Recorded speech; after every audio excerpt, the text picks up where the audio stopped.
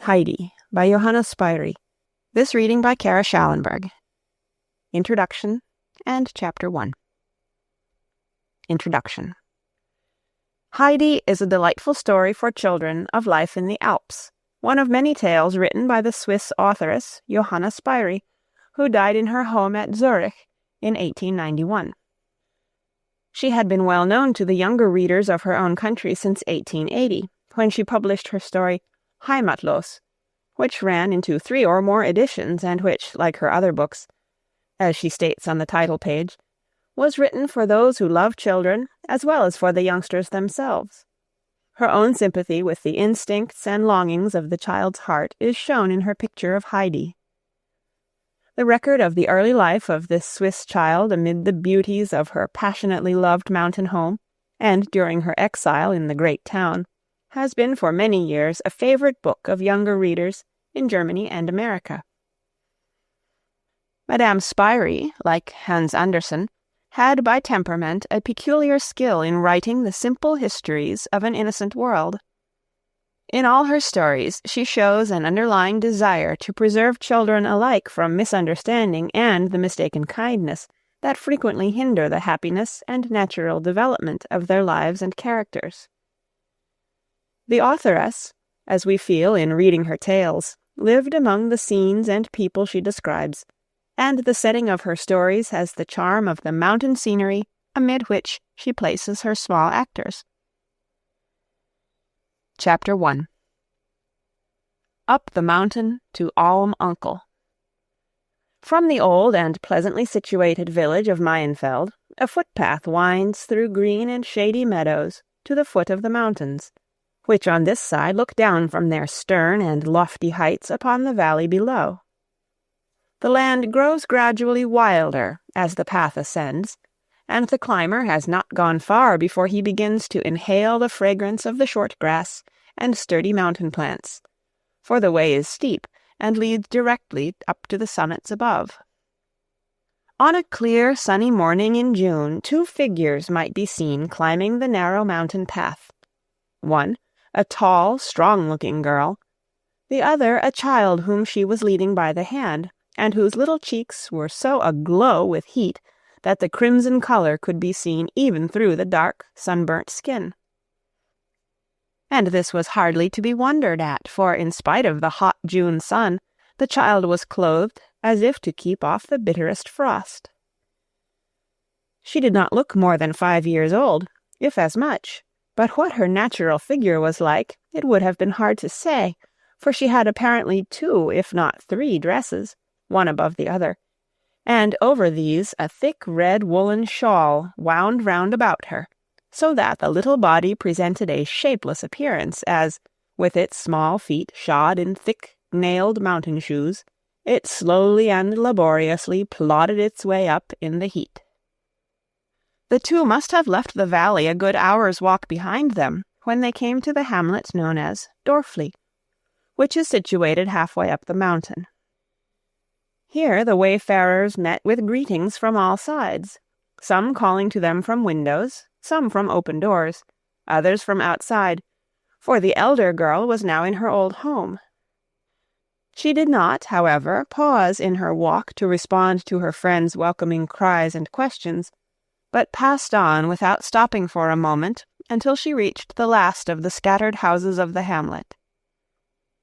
Here a voice called to her from the door. "Wait a moment, Dete. If you are going up higher, I will come with you." The girl thus addressed stood still, and the child immediately let go her hand and seated herself on the ground. "Are you tired, Heidi?" asked her companion. "No, I am hot," answered the child. "We shall soon get to the top now. You must walk bravely on a little longer, and take good long steps, and in another hour we shall be there," said Dete in an encouraging voice.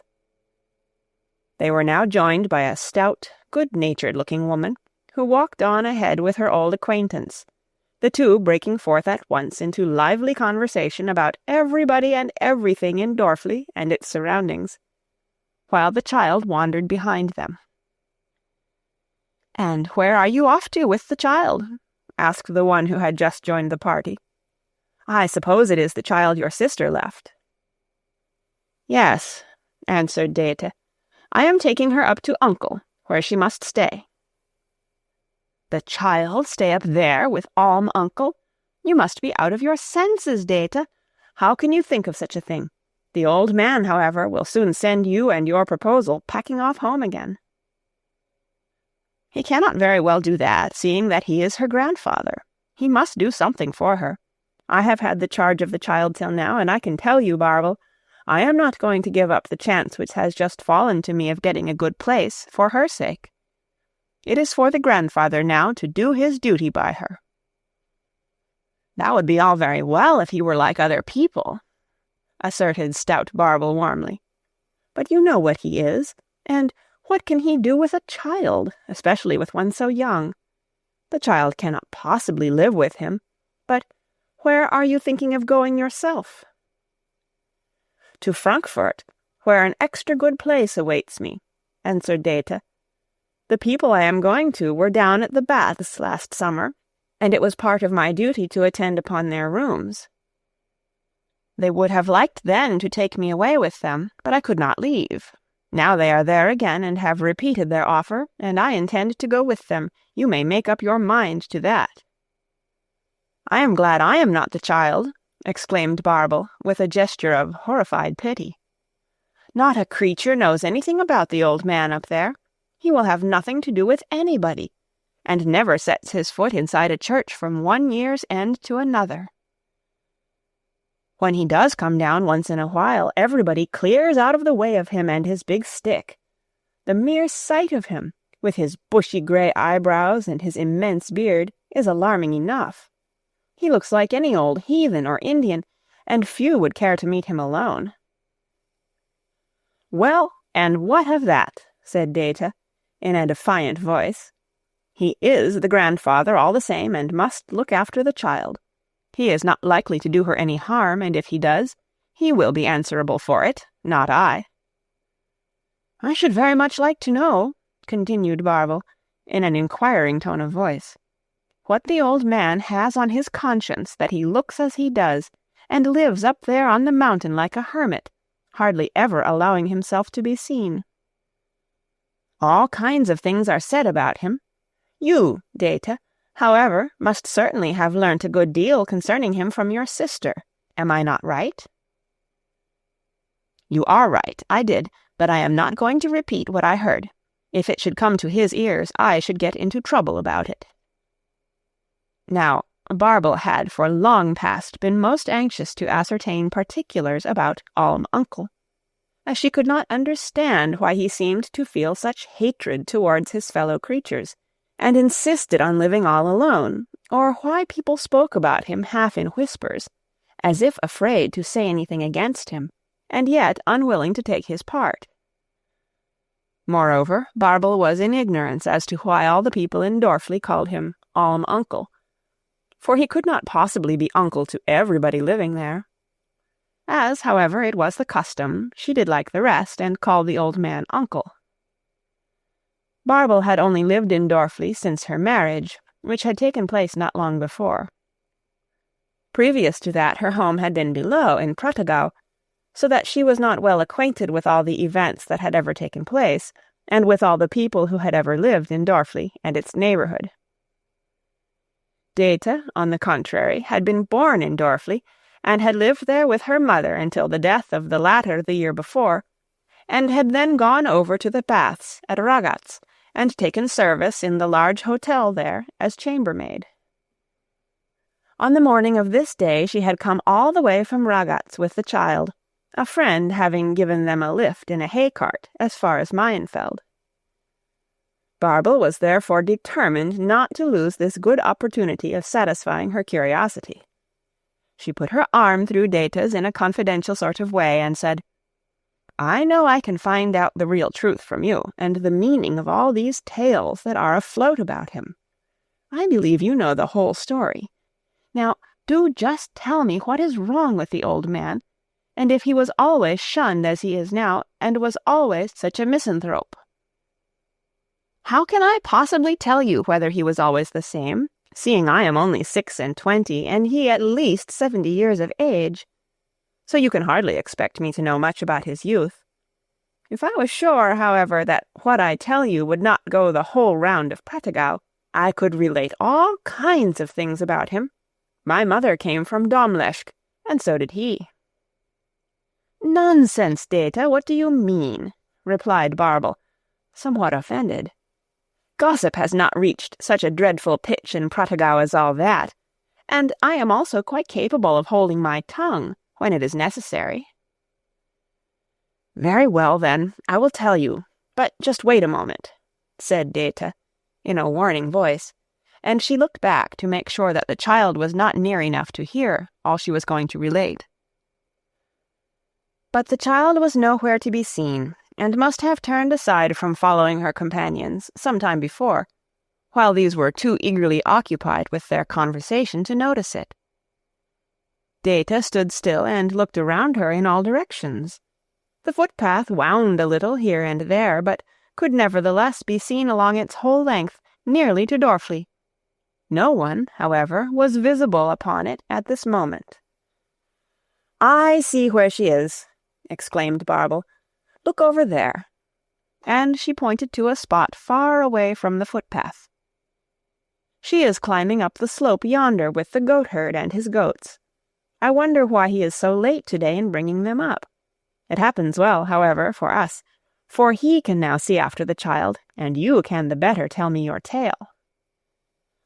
"Oh, as to the looking after," remarked Data, "the boy need not put himself out about that.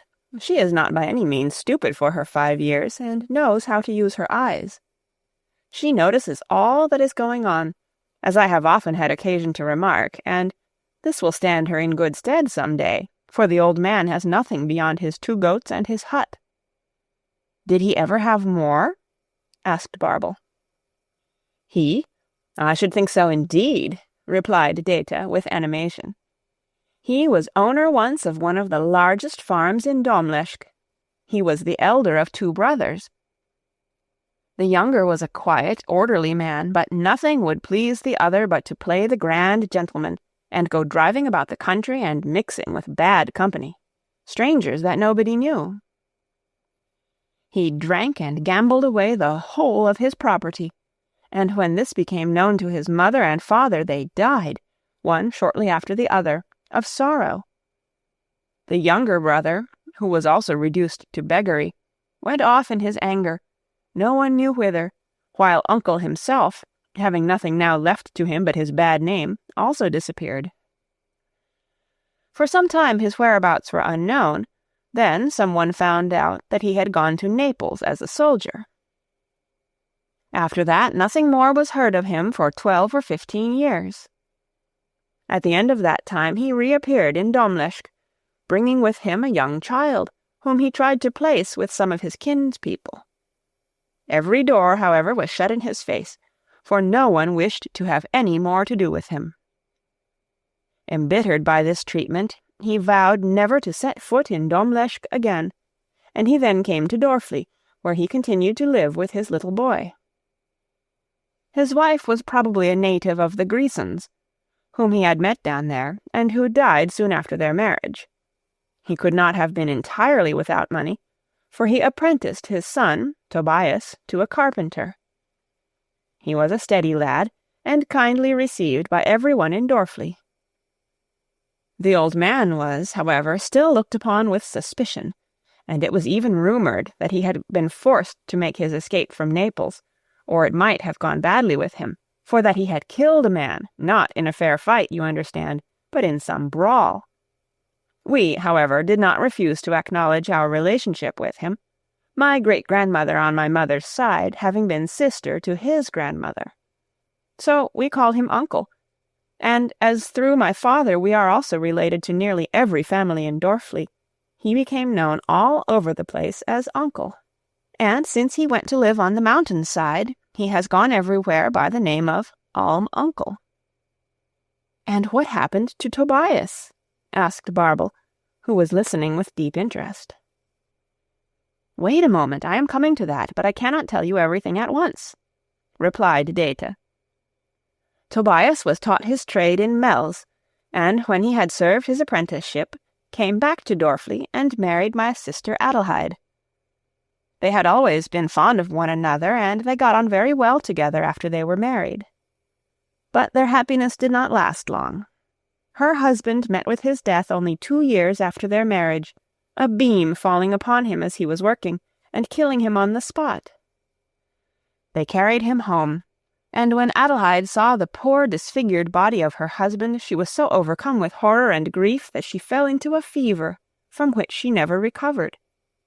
She had always been rather delicate and subject to curious attacks, during which no one knew whether she was awake or sleeping. And so, 2 months after Tobias had been carried to the grave, his wife followed him. Their sad fate was the talk of everybody far and near, and both in private and public the general opinion was expressed that it was a punishment which Uncle had deserved for the godless life he had led. Some went so far even as to tell him so to his face. Our minister endeavored to awaken his conscience and exhorted him to repentance, but the old man grew only more wrathful and obdurate, and would not speak to a soul, and everyone did their best to keep out of his way.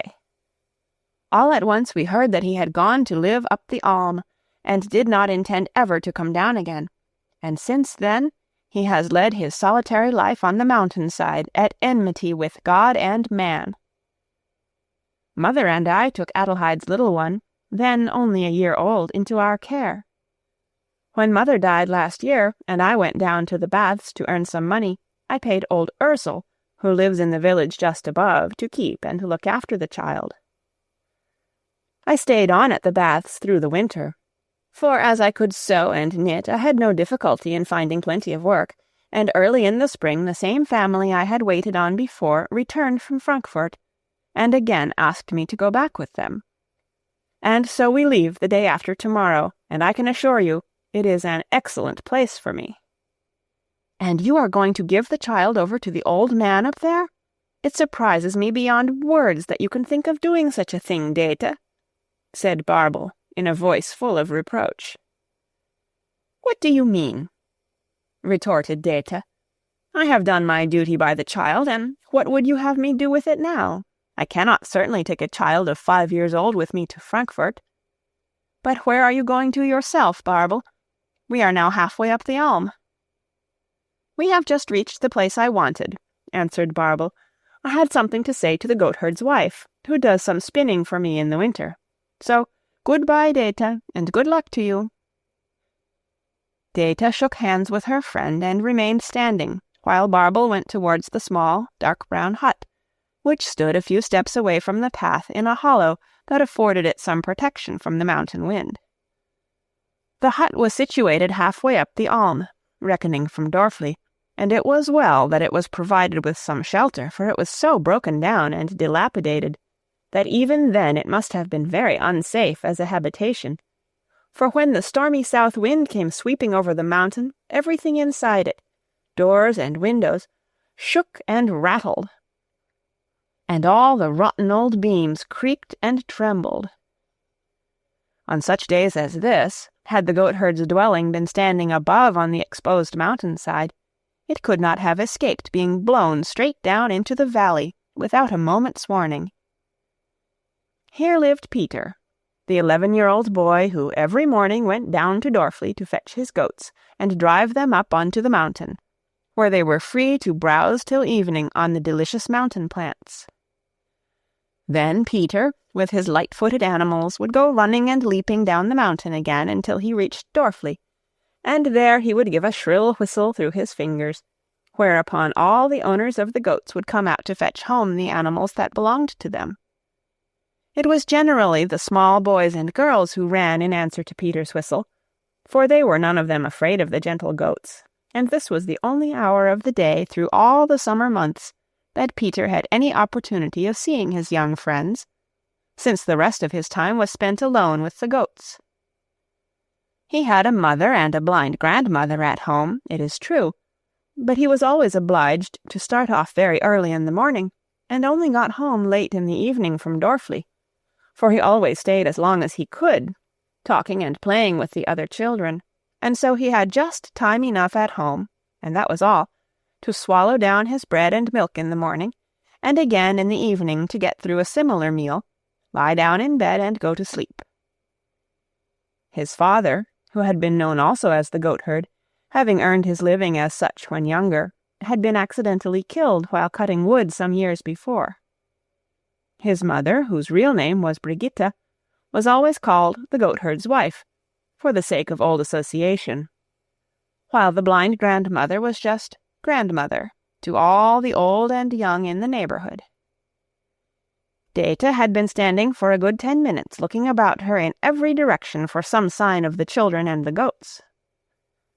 Not a glimpse of them, however, was to be seen, so she climbed to a higher spot, whence she could get a fuller view of the mountain as it sloped beneath her to the valley, while, with ever-increasing anxiety on her face and in her movements, she continued to scan the surrounding slopes.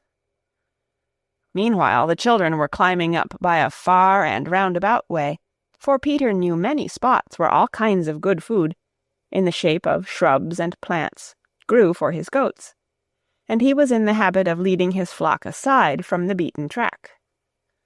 The child, exhausted with the heat and weight of her thick armor of clothes, panted and struggled after him at first with some difficulty. She said nothing, but her little eyes kept watching first Peter, as he sprang nimbly hither and thither on his bare feet, clad only in his short, light breeches, and then the slim-legged goats that went leaping over rocks and shrubs and up the steep ascents with even greater ease.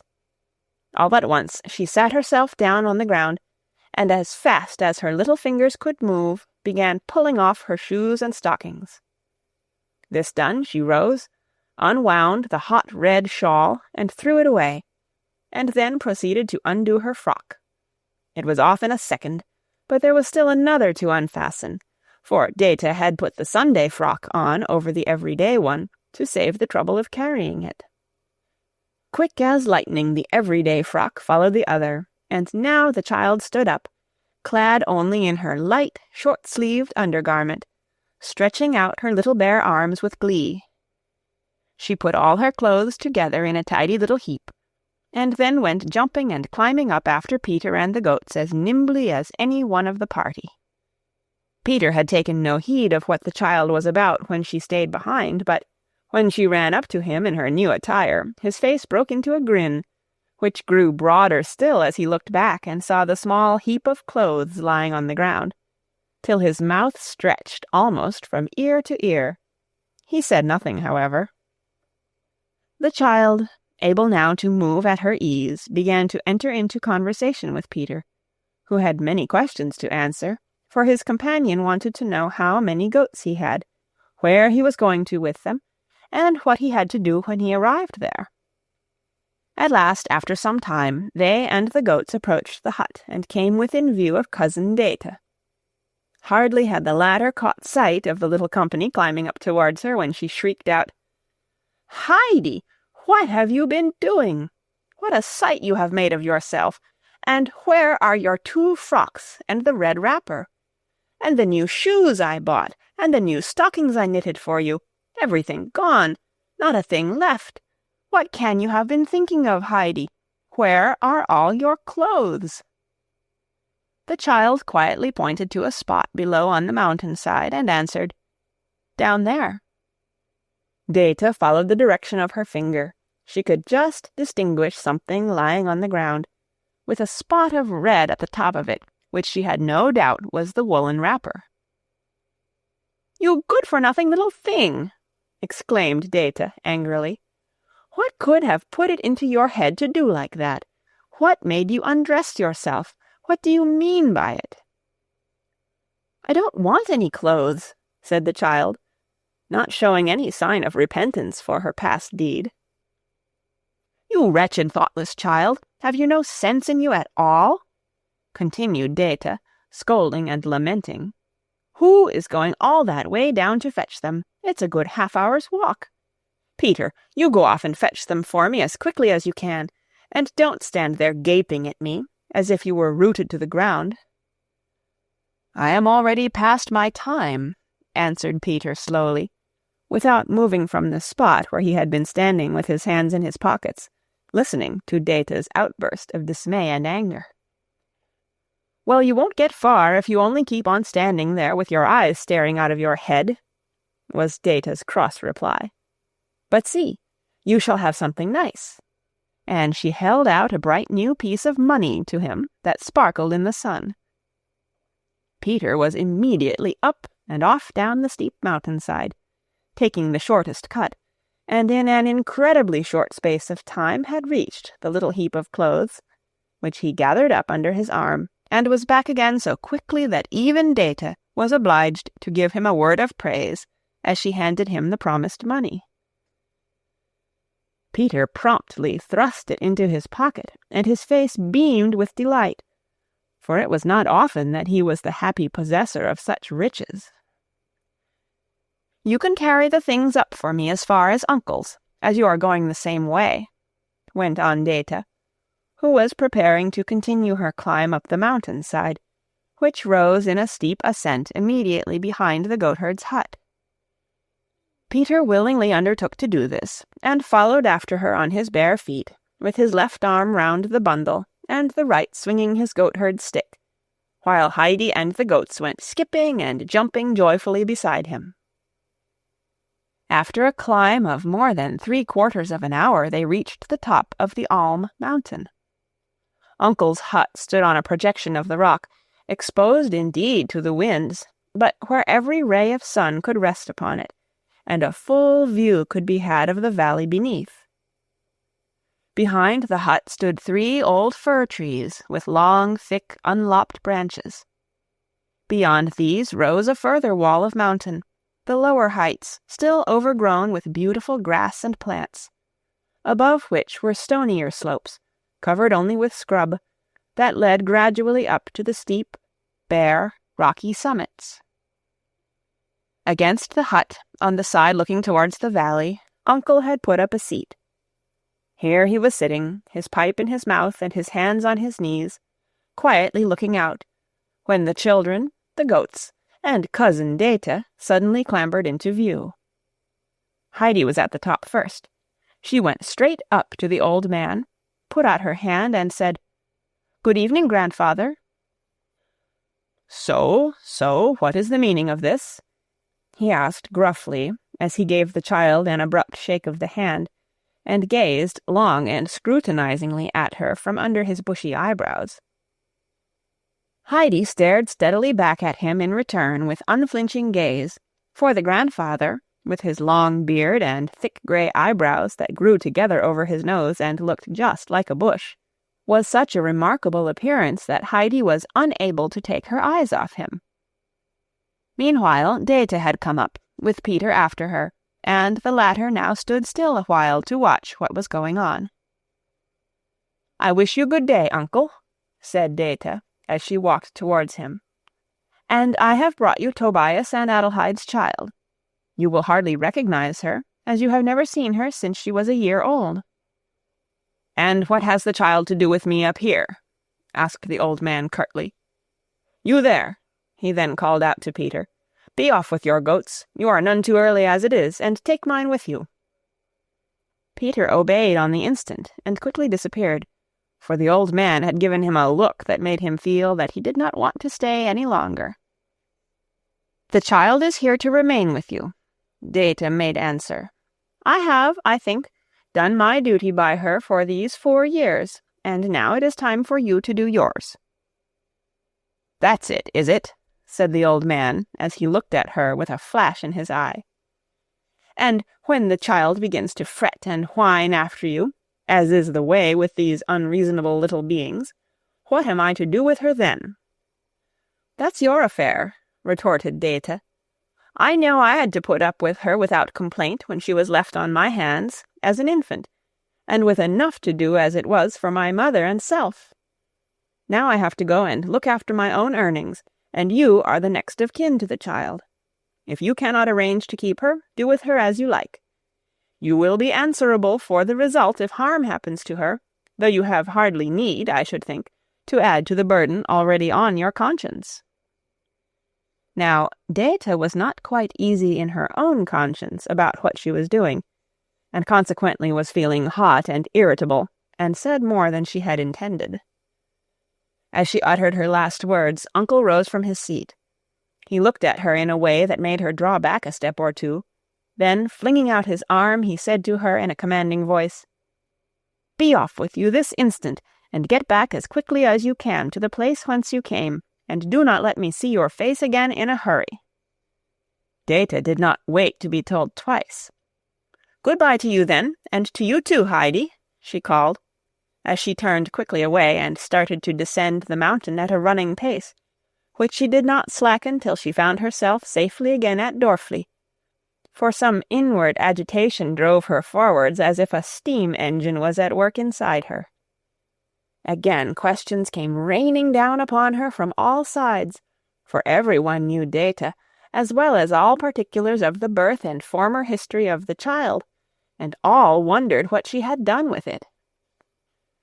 From every door and window came voices calling, "Where is the child? Where have you left the child, Dete?" And more reluctantly Dete made answer, "Up there with Alm-Uncle. With Alm-Uncle, have I not told you so already?" Then the women began to hurl reproaches at her. First one cried out, "How could you do such a thing?" Then another, "To think of leaving a helpless little thing up there," while again and again came the words, "The poor mite, the poor mite," pursuing her as she went along. Unable at last to bear it any longer, Dete ran forward as fast as she could until she was beyond reach of their voices. She was far from happy at the thought of what she had done, for the child had been left in her care by her dying mother. She quieted herself, however, with the idea that she would be able to do something for the child if she was earning plenty of money, and it was a relief to her to think that she would soon be far away from all these people who were making such a fuss about the matter, and she rejoiced further still that she was at liberty now to take such a good place. Chapter 2. At Home with Grandfather. As soon as Dete had disappeared, the old man went back to his bench, and there he remained seated, staring on the ground without uttering a sound, while thick curls of smoke floated upward from his pipe. Heidi, meanwhile, was enjoying herself in her new surroundings. She looked about till she found a shed, built against the hut, where the goats were kept. She peeped in, and saw it was empty. She continued her search and presently came to the fir trees behind the hut. A strong breeze was blowing through them, and there was a rushing and roaring in their topmost branches. Heidi stood still and listened. The sound growing fainter, she went on again to the farther corner of the hut, and so round to where her grandfather was sitting. Seeing that he was in exactly the same position as when she left him, she went and placed herself in front of the old man, and, putting her hands behind her back, stood and gazed at him. Her grandfather looked up, and as she continued standing there without moving, "What is it you want?" he asked. "I want to see what you have inside the house," said Heidi. "Come then." And the grandfather rose and went before her towards the hut. "Bring your bundle of clothes in with you," he bid her as she was following.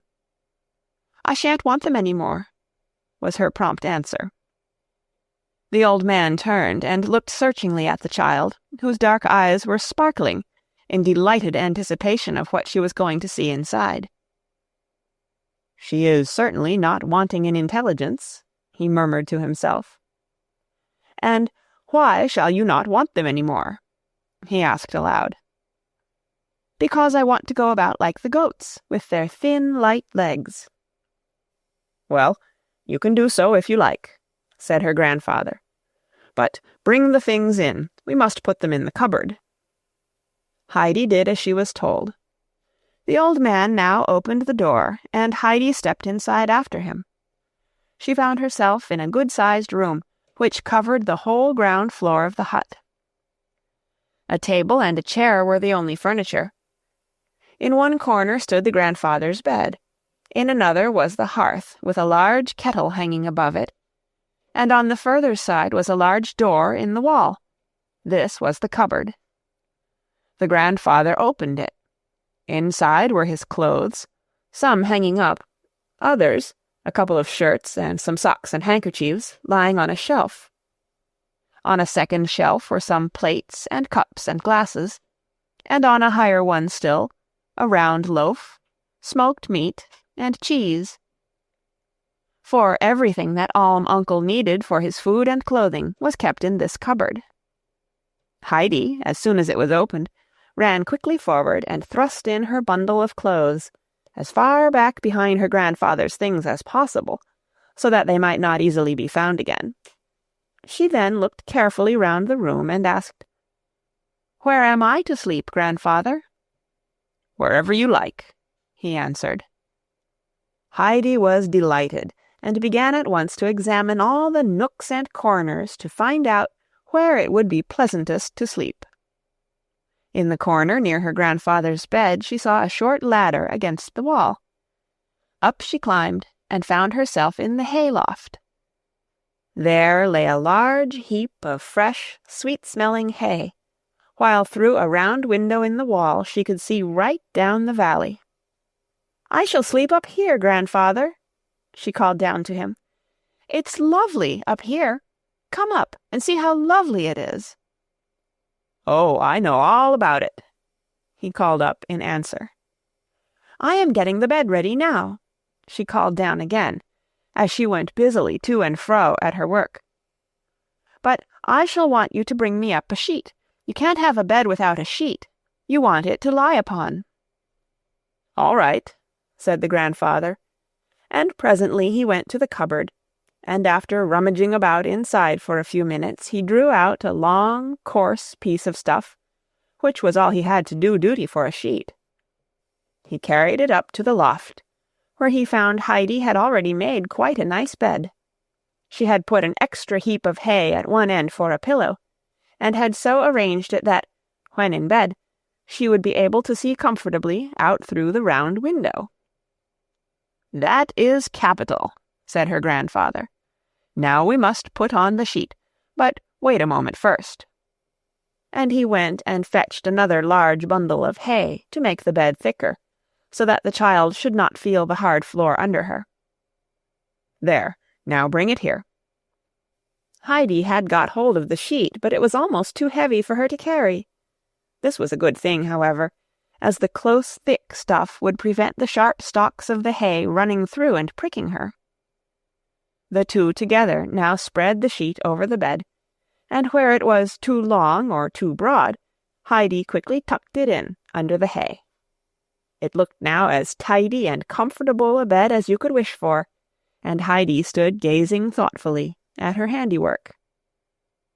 "We have forgotten something now, grandfather," she said after a short silence. "What's that?" he asked. "A coverlet.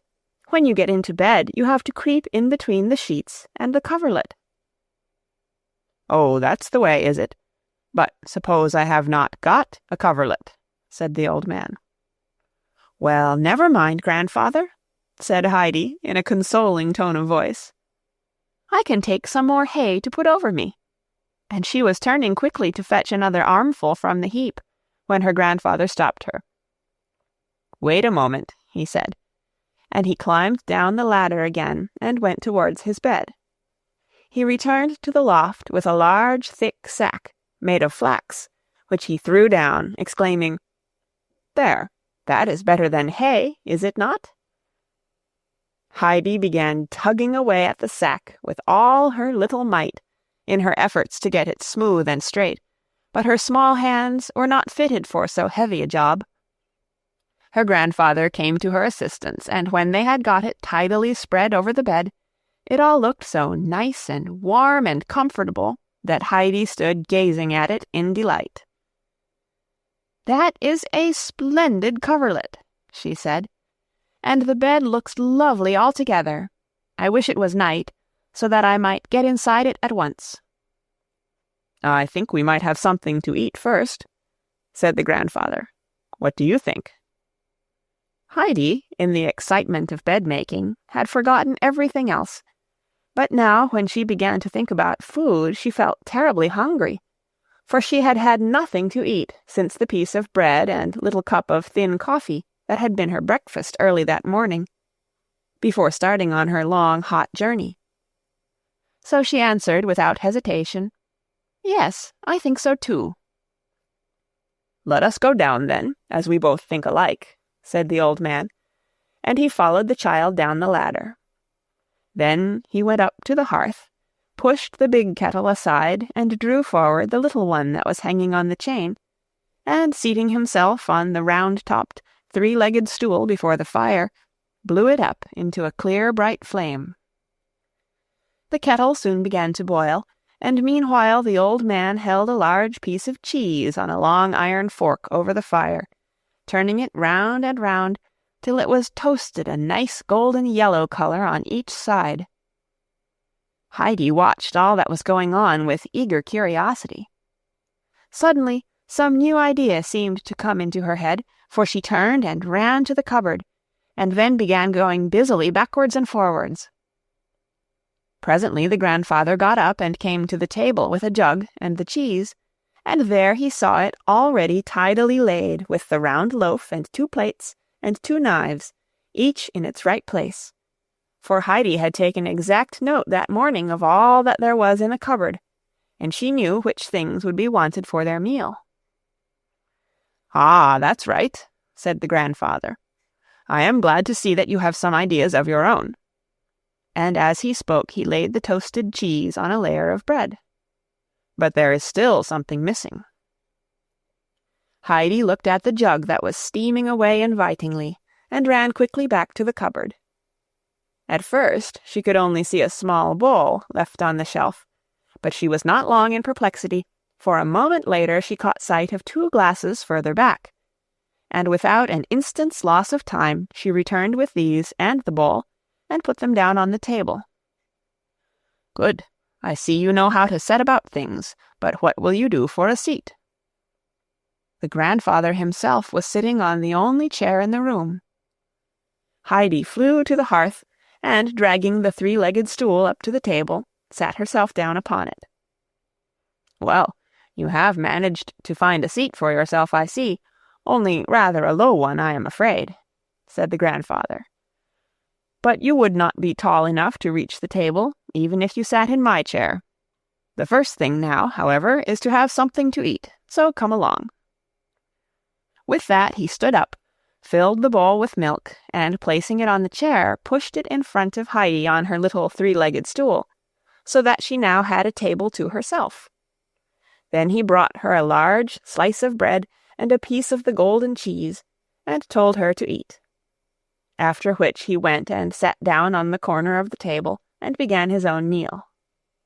Heidi lifted the bowl with both hands, and drank without pause till it was empty, for the thirst of all her long, hot journey had returned upon her. Then she drew a deep breath. In the eagerness of her thirst she had not stopped to breathe, and put down the bowl. "Was the milk nice?" asked her grandfather. "I never drank any so good before," answered Heidi.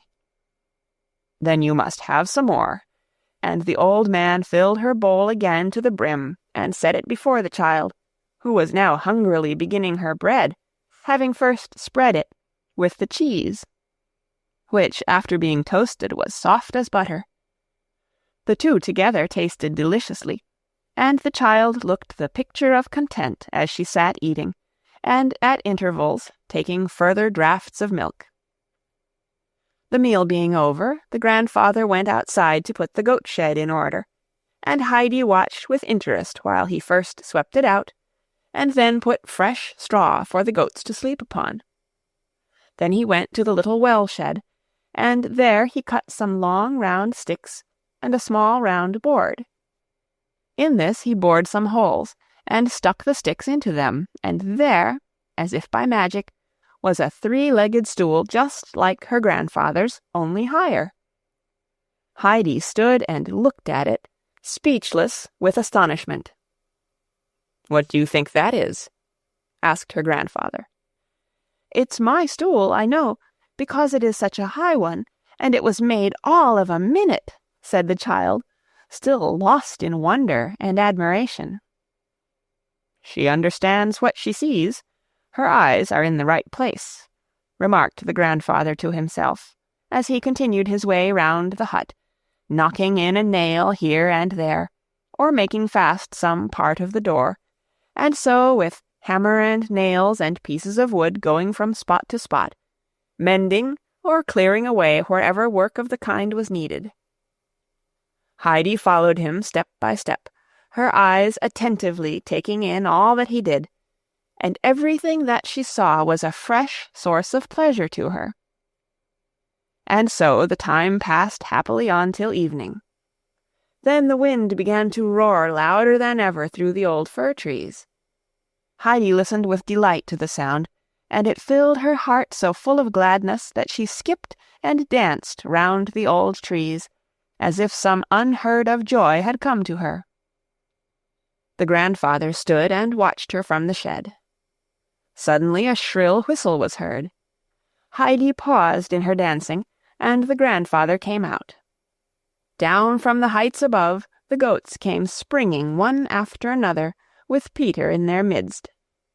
Heidi sprang forward with a cry of joy, and rushed among the flock, greeting first one and then another of her old friends of the morning. As they neared the hut, the goats stood still, and then two of their number, two beautiful slender animals, one white and one brown, ran forward to where the grandfather was standing, and began licking his hands, for he was holding a little salt, which he always had ready for his goats on their return home. Peter disappeared with the remainder of his flock. Heidi tenderly stroked the two goats in turn, running first to one side of them and then the other, and jumping about in her glee at the pretty little animals. "Are they ours, grandfather? Are they both ours? Are you going to put them in the shed? Will they always stay with us?" Heidi's questions came tumbling out one after the other, so that her grandfather had only time to answer each of them with, "Yes, yes." When the goats had finished licking up the salt, her grandfather told her to go and fetch her bowl and the bread. Heidi obeyed and was soon back again. The grandfather milked the white goat and filled her basin, and then, breaking off a piece of bread, "Now eat your supper," he said, "and then go up to bed. Cousin Data left another little bundle for you with a nightgown and other small things in it, which you will find at the bottom of the cupboard if you want them. I must go and shut up the goats, so be off and sleep well." "Good night, grandfather, good night. What are their names, grandfather? What are their names?" she called out as she ran after his retreating figure and the goats. "The white one is named Schwenli, and the brown one Barely," he answered. "Good night, Schwenli. Good night, Barely," she called again at the top of her voice, for they were already inside the shed. Then she sat down on the seat and began to eat and drink, but the wind was so strong that it almost blew her away, so she made haste and finished her supper, and then went indoors and climbed up to her bed, where she was soon lying as sweetly and soundly asleep as any young princess on her couch of silk. Not long after, and while it was still twilight, the grandfather also went to bed, for he was up every morning at sunrise, and the sun came climbing up over the mountains at a very early hour during these summer months. The wind grew so tempestuous during the night, and blew in such gusts against the walls, that the hut trembled, and the old beams groaned and creaked. It came howling and wailing down the chimney like voices of those in pain, and it raged with such fury among the old fir trees that here and there a branch was snapped and fell. In the middle of the night the old man got up. "The child will be frightened," he murmured half aloud. He mounted the ladder and went and stood by the child's bed. Outside the moon was struggling with the dark, fast-driving clouds, which at one moment left it clear and shining, and the next swept over it, and all again was dark. Just now the moonlight was falling through the round window straight on to Heidi's bed. She lay under the heavy coverlet, her cheeks rosy with sleep, her head peacefully resting on her little round arm, and with a happy expression on her baby face, as if dreaming of something pleasant. The old man stood looking down on the sleeping child until the moon again disappeared behind the clouds, and he could see no more.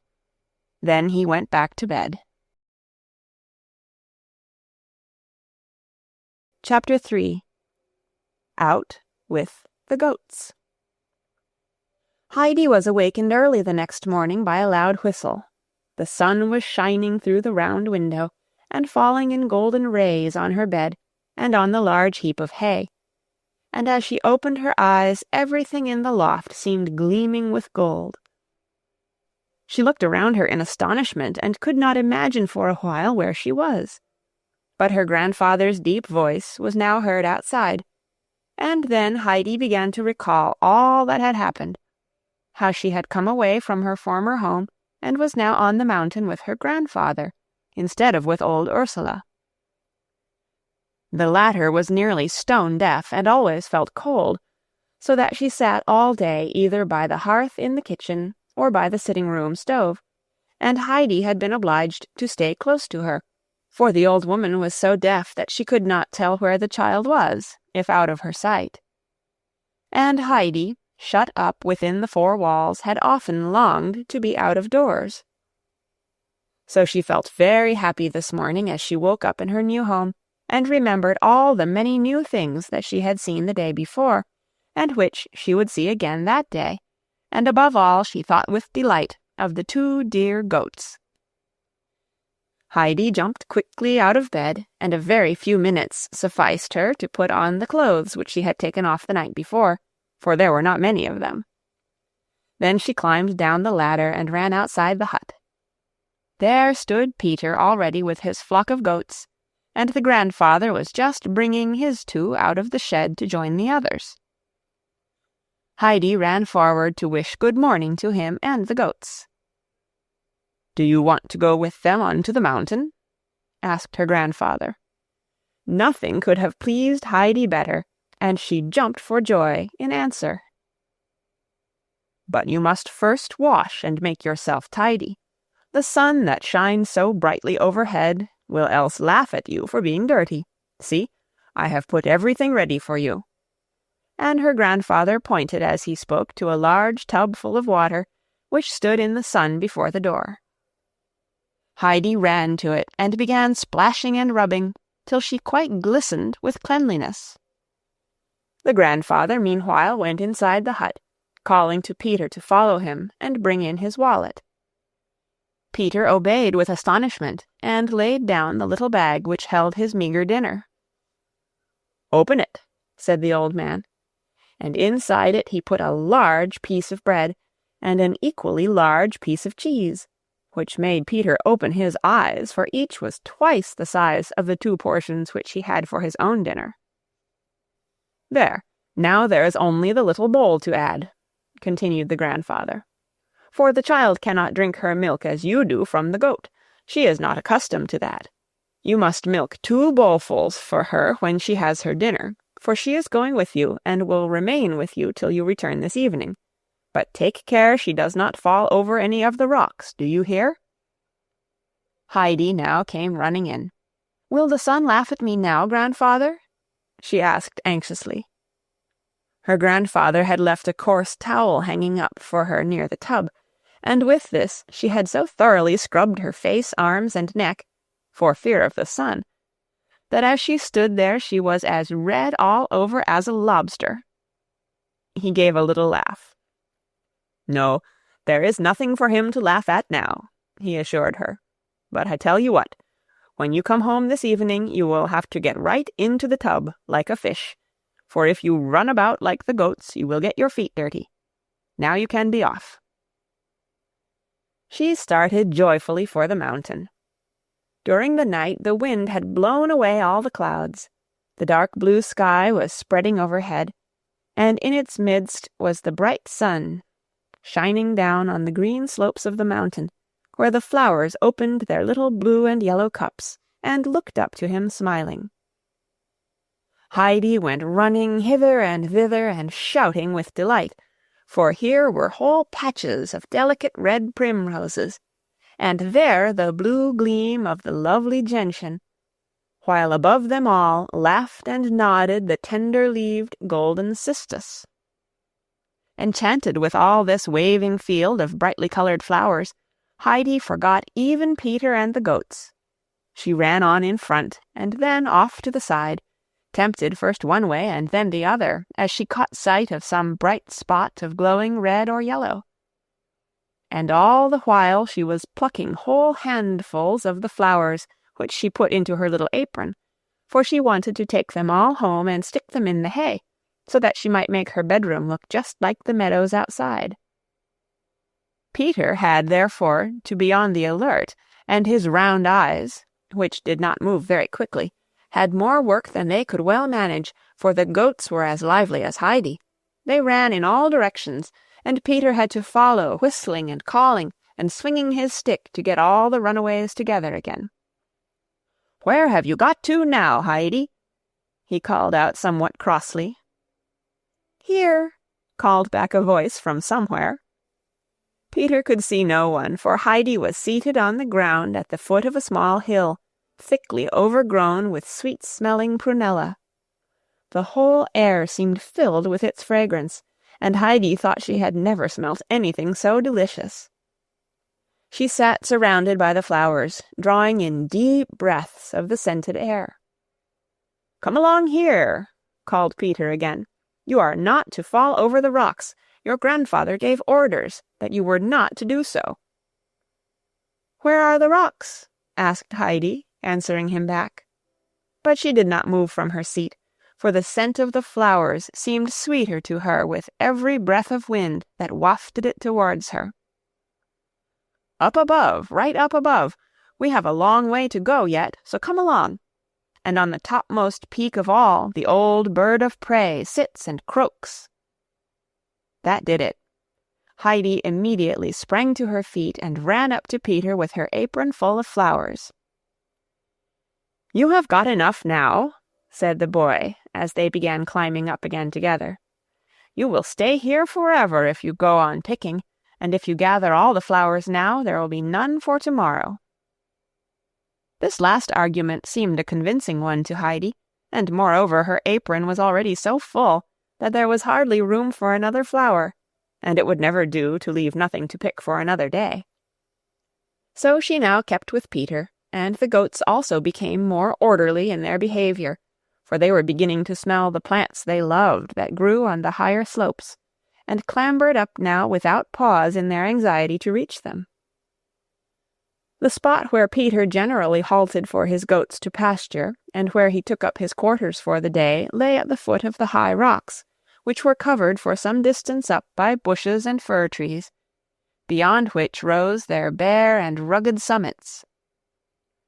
On one side of the mountain the rock was split into deep clefts, and the grandfather had reason to warn Peter of danger. Having climbed as far as the halting place, Peter unslung his wallet and put it carefully in a little hollow of the ground, for he knew what the wind was like up there and did not want to see his precious belongings sent rolling down the mountain by a sudden gust. Then he threw himself at full length on the warm ground, for he was tired after all his exertions. Heidi, meanwhile, had unfastened her apron, and rolling it carefully round the flowers, laid it beside Peter's wallet inside the hollow. She then sat down beside his outstretched figure and looked about her. The valley lay far below, bathed in the morning sun. In front of her rose a broad snowfield, high against the dark blue sky, while to the left was a huge pile of rocks on either side of which a bare lofty peak that seemed to pierce the blue looked frowningly down upon her. The child sat without moving, her eyes taking in the whole scene, and all around was a great stillness, only broken by soft, light puffs of wind that swayed the light bells of the blue flowers, and the shining gold heads of the cistus, and set them nodding merrily on their slender stems. Peter had fallen asleep after his fatigue, and the goats were climbing about among the bushes overhead. Heidi had never felt so happy in her life before. She drank in the golden sunlight, the fresh air, the sweet smell of the flowers, and wished for nothing better than to remain there forever. So the time went on, while to Heidi, who had so often looked up from the valley at the mountains above, these seemed now to have faces, and to be looking down at her like old friends. Suddenly she heard a loud, harsh cry overhead, and lifting her eyes, she saw a bird, larger than any she had ever seen before, with great spreading wings, wheeling round and round in wide circles, and uttering a piercing, croaking kind of sound above her. "Peter, Peter, wake up!" called out Heidi. "See, the great bird is there. Look, look!" Peter got up on hearing her call, and together they sat and watched the bird, which rose higher and higher in the blue air, till it disappeared behind the grey mountain tops. "Where has it gone to?" asked Heidi, who had followed the bird's movements with intense interest. "Home to its nest," said Peter. "Is his home right up there? Oh, how nice to be up so high! Why does he make that noise?" "Because he can't help it," explained Peter. "Let us climb up there and see where his nest is," proposed Heidi. "Oh, oh, oh!" exclaimed Peter, his disapproval of Heidi's suggestion becoming more marked with each ejaculation. "Why, even the goats cannot climb as high as that. Besides, didn't Uncle say that you were not to fall over the rocks?" Peter now began suddenly whistling and calling in such a loud manner that Heidi could not think what was happening.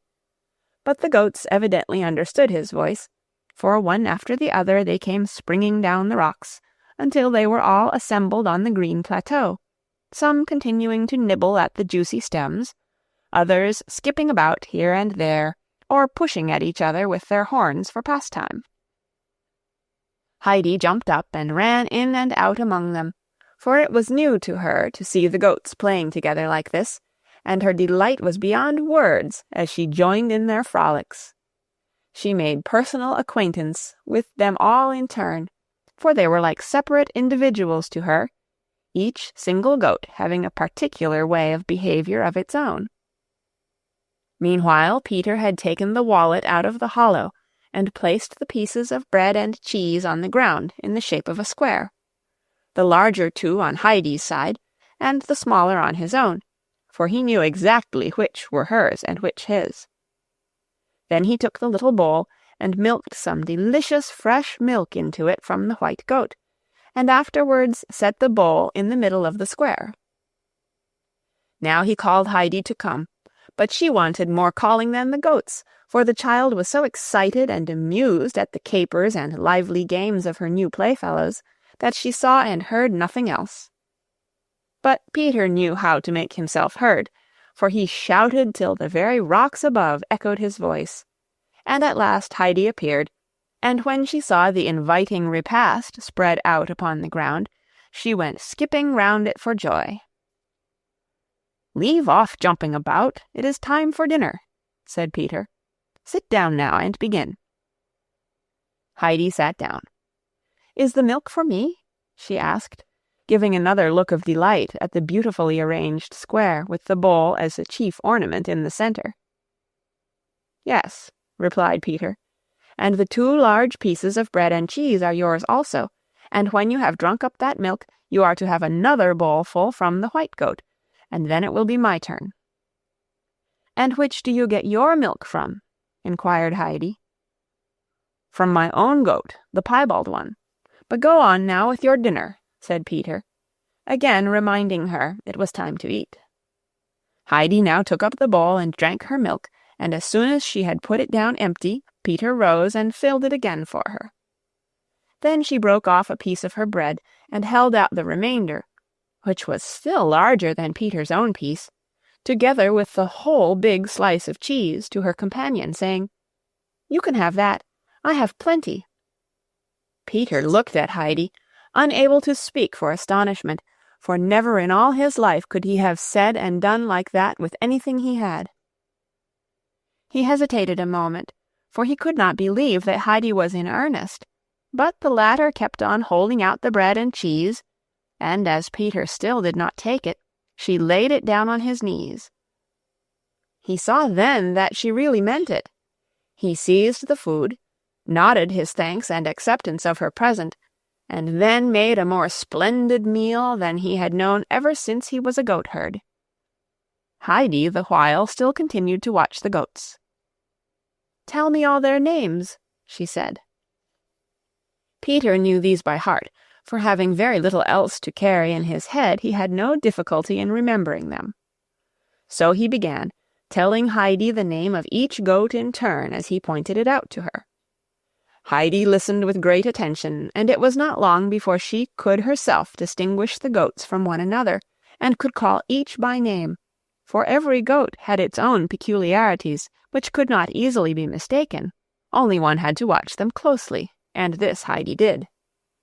There was the great Turk with his big horns, who was always wanting to butt the others, so that most of them ran away when they saw him coming, and would have nothing to do with their rough companion. Only Distelfink, the slender, nimble little goat, was brave enough to face him, and would make a rush at him 3 or 4 times in succession, with such agility and dexterity, that the great Turk often stood still, quite astounded, not venturing to attack her again, for Distelfink was fronting him, prepared for more warlike action, and her horns were sharp. Then there was little Schneehopli, who bleated in such a plaintive and beseeching manner that Heidi already had several times run to it, and taken its head in her hands to comfort it. Just at this moment the pleading young cry was heard again, and Heidi jumped up running, and, putting her arms round the little creature's neck, asked in a sympathetic voice, "What is it, little Schneehopli? Why do you call like that, as if in trouble?" The goat pressed closer to Heidi in a confiding way, and left off bleating. Peter called out from where he was sitting, for he had not yet got to the end of his bread and cheese. "She cries like that because the old goat is not with her. She was sold at Meienfeld the day before yesterday, and so will not come up the mountain any more." "Who is the old goat?" called Heidi back. "Why, her mother, of course," was the answer. "Where is the grandmother?" called Heidi again. "She has none." "And the grandfather?" "She has none." "Oh, you poor little Schneehopli!" exclaimed Heidi, clasping the animal gently to her. "But do not cry like that any more. See now, I shall come up here with you every day, so that you will not be alone any more, and if you want anything, you have only to come to me." The young animal rubbed its head contentedly against Heidi's shoulder, and no longer gave such plaintive bleats. Peter, now having finished his meal, joined Heidi and the goats, Heidi having by this time found out a great many things about these. She had decided that by far the handsomest and best behaved of the goats were undoubtedly the 2 belonging to her grandfather. They carried themselves with a certain air of distinction, and generally went their own way, and as to the great Turk, they treated him with indifference and contempt. The goats were now beginning to climb the rocks again, each seeking for the plants it liked in its own fashion, some jumping over everything they met till they found what they wanted, others going more carefully and cropping all the nice leaves by the way, the Turk still now and then giving the others a poke with his horns. Schwenli and Bärli clambered lightly up and never failed to find the best bushes, and then they would stand gracefully poised on their pretty legs, delicately nibbling at the leaves. Heidi stood with her hands behind her back, carefully noting all they did. "Peter," she said to the boy who had again thrown himself down on the ground, "the prettiest of all the goats are Schwenli and Bärli." "Yes, I know they are," was the answer. "Alm-Uncle brushes them down and washes them and gives them salt, and he has the nicest shed for them." All of a sudden Peter leaped to his feet and ran hastily after the goats. Heidi followed him as fast as she could, for she was too eager to know what had happened to stay behind. Peter dashed through the middle of the flock towards that side of the mountain where the rocks fell perpendicularly to a great depth below, and where any thoughtless goat, if it went too near, might fall over and break all its legs. He had caught sight of the inquisitive distelfink taking leaps in that direction, and he was only just in time, for the animal had already sprung to the edge of the abyss. All Peter could do was to throw himself down and seize one of her hind legs. Distelfink, thus taken by surprise, began bleating furiously, angry at being held so fast and prevented from continuing her voyage of discovery. She struggled to get loose, and endeavored so obstinately to leap forward that Peter shouted to Heidi to come and help him, for he could not get up and was afraid of pulling out the goat's leg altogether. Heidi had already run up, and she saw at once the danger both Peter and the animal were in. She quickly gathered a bunch of sweet-smelling leaves, and then, holding them under Distelfink's nose, said coaxingly, "Come, come, Distelfink, you must not be naughty. Look, you might fall down there and break your leg, and that would give you dreadful pain." The young animal turned quickly and began contentedly eating the leaves out of Heidi's hand. Meanwhile Peter got onto his feet again, and took hold of Distelfink by the band round her neck, from which her bell was hung, and Heidi taking hold of her in the same way on the other side, they led the wanderer back to the rest of the flock that had remained peacefully feeding. Peter, now he had his goat in safety, lifted his stick in order to give her a good beating as punishment, and Distelfink, seeing what was coming, shrank back in fear. But Heidi cried out, "No, no, Peter, you must not strike her. See how frightened she is." "She deserves it," growled Peter, and again lifted his stick. Then Heidi flung herself against him and cried indignantly, "You have no right to touch her. It will hurt her. Let her alone." Peter looked with surprise at the commanding little figure, whose dark eyes were flashing, and reluctantly he let his stick drop. "Well, I will let her off if you will give me some more of your cheese tomorrow," he said, for he was determined to have something to make up to him for his fright. "You shall have it all, tomorrow and every day. I do not want it," replied Heidi, giving ready consent to his demand. "And I will give you bread as well, a large piece like you had today, but then you must promise never to beat Distelfink or Schneehopli or any of the goats." "All right," said Peter. "I don't care," which meant that he would agree to the bargain. He now let go of Distelfink, who joyfully sprang to join her companions. And thus imperceptibly the day had crept on to its close, and now the sun was on the point of sinking out of sight behind the high mountains. Heidi was again sitting on the ground, silently gazing at the blue bell-shaped flowers as they glistened in the evening sun, for a golden light lay on the grass and flowers, and the rocks above were beginning to shine and glow. All at once she sprang to her feet. "Peter, Peter, everything is on fire! All the rocks are burning, and the great snow mountain and the sky. Oh, look, look! The high rock up there is red with flame. Oh, the beautiful fiery snow! Stand up, Peter! See, the fire has reached the great bird's nest. Look at the rocks! Look at the fir trees! Everything, everything is on fire!" "It is always like that," said Peter composedly, continuing to peel his stick. "But it is not really fire." "What is it, then?" cried Heidi, as she ran backwards and forwards to look first one side and then the other, for she felt she could not have enough of such a beautiful sight. "What is it, Peter? What is it?" she repeated. "It gets like that of itself," explained Peter. "Look, look!" cried Heidi in fresh excitement. "Now they have turned all rose color. Look at that one covered with snow, and that with the high pointed rocks. What do you call them?" "Mountains have not any names," he answered. "Oh, how beautiful! look at the crimson snow, and up there on the rocks there are ever so many roses. Oh, now they are turning grey. Oh, oh, now all the colour has died away. It's all gone, Peter." And Heidi sat down on the ground, looking as full of distress as if everything had really come to an end. "It will come again tomorrow," said Peter. "Get up, we must go home now." He whistled to his goats, and together they all started on their homeward way. "Is it like that every day? Shall we see it every day when we bring the goats up here?" asked Heidi, as she clambered down the mountain at Peter's side.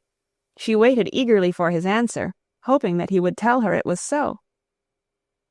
"It is like that most days," he replied. "But will it be like that tomorrow for certain?" Heidi persisted. "Yes, yes, tomorrow for certain," Peter assured her in answer.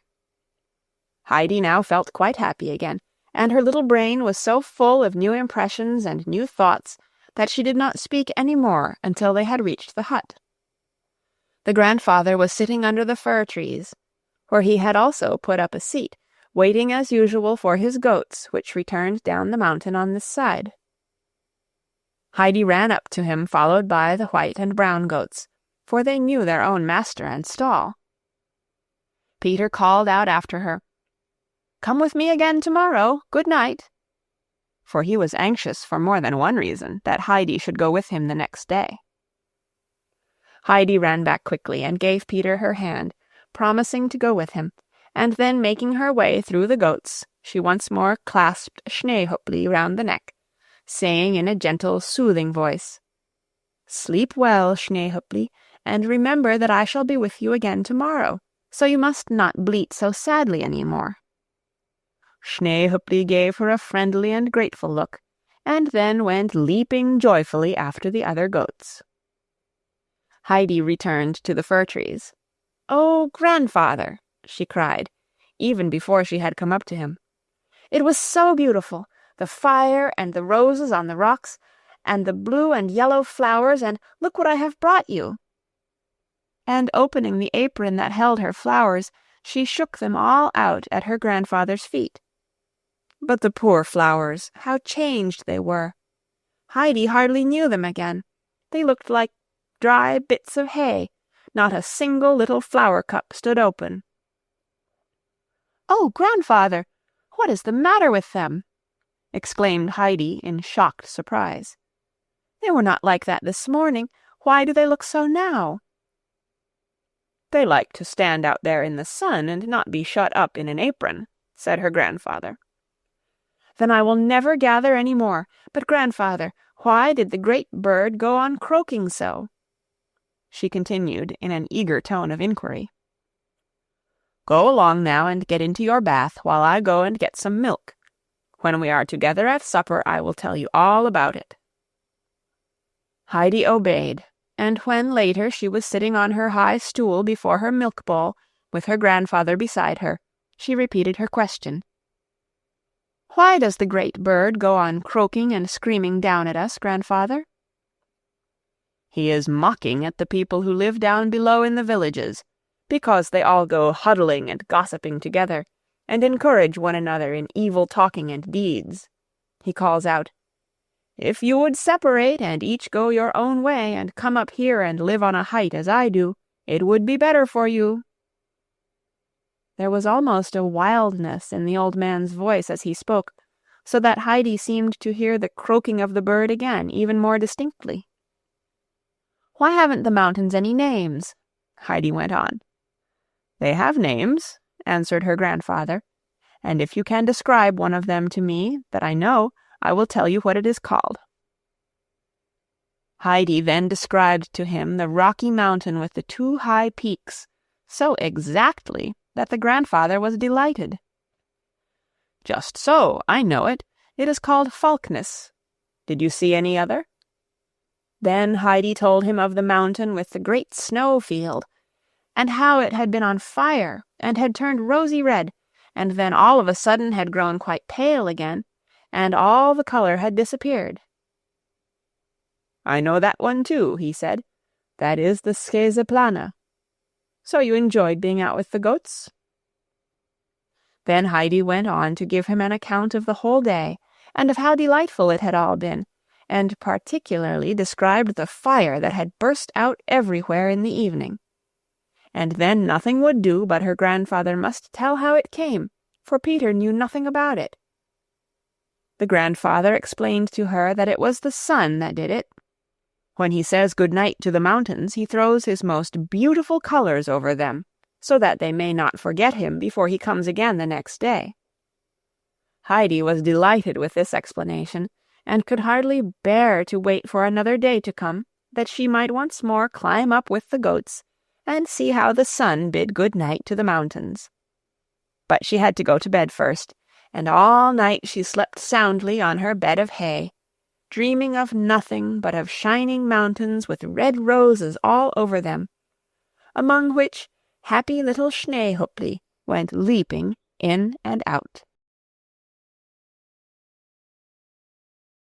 Chapter 4. The Visit to Grandmother. The next morning the sun came out early, as bright as ever, and then Peter appeared with the goats, and again the two children climbed up together to the high meadows, and so it went on day after day, till Heidi, passing her life thus among the grass and flowers, was burnt brown with the sun, and grew so strong and healthy that nothing ever ailed her.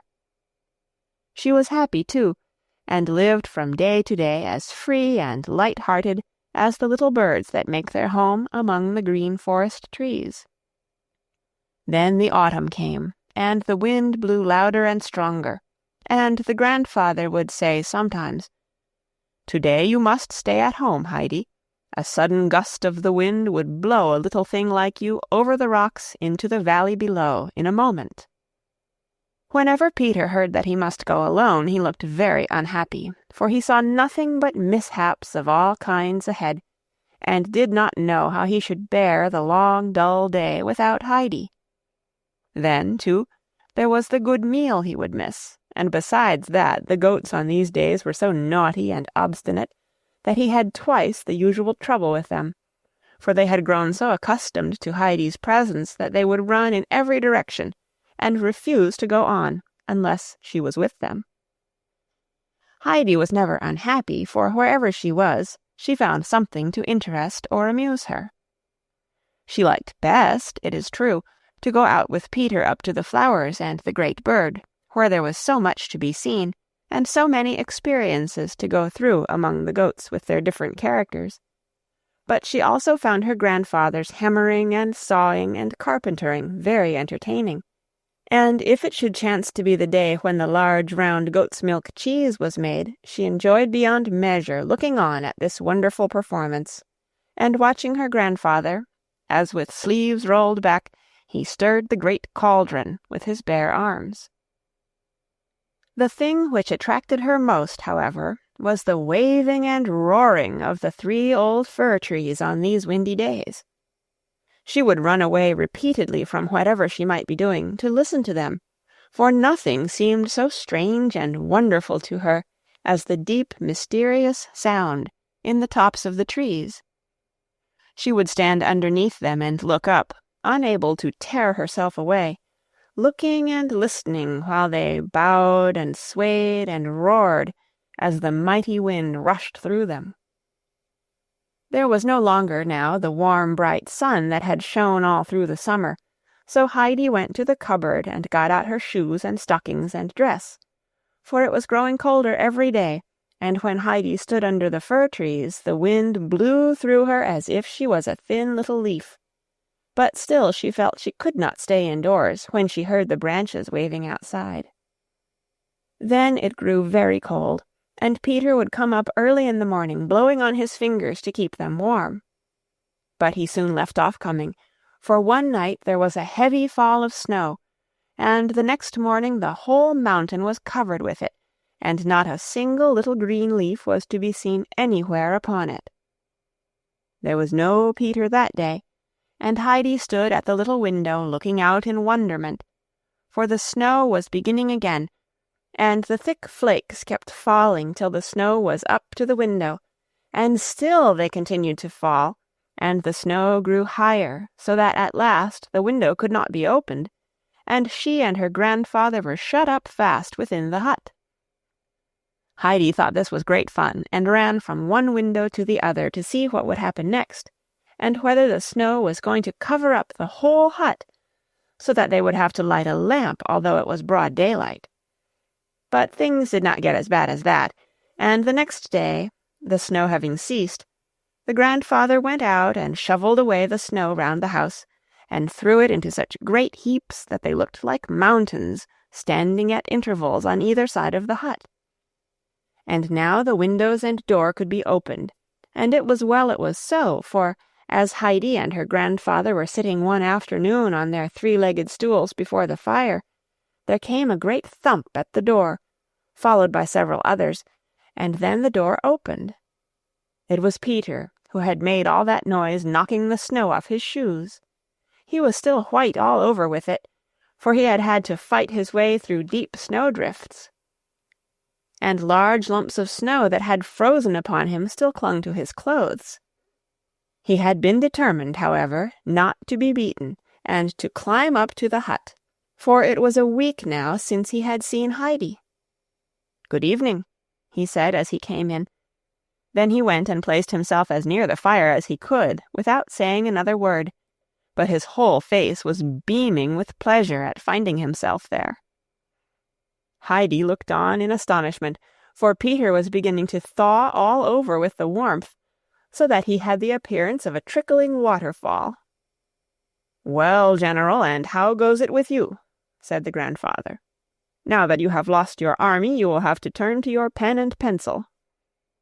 "Why must he turn to his pen and pencil?" asked Heidi immediately, full of curiosity. "During the winter he must go to school," explained her grandfather, "and learn how to read and write. It's a bit hard, although useful sometimes afterwards. Am I not right, General?"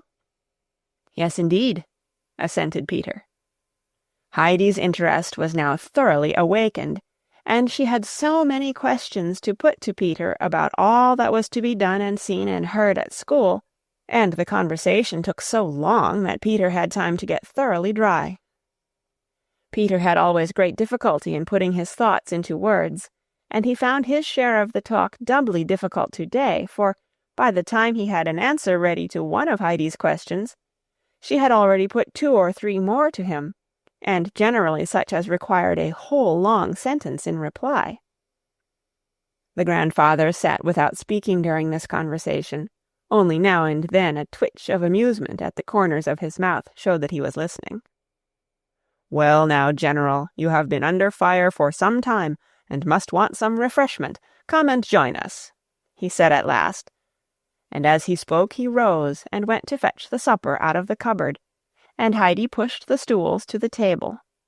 There was also now a bench fastened against the wall, for as he was no longer alone, the grandfather had put up seats of various kinds here and there, long enough to hold 2 persons, for Heidi had a way of always keeping close to her grandfather, whether he was walking, sitting, or standing.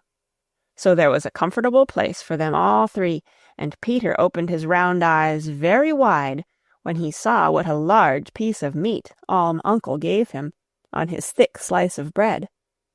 It was a long time since Peter had had anything so nice to eat. As soon as the pleasant meal was over, Peter began to get ready for returning home, for it was already growing dark. He had said his good night and his thanks, and was just going out when he turned again and said, "I shall come again next Sunday, this day week, and grandmother sent word that she would like you to come and see her one day."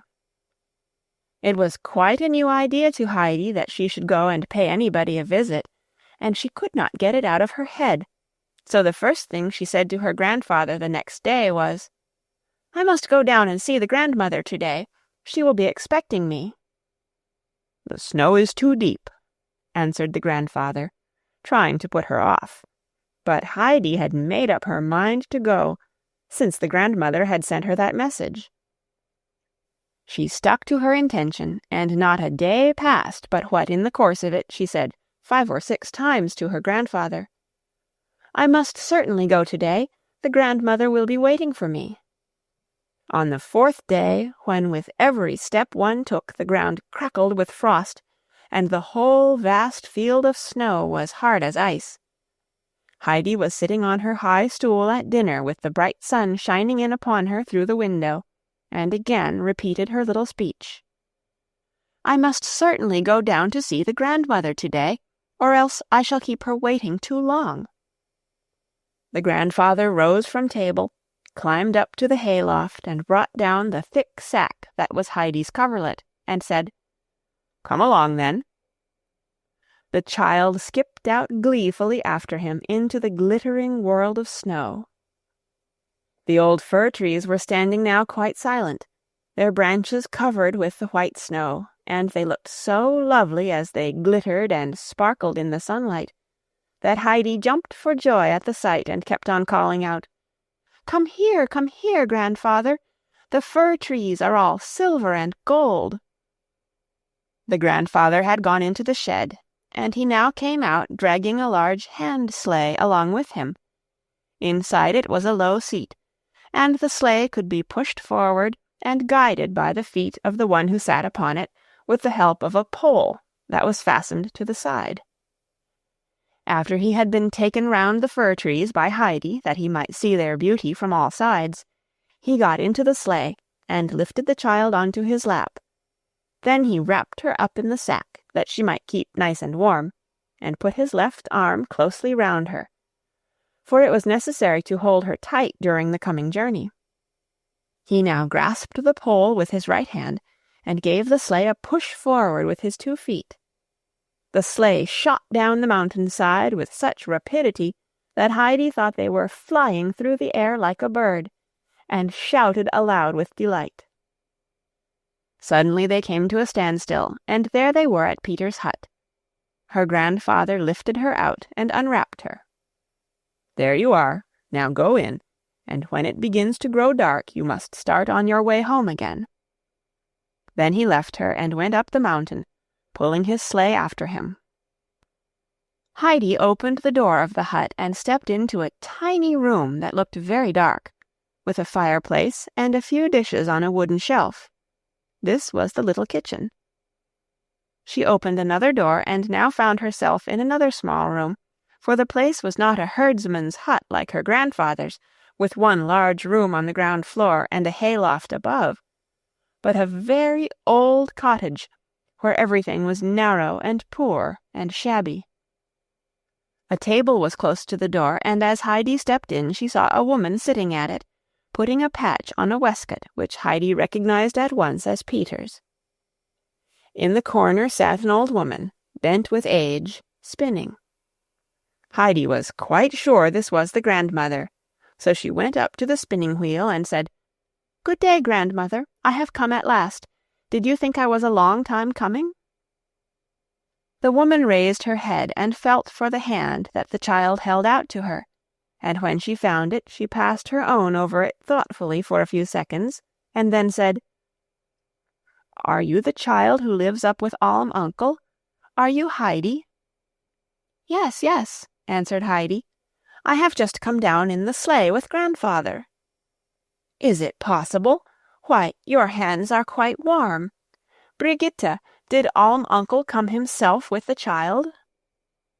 Peter's mother had left her work and risen from the table, and now stood looking at Heidi with curiosity, scanning her from head to foot. "I do not know, mother, whether Uncle came himself. It is hardly likely. The child probably makes a mistake." But Heidi looked steadily at the woman, not at all as if in any uncertainty, and said, "I know quite well who wrapped me in my bed-cover and brought me down in the sleigh. It was grandfather." There was some truth then, perhaps, in what Peter used to tell us of Alm-Uncle during the summer, when we thought he must be wrong, said grandmother. But who would ever have believed that such a thing was possible? I did not think the child would live 3 weeks up there. What is she like, Brigitte? The latter had so thoroughly examined Heidi on all sides that she was well able to describe her to her mother. "She has Adelheid's slenderness of figure, but her eyes are dark, and her hair curly like her father's, and the old man's up there. She takes after both of them, I think." Heidi, meanwhile, had not been idle. She had made the round of the room and looked carefully at everything there was to be seen. All of a sudden she exclaimed, "Grandmother, one of your shutters is flapping backwards and forwards.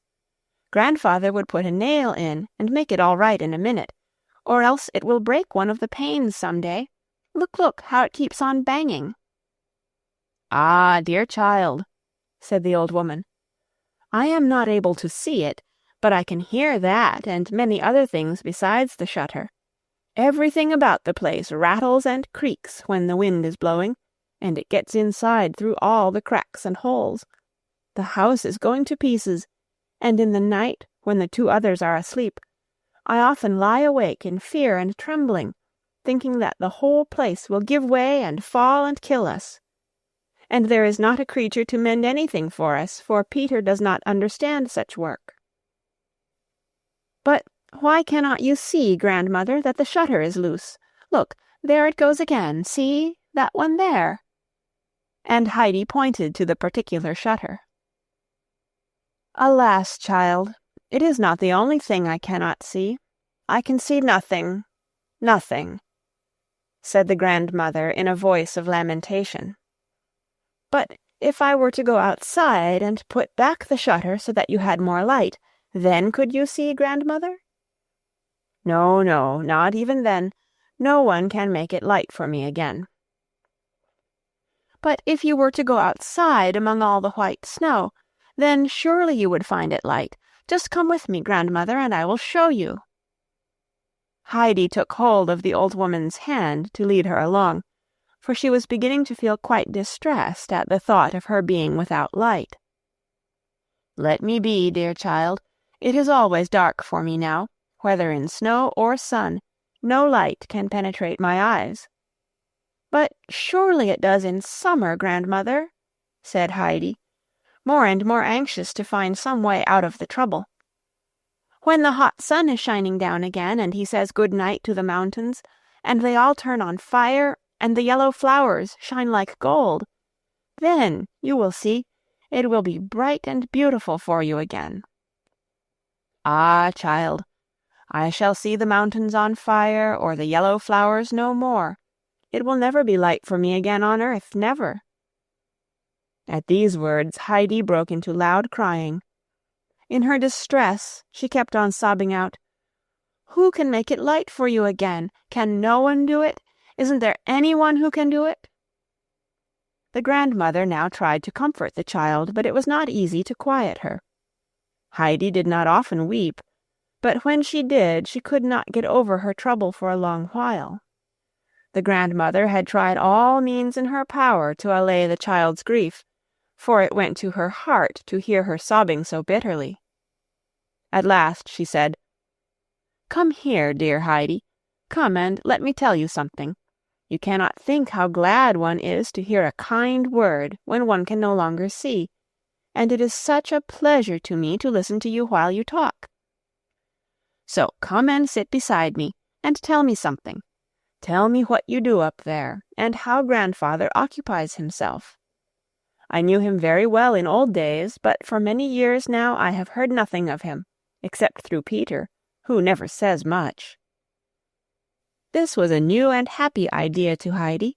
She quickly dried her tears and said in a comforting voice, "Wait, grandmother, till I have told grandfather everything.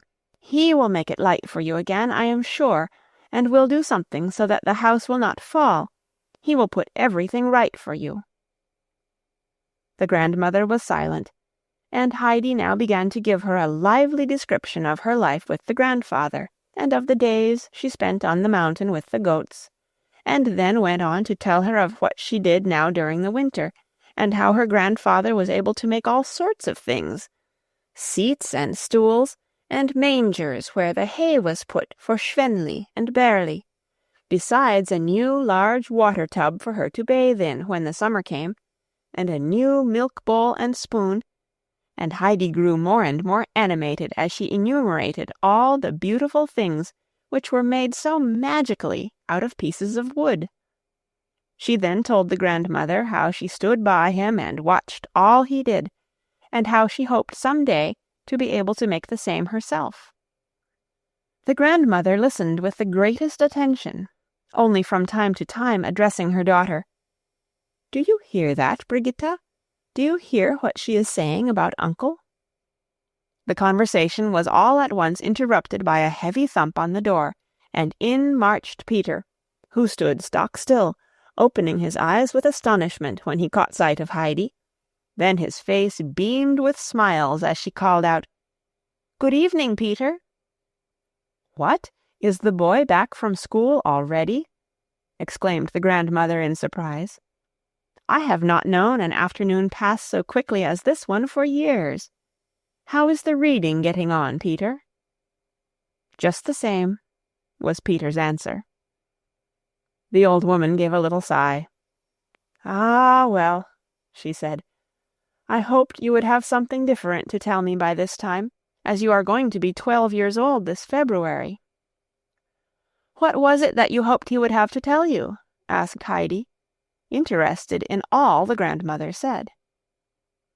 "I mean that he ought to have learnt to read a bit by now," continued the grandmother. "Up there on the shelf is an old prayer book with beautiful songs in it which I have not heard for a long time and cannot now remember to repeat to myself, and I hoped that Peter would soon learn enough to be able to read one of them to me sometimes, but he finds it too difficult." "I must get a light. It is getting too dark to see," said Peter's mother, who was still busy mending his waistcoat. "I feel too as if the afternoon had gone I hardly know how." Heidi now jumped up from her low chair and, holding out her hand hastily to the grandmother, said, "Good night, grandmother. If it is getting dark, I must go home at once." And, bidding good-bye to Peter and his mother, she went towards the door. But the grandmother called out in an anxious voice, "Wait, wait, Heidi. You must not go alone like that. Peter must go with you, and take care of the child, Peter, that she does not fall. And don't let her stand still for fear she should get frozen, do you hear? Has she got anything warm to put around her throat?" "I have not anything to put on," called back Heidi, "but I am sure I shall not be cold." And with that she ran outside, and went off at such a pace that Peter had difficulty in overtaking her. The grandmother, still in distress, called out to her daughter, "Run after her, Brigitta. The child will be frozen to death on such a night as this. Take my shawl. Run quickly." Brigitta ran out, but the children had taken but a few steps before they saw the grandfather coming down to meet them, and in another minute his long strides had brought him to their side.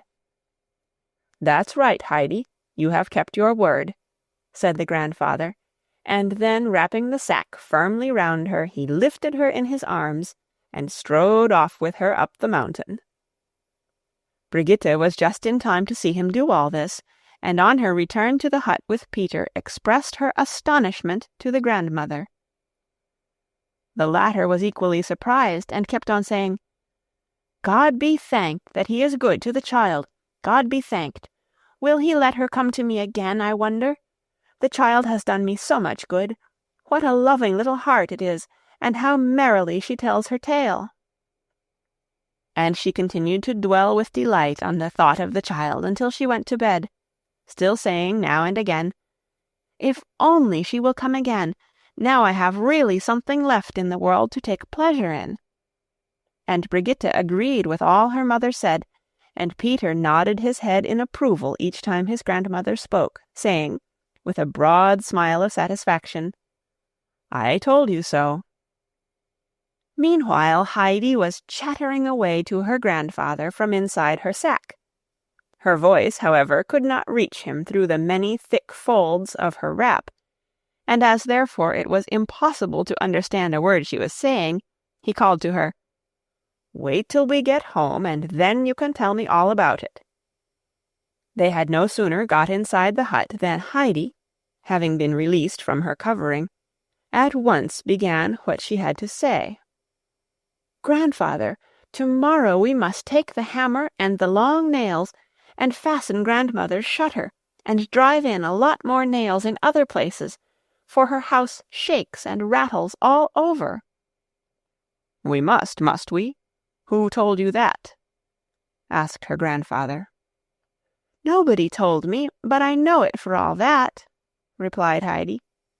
"For everything is giving way, and when the grandmother cannot sleep, she lies trembling for fear at the noise, for she thinks that every minute the house will fall down on their heads, and everything now is dark for grandmother, and she does not think anyone can make it light for her again. But you will be able to, I am sure, grandfather. Think how dreadful it is for her to be always in the dark, and then to be frightened at what may happen. And nobody can help her but you. Tomorrow we must go and help her. We will, won't we, grandfather?" The child was clinging to the old man and looking up at him in trustful confidence. The grandfather looked down at Heidi for a while without speaking, and then said, "Yes, Heidi, we will do something to stop the rattling. At least we can do that. We will go down about it tomorrow." The child went skipping round the room for joy, crying out, "We shall go tomorrow! We shall go tomorrow!" The grandfather kept his promise. On the following afternoon he brought the sleigh out again, and as on the previous day, he set Heidi down at the door of the grandmother's hut and said, "Go in now, and when it grows dark, come out again." Then he put the sack in the sleigh and went round the house. Heidi had hardly opened the door and sprung into the room when the grandmother called out from her corner, "It's the child again! Here she comes!" And in her delight she let the thread drop from her fingers, and the wheel stood still as she stretched out both her hands in welcome. Heidi ran to her, and then quickly drew the little stool close up to the old woman, and, seating herself upon it, began to tell and ask her all kinds of things. All at once came the sound of heavy blows against the walls of the hut, and the grandmother gave such a start of alarm that she nearly upset the spinning-wheel, and cried in a trembling voice, "Ah, my God, now it is coming! The house is going to fall upon us!" But Heidi caught her by the arm and said soothingly, "No, no, grandmother, do not be frightened. It is only grandfather with his hammer. He is mending up everything, so that you shan't have such fear and trouble." "Is it possible? Is it really possible? So the dear God has not forgotten us!" exclaimed the grandmother. "Do you hear, Brigitte, what that noise is? Do you hear what the child says? Now, as I listen, I can tell it is a hammer. Go outside, Brigitte, and if it is Alm-Uncle, tell him he must come inside a moment, that I may thank him." Brigitte went outside and found Alm-Uncle in the act of fastening some heavy pieces of new wood along the wall. She stepped up to him and said, "Good evening, uncle. Mother and I have to thank you for doing us such a kind service, and she would like to tell you herself how grateful she is. I do not know who else would have done it for us. We shall not forget your kindness, for I am sure—" "That will do," said the old man, interrupting her. "I know what you think of Alm-Uncle without your telling me. Go indoors again. I can find out for myself where the mending is wanted." Brigitte obeyed on the spot, for Uncle had a way with him that made few people care to oppose his will. He went on knocking with his hammer all round the house, and then mounted the narrow steps to the roof and hammered away there until he had used up all the nails he had brought with him. Meanwhile it had been growing dark, and he had hardly come down from the roof and dragged the sleigh out from behind the goat-shed when Heidi appeared outside. The grandfather wrapped her up and took her in his arms as he had done the day before, for although he had to drag the sleigh up the mountain after him, he feared that if the child sat in it alone her wrappings would fall off, and that she would be nearly if not quite frozen. So he carried her warm and safe in his arms. So the winter went by. After many years of joyless life, the blind grandmother had at last found something to make her happy.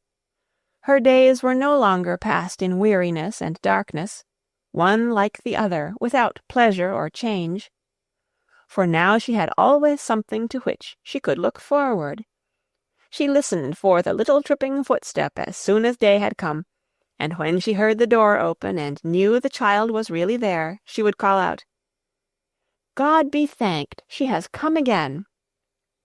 And Heidi would sit by her and talk, and tell her everything she knew in so lively a manner that the grandmother never noticed how the time went by, and never now as formerly asked Brigitta, "Isn't the day done yet?" But as the child shut the door behind her on leaving, would exclaim, "How short the afternoon has seemed! Don't you think so, Brigitta?" And this one would answer, "I do indeed. It seems as if I had only just cleared away the midday meal." And the grandmother would continue, "Pray God the child is not taken from me, and that Alm-Uncle continues to let her come. Does she look well and strong, Brigitta?" And the latter would answer, "She looks as bright and rosy as an apple." And Heidi had also grown very fond of the old grandmother, and when at last she knew for certain that no one could make it light for her again, she was overcome with sorrow. But the grandmother told her again that she felt the darkness much less when Heidi was with her. And so every fine winter's day the child came travelling down in her sleigh. The grandfather always took her, never raising any objection. Indeed, he always carried the hammer and sundry other things down in the sleigh with him.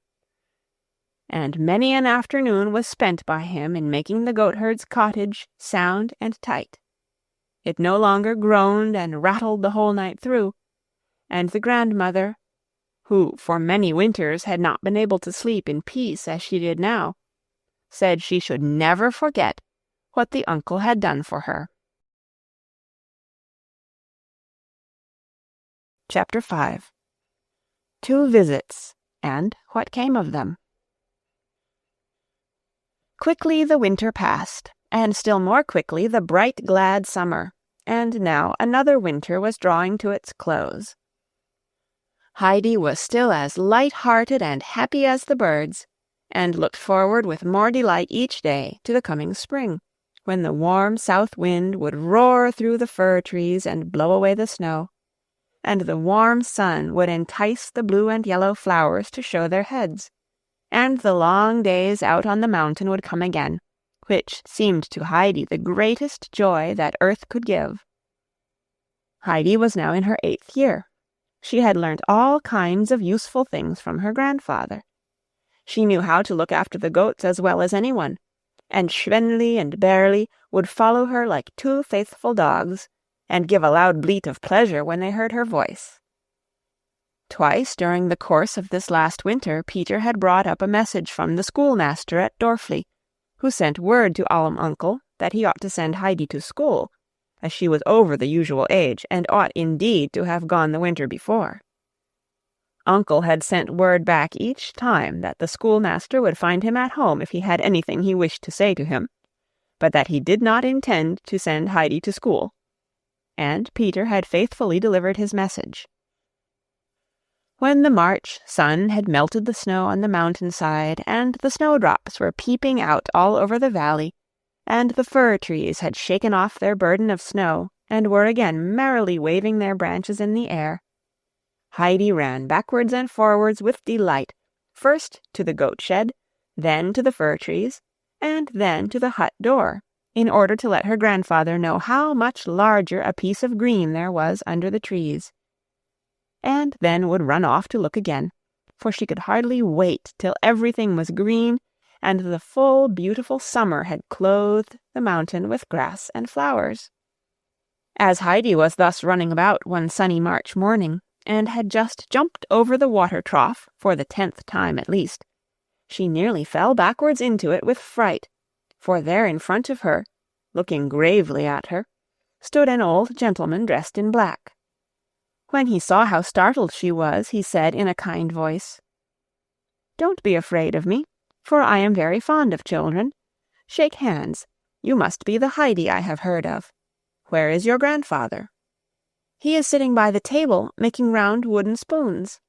Heidi informed him as she opened the door. He was the old village pastor from Dorfli, who had been a neighbor of Uncle's when he lived down there, and had known him well. He stepped up inside the hut, and going up to the old man, who was bending over his work, said, "Good morning, neighbor."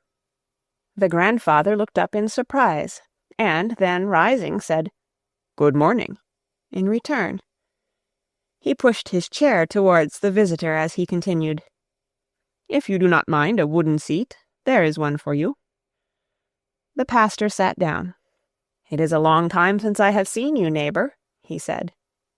"Or I you," was the answer. "I have come today to talk over something with you," continued the pastor. "I think you know already what it is that has brought me here."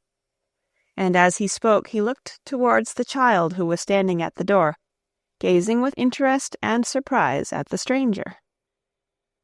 "Heidi, go off to the goats," said her grandfather. "You take them a little salt, and stay with them till I come." Heidi vanished on the spot. "The child ought to have been at school a year ago, and most certainly this last winter," said the pastor. "The schoolmaster sent you word about it, but you gave him no answer. What are you thinking of doing with the child, neighbor?" "I am thinking of not sending her to school," was the answer. The visitor, surprised, looked across at the old man, who was sitting on his bench with his arms crossed, and a determined expression about his whole person. "How are you going to let her grow up, then?" he asked. "I am going to let her grow up and be happy among the goats and birds. With them she is safe, and will learn nothing evil." "But the child is not a goat or a bird. She is a human being. If she learns no evil from these comrades of hers, she will at the same time learn nothing. But she ought not to grow up in ignorance, and it is time she began her lessons. I have come now that you may have leisure to think over it, and to arrange about it during the summer.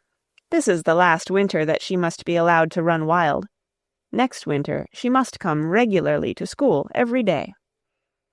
"She will do no such thing," said the old man with calm determination. "Do you mean that by no persuasion can you be brought to see reason, and that you intend to stick obstinately to your decision?" said the pastor, growing somewhat angry. "You have been about the world and must have seen and learnt much, and I should have given you credit for more sense, neighbor." "Indeed," replied the old man, and there was a tone in his voice that betrayed a growing irritation on his part, too. "And does the worthy pastor really mean that he would wish me next winter to send a young child like that some miles down the mountain on ice-cold mornings through storm and snow, and let her return at night when the wind is raging, when even one like ourselves would run a risk of being blown down by it and buried in the snow? And perhaps he may not have forgotten the child's mother, Adelheid. She was a sleepwalker and had fits. Might not the child be attacked in the same way if obliged to overexert herself? And someone thinks they can come and force me to send her?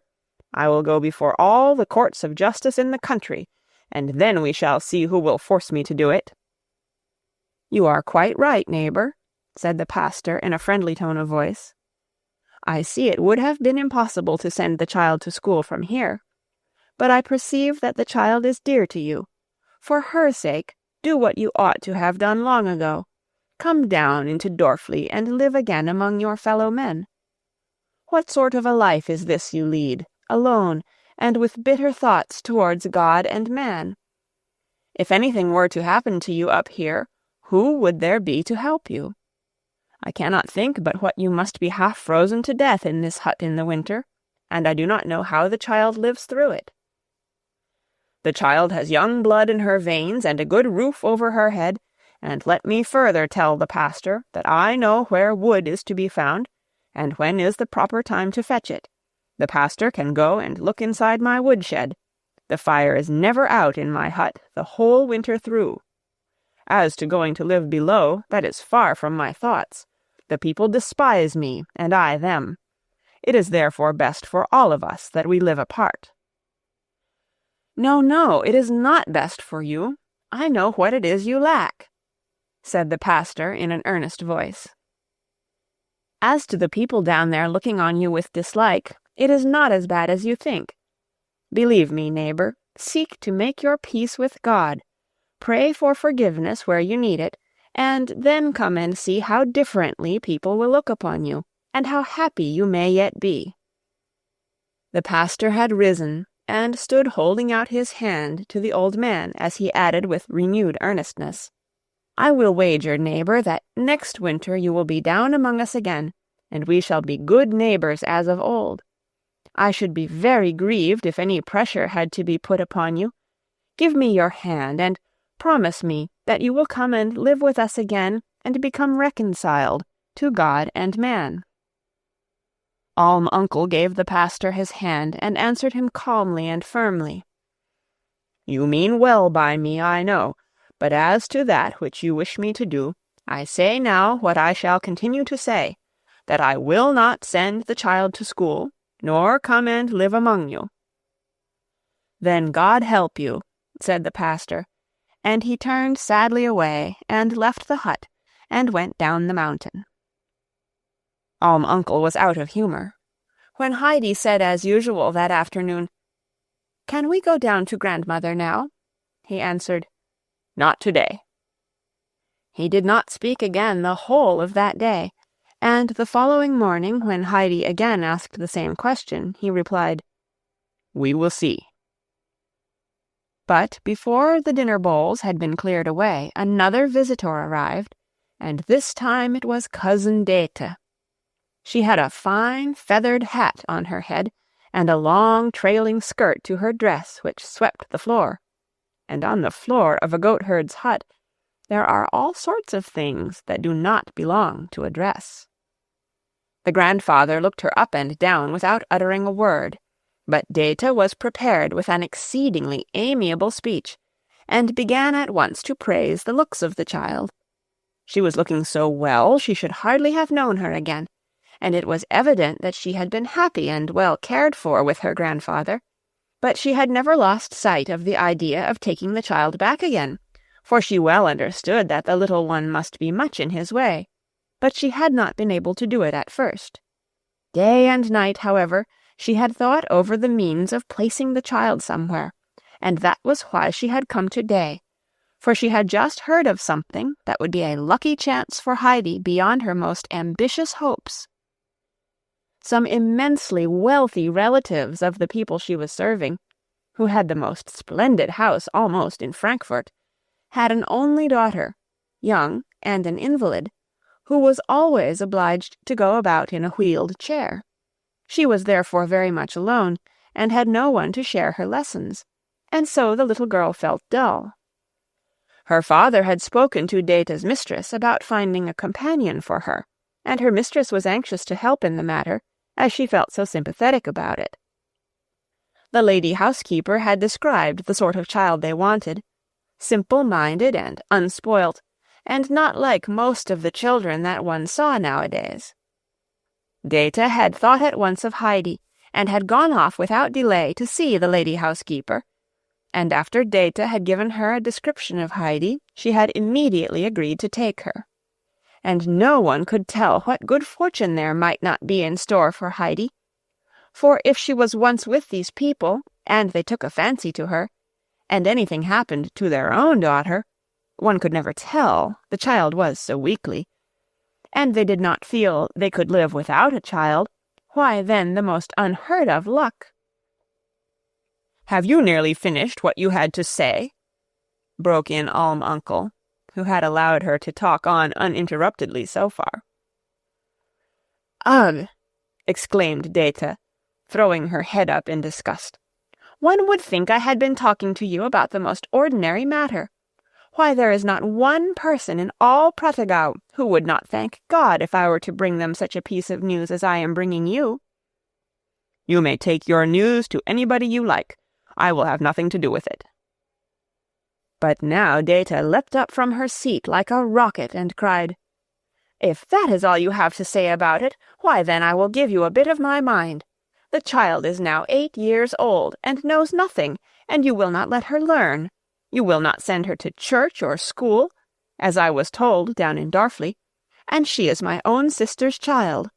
I am responsible for what happens to her, and when there is such a good opening for a child, as this which offers for Heidi, only a person who cares for nobody, and never wishes good to anyone, would think of not jumping at it.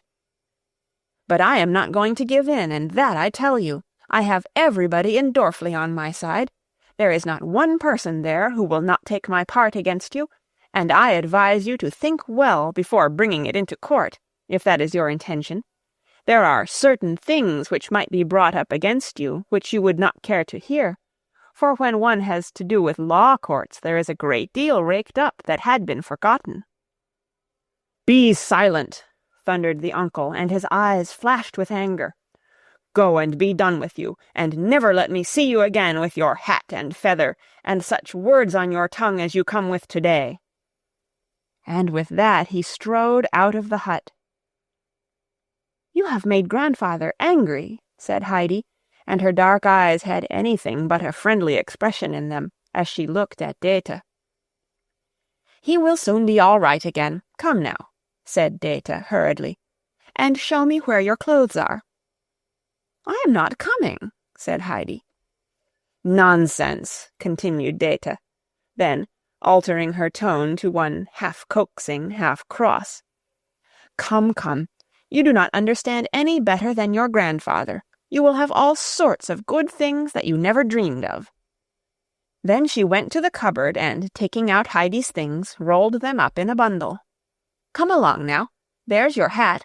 It is very shabby, but will do for the present. Put it on, and let us make haste off." "I am not coming," repeated Heidi. "Don't be so stupid and obstinate, like a goat. I suppose it's from the goats you have learnt to be so. Listen to me. You saw your grandfather was angry and heard what he said, that he did not wish to see us ever again. He wants you now to go away with me, and you must not make him angrier still. You can't think how nice it is at Frankfurt, and what a lot of things you will see, and if you do not like it, you can come back again. Your grandfather will be in a good temper again by that time." "Can I return at once, and be back home again here this evening?" asked Heidi. "What are you talking about? Come along now. I tell you that you can come back here when you like. Today we shall go as far as Meienfeld, and early tomorrow we shall start in the train, and that will bring you home again in no time when you wish it, for it goes as fast as the wind." Dete had now got the bundle under her arm and the child by the hand, and so they went down the mountain together.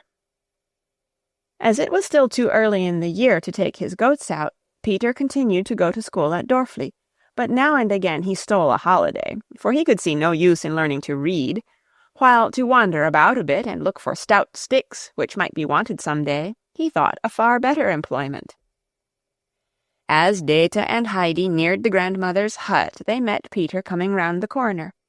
He had evidently been well rewarded that day for his labours, for he was carrying an immense bundle of long, thick hazel sticks on his shoulders.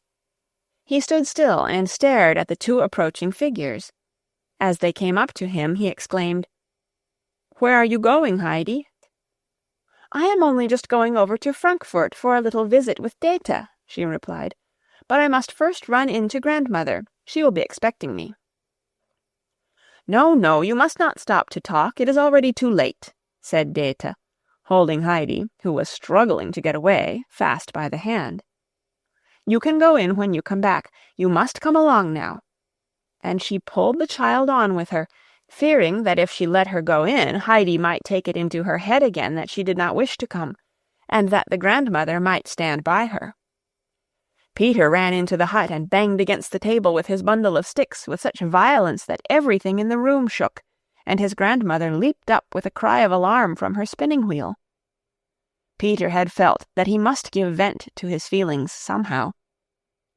"What is the matter? What is the matter?" cried the frightened old woman, while his mother, who had also started up from her seat at the shock, said in her usual patient manner, "What is it, Peter? Why do you behave so roughly?" "Because she is taking Heidi away," explained Peter. Who? Who? Where to, Peter, where to? Asked the grandmother, growing still more agitated. But even as she spoke she guessed what had happened, for Brigitte had told her shortly before that she had seen Dete going up to Alm-Uncle. The old woman rose hastily, and with trembling hands opened the window and called out beseechingly, Dete, Dete, do not take the child away from us. Do not take her away. The two who were hastening down the mountain heard her voice, and Dete evidently caught the words, for she grasped Heidi's hand more firmly. Heidi struggled to get free, crying, Grandmother is calling. I must go to her. But Dete had no intention of letting the child go, and quieted her as best she could. They must make haste now, she said, or they would be too late, and not able to go on the next day to Frankfurt, and there the child would see how delightful it was, and Dete was sure she would not wish to go back when she was once there. But if Heidi wanted to return home, she could do so at once, and then she could take something she liked back to grandmother. This was a new idea to Heidi, and it pleased her so much that Dete had no longer any difficulty in getting her along. After a few minutes' silence, Heidi asked, What could I take back to her? We must think of something nice, answered Dete. A soft roll of white bread. She would enjoy that, for now she is old, she can hardly eat the hard black bread. No, she always gives it back to Peter, telling him it is too hard, for I have seen her do it myself, affirmed Heidi. Do let us make haste, for then perhaps we can get back soon from Frankfurt, and I shall be able to give her the white bread today. And Heidi started off running so fast that Dete, with the bundle under her arm, could scarcely keep up with her. But she was glad, nevertheless, to get along so quickly, for they were nearing Dorfli, where her friends would probably talk and question in a way that might put other ideas into Heidi's head. So she went on straight ahead through the village, holding Heidi tightly by the hand, so that they might all see that it was on the child's account she was hurrying along at such a rate. To all their questions and remarks she made answer as she passed, I can't stop now, as you see. I must make haste with the child, as we have yet some way to go. Are you taking her away? Is she running away from Alm-Uncle? It's a wonder she is still alive. But what rosy cheeks she has! Such were the words which rang out on all sides, and Dete was thankful that she had not to stop and give any distinct answers to them, while Heidi hurried eagerly forward without saying a word. From that day forward Alm-Uncle looked fiercer and more forbidding than ever when he came down and passed through Dorfli. He spoke to no one, and looked such an ogre as he came along with his pack of cheeses on his back, his immense stick in his hand and his thick frowning eyebrows, that the women would call to their little ones, Take care, get out of Alm-Uncle's way, or he may hurt you. The old man took no notice of anybody as he strode through the village on his way to the valley below, where he sold his cheeses and bought what bread and meat he wanted for himself. After he had passed, the villagers all crowded together looking after him, and each had something to say about him. How much wilder he looked than usual. How now he would not even respond to anybody's greeting, while they all agreed that it was a great mercy the child had got away from him, and had they not all noticed how the child had hurried along, as if afraid that her grandfather might be following to take her back? Only the blind grandmother would have nothing to say against him, and told those who came to her to bring her work, or take away what she had spun, how kind and thoughtful he had been with the child, how good to her and her daughter, and how many afternoons he had spent mending the house, which, but for his help, would certainly by this time have fallen down over their heads. And all this was repeated down in Dorfli, but most of the people who heard it said that grandmother was too old to understand, and very likely had not heard rightly what was said. As she was blind, she was probably also deaf. Alm-Uncle went no more now to the grandmother's house, and it was well that he had made it so safe, for it was not touched again for a long time. The days were sad again now for the old blind woman, and not one passed but what she would murmur complainingly, "Alas, all our happiness and pleasure have gone with the child, and now the days are so long and dreary. Pray God I see Heidi again once more before I die." Chapter 6. A new chapter about new things. In her home at Frankfurt, Clara, the little daughter of Herr Sesemann, was lying on the invalid couch on which she spent her whole day, being wheeled in it from room to room. Just now she was in what was known as the study, where, to judge by the various things standing and lying about, which added to the cosy appearance of the room, the family was fond of sitting. A handsome bookcase with glass doors explained why it was called the study, and here, evidently, the little girl was accustomed to have her lessons. Clara's little face was thin and pale, and at this moment her 2 soft blue eyes were fixed on the clock, which seemed to her to go very slowly this day, and with a slight accent of impatience, which was very rare with her, she asked, "Isn't it time yet, Fraulein Rottenmeier?" This lady was sitting very upright at a small work-table, busy with her embroidery.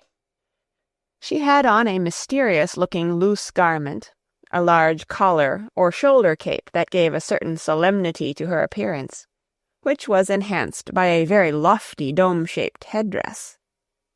For many years past, since the mistress of the house had died, the housekeeping and the superintendence of the servants had been entrusted by Herr Sesemann to Fräulein Rottenmeier. He himself was often away from home, and he left her in sole charge, with the condition only that his little daughter should have a voice in all matters, and that nothing should be done against her wish. As Clara was putting her impatient question for the second time, Dete and Heidi arrived at the front door, and the former inquired of the coachman, who had just got down from his box, if it was too late to see Fräulein Rottenmeier. "That's not my business," grumbled the coachman. "Ring the bell in the hall for Sebastian." Dete did so, and Sebastian came downstairs. He looked astonished when he saw her, opening his eyes till they were nearly as big as the large round buttons on his coat. "Is it too late for me to see Fräulein Rottenmeier?" Dete asked again. "That's not my business," answered the man. "Ring that other bell for the maid, Tinette." And without troubling himself any farther, Sebastian disappeared. Dete rang again. This time Tinette appeared with a spotless white cap perched on the top of her head, and a mocking expression of face. "What is it?" she called from the top of the stairs. Dete repeated her question. Tinette disappeared, but soon came back and called down again to Dete. "Come up, she is expecting you." Dete and Heidi went upstairs and into the study, Tinette following.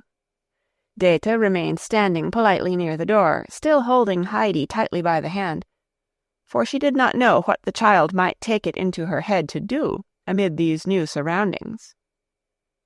Fräulein Rottenmeier rose slowly and went up to the little new companion for the daughter of the house, to see what she was like. She did not seem very pleased with her appearance.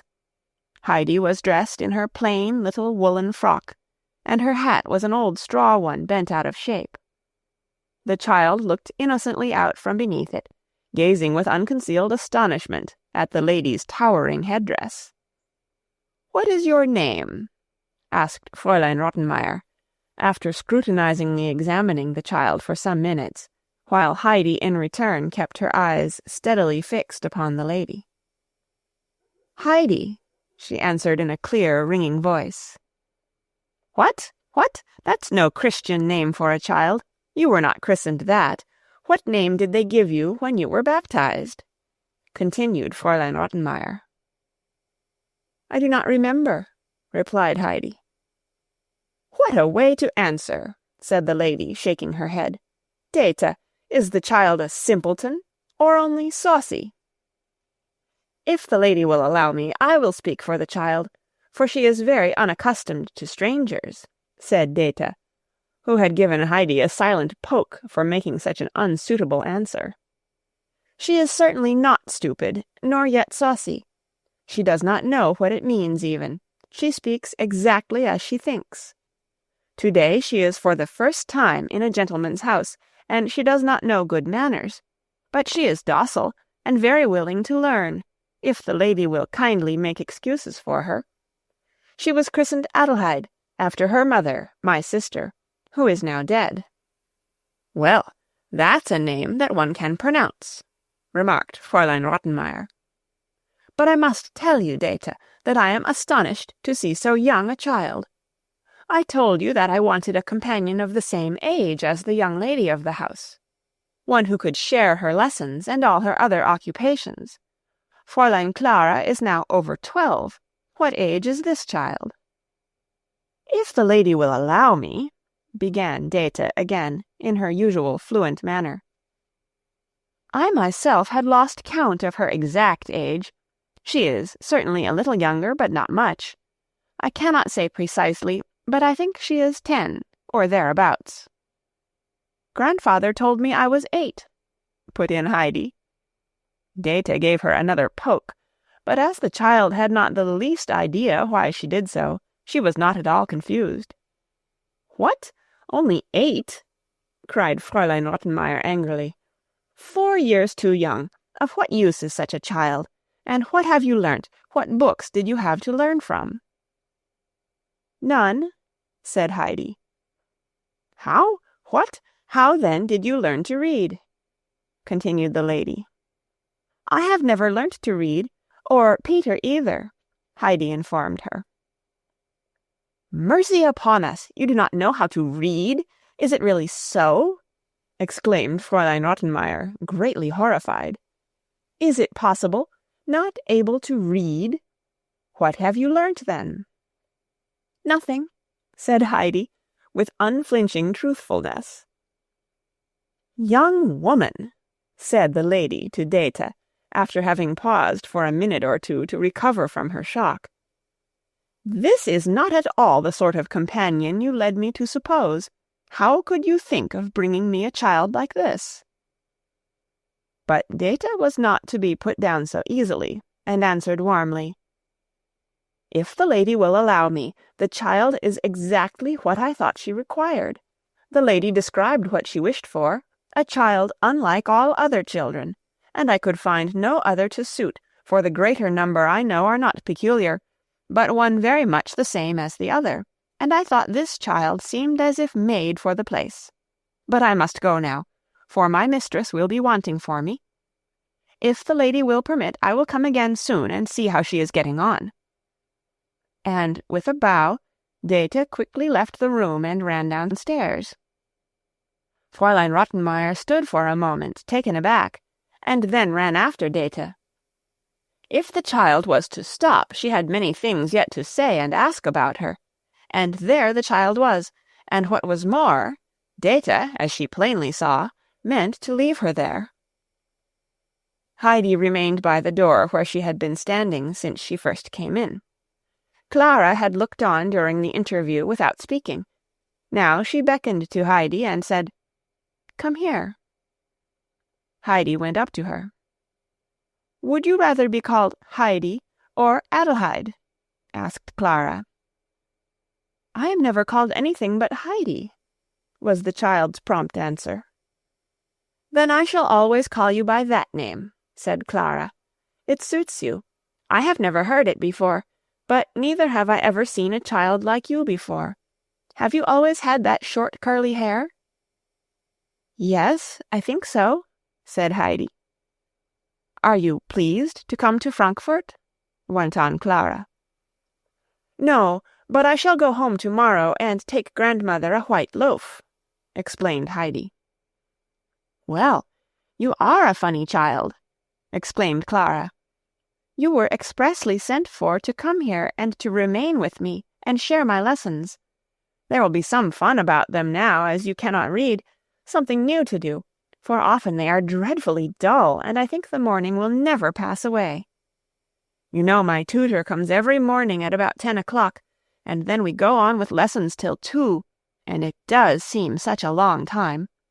Sometimes he takes up the book and holds it close up to his face, as if he was very short-sighted, but I know it's only because he wants so dreadfully to yawn, and Fraulein Rottenmeier takes her large handkerchief out also now and then and covers her face with it, as if she was moved by what we had been reading. But that is only because she is longing to yawn too. And I myself often want to yawn, but I am obliged to stop myself, for if Fraulein Rottenmeier sees me yawning, she runs off at once and fetches the cod-liver oil, and says I must have a dose, as I am getting weak again. And the cod-liver oil is horrible, so I do my best not to yawn. But now it will be much more amusing, for I shall be able to lie and listen while you learn to read. Heidi shook her head doubtfully when she heard of learning to read. "Oh, nonsense, Heidi! Of course you must learn to read. Everybody must, and my tutor is very kind and never cross, and he will explain everything to you. But mind, when he explains anything to you, you won't be able to understand, but don't ask any questions, or else he will go on explaining, and you will understand less than ever. Later, when you have learnt more and know about things yourself, then you will begin to understand what he meant." Fraulein Rottenmeier now came back into the room. She had not been able to overtake Dete, and was evidently very much put out, for she had wanted to go into more details concerning the child, and to convince Dete how misleading she had been, and how unfit Heidi was as a companion for Clara. She really did not know what to be about, or how to undo the mischief, and it made her all the more angry that she herself was responsible for it, having consented to Heidi being fetched. She ran backwards and forwards in a state of agitation between the study and the dining-room, and then began scolding Sebastian, who was standing looking at the table he had just finished laying to see that nothing was missing. "You can finish your thoughts tomorrow morning. Make haste, or we shall get no dinner today at all." Then, hurrying out, she called Tinette, but in such an ill-tempered voice that the maid came tripping forward with even more mincing steps than usual. But she looked so pert that even Fraulein Rottenmeier did not venture to scold her, which only made her suppressed anger the greater. "See that the room is prepared for the little girl who has just arrived," said the lady, with a violent effort at self-control. "Everything is ready, it only wants dusting." "It's worth my troubling about," said Tinette mockingly, as she turned away. Meanwhile, Sebastian had flung open the folding doors leading into the dining-room, with rather more noise than he need, for he was feeling furious, although he did not dare answer back when Fraulein Rottenmeier spoke to him. He then went up to Clara's chair to wheel her into the next room. As he was arranging the handle at the back preparatory to doing so, Heidi went near and stood staring at him. Seeing her eyes fixed upon him, he suddenly growled out, "Well, what is there in me to stare at like that?" Which he would certainly not have done if he had been aware that Fraulein Rottenmeier was just then entering the room. "You look so like Peter," answered Heidi. The lady housekeeper clasped her hands in horror. "Is it possible?" she stammered half aloud. "She is now addressing the servant as if he were a friend. I never could have imagined such a child." Sebastian wheeled the couch into the dining-room and helped Clara onto her chair. Fraulein Rottenmeier took the seat beside her and made a sign to Heidi to take the one opposite. They were only 3 at table, and as they sat far apart, there was plenty of room for Sebastian to hand his dishes. Beside Heidi's plate lay a nice white roll, and her eyes lighted up with pleasure as she saw it. The resemblance which Heidi had noticed had evidently awakened in her a feeling of confidence towards Sebastian, for she sat as still as a mouse, and without moving until he came up to her side and handed her the dish of fish. Then she looked at the roll and asked, "Can I have it?" Sebastian nodded, throwing a side glance at Fraulein Rottenmeier to see what effect this request would have upon her. Heidi immediately seized the roll and put it in her pocket. Sebastian's face became convulsed. He was overcome with inward laughter, but knew his place too well to laugh aloud. Mute and motionless, he still remained standing beside Heidi.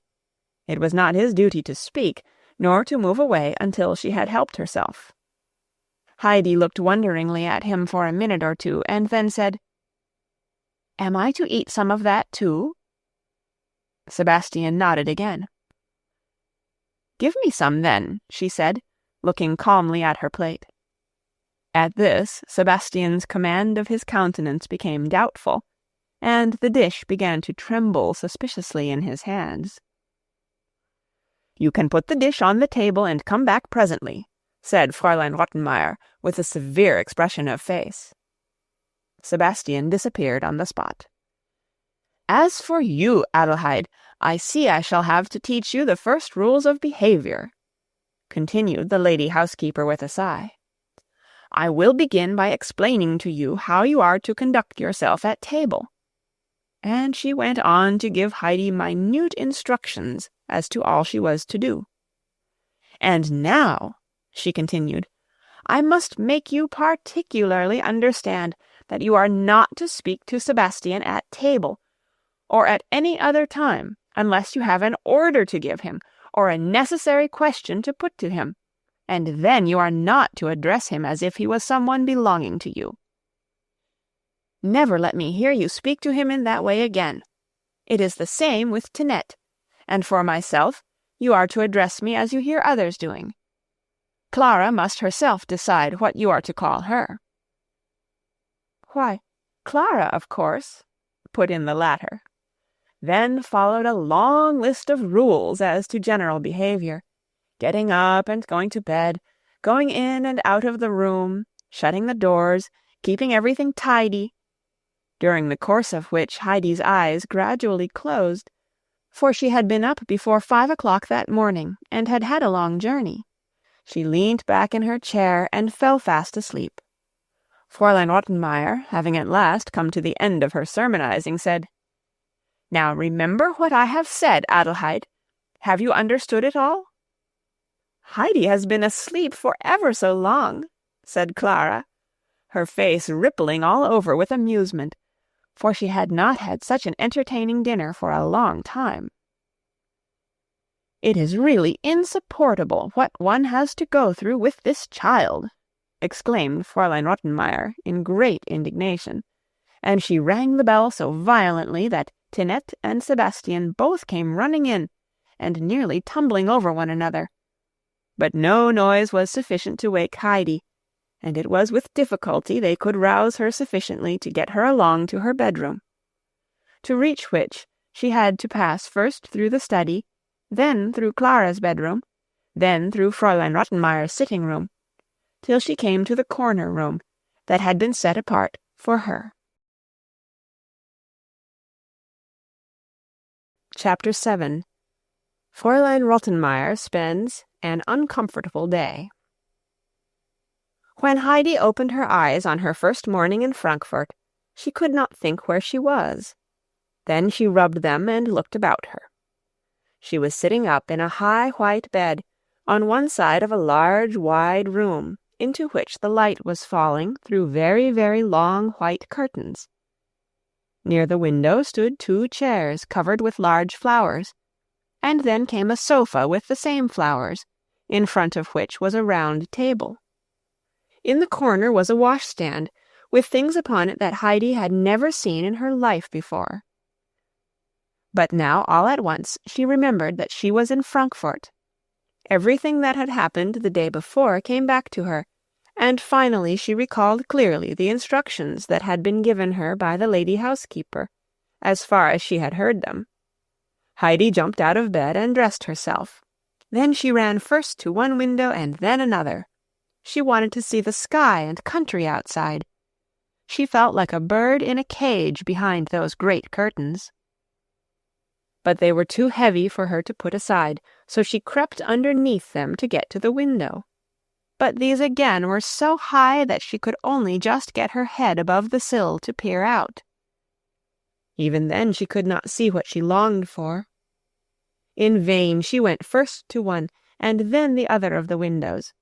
She could see nothing but walls and windows, and again walls and windows. Heidi felt quite frightened. It was still early, for Heidi was accustomed to get up early and run out at once to see how everything was looking, if the sky was blue, and if the sun was already above the mountains, or if the fir trees were waving and the flowers had opened their eyes. As a bird, when it first finds itself in its bright new cage, darts hither and thither, trying the bars in turn to see if it cannot get through them and fly again into the open, so Heidi continued to run backwards and forwards, trying to open first one and then the other of the windows, for she felt she could not bear to see nothing but walls and windows, and somewhere outside there must be the green grass, and the last unmelted snows on the mountain slopes, which Heidi so longed to see. But the windows remained immovable, try what Heidi would to open them, even endeavoring to push her little fingers under them to lift them up. But it was all no use. When, after a while, Heidi saw that her efforts were fruitless, she gave up trying, and began to think whether she would not go out and round the house till she came to the grass. But then she remembered that the night before she had only seen stones in front of the house. At that moment a knock came to the door, and immediately after Tinette put her head inside and said, "Breakfast is ready." Heidi had no idea what an invitation so worded meant, and Tinette's face did not encourage any questioning on Heidi's part, but rather the reverse. Heidi was sharp enough to read its expression, and acted accordingly. So she drew the little stool out from under the table, put it in the corner, and sat down upon it, and there silently awaited what would happen next. Shortly after, with a good deal of rustling and bustling, Fraulein Rottenmeier appeared, who again seemed very much put out, and called to Heidi, "What is the matter with you, Adelheid?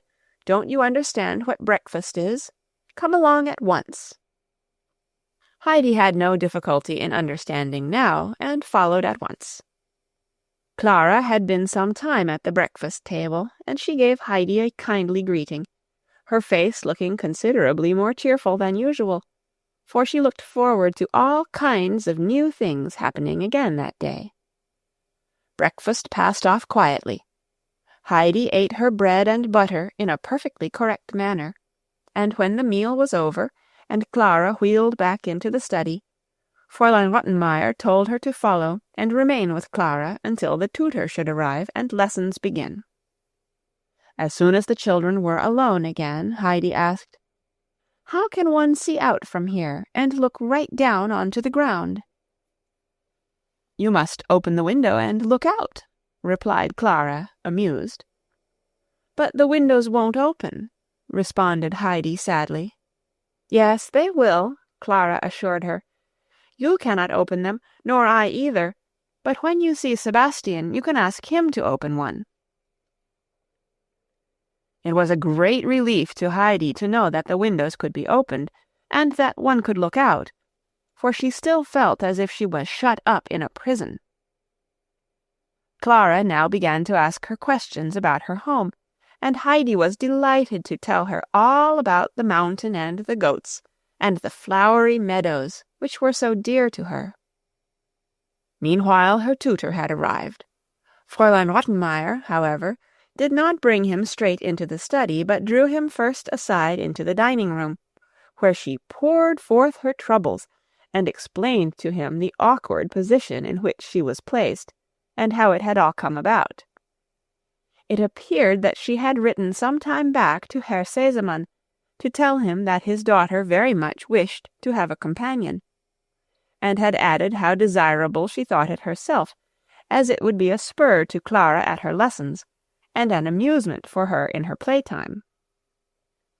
Fraulein Rottenmeier had privately wished for this arrangement on her own behalf, as it would relieve her from having always to entertain the sick girl herself, which she felt at times was too much for her.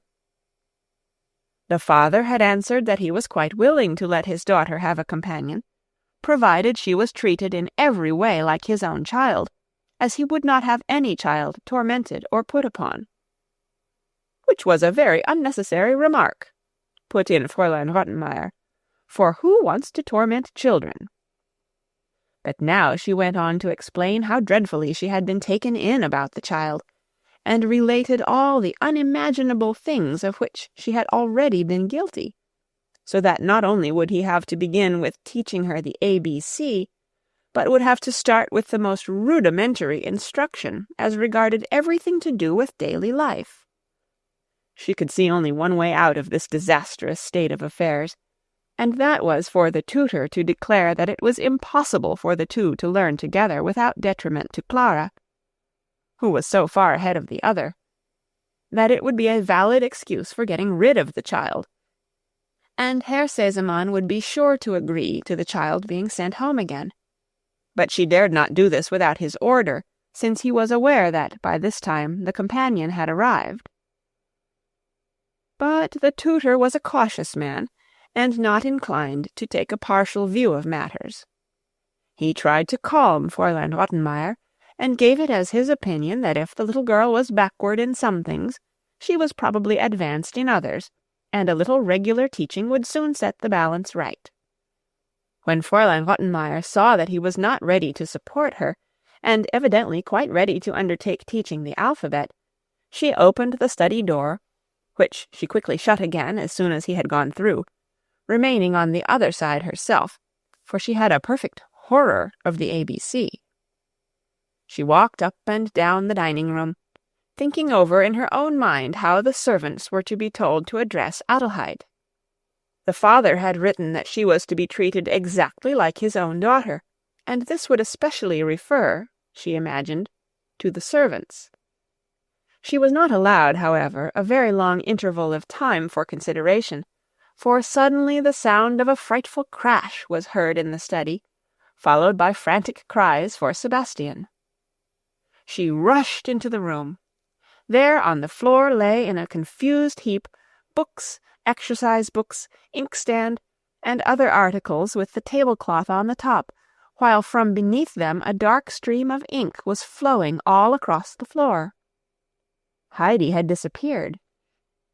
"Here's a state of things!" exclaimed Fraulein Rottenmeier, wringing her hands.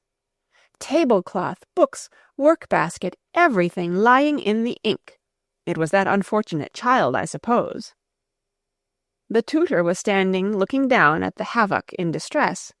There was certainly only one view to be taken of such a matter as this, and that an unfavourable one. Clara, meanwhile, appeared to find pleasure in such an unusual event, and in watching the results. "Yes, Heidi did it," she explained, "but quite by accident. She must on no account be punished. She jumped up in such violent haste to get away that she dragged the tablecloth along with her, and so everything went over. There were a number of vehicles passing. That is why she rushed off like that. Perhaps she has never seen a carriage." "Is it not as I said? She has not the smallest notion about anything, not the slightest idea that she ought to sit still and listen while her lessons are going on. But where is the child who has caused all this trouble? Surely she has not run away. What would Herr Sesemann say to me?" She ran out of the room and down the stairs. There, at the bottom, standing in the open doorway, was Heidi, looking in amazement up and down the street. "What are you doing? What are you thinking of to run away like that?" called Fraulein Rottenmeier. "I heard the sound of the fir trees, but I cannot see where they are, and now I cannot hear them any more," answered Heidi, looking disappointedly in the direction whence the noise of the passing carriages had reached her, and which to Heidi had seemed like the blowing of the south wind in the trees, so that in great joy of heart she had rushed out to look at them. "Fir trees? Do you suppose we are in a wood? What ridiculous ideas are these? Come upstairs and see the mischief you have done," Heidi turned and followed Fraulein Rottenmeier upstairs. She was quite astonished to see the disaster she had caused, for in her joy and haste to get to the fir trees she had been unaware of having dragged everything after her. "I excuse you for doing this as it is the first time, but do not let me know you are doing it a second time," said Fraulein Rottenmeier, pointing to the floor. "During your lesson time you are to sit still and attend. If you cannot do this, I shall have to tie you to your chair. Do you understand?" "Yes," replied Heidi, "but I will certainly not move again." For now she understood that it was a rule to sit still while she was being taught. Sebastian and Tinette were now sent for to clear up the broken articles and put things in order again. The tutor said good morning and left, as it was impossible to do any more lessons that day. There had been certainly no time for yawning this morning. Clara had to rest for a certain time during the afternoon, and during this interval, as Fraulein Rottenmeier informed Heidi, the latter might amuse herself as she liked. When Clara had been placed on her couch after dinner, and the lady housekeeper had retired to her room, Heidi knew that her time had come to choose her own occupation. It was just what she was longing for, as there was something she had made up her mind to do, but she would require some help for its accomplishment, and in view of this she took her stand in the hall in front of the dining-room door, in order to intercept the person she wanted. In a few minutes up came Sebastian from the kitchen with a tray of silver tea-things, which he had to put away in the dining-room cupboard. As he reached the top stairs, Heidi went up to him and addressed him in the formal manner she had been ordered to use by Fraulein Rottenmeier. Sebastian looked surprised and said somewhat curtly, "What is it you want, miss?" "I only wished to ask you something, but it is nothing bad like this morning," said Heidi, anxious to conciliate him, for she saw that Sebastian was rather in a cross temper, and quite thought that it was on account of the ink she had spilt on the floor. "Indeed, and why, I should first like to know, do you address me like that?" replied Sebastian, evidently still put out. "Fraulein Rottenmeier told me always to speak to you like that," said Heidi.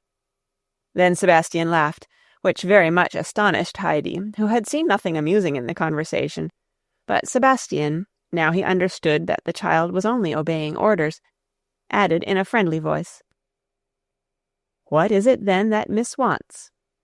It was now Heidi's turn to be a little put out, and she said, "My name is not Miss, it is Heidi." "Quite so, but the same lady has ordered me to call you Miss," explained Sebastian. "Has she? Oh, then I must be called so," said Heidi submissively, for she had already noticed that whatever Fraulein Rottenmeier said was law. "Then I now have 3 names," she added with a sigh. "What was it little miss wished to ask?" said Sebastian, as he went on into the dining-room to put away his silver. "How can a window be opened?"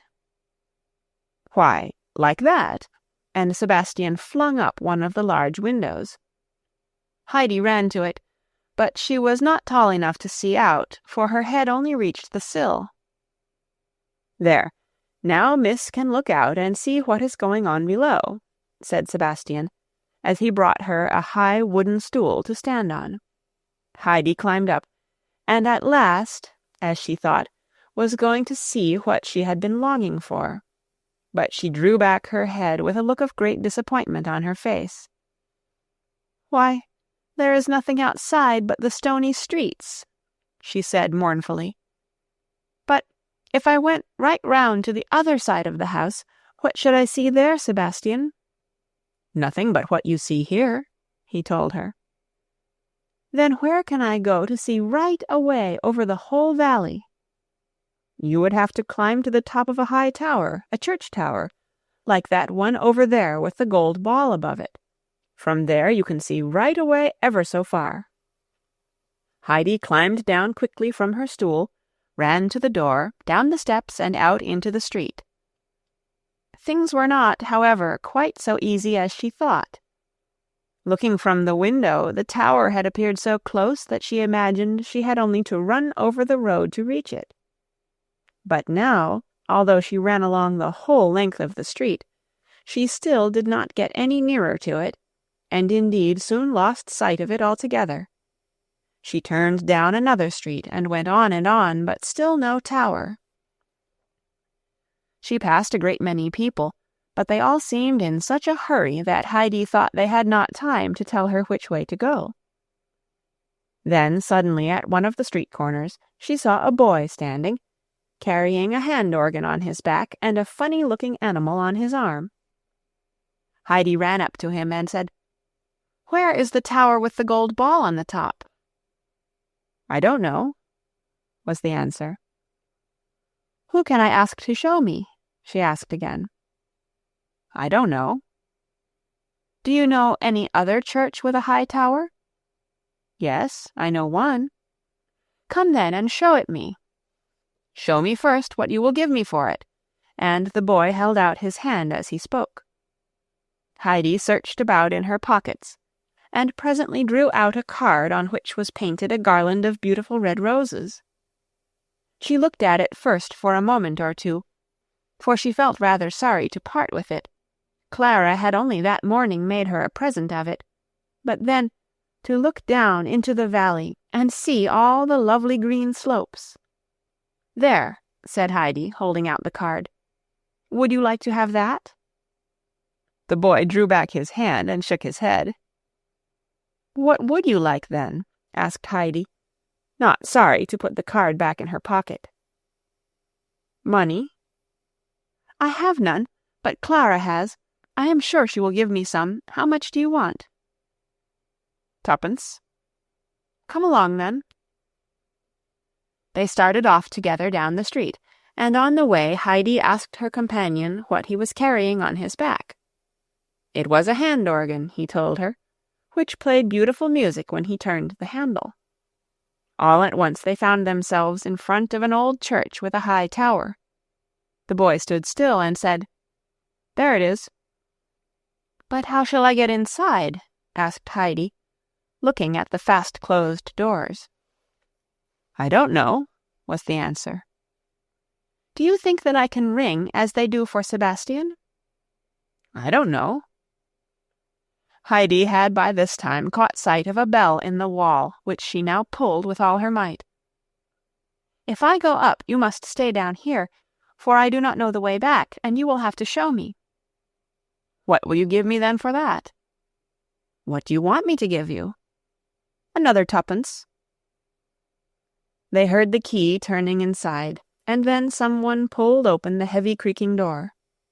An old man came out, and at first looked with surprise and then in anger at the children, as he began scolding them.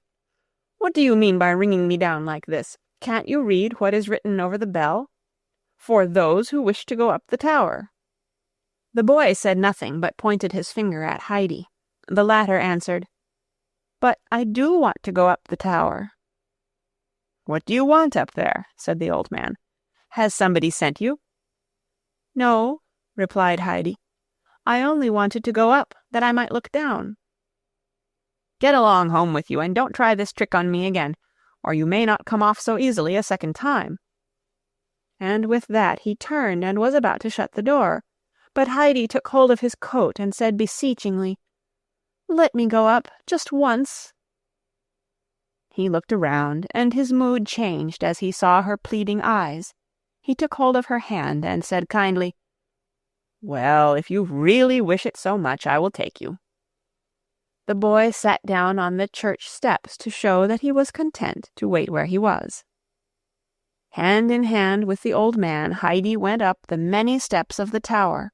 They became smaller and smaller as they neared the top, and at last came to one very narrow one, and there they were at the end of their climb.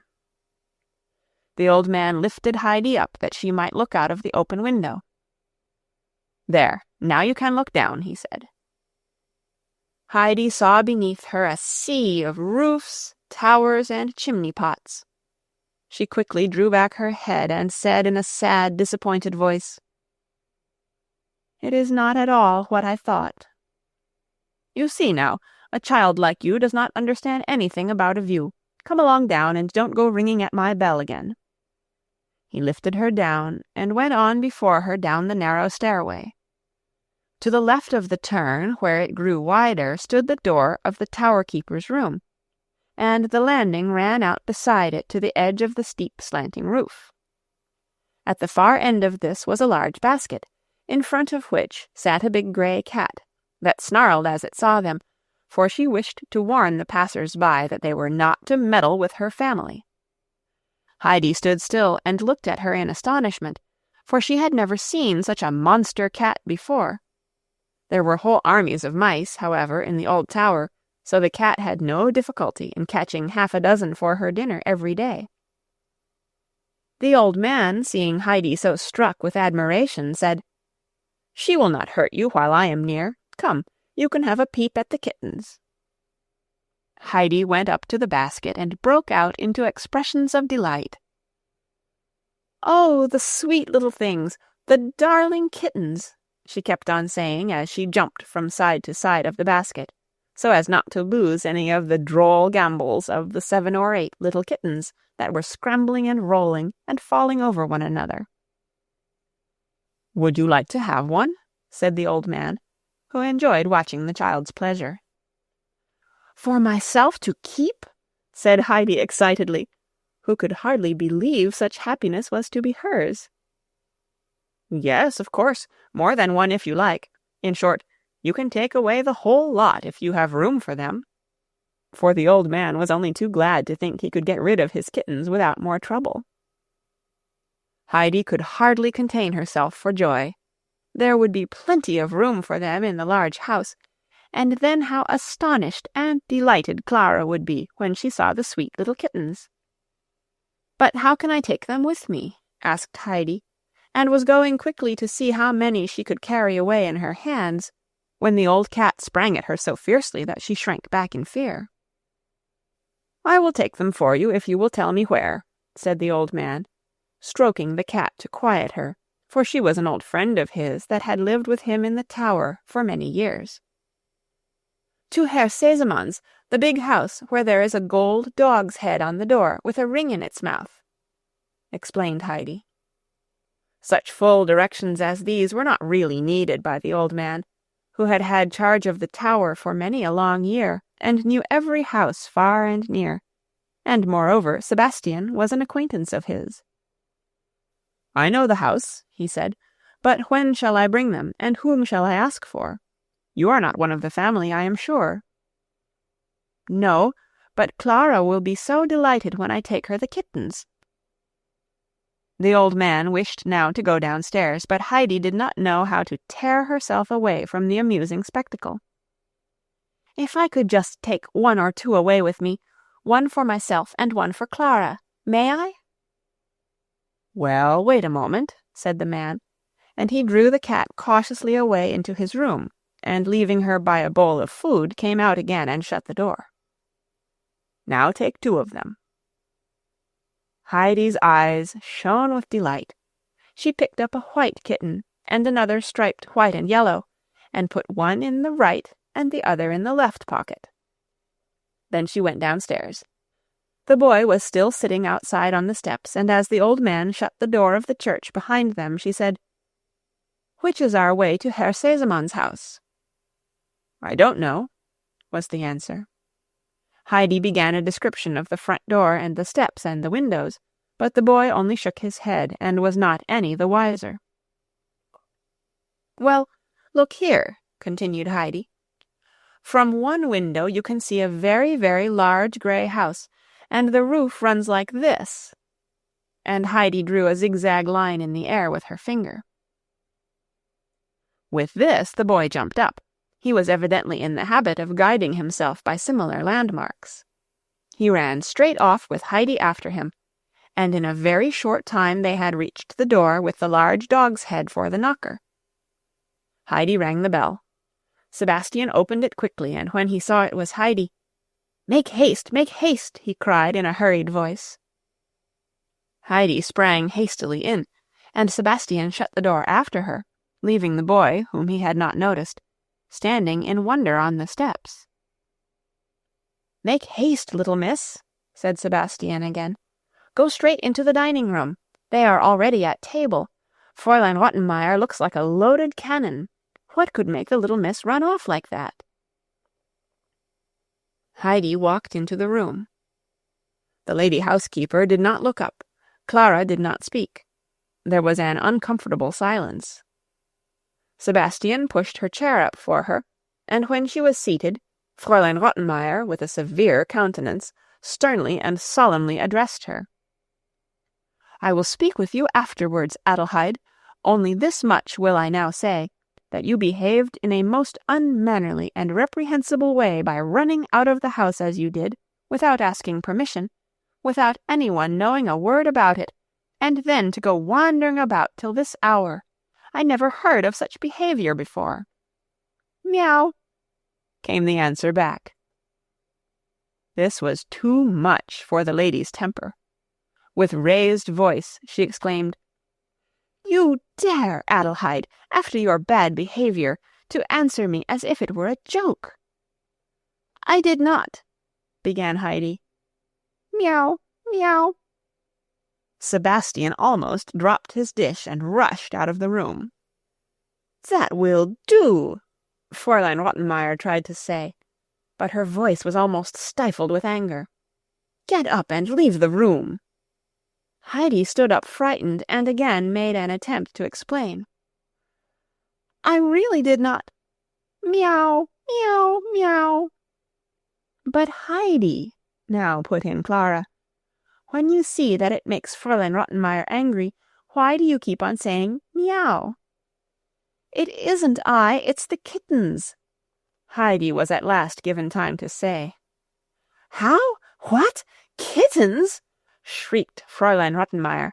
"Sebastian, Tinette, find the horrid little things. Take them away."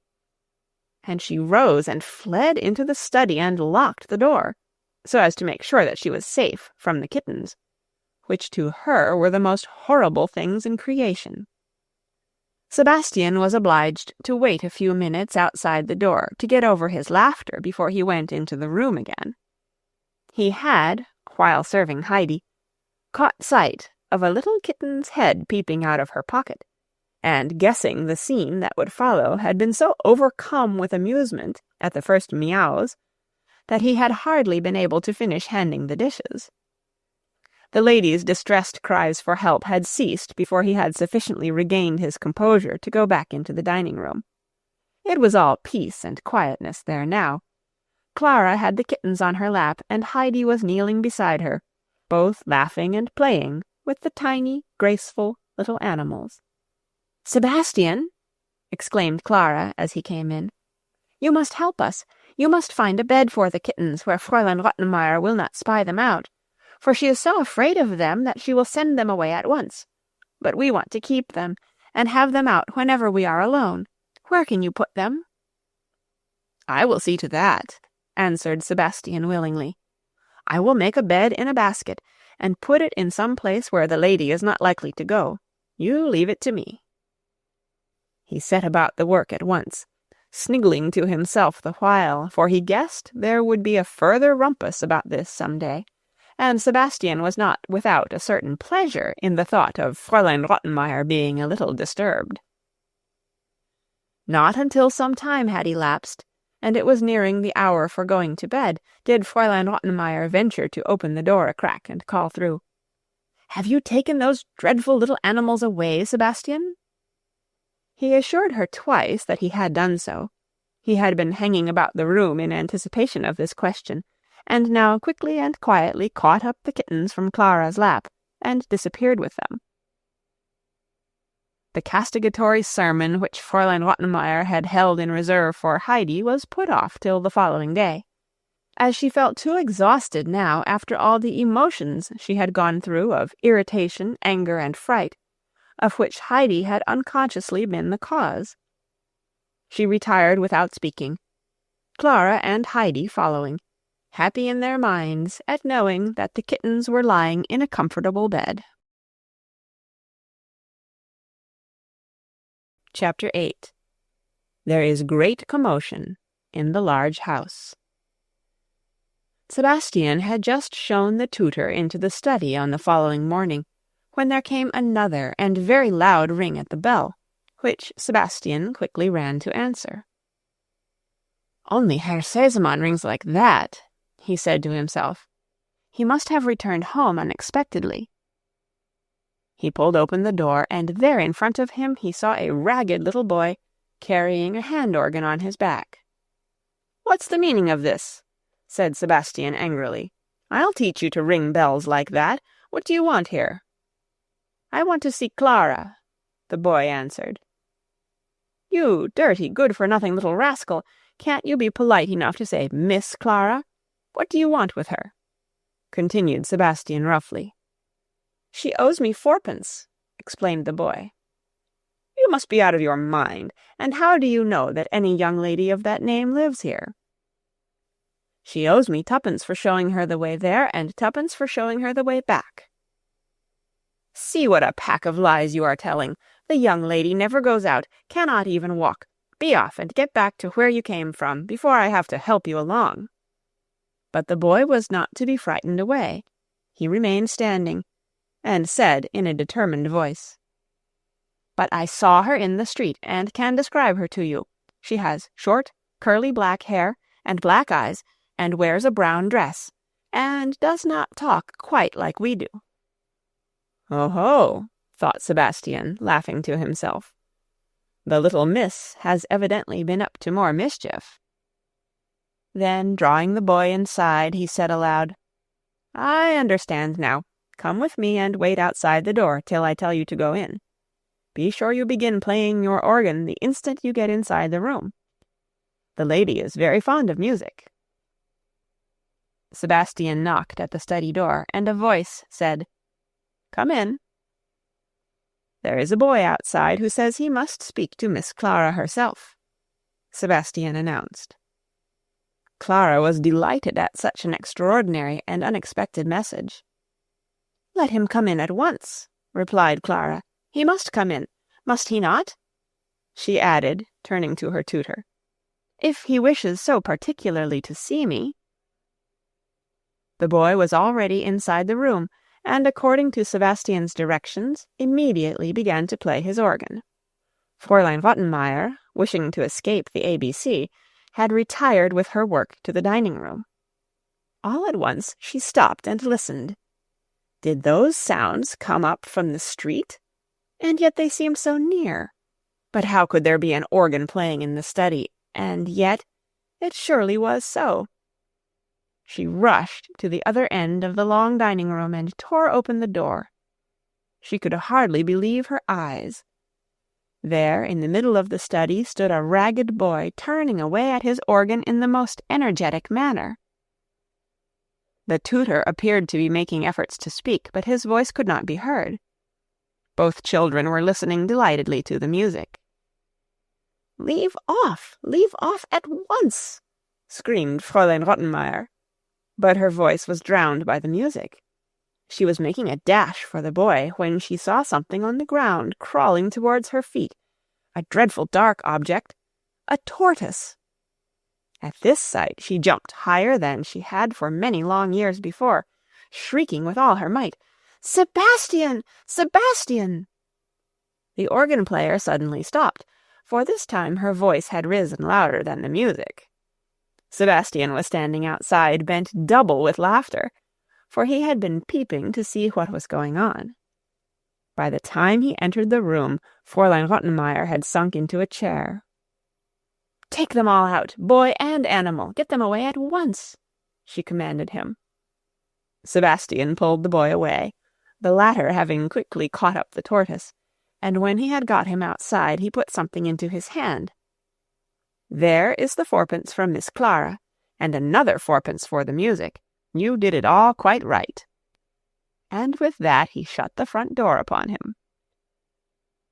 Quietness reigned again in the study, and lessons began once more. Fräulein Rottenmeier now took up her station in the study in order by her presence to prevent any further dreadful goings-on. But soon another knock came to the door, and Sebastian again stepped in. this time to say that someone had brought a large basket, with orders that it was to be given at once to Miss Clara. "For me?" said Clara in astonishment, her curiosity very much excited. "Bring it in at once, that I may see what it is like." Sebastian carried in a large covered basket, and retired. "I think the lessons had better be finished first before the basket is unpacked," said Fraulein Rottenmeier. Clara could not conceive what was in it, and cast longing glances towards it. In the middle of one of her declensions, she suddenly broke off and said to the tutor, "Mayn't I just give one peep inside to see what is in it before I go on?" "On some considerations I am for it, on others against it," he began in answer. "For it, on the ground that if your whole attention is directed to the basket—" But the speech remained unfinished. The cover of the basket was loose, and at this moment 1, 2, 3, and then 2 more, and again more kittens came suddenly tumbling onto the floor and racing about the room in every direction, and with such indescribable rapidity that it seemed as if the whole room was full of them. They jumped over the tutor's boots, bit at his trousers, climbed up Fraulein Rottenmeier's dress, rolled about her feet, sprang up onto Clara's couch, scratching, scrambling, and mewing. It was a sad scene of confusion. Clara, meanwhile, pleased with their gambols, kept on exclaiming, "Oh, the dear little things, how pretty they are! Look, Heidi, at this one. Look at that one over there." And Heidi, in her delight, kept running after them, first into one corner and then into the other. The tutor stood up by the table, not knowing what to do, lifting first his right foot and then his left to get it away from the scrambling, scratching kittens. Fraulein Rottenmeier was unable at first to speak at all, so overcome was she with horror, and she did not dare rise from her chair for fear that all the dreadful little animals should jump upon her at once. At last she found voice to call loudly, "Tinette! Tinette! Sebastian! Sebastian!" They came in answer to her summons and gathered up the kittens. By degrees they got them all inside the basket again, and then carried them off to put with the other 2. Today again there had been no opportunity for yawning. Late that evening, when Fraulein Rottenmeier had somewhat recovered from the excitement of the morning, she sent for the 2 servants, and examined them closely concerning the events of the morning. And then it came out that Heidi was at the bottom of them, everything being the result of her excursion of the day before. Fraulein Rottenmeier sat pale with indignation and did not know at first how to express her anger. Then she made a sign to Tinette and Sebastian to withdraw, and, turning to Heidi, who was standing by Clara's couch, quite unable to understand of what sin she had been guilty, began in a severe voice, "Adelheid, I know of only one punishment which will perhaps make you alive to your ill conduct, for you are an utter little barbarian, but we will see if we cannot tame you so that you shall not be guilty of such deeds again, by putting you in a dark cellar with the rats and black beetles." Heidi listened in silence and surprise to her sentence, for she had never seen a cellar such as was now described. The place known at her grandfather's as the cellar, where the fresh-made cheeses and the new milk were kept, was a pleasant and inviting place. Neither did she know at all what rats and black beetles were like. But now Clara interrupted in great distress. "No, no, Fraulein Rottenmeier, you must wait till Papa comes. He has written to say that he will soon be home, and then I will tell him everything, and he will say what is to be done with Heidi." Fraulein Rottenmeier could not do anything against this superior authority, especially as the father was really expected very shortly. She rose and said with some displeasure, "As you will, Clara, but I too shall have something to say to Herr Sesemann." And with that she left the room. 2 days now went by without further disturbance. Fraulein Rottenmeier, however, could not recover her equanimity, She was perpetually reminded by Heidi's presence of the deception that had been played upon her, and it seemed to her that ever since the child had come into the house everything had been topsy-turvy, and she could not bring things into proper order again. Clara had grown much more cheerful. She no longer found time hang heavy during the lesson hours, for Heidi was continually making a diversion of some kind or other. She jumbled all her letters up together and seemed quite unable to learn them, and when the tutor tried to draw her attention to their different shapes, and to help her by showing her that this was like a little horn, or that like a bird's bill, she would suddenly exclaim in a joyful voice, "That is a goat! That is a bird of prey!" For the tutor's descriptions suggested all kinds of pictures to her mind, but left her still incapable of the alphabet. In the later afternoons Heidi always sat with Clara, and then she would give the latter many and long descriptions of the mountain and of her life upon it, and the burning longing to return would become so overpowering that she always finished with the words, "Now I must go home. Tomorrow I must really go." But Clara would try to quiet her, and tell Heidi that she must wait till her father returned, and then they would see what was to be done.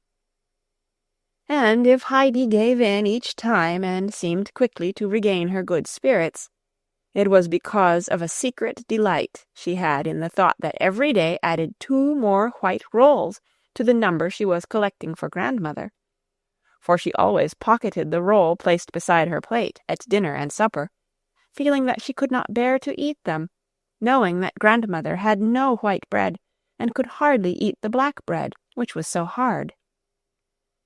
After dinner Heidi had to sit alone in her room for a couple of hours, for she understood now that she might not run about outside at Frankfurt as she did on the mountain, and so she did not attempt it.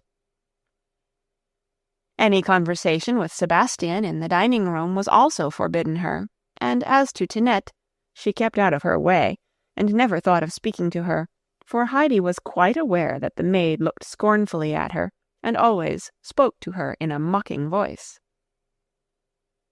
So Heidi had plenty of time from day to day to sit and picture how everything at home was now turning green, and how the yellow flowers were shining in the sun, and how all around lay bright in the warm sunshine the snow and the rocks, and the whole wide valley, and Heidi at times could hardly contain herself for the longing to be back home again. And Data had told her that she could go home whenever she liked. So it came about one day that Heidi felt she could not bear it any longer, and in haste she tied all the rolls up in her red shawl, put on her straw hat, and went downstairs. But just as she reached the hall door she met Fraulein Rottenmeier herself, just returning from a walk, which put a stop to Heidi's journey. Fraulein Rottenmeier stood still a moment, looking at her from top to toe in blank astonishment, her eye resting particularly on the red bundle. Then she broke out, "What have you dressed yourself like that for? What do you mean by this? Have I not strictly forbidden you to go running about in the streets? And here you are ready to start off again, and going out looking like a beggar." "I was not going to run about. I was going home," said Heidi, frightened. "What are you talking about? Going home? You want to go home?" exclaimed Fräulein Rottenmeier, her anger rising. "To run away like that? What would Herr Sesemann say if he knew? Take care that he never hears of this. And what is the matter with his house, I should like to know? Have you not been better treated than you deserved? Have you wanted for a thing? Have you ever in your life before had such a house to live in, such a table, or so many to wait upon you? Have you?" "No," replied Heidi. "I should think not, indeed," continued the exasperated lady. "You have everything you can possibly want here, and you are an ungrateful little thing. It's because you are too well off and comfortable that you have nothing to do but think what naughty thing you can do next." Then Heidi's feelings got the better of her, and she poured forth her trouble.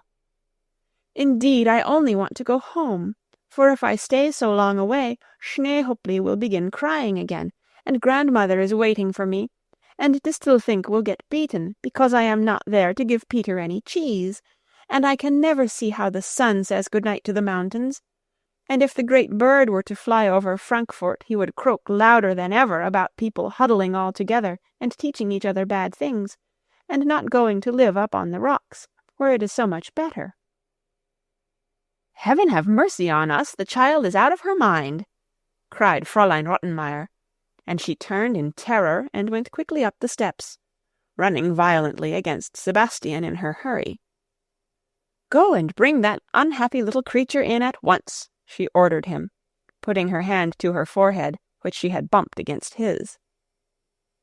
Sebastian did as he was told, rubbing his own head as he went, for he had received a still harder blow. Heidi had not moved. She stood with her eyes aflame and trembling all over with inward agitation. "What, got into trouble again?" said Sebastian in a cheerful voice. But when he looked more closely at Heidi and saw that she did not move, he put his hand kindly on her shoulder and said, trying to comfort her, "There, there, don't take it to heart so much. Keep up your spirits, that is the great thing. She has nearly made a hole in my head, but don't let her bully you."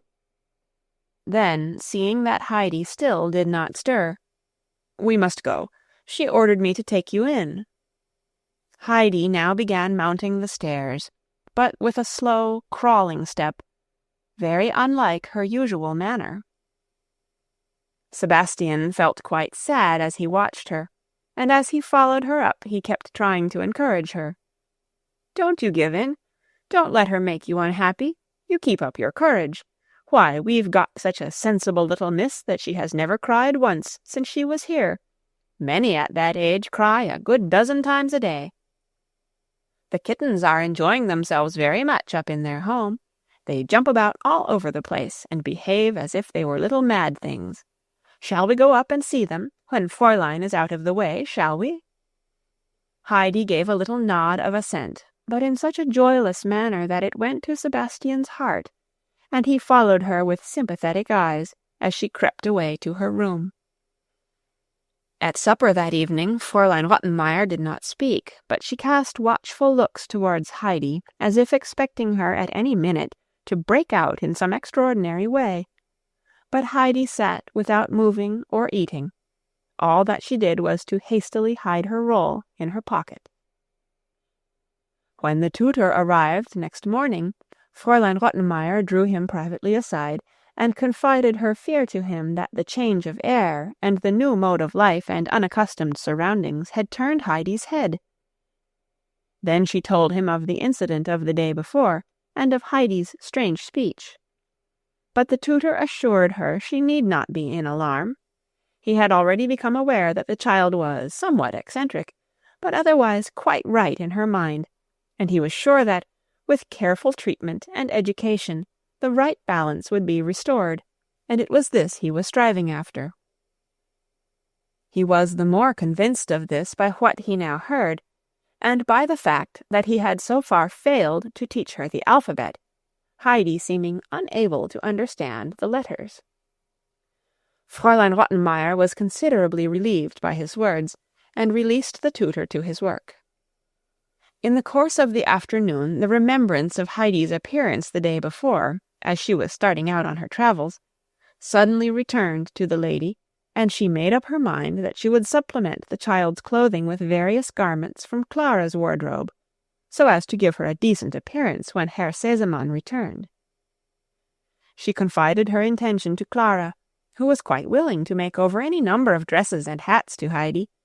So the lady went upstairs to overhaul the child's belongings and see what was to be kept and what thrown away. She returned, however, in the course of a few minutes, with an expression of horror upon her face.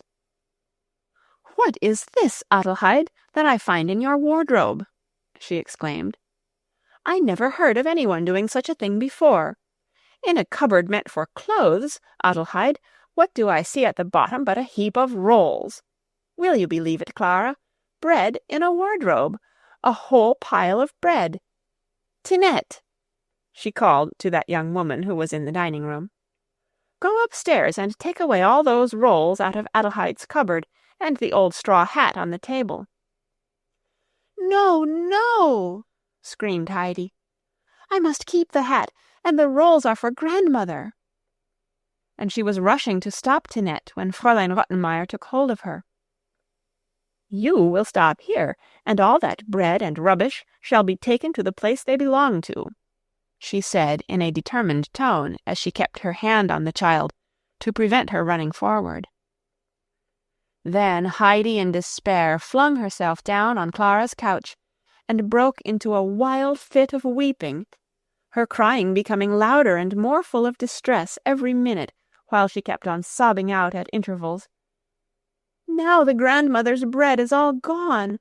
They were all for grandmother, and now they are taken away, and grandmother won't have one." And she wept as if her heart would break. Fräulein Rottenmeier ran out of the room. Clara was distressed and alarmed at the child's crying. "Heidi, Heidi," she said imploringly, "pray do not cry so. Listen to me. Don't be so unhappy.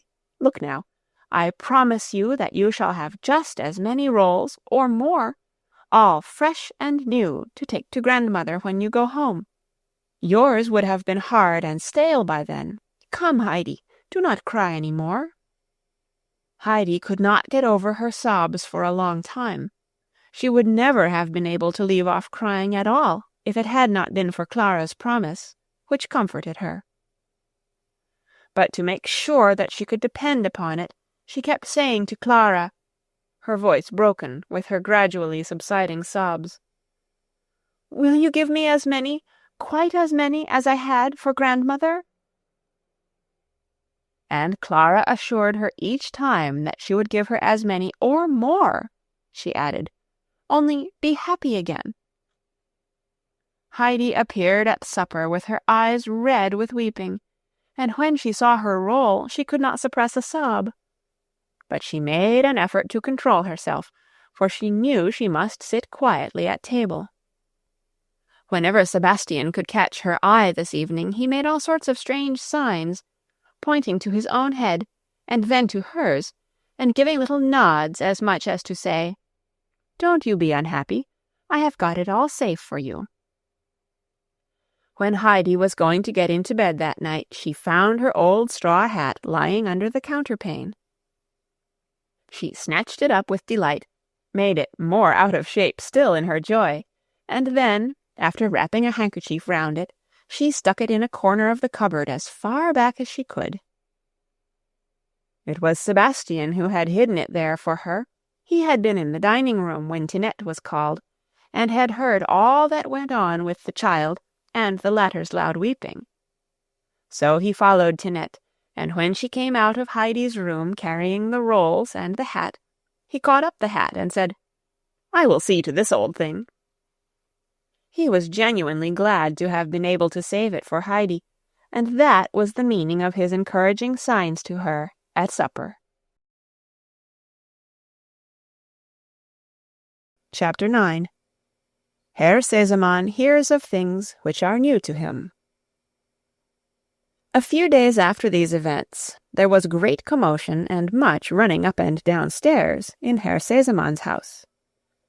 The master had just returned, and Sebastian and Tinette were busy carrying up one package after another from the carriage, for Herr Sesemann always brought back a lot of pretty things for his home. He himself had not waited to do anything before going in to see his daughter. Heidi was sitting beside her, for it was late afternoon when the two were always together. Father and daughter greeted each other with warm affection, for they were deeply attached to one another. Then he held out his hand to Heidi, who had stolen away into the corner, and said kindly to her, "And this is our little Swiss girl. Come and shake hands with me. That's right. Now tell me, are Clara and you good friends with one another, or do you get angry and quarrel, and then cry and make it up, and then start quarreling again on the next occasion?" "No, Clara is always kind to me," answered Heidi. "And Heidi?" put in Clara quickly. "Has not once tried to quarrel."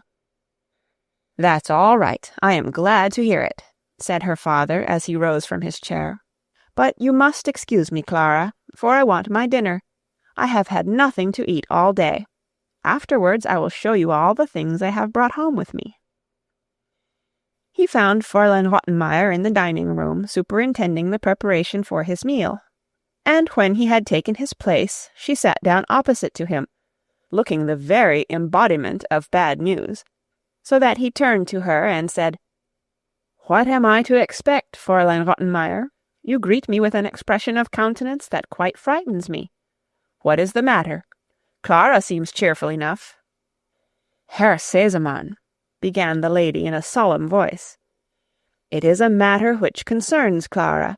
We have been frightfully imposed upon." "Indeed? In what way?" asked Herr Sesemann, as he went on calmly drinking his wine. "We had decided, as you remember, to get a companion for Clara, and as I knew how anxious you were to have only those who were well behaved and nicely brought up about her, I thought I would look for a little Swiss girl, as I hoped to find such a one as I have often read about, who, born as it were of the mountain air, lives and moves without touching the earth." "Still, I think even a Swiss child would have to touch the earth if she wanted to go anywhere," remarked Herr Sesemann. "Otherwise they would have been given wings instead of feet." "Ah, Herr Sesemann, you know what I mean," continued Fraulein Rottenmeier. "I mean one so at home among the living creatures of the high, pure mountain regions, that she would be like some idealistic being from another world among us." "And what could Clara do with such an idealistic being as you describe, Fraulein Rottenmeier?" "I am not joking, Herr Sesemann. The matter is a more serious one than you think. I have been shockingly, disgracefully imposed upon." "But how? What is there shocking and disgraceful? I see nothing shocking in the child," remarked Herr Sesemann quietly. "If you only knew of one thing she has done, if you only knew of the kind of people and animals she has brought into the house during your absence. The tutor can tell you more about that." "Animals? What am I to understand by animals, Fraulein Rottenmeier?" "It is past understanding. The whole behavior of the child would be past understanding, if it were not that at times she is evidently not in her right mind." Herr Sesemann had attached very little importance to what was told him up till now. But not in her right mind. That was more serious, and might be prejudicial to his own child. Herr Sesemann looked very narrowly at the lady opposite to assure himself that the mental aberration was not on her side. At that moment the door opened, and the tutor was announced. "Ah, here is someone," exclaimed Herr Sesemann, "who will help to clear up matters for me. Take a seat," he continued as he held out his hand to the tutor. "You will drink a cup of coffee with me, no ceremony, I pray. And now tell me, what is the matter with this child that has come to be a companion to my daughter? What is this strange thing I hear about her bringing animals into the house? And is she in her right senses?" The tutor felt he must begin with expressing his pleasure at Herr Sesemann's return, and with explaining that he had come in on purpose to give him welcome. But Herr Sesemann begged him to explain without delay the meaning of all he had heard about Heidi. The tutor started in his usual style. "If I must give my opinion about this little girl, I should like first to state that, if on one side there is a lack of development which has been caused by the more or less careless way in which she has been brought up, or rather by the neglect of her education when young, and by the solitary life she has led on the mountain, which is not wholly to be condemned, on the contrary, such a life has undoubtedly some advantages in it, if not allowed to overstep a certain limit of time." "My good friend," interrupted Herr Sesemann, "you are giving yourself more trouble than you need. I only want to know if the child has caused you alarm by any animals she has brought into the house, and what your opinion is altogether as to her being a fit companion or not for my daughter. I should not like in any way to prejudice you against her, began the tutor once more. For if on the one hand there is a certain inexperience of the ways of society, owing to the uncivilized life she led up to the time of her removal to Frankfurt, on the other hand, she is endowed with certain good qualities, and, taken on the whole— Excuse me, my dear sir, do not disturb yourself, but I think my daughter will be wanting me. And with that, Herr Sesemann quickly left the room and took care not to return. He sat himself down beside his daughter in the study, and then, turning to Heidi, who had risen, "Little one, will you fetch me—" he began, and then paused, for he could not think what to ask for, but he wanted to get the child out of the room for a little while.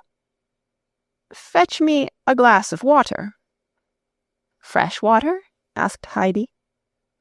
Yes, as fresh as you can get it," he answered. Heidi disappeared on the spot. "And now, my dear little Clara," he said, drawing his chair nearer and laying her hand in his, "answer my questions clearly and intelligibly. What kind of animals has your little companion brought into the house, and why does Fraulein Rottenmeier think that she is not always in her right mind?" Clara had no difficulty in answering. The alarmed lady had spoken to her also about Heidi's wild manner of talking, but Clara had not been able to put a meaning to it. She told her father everything about the tortoise and the kittens, and explained to him what Heidi had said the day Fraulein Rottenmeier had been put in such a fright. Herr Sesemann laughed heartily at her recital. "So you do not want me to send the child home again?" he asked. "You are not tired of having her here?" "Oh, no, no!" Clara exclaimed. "Please do not send her away.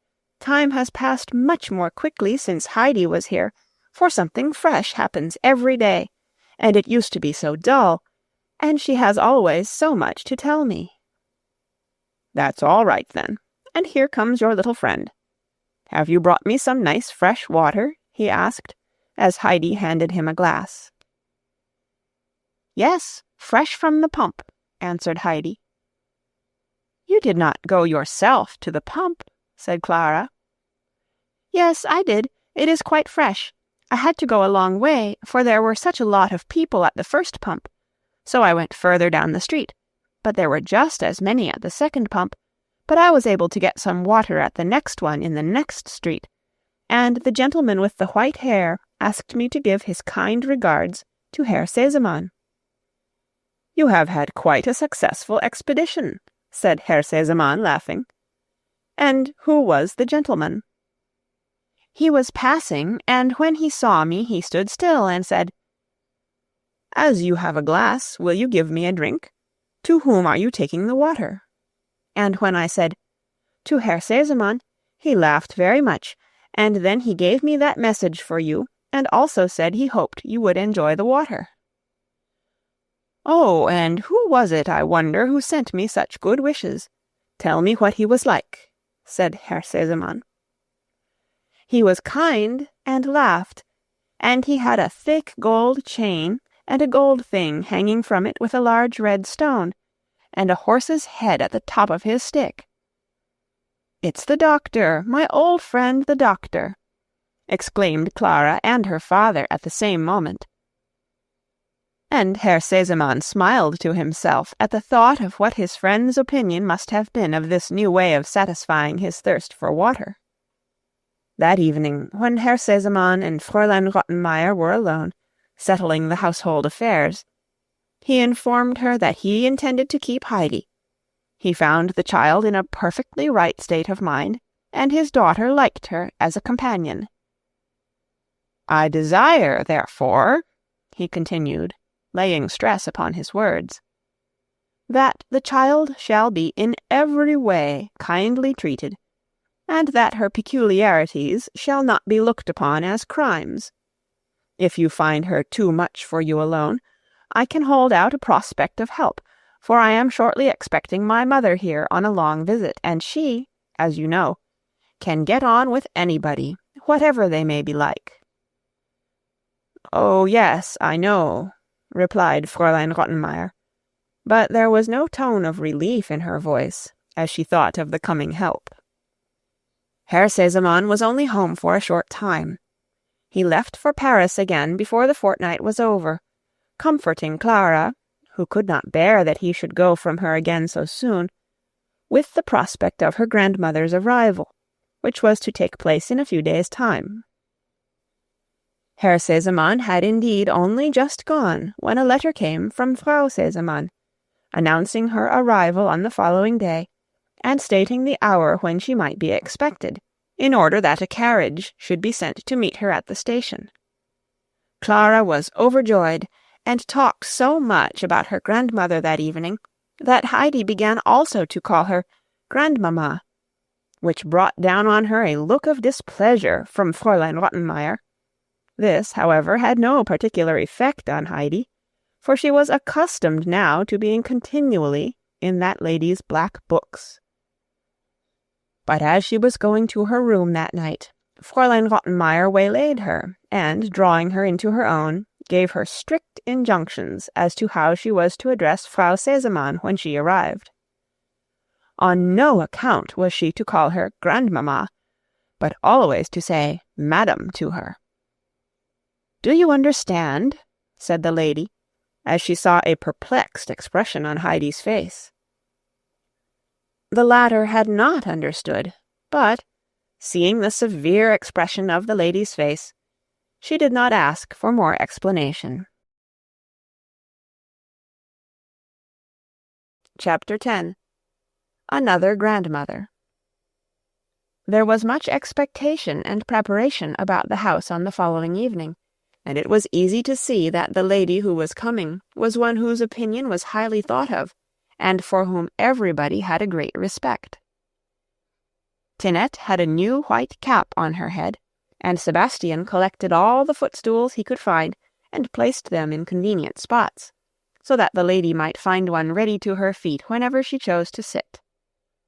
Fräulein Rottenmeier went about surveying everything, very upright and dignified, as if to show that, though a rival power was expected, her own authority was not going to be extinguished. And now the carriage came driving up to the door, and Tinette and Sebastian ran down the steps, followed with a slower and more stately step by the lady, who advanced to greet the guest. Heidi had been sent up to her room and ordered to remain there until called down, as the grandmother would certainly like to see Clara alone first. Heidi sat herself down in a corner and repeated her instructions over to herself. She had not to wait long before Tinette put her head in and said abruptly, "Go downstairs into the study." Heidi had not dared to ask Fräulein Rottenmeier again how she was to address the grandmother. She thought the lady had perhaps made a mistake, for she had never heard anyone called by other than their right name. As she opened the study door, she heard a kind voice say, "Ah, here comes the child. Come along in, and let me have a good look at you." Heidi walked up to her and said very distinctly, in her clear voice, "Good evening," and then, wishing to follow her instructions, called her what would be in English, Mrs. Madam. "Well," said the grandmother, laughing, "is that how they address people in your home on the mountain?" "No," replied Heidi gravely. "I never knew anyone with that name before."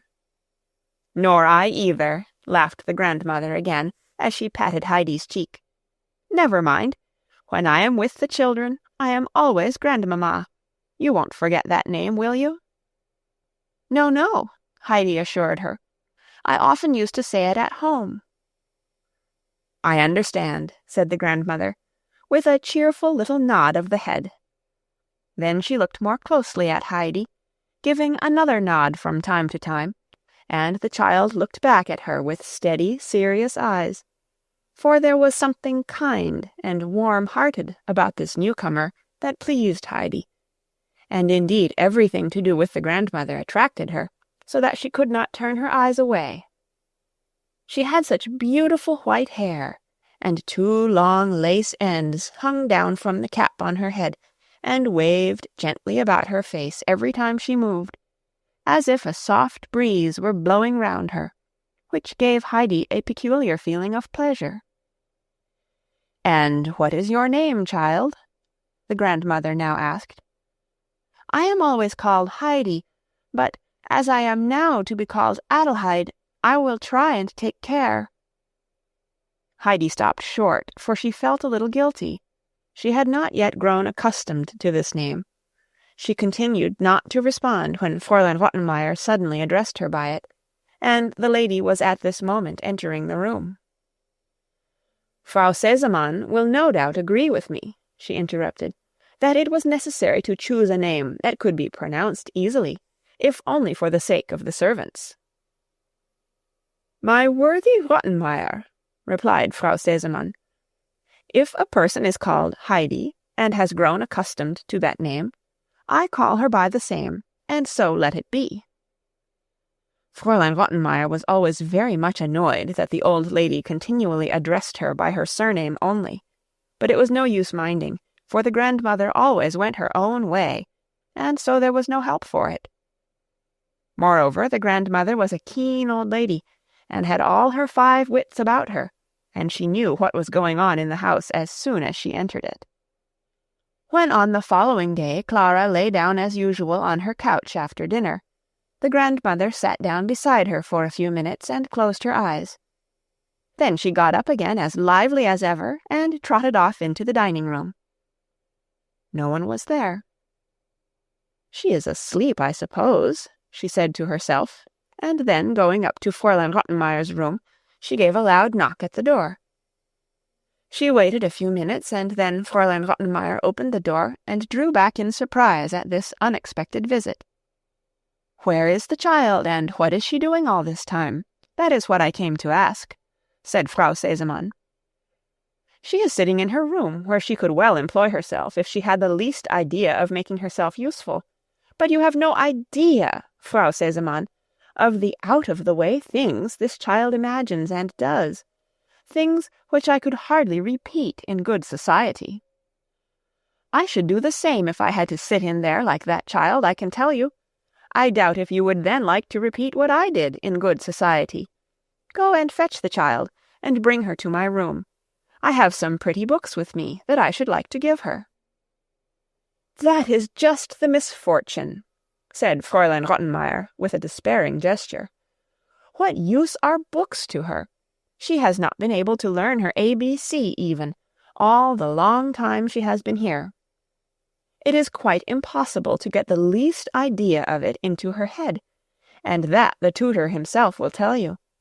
If he had not the patience of an angel, he would have given up teaching her long ago." "That is very strange," said Frau Sesemann. "She does not look to me like a child who would be unable to learn her alphabet. However, bring her now to me. She can at least amuse herself with the pictures in the books." Fraulein Rottenmeier was prepared with some further remarks, but the grandmother had turned away and gone quickly towards her own room. She was surprised at what she had been told about Heidi's incapacity for learning, and determined to find out more concerning this matter, not by inquiries from the tutor, however, although she esteemed him highly for his uprightness of character. She had always a friendly greeting for him, but always avoided being drawn into conversation with him, for she found his style of talk somewhat wearisome. Heidi now appeared and gazed with open-eyed delight and wonder at the beautiful colored pictures in the books which the grandmother gave her to look at. All of a sudden, as the latter turned over one of the pages to a fresh picture, the child gave a cry. For a moment or two she looked at it with brightening eyes. Then the tears began to fall, and at last she burst into sobs. The grandmother looked at the picture. It represented a green pasture, full of young animals, some grazing and others nibbling at the shrubs. In the middle was a shepherd leaning upon his staff and looking on at his happy flock. The whole scene was bathed in golden light, for the sun was just sinking below the horizon. The grandmother laid her hand kindly on Heidi's. "Don't cry, dear child, don't cry," she said. "The picture has reminded you perhaps of something, but see, there is a beautiful tale to the picture which I will tell you this evening, and there are other nice tales of all kinds to read and to tell again. But now we must have a little talk together, so dry your tears and come and stand in front of me, so that I may see you well. There, now we are happy again." But it was some little time before Heidi could overcome her sobs. The grandmother gave her time to recover herself, saying cheering words to her now and then. "There, it's all right now, and we are quite happy again." When at last she saw that Heidi was growing calmer, she said, "Now I want you to tell me something. How are you getting on in your school time? Do you like your lessons? And have you learnt a great deal?" "Oh, no," replied Heidi, sighing. "But I knew beforehand that it was not possible to learn." "What is it you think impossible to learn?" "Why, to read. It is too difficult." "You don't say so. And who told you that?" "Peter told me, and he knew all about it, for he had tried and could not learn it." "Peter must be a very odd boy, then. But listen, Heidi, we must not always go by what Peter says. We must try for ourselves. I am certain that you did not give all your attention to the tutor when he was trying to teach you your letters." "It's of no use," said Heidi in the tone of one who was ready to endure what could not be cured. "Listen to what I have to say," continued the grandmother. "You have not been able to learn your alphabet because you believed what Peter said. But now you must believe what I tell you, and I tell you that you can learn to read in a very little while, as many other children do, who are made like you and not like Peter. And now hear what comes after. You see that picture with the shepherd and the animals? Well, as soon as you are able to read, you shall have that book for your own. And then you will know all about the sheep and the goats, and what the shepherd did, and the wonderful things that happened to him, just as if someone were telling you the whole tale. You will like to hear all about that, won't you?" Heidi had listened with eager attention to the grandmother's words, and now, with a sigh, exclaimed, "Oh, if only I could read now!" "It won't take you long now to learn, that I can see. And now we must go down to Clara. Bring the books with you." And, hand in hand, the two returned to the study. Since the day when Heidi had so longed to go home, and Fraulein Rottenmeier had met her and scolded her on the steps, and told her how wicked and ungrateful she was to try and run away, and what a good thing it was that Herr Sesemann knew nothing about it, a change had come over the child. She had at last understood that day that she could not go home when she wished, as Dete had told her, but that she would have to stay on in Frankfurt for a long, long time, perhaps forever. She had also understood that Herr Sesemann would think it ungrateful of her if she wished to leave, and she believed that the grandmother and Clara would think the same. So there was nobody to whom she dared confide her longing to go home, for she would not for the world have given the grandmother, who was so kind to her, any reason for being as angry with her as Fraulein Rottenmeier had been. But the weight of trouble on the little heart grew heavier and heavier. She could no longer eat her food, and every day she grew a little paler. She lay awake for long hours at night, for as soon as she was alone and everything was still around her, the picture of the mountain with its sunshine and flowers rose vividly before her eyes. And when at last she fell asleep, it was to dream of the rocks and the snow-field turning crimson in the evening light. And waking in the morning, she would think herself back at the hut and prepare to run joyfully out into the sun. And then there was her large bed, and here she was in Frankfurt, far, far away from home. And Heidi would often lay her face down on the pillow and weep long and quietly, so that no one might hear her. Heidi's unhappiness did not escape the grandmother's notice. She let some days go by to see if the child grew brighter and lost her downcast appearance. But, as matters did not mend, and she saw that many mornings Heidi had evidently been crying before she came downstairs, she took her again into her room one day, and, drawing the child to her, said, "Now tell me, Heidi, what is the matter? Are you in trouble?" But Heidi, afraid if she told the truth that the grandmother would think her ungrateful, and would then leave off being so kind to her, answered, "Can't tell you." "Well, could you tell Clara about it?" "Oh, no, I cannot tell anyone," said Heidi, in so positive a tone, and with a look of such trouble on her face, that the grandmother felt full of pity for the child. "Then, dear child, let me tell you what to do. You know that when we are in great trouble and cannot speak about it to anybody, we must turn to God and pray Him to help, for He can deliver us from every care that oppresses us. You understand that, do you not? You say your prayers every evening to the dear God in heaven, and thank Him for all He has done for you, and pray Him to keep you from all evil, do you not?" "No, I never say any prayers," answered Heidi. "Have you never been taught to pray, Heidi? Do you not know even what it means?" "I used to say prayers with the first grandmother, but that is a long time ago, and I have forgotten them."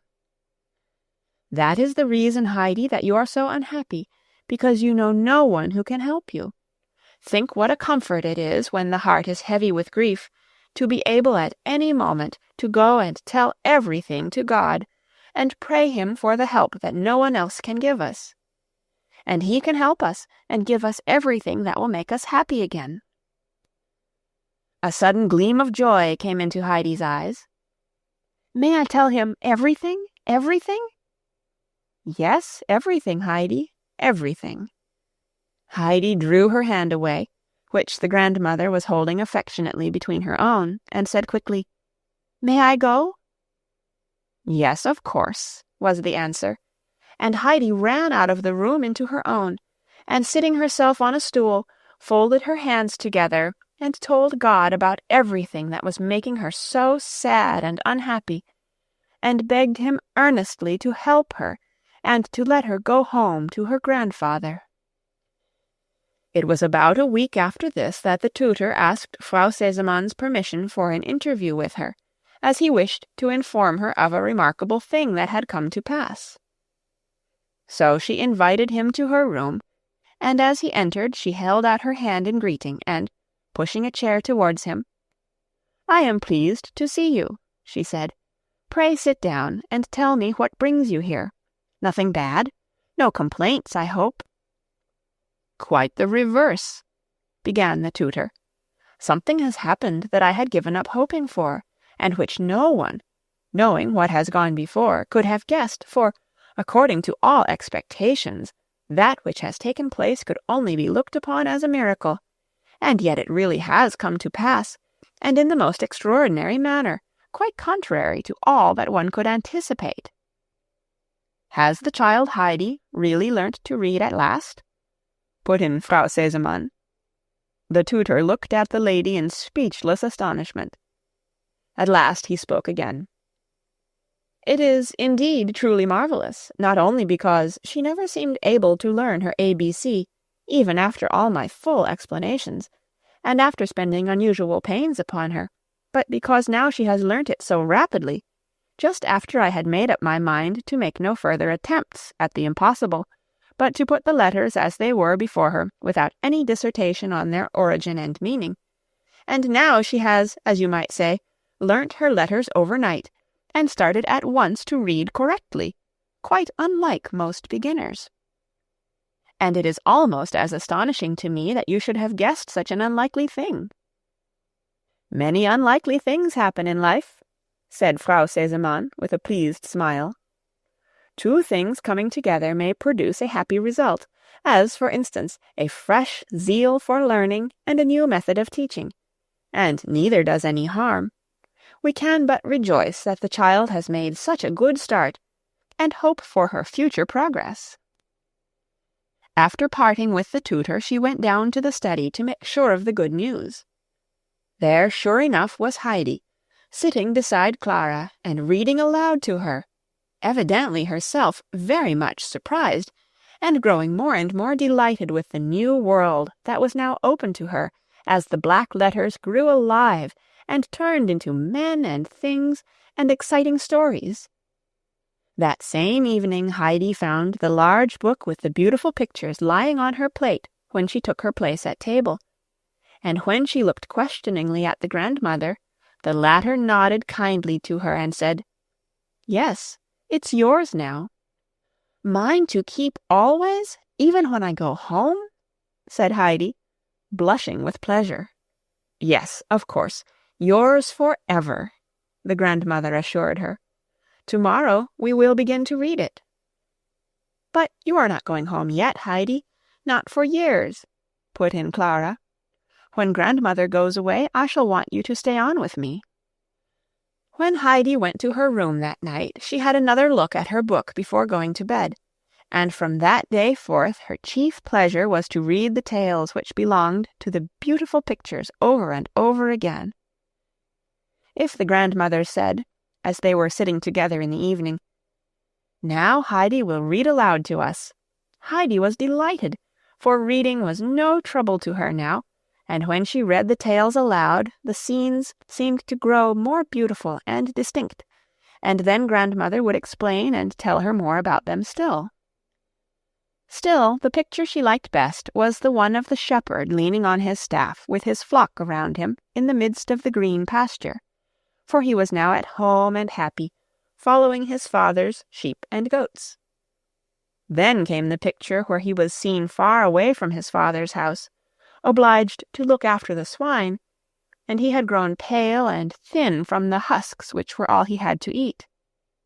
Even the sun seemed here to be less bright, and everything looked grey and misty. But there was the third picture still to this tale. Here was the old father with outstretched arms running to meet and embrace his returning and repentant son, who was advancing timidly, worn out and emaciated, and clad in a ragged coat. That was Heidi's favorite tale, which she read over and over again, aloud and to herself, and she was never tired of hearing the grandmother explain it to her and Clara. But there were other tales in the book besides, and what with reading and looking at the pictures, the days passed quickly away, and the time drew near for the grandmother to return home. Chapter 11. Heidi gains in one way and loses in another. Every afternoon during her visit, the grandmother went and sat down for a few minutes beside Clara after dinner, when the latter was resting, and Fraulein Rottenmeier, probably for the same reason, had disappeared inside her room. But 5 minutes sufficed her, and then she was up again, and Heidi was sent for to her room, and there she would talk to the child and employ and amuse her in all sorts of ways. The grandmother had a lot of pretty dolls, and she showed Heidi how to make dresses and pinafores for them, so that Heidi learnt how to sew and to make all sorts of beautiful clothes for the little people out of a wonderful collection of pieces that grandmother had by her, of every describable and lovely color. And then grandmother liked to hear her read aloud, and the oftener Heidi read her tales, the fonder she grew of them. She entered into the lives of all the people she read about, so that they became like dear friends to her, and it delighted her more and more to be with them. But still Heidi never looked really happy, and her bright eyes were no longer to be seen. It was the last week of the grandmother's visit. She called Heidi into her room as usual one day after dinner, and the child came with her book under her arm. The grandmother called her to come close, and then, laying the book aside, said, "Now, child, tell me why you are not happy. Have you still the same trouble at heart?" Heidi nodded in reply. "Have you told God about it?" "Yes." And do you pray every day that he will make things right, and that you may be happy again?" "No, I have left off praying." "Do not tell me that, Heidi. Why have you left off praying?" "It is of no use. God does not listen," Heidi went on, in an agitated voice. "And I can understand that when there are so many, many people in Frankfurt praying to him every evening, that he cannot attend to them all, and he certainly has not heard what I said to him." "And why are you so sure of that, Heidi?" "Because I have prayed for the same thing every day for weeks, and yet God has not done what I asked." "You are wrong, Heidi. You must not think of him like that. God is a good father to us all, and knows better than we do what is good for us. If we ask him for something that is not good for us, he does not give it, but something better still, if only we will continue to pray earnestly, and do not run away and lose our trust in him. God did not think what you have been praying for was good for you just now, but be sure he heard you, for he can hear and see everyone at the same time, because he is a God, and not a human being like you and me. And because he thought it was better for you not to have at once what you wanted, he said to himself, 'Yes, Heidi shall have what she asks for, but not until the right time comes, so that she may be quite happy. If I do what she wants now, and then one day she sees that it would have been better for her not to have had her own way, she will cry and say, "If only God had not given me what I asked for. It is not so good as I expected."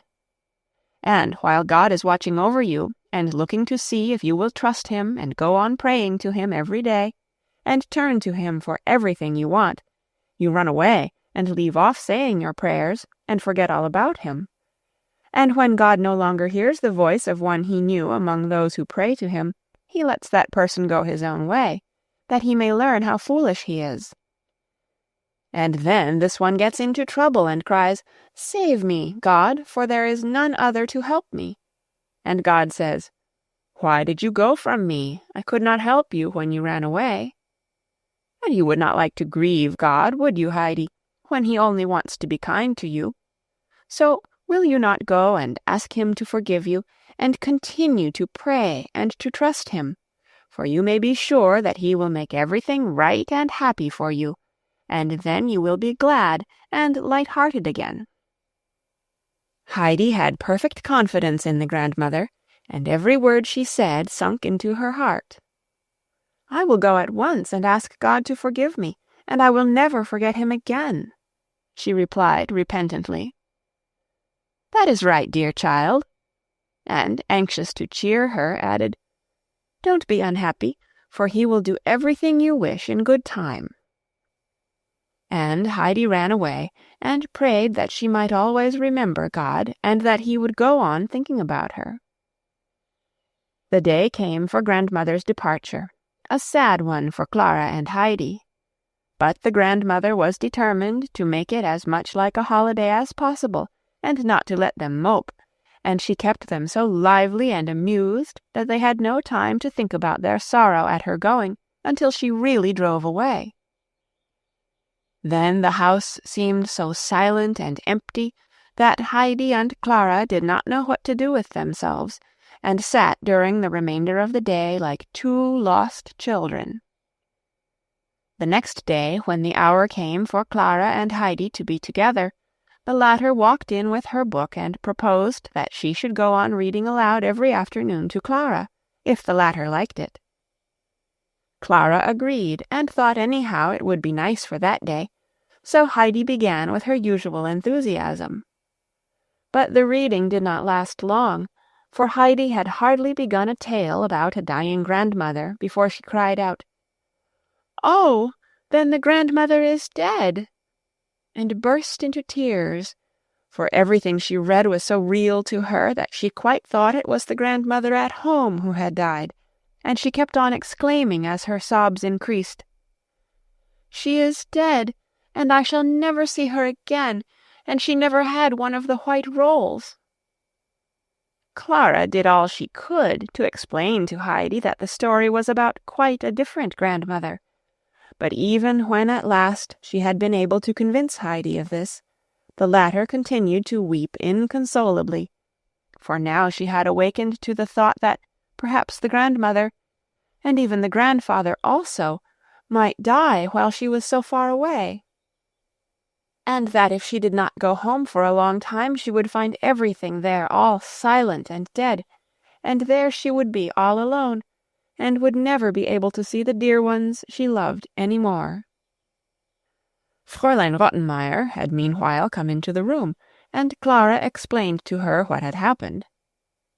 As Heidi continued her weeping, the lady, who was evidently getting impatient with her, went up to Heidi and said with decision, "Now, Adelheid, that is enough of all this causeless lamentation.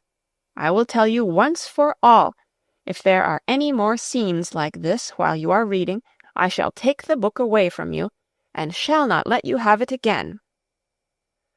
Her words had immediate effect on Heidi, who turned pale with fear. The book was her one great treasure.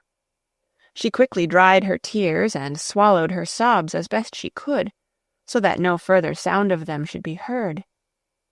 The threat did its work, for Heidi never cried aloud again, whatever she might be reading, but she had often to struggle hard to keep back her tears, so that Clara would look at her and say, "What faces you are making, Heidi! I never saw anything like it."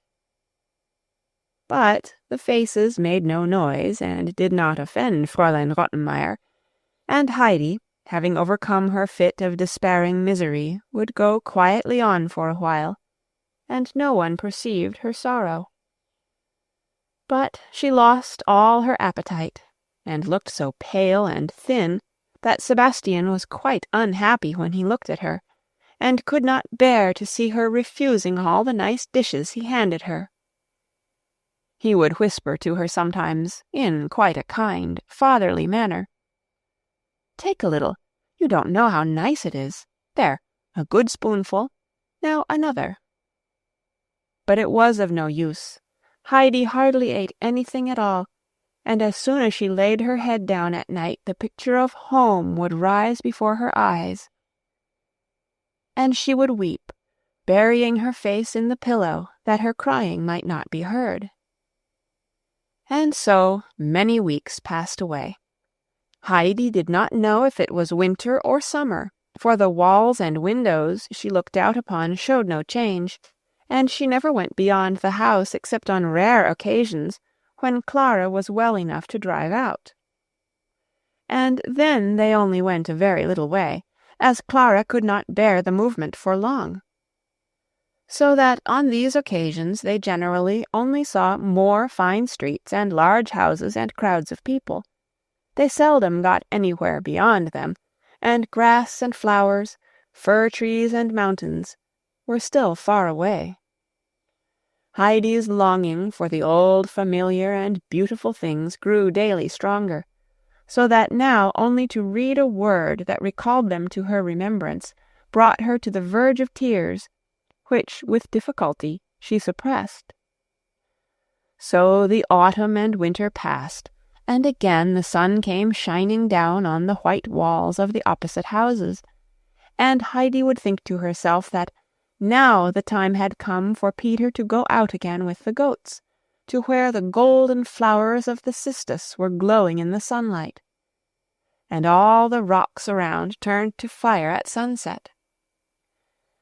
Heidi would go and sit in a corner of her lonely room, and put her hands up to her eyes that she might not see the sun shining on the opposite wall, and then she would remain without moving, battling silently with her terrible homesickness, until Clara sent for her again.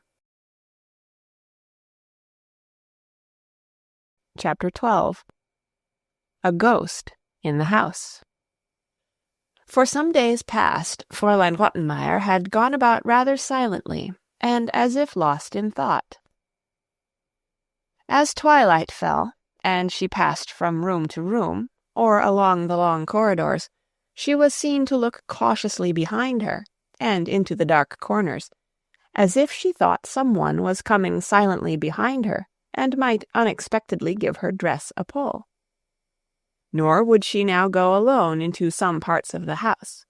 If she visited the upper floor where the grand guest chambers were, or had to go down into the large mysterious council chamber, where every footstep echoed, and the old senators with their big white collars looked down so solemnly and immovably from their frames, she regularly called Tinette to accompany her, in case, as she said, there might be something to carry up or down.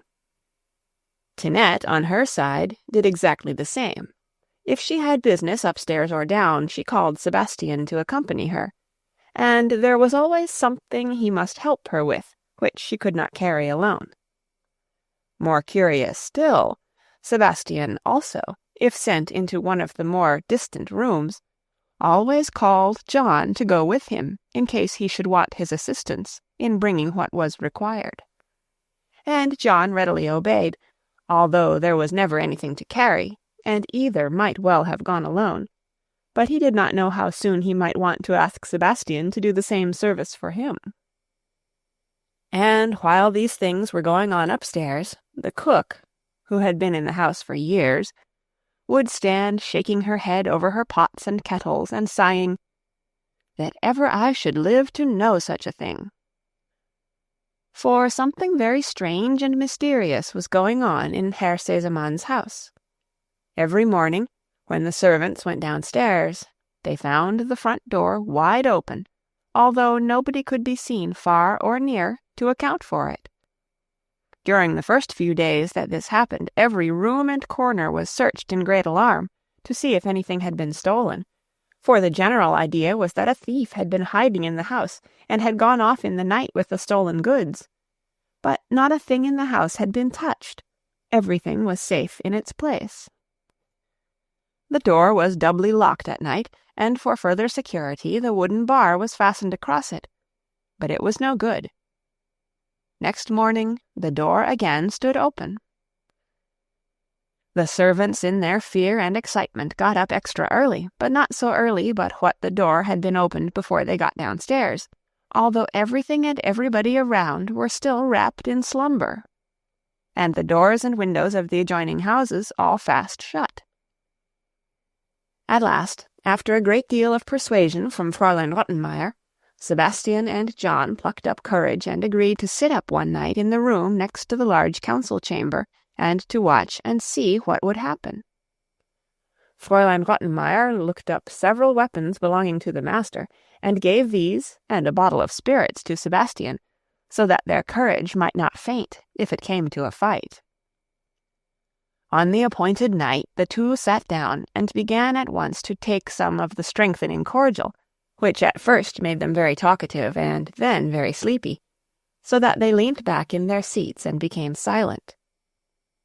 As midnight struck, Sebastian roused himself and called to his companion, who, however, was not easy to wake, and kept rolling his head first to one side and then the other, and continuing to sleep.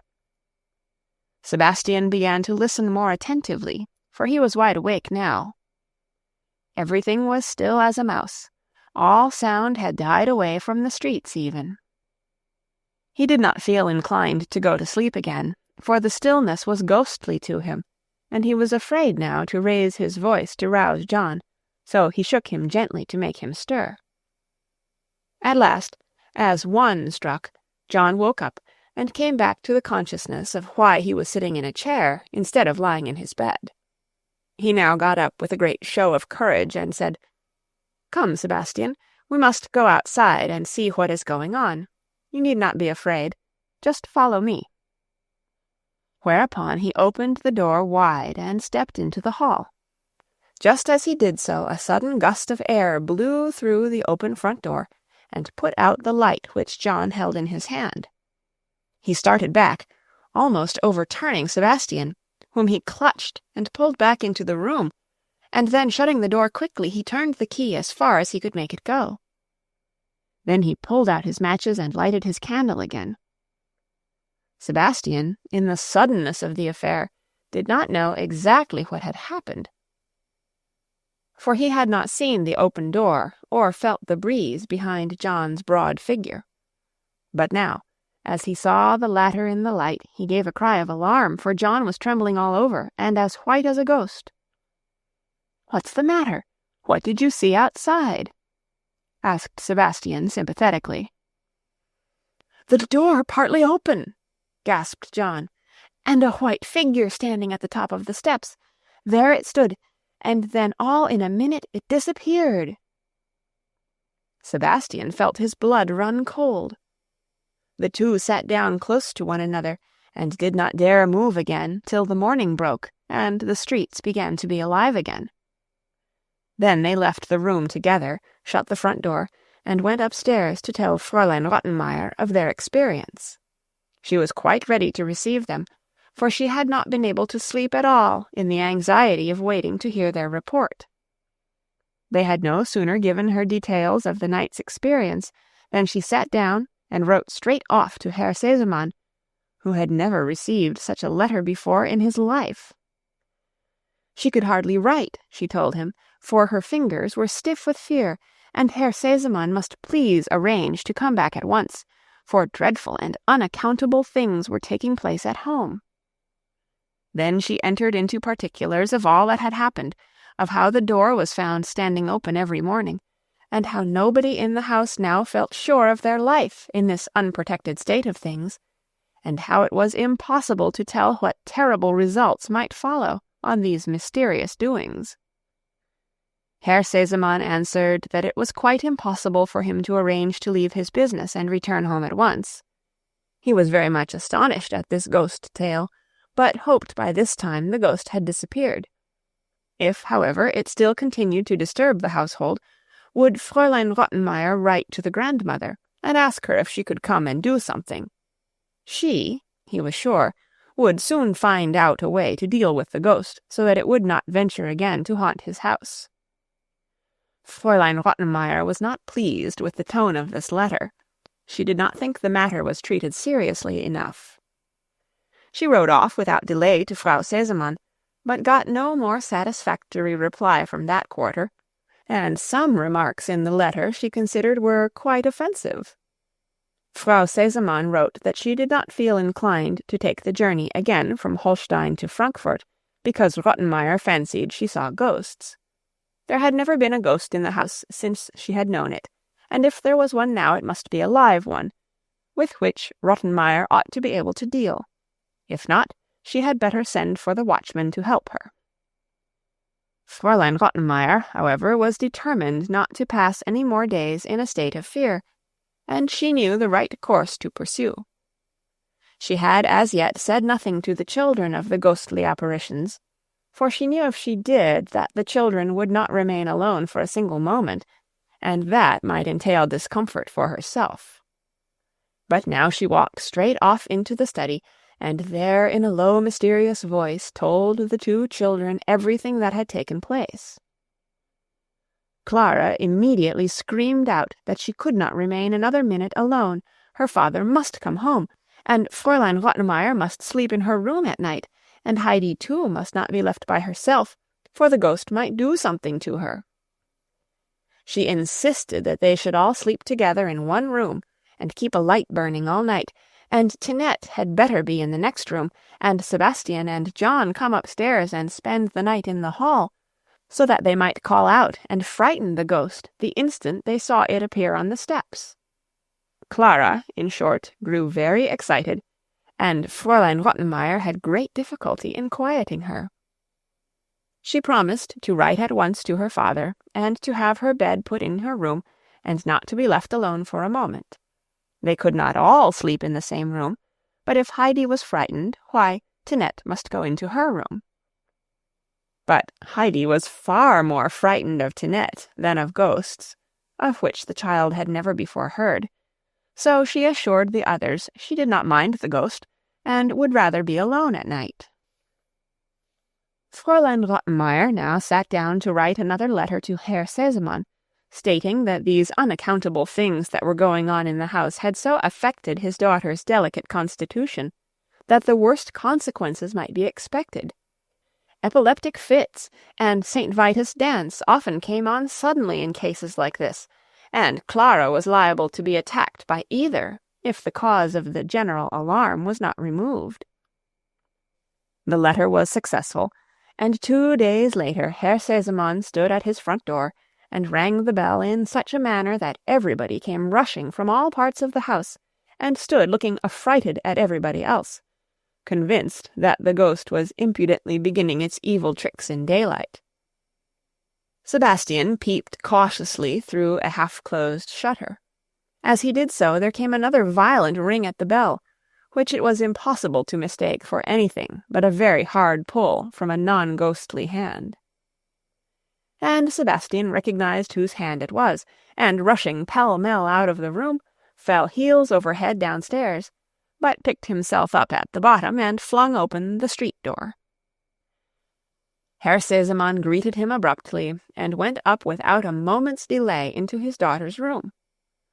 Clara greeted him with a cry of joy, and seeing her so lively and apparently as well as ever, his face cleared, and the frown of anxiety passed gradually away from it, as he heard from his daughter's own lips that she had nothing the matter with her, and moreover was so delighted to see him that she was quite glad about the ghost, as it was the cause of bringing him home again.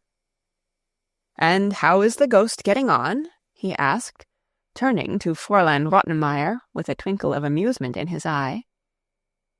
"It is no joke, I assure you," replied that lady.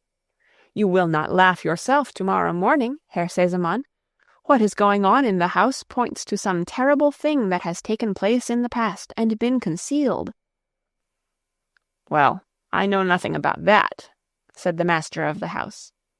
"But I must beg you not to bring suspicion on my worthy ancestors.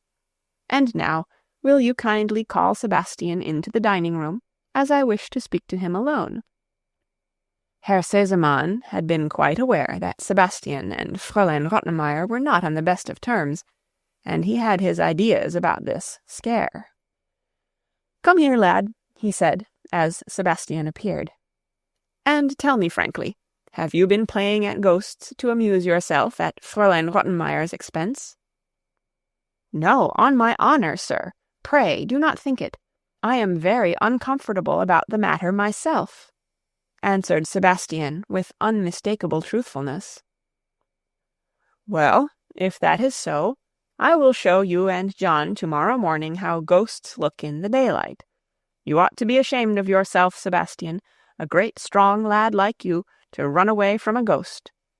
But now go and take a message to my old friend the doctor. Give him my kind regards, and ask him if he will come to me tonight at 9 o'clock without fail.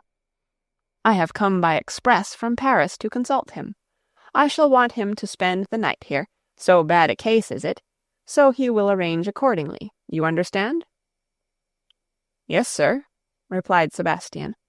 "I will see to the matter as you wish." Then Herr Sesemann returned to Clara, and begged her to have no more fear, as he would soon find out all about the ghost and put an end to it. Punctually at 9 o'clock, after the children had gone to bed and Fraulein Rottenmeier had retired, the doctor arrived.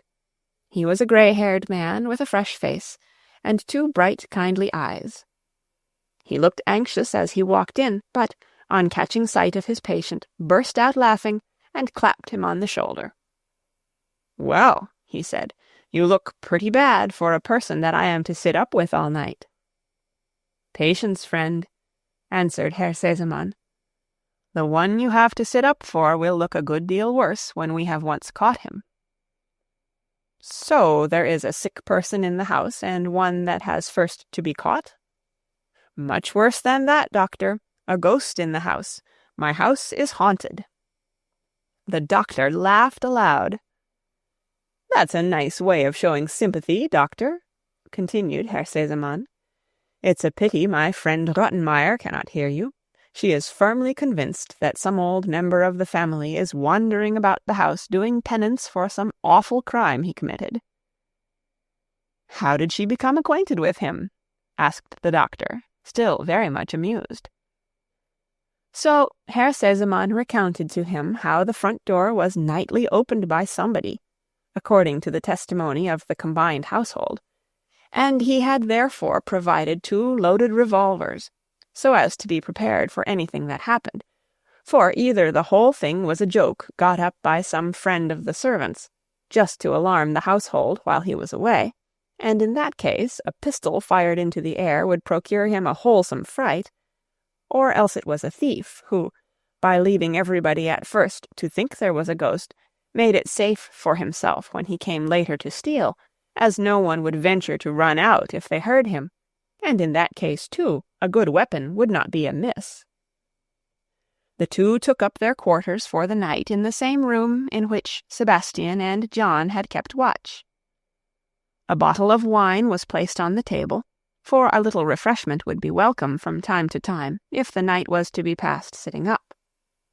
Beside it lay the two revolvers, and two good-sized candles had also been lighted, for Herr Sesemann was determined not to wait for ghosts in any half-light. The door was shut close to prevent the light being seen in the hall outside, which might frighten away the ghost. And now the two gentlemen sat comfortably back in the armchairs and began talking of all sorts of things, now and then pausing to take a good draught of wine, and so 12 o'clock struck before they were aware. "The ghost has got scent of us, and is keeping away tonight," said the doctor. "Wait a bit. It does not generally appear before 1 o'clock," answered his friend. They started talking again. 1 o'clock struck. There was not a sound about the house, nor in the street outside. Suddenly the doctor lifted his finger. "Hush, Sesemann, don't you hear something?" They both listened, and they distinctly heard the bar softly pushed aside, and then the key turned in the lock, and the door opened. Herr Sesemann put out his hand for his revolver. "You are not afraid, are you?" said the doctor as he stood up.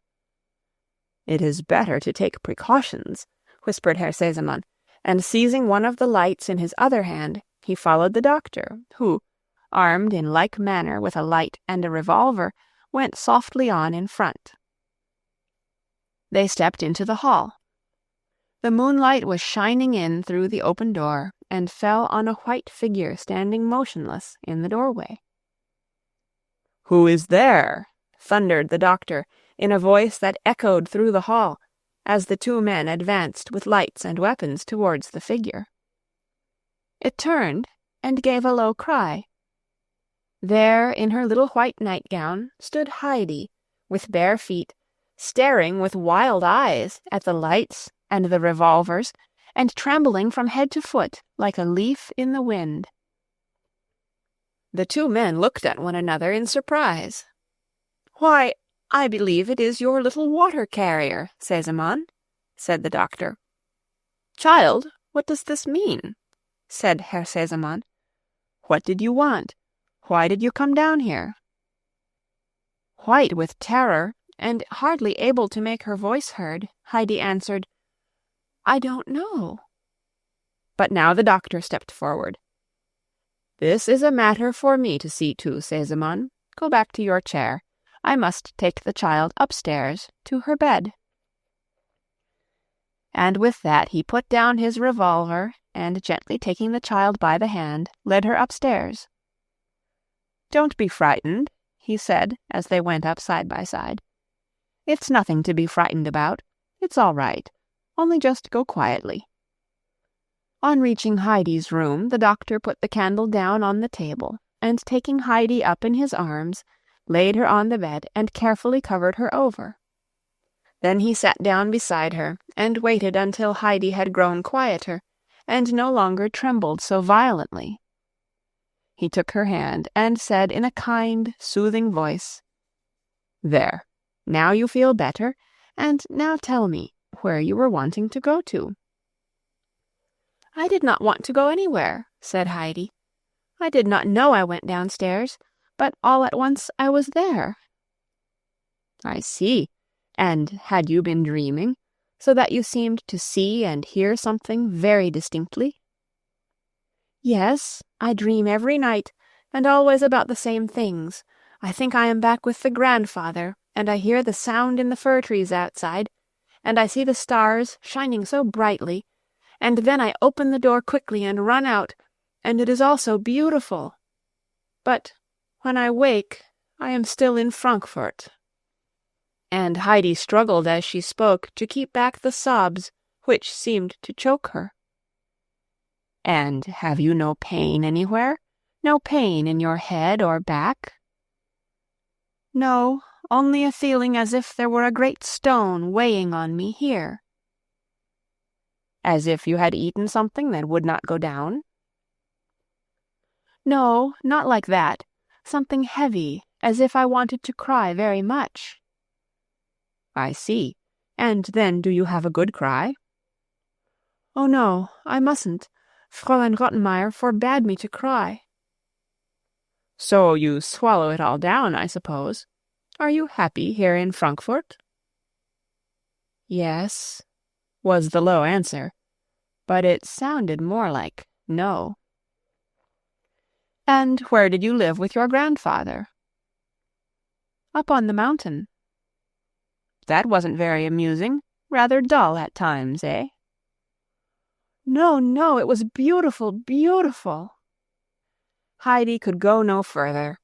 The remembrance of the past, the excitement she had just gone through, the long-suppressed weeping, were too much for the child's strength. The tears began to fall fast, and she broke into violent weeping. The doctor stood up and laid her head kindly down on the pillow. "There, there. Go on crying. It will do you good. And then go to sleep. It will be all right tomorrow." Then he left the room and went downstairs to Herr Sesemann.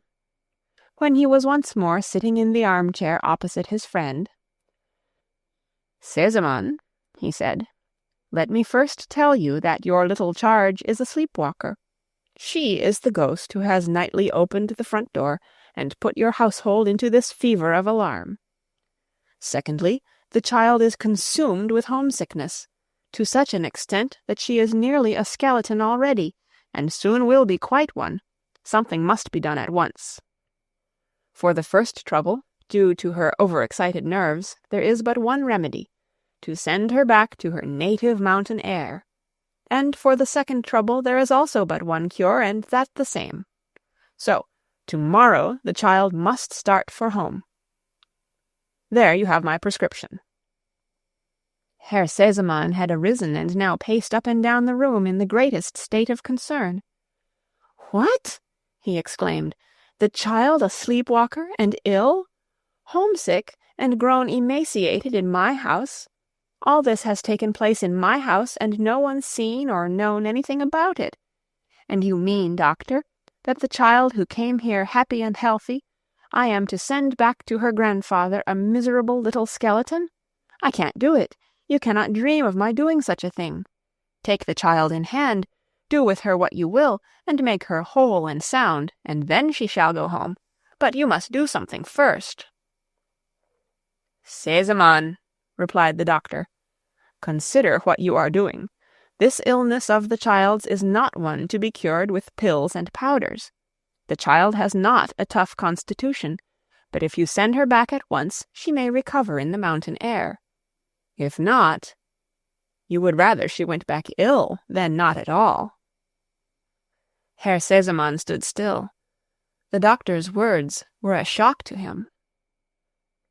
"If you put it so, doctor, there is assuredly only one way, and the thing must be seen to at once." And then he and the doctor walked up and down for a while, arranging what to do, after which the doctor said good-bye. For some time had passed since they first sat down together, and as the master himself opened the hall door this time, the morning light shone down through it into the house. Chapter 13. A Summer Evening on the Mountain.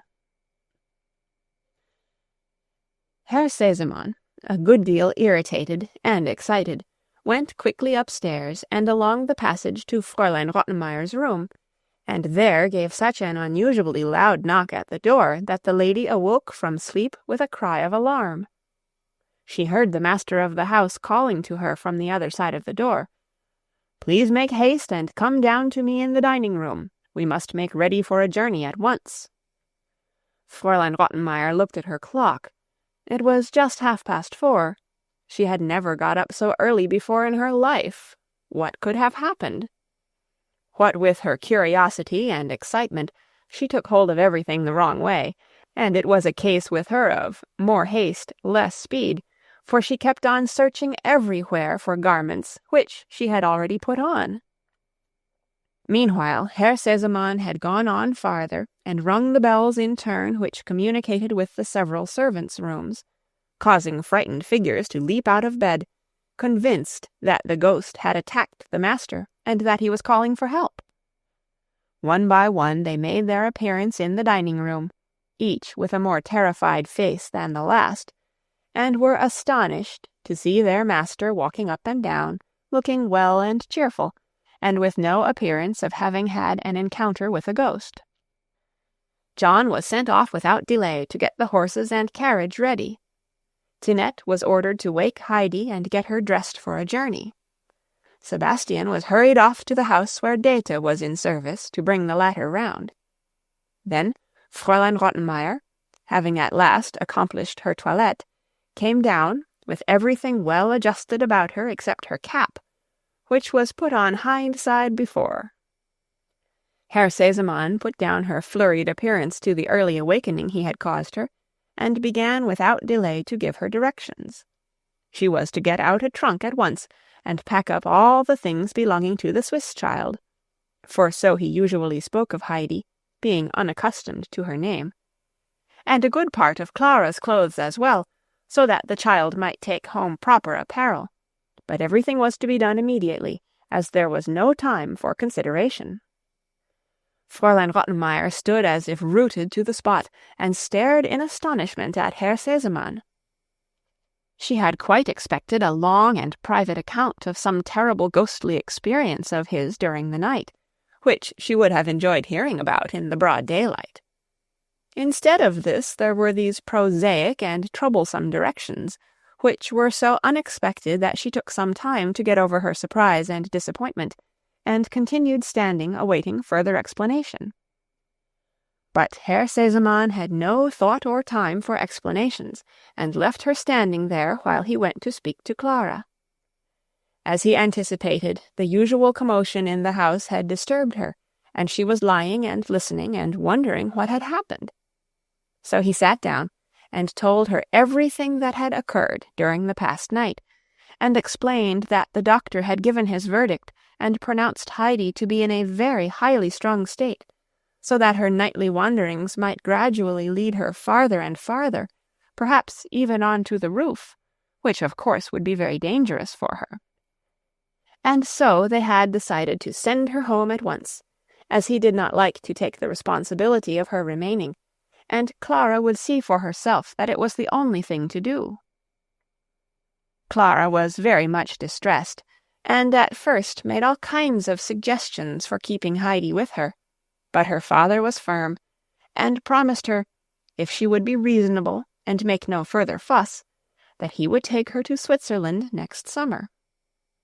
So Clara gave in to the inevitable, only stipulating that the box might be brought into her room to be packed, so that she might add whatever she liked, and her father was only too pleased to let her provide a nice outfit for the child. Meanwhile, Dete had arrived, and was waiting in the hall, wondering what extraordinary event had come to pass for her to be sent for at such an unusual hour.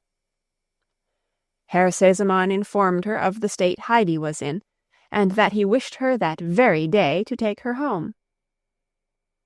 Dete was greatly disappointed, for she had not expected such a piece of news. She remembered Uncle's last words, that he never wished to set eyes on her again, and it seemed to her that to take back the child to him, after having left it with him once and then taken it away again, was not a safe or wise thing for her to do. So she excused herself to Herr Sesemann with her usual flow of words. Today and tomorrow it would be quite impossible for her to take the journey, and there was so much to do that she doubted if she could get off on any of the following days. Herr Sesemann understood that she was unwilling to go at all, and so dismissed her. Then he sent for Sebastian, and told him to make ready to start. He was to travel with the child as far as Basel that day, and the next day take her home. He would give him a letter to carry to the grandfather, which would explain everything, and he himself could come back by return. "But there is one thing in particular which I wish you to look after," said Herr Sesemann in conclusion, "and be sure you attend to what I say. I know the people of this hotel in Basel, the name of which I give you on this card. They will see to providing rooms for the child and you. When there, go at once into the child's room, and see that the windows are all firmly fastened, so that they cannot be easily opened. After the child is in bed, lock the door of her room on the outside, for the child walks in her sleep, and might run into danger in a strange house if she went wandering downstairs and tried to open the front door. So you understand?" "Oh, then that was it!" exclaimed Sebastian, for now a light was thrown on the ghostly visitations. "Yes, that was it, and you are a coward, and you may tell John he is the same, and the whole household a pack of idiots." And with this, Herr Sesemann went off to his study to write a letter to Alm-Uncle. Sebastian remained standing, feeling rather foolish. "If only I had not let that fool of a John drag me back into the room, and had gone after the little white figure, which I should do certainly if I saw it now," he kept on saying to himself. But just now every corner of the room was clearly visible in the daylight. Meanwhile Heidi was standing expectantly dressed in her Sunday frock, waiting to see what would happen next, for Tinette had only woke her up with a shake and put on her clothes without a word of explanation. The little uneducated child was far too much beneath her for Tinette to speak to. Herr Sesemann went back to the dining-room with the letter. Breakfast was now ready, and he asked, "Where is the child?" Heidi was fetched, and as she walked up to him to say good morning, he looked inquiringly into her face and said, "Well, what do you say to this, little one?" Heidi looked at him in perplexity. "Why, you don't know anything about it, I see," laughed Herr Sesemann. "You are going home today, going at once." "Home," murmured Heidi in a low voice, turning pale. She was so overcome that for a moment or two she could hardly breathe. "Don't you want to hear more about it?" "Oh, yes, yes!" exclaimed Heidi, her face now rosy with delight. "All right, then," said Herr Sesemann as he sat down and made her a sign to do the same. "But now make a good breakfast, and then off you go in the carriage." But Heidi could not swallow a morsel, though she tried to do what she was told. She was in such a state of excitement that she hardly knew if she was awake or dreaming, or if she would again open her eyes to find herself in her nightgown at the front door. "Tell Sebastian to take plenty of provisions with him," Herr Sesemann called out to Fraulein Rottenmeier, who just then came into the room. "The child can't eat anything now, which is quite natural. Now run up to Clara and stay with her till the carriage comes round," he added kindly, turning to Heidi. Heidi had been longing for this and ran quickly upstairs. An immense trunk was standing open in the middle of the room. "Come along, Heidi," cried Clara as she entered. "See all the things I have had put in for you. Aren't you pleased?" And she ran over a list of things, dresses and aprons and handkerchiefs, and all kinds of working materials. "And look here," she added, as she triumphantly held up a basket. Heidi peeped in and jumped for joy, for inside it were 12 beautiful round white rolls, all for the grandmother. In their delight, the children forgot that the time had come for them to separate, and when someone called out, "The carriage is here," there was no time for grieving. Heidi ran to her room to fetch her darling book. She knew no one could have packed that, as it lay under her pillow, for Heidi had kept it by her night and day. This was put in the basket with the rolls.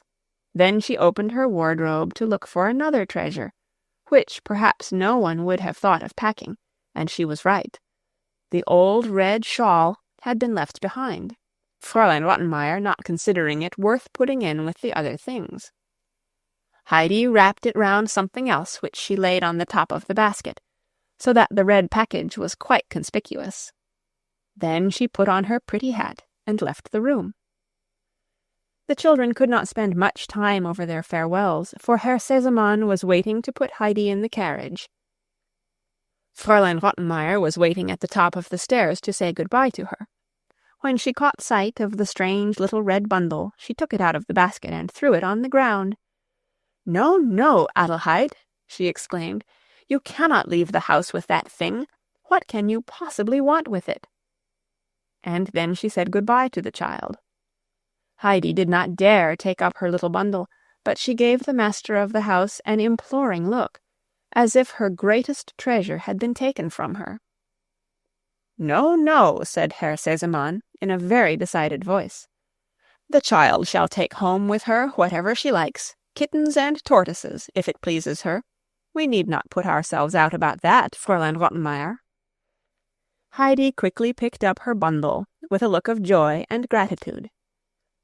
As she stood by the carriage door, Herr Sesemann gave her his hand, and said he hoped she would remember him and Clara. He wished her a happy journey, and Heidi thanked him for all his kindness, and added, "And please say good-bye to the doctor for me, and give him many, many thanks." For she had not forgotten that he had said to her the night before, "It will all be right tomorrow," and she rightly divined that he had helped to make it so for her. Heidi was now lifted into the carriage, and then the basket and the provisions were put in, and finally Sebastian took his place. Then Herr Sesemann called out once more, "A pleasant journey to you," and the carriage rolled away. Heidi was soon sitting in the railway carriage, holding her basket tightly on her lap. She would not let it out of her hands for a moment, for it contained the delicious rolls for grandmother, so she must keep it carefully, and even peep inside it from time to enjoy the sight of them. For many hours she sat as still as a mouse. Only now was she beginning to realize that she was going home to the grandfather, the mountain, the grandmother, and Peter, and pictures of all she was going to see again rose one by one before her eyes. She thought of how everything would look at home. But this brought other thoughts to her mind, and all of a sudden she said anxiously, "Sebastian, are you sure that grandmother on the mountain is not dead?" "No, no," said Sebastian, wishing to soothe her. "We will hope not. She is sure to be alive still." Then Heidi fell back on her own thoughts again. Now and then she looked inside the basket, for the thing she looked forward to most was laying all the rolls out on grandmother's table. After a long silence, she spoke again. "If only we could know for certain that grandmother is alive." "Yes, yes," said Sebastian, half asleep. "She is sure to be alive. There is no reason why she should be dead." After a while sleep fell on Heidi too, and after her disturbed night and early rising, she slept so soundly that she did not wake till Sebastian shook her by the arm and called to her, "Wake up! Wake up! We shall have to get out directly.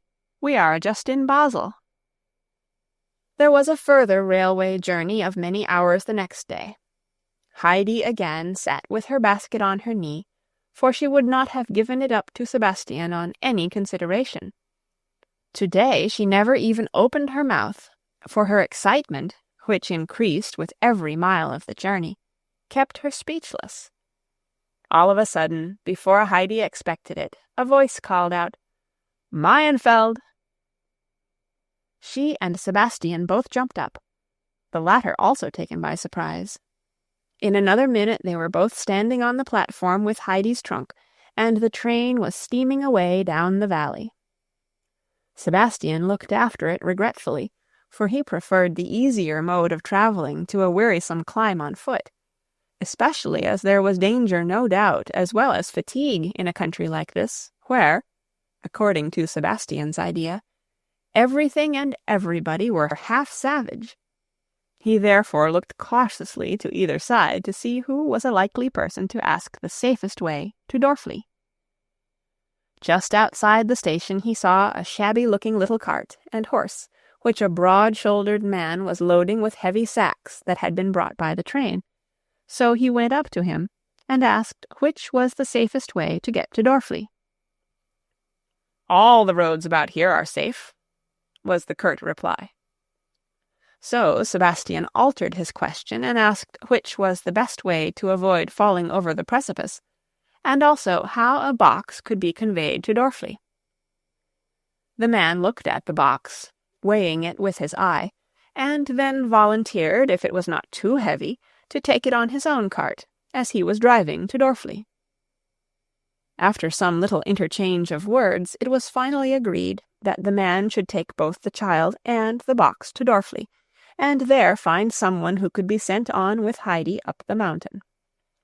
"I can go by myself. I know the way well from Dorfli," put in Heidi, who had been listening attentively to the conversation. Sebastian was greatly relieved at not having to do any mountain climbing. He drew Heidi aside and gave her a thick rolled parcel and a letter for her grandfather. The parcel, he told her, was a present from Herr Sesemann, and she must put it at the bottom of her basket under the rolls and be very careful not to lose it, as Herr Sesemann would be very vexed if she did, and never be the same to her again, so little miss was to think well of what he said. "I shall be sure not to lose it," said Heidi confidently, and she at once put the roll and the letter at the bottom of her basket. The trunk meanwhile had been hoisted into the cart, and now Sebastian lifted Heidi and her basket onto the high seat and shook hands with her. Then he made signs to her to keep her eye on the basket, for the driver was standing near, and Sebastian thought it better to be careful, especially as he knew that he ought himself to have seen the child safely to her journey's end. The driver now swung himself up beside Heidi, and the cart rolled away in the direction of the mountains, while Sebastian, glad of having no tiring and dangerous journey on foot before him, sat down in the station and awaited the return train. The driver of the cart was the miller at Dorfli, and was taking home his sacks of flour. He had never seen Heidi, but like everybody in Dorfli knew all about her. He had known her parents, and felt sure at once that this was the child of whom he had heard so much. He began to wonder why she had come back, and as they drove along he entered into conversation with her. "You are the child who lived with your grandfather, Alm-Uncle, are you not?" "Yes." "Didn't they treat you well down there, that you have come back so soon?"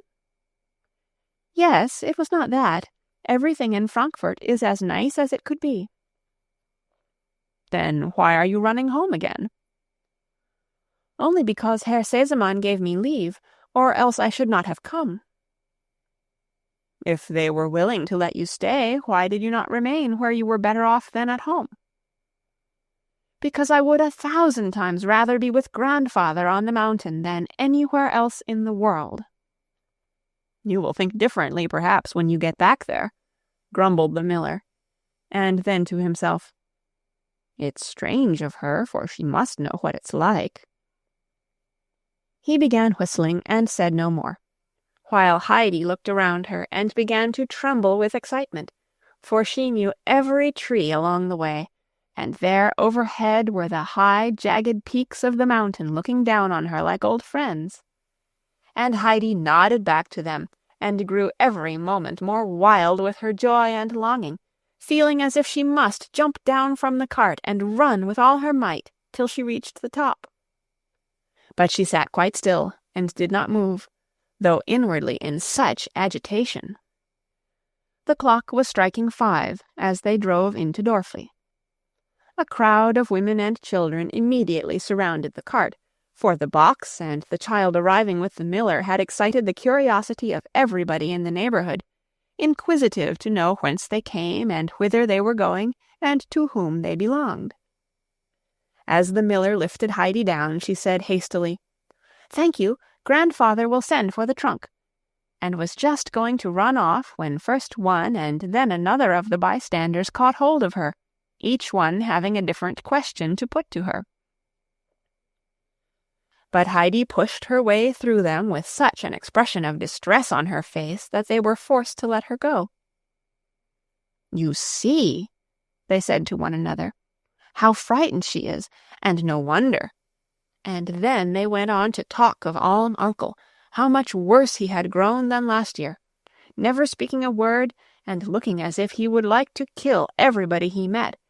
And if the child had anywhere else to go, she certainly would not run back to the old dragon's den.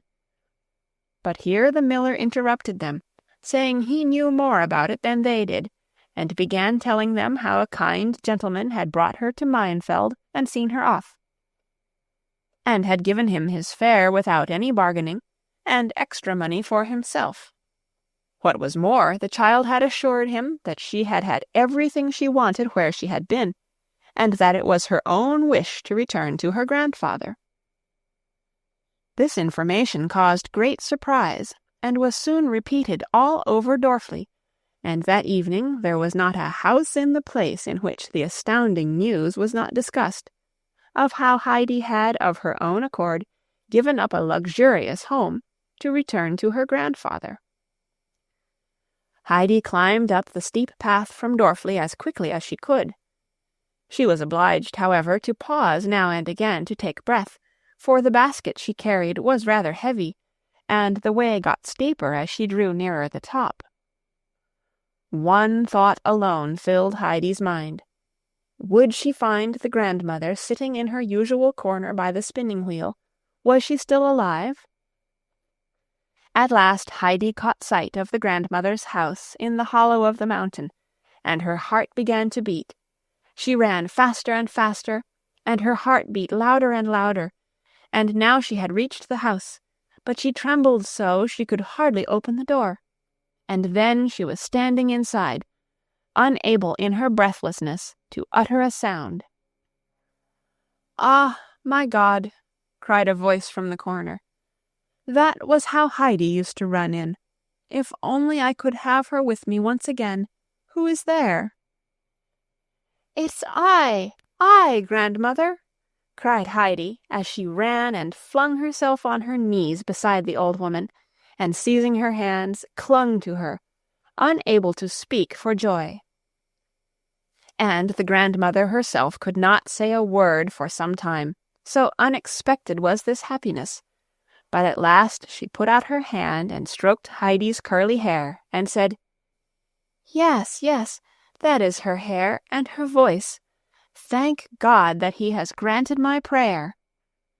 And tears of joy fell from the blind eyes onto Heidi's hand. "Is it really you, Heidi? Have you really come back to me?" "Yes, grandmother, I am really here," answered Heidi in a reassuring voice. "Do not cry, for I have really come back, and I am never going away again, and I shall come every day to see you, and you won't have any more hard bread to eat for some days, for look, look." And Heidi took the rolls from the basket and piled the whole 12 up on grandmother's lap. "Ah, child, child, what a blessing you bring with you!" the old woman exclaimed, as she felt and seemed never to come to the end of the rolls. "But you yourself are the greatest blessing, Heidi." And again she touched the child's hair and passed her hand over her hot cheeks and said, "Say something, child, that I may hear your voice." Then Heidi told her how unhappy she had been, thinking that the grandmother might die while she was away, and would never have her white rolls, and that then she would never see her again. Peter's mother now came in and stood for a moment overcome with astonishment. "Why, it's Heidi!" she exclaimed. "And yet Can it be?" Heidi stood up, and Brigitte could not now say enough in her admiration of the child's dress and appearance. She walked round her, exclaiming all the while, "Grandmother, if you could only see her, and what a pretty frock she has on, you would hardly know her again. And the hat with the feather in it is yours too, I suppose. Put it on, that I may see how you look in it." "No, I would rather not," replied Heidi firmly. "You can have it if you like. I do not want it. I have my own still."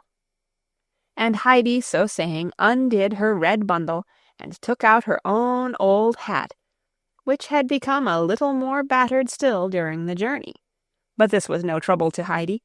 She had not forgotten how her grandfather had called out to Dete that he never wished to see her and her hat and feathers again, and this was the reason she had so anxiously preserved her old hat, for she had never ceased to think about going home to her grandfather. But Brigitte told her not to be so foolish as to give it away. She would not think of taking such a beautiful hat. If Heidi did not want to wear it, she might sell it to the schoolmaster's daughter in Dorfli, and get a good deal of money for it. But Heidi stuck to her intention and hid the hat quietly in a corner behind the grandmother's chair. Then she took off her pretty dress and put her red shawl on over her under petticoat, which left her arms bare, and now she clasped the old woman's hand. "I must go home to grandfather," she said, "but tomorrow I shall come again. Good night, grandmother." "Yes, come again. Be sure you come again tomorrow," begged the grandmother, as she pressed Heidi's hands in hers, unwilling to let her go. "Why have you taken off that pretty dress?" asked Brigitte. "Because I would rather go home to grandfather as I am, or else perhaps he would not know me. You hardly did at first." Brigitte went with her to the door, and there said in rather a mysterious voice, "You might have kept on your dress. He would have known you all right, but you must be careful, for Peter tells me that Alm-Uncle is always now in a bad temper, and never speaks." Heidi bid her good night, and continued her way up the mountain, her basket on her arm. All around her the steep green slopes shone bright in the evening sun, and soon the great gleaming snowfield up above came in sight. Heidi was obliged to keep on pausing to look behind her, for the higher peaks were behind her as she climbed. Suddenly a warm red glow fell on the grass at her feet. She looked back again.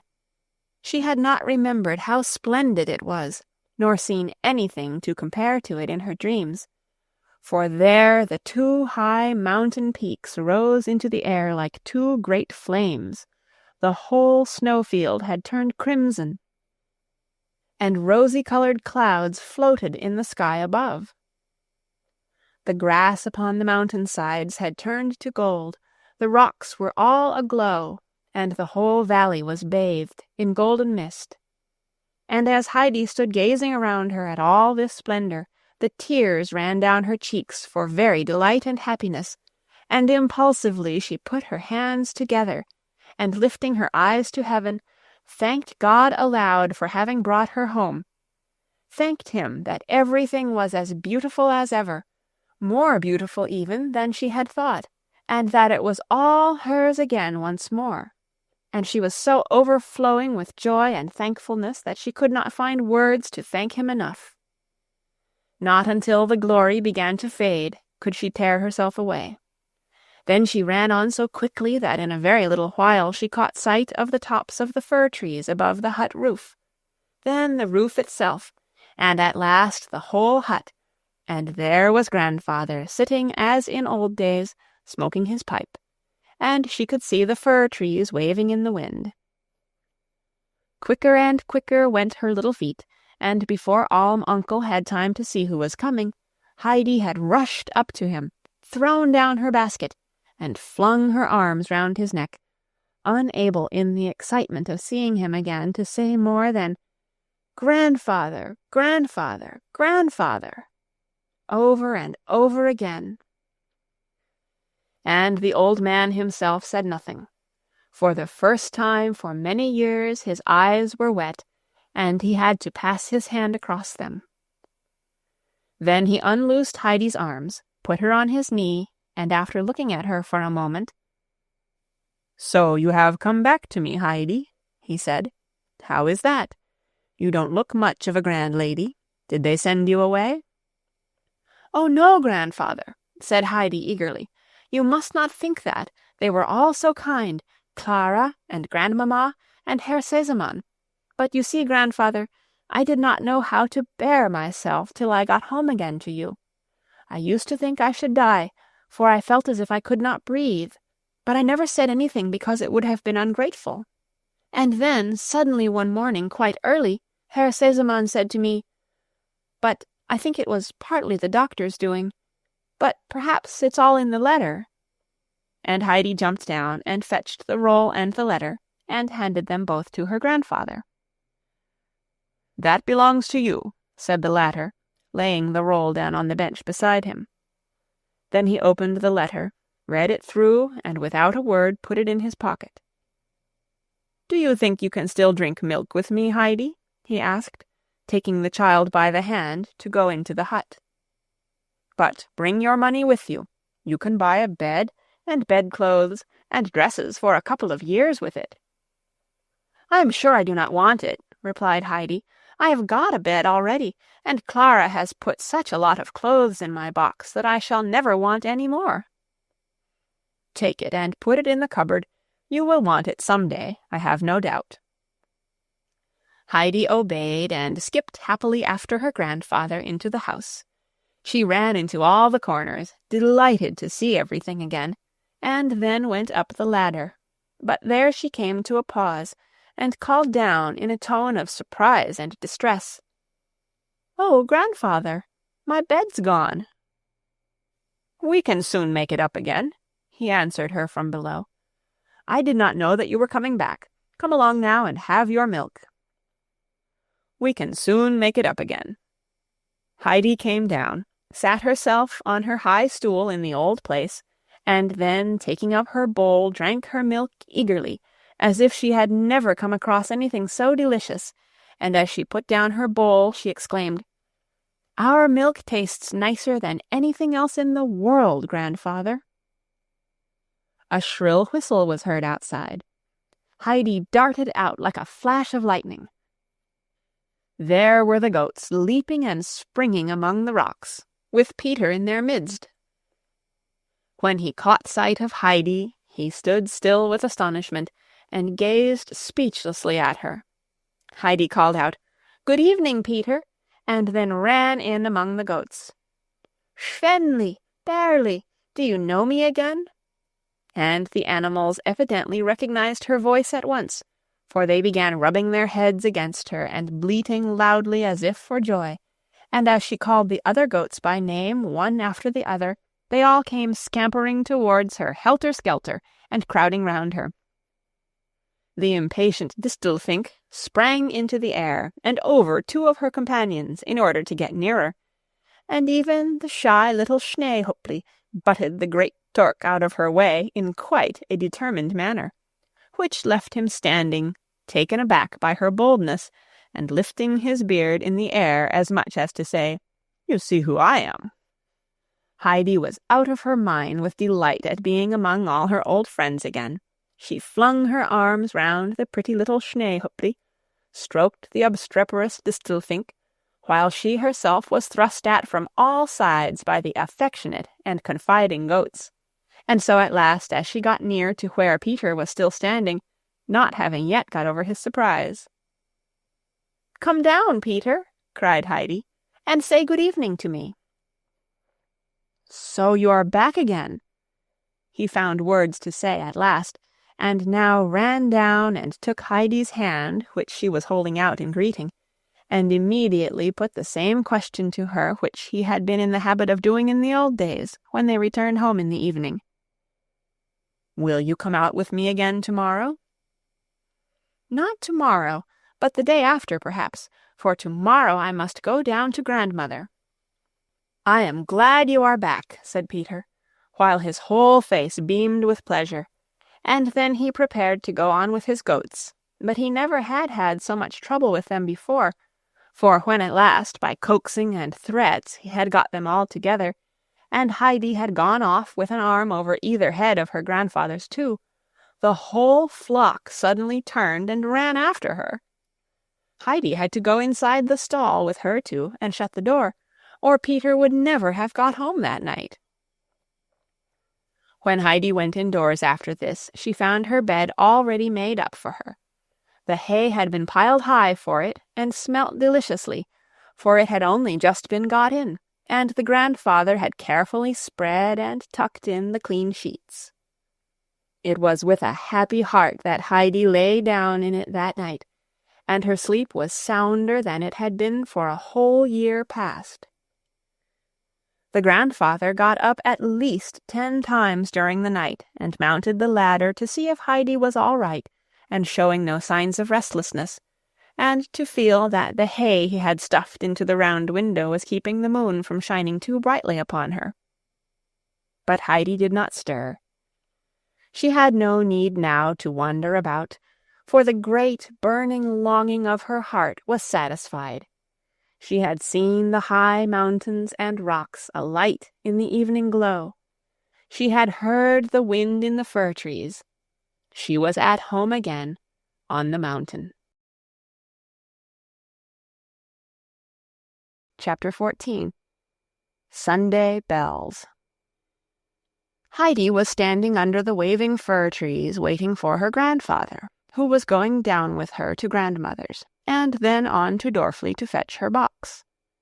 She was longing to know how grandmother had enjoyed her white bread, and impatient to see and hear her again, but no time seemed weary to her now, for she could not listen long enough to the familiar voice of the trees, or drink in too much of the fragrance wafted to her from the green pastures, where the golden-headed flowers were glowing in the sun, a very feast to her eyes.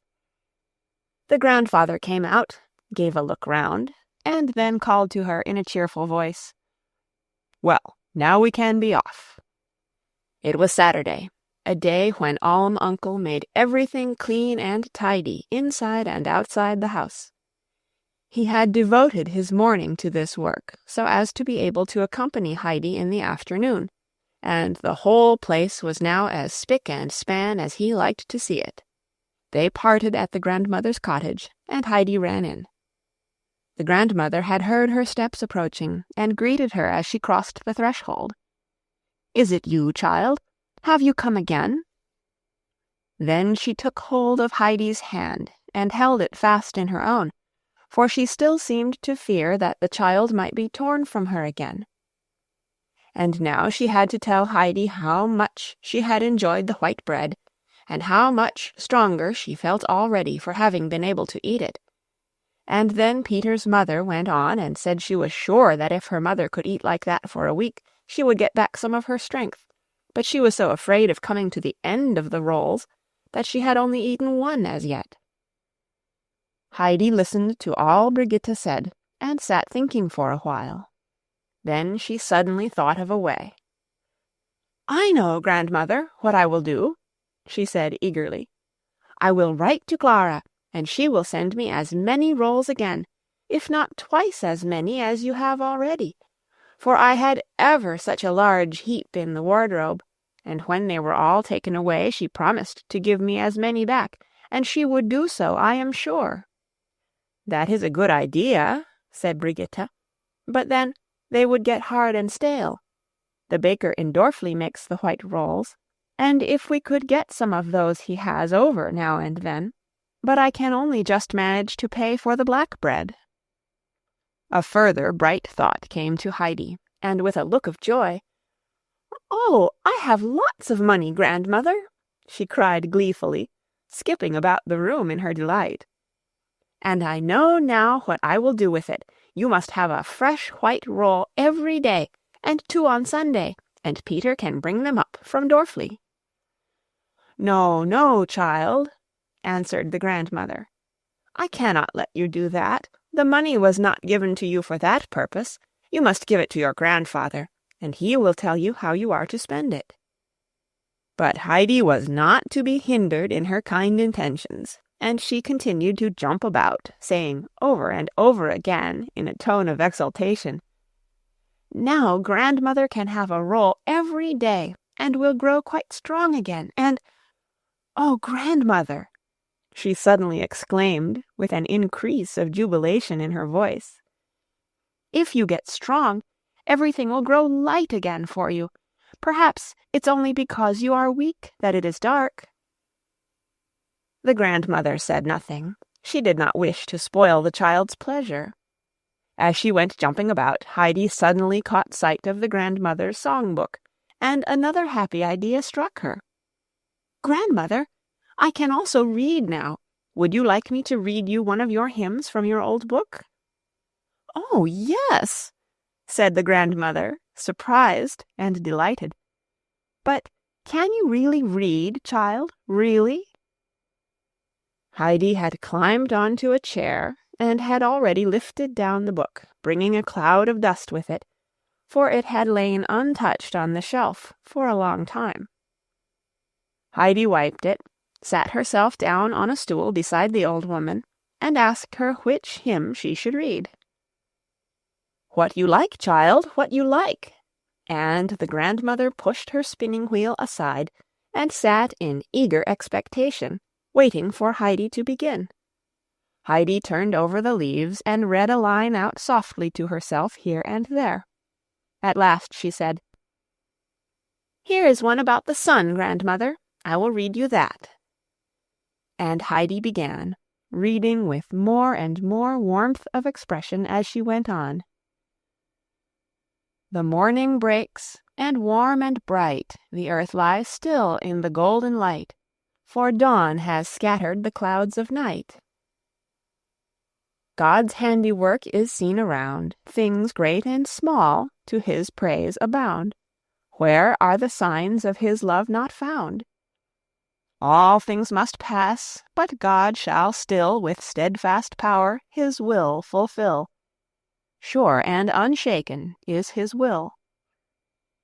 His saving grace will never fail, though grief and fear the heart assail, o'er life's wild seas he will prevail.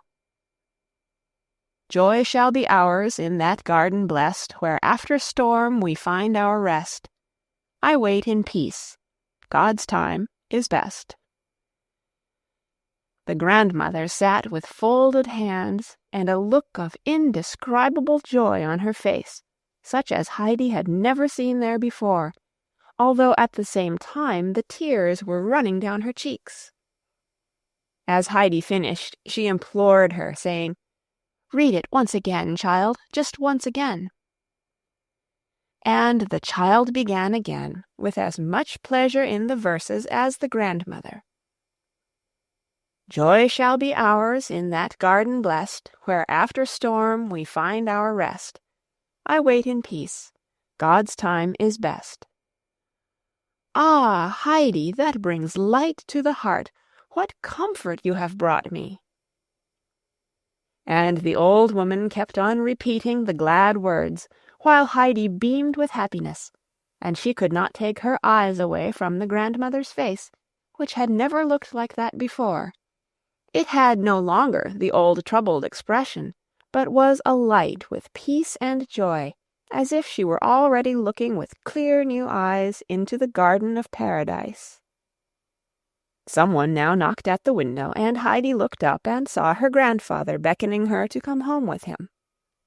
She promised the grandmother, before leaving her, that she would be with her the next day, and even if she went out with Peter, she would only spend half the day with him, for the thought that she might make it light and happy again for the grandmother gave her the greatest pleasure, greater even than being out on the sunny mountain with the flowers and goats. As she was going out, Brigitte ran to her with the frock and hat she had left. Heidi put the dress over her arm, for, as she thought to herself, the grandfather had seen that before, but she obstinately refused to take back the hat. Brigitte could keep it, for she should never put it on her head again. Heidi was so full of her morning's doings that she began at once to tell her grandfather all about them, how the white bread could be fetched every day from Dorfli if there was money for it, and how the grandmother had all at once grown stronger and happier, and light had come to her. Then she returned to the subject of the rolls. "If the grandmother won't take the money, grandfather, will you give it all to me, and I can then give Peter enough every day to buy a roll, and 2 on Sunday." "But how about the bed?" said her grandfather. "It would be nice for you to have a proper bed, and there would then be plenty for the bread." But Heidi gave her grandfather no peace till he consented to do what she wanted. She slept a great deal better, she said, on her bed of hay than on her fine pillowed bed in Frankfurt. So at last he said, "The money is yours. Do what you like with it. You can buy bread for grandmother for years to come with it." Heidi shouted for joy at the thought that grandmother would never need any more to eat hard black bread, and, "Oh, grandfather," she said, "everything is happier now than it has ever been in our lives before," and she sang and skipped along, holding her grandfather's hand as light-hearted as a bird. But all at once she grew quiet and said, "If God had let me come at once, as I prayed, then everything would have been different. I should only have had a little bread to bring to grandmother, and I should not have been able to read, which is such a comfort to her. But God has arranged it all so much better than I knew how to. Everything has happened just as the other grandmothers said it would. Oh, how glad I am that God did not let me have at once all I prayed and wept for. And now I shall always pray to God as she told me, and always thank him, and when he does not do anything I ask for, I shall think to myself, 'It's just like it was in Frankfurt. God, I am sure, is going to do something better still.' So we will pray every day, won't we, grandfather, and never forget him again, or else he may forget us." "And supposing one does forget him?" said the grandfather in a low voice. "Then everything goes wrong, for God lets us then go where we like, and when we get poor and miserable and begin to cry about it, no one pities us, but they say, 'You ran away from God, and so God, who could have helped you, left you to yourself.'" "That is true, Heidi. Where did you learn all that?" "From grandmamma. She explained it all to me." The grandfather walked on for a little while without speaking. Then he said, as if following his own train of thought, "And if it once is so, it is so always. No one can go back, and he whom God has forgotten is forgotten forever." "Oh, no, grandfather, we can go back, for grandmamma told me so, and so it was in the beautiful tale in my book. But you have not heard that yet, but we shall be home directly now, and then I will read it to you, and you will see how beautiful it is." And in her eagerness Heidi struggled faster and faster up the steep ascent, and they were no sooner at the top than she let go her grandfather's hand and ran into the hut. The grandfather slung the basket off his shoulders, in which he had brought up a part of the contents of the trunk, which was too heavy to carry up as it was. Then he sat down on his seat and began thinking. Heidi soon came running out with her book under her arm. "That's right, grandfather," she exclaimed, as she saw he had already taken his seat. And in a second she was beside him, and had her book open at the particular tale, for she had read it so often that the leaves fell open at it of their own accord. And now, in a sympathetic voice, Heidi began to read of the son when he was happily at home, and went out into the fields with his father's flocks, and was dressed in a fine cloak, and stood leaning on his shepherd's staff watching as the sun went down, just as he was to be seen in the picture. But then all at once he wanted to have his own goods and money, and to be his own master, and so he asked his father to give him his portion, and he left his home and went, and wasted all his substance. And when he had nothing left, he hired himself out to a master who had no flocks and fields like his father, but only swine to keep, and so he was obliged to watch these, and he only had rags to wear, and a few husks to eat, such as the swine fed upon. And then he thought of his old happy life at home, and of how kindly his father had treated him, and how ungrateful he had been, and he wept for sorrow and longing. And he thought to himself, I will arise and go to my father, and say to him, Father, I am not worthy to be called thy son. Make me as one of thy hired servants. And when he was yet a great way off, his father saw him. Here Heidi paused in her reading. What do you think happens now, grandfather? She said. Do you think the father is still angry and will say to him, I told you so? Well, listen now to what comes next. His father saw him and had compassion, and ran and fell on his neck and kissed him. And the son said to him, Father, I have sinned against heaven and in thy sight, and am no more worthy to be called thy son. But the father said to his servants, Bring forth the best robe, and put it on him, and put a ring on his hand, and shoes on his feet, and bring hither the fatted calf, and kill it, and let us eat and be merry, for this my son was dead, and is alive again. He was lost, and is found. And they began to be merry. Isn't that a beautiful tale, grandfather? Said Heidi, as the latter continued to sit without speaking, for she had expected him to express pleasure and astonishment. You are right, Heidi. It is a beautiful tale, he replied. But he looked so grave as he said it that Heidi grew silent herself, and sat looking quietly at her pictures. Presently she pushed her book gently in front of him, and said, See how happy he is there. And she pointed with her finger to the figure of the returned prodigal, who was standing by his father, clad in fresh raiment, as one of his own sons again. A few hours later, as Heidi lay fast asleep in her bed, the grandfather went up the ladder and put his lamp down near her bed, so that the light fell on the sleeping child. Her hands were still folded, as if she had fallen asleep saying her prayers. An expression of peace and trust lay on the little face, and something in it seemed to appeal to the grandfather, for he stood a long time gazing down at her without speaking. At last he, too, folded his hands, and with bowed head said in a low voice, Father, I have sinned against heaven and before thee, and am not worthy to be called thy son. And 2 large tears rolled down the old man's cheeks. Early the next morning he stood in front of his hut and gazed quietly around him. The fresh, bright morning sun lay on mountain and valley.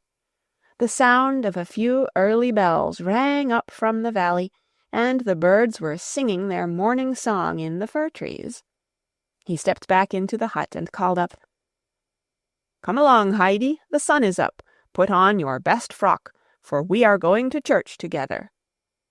Heidi was not long getting ready. It was such an unusual summons from her grandfather that she must make haste.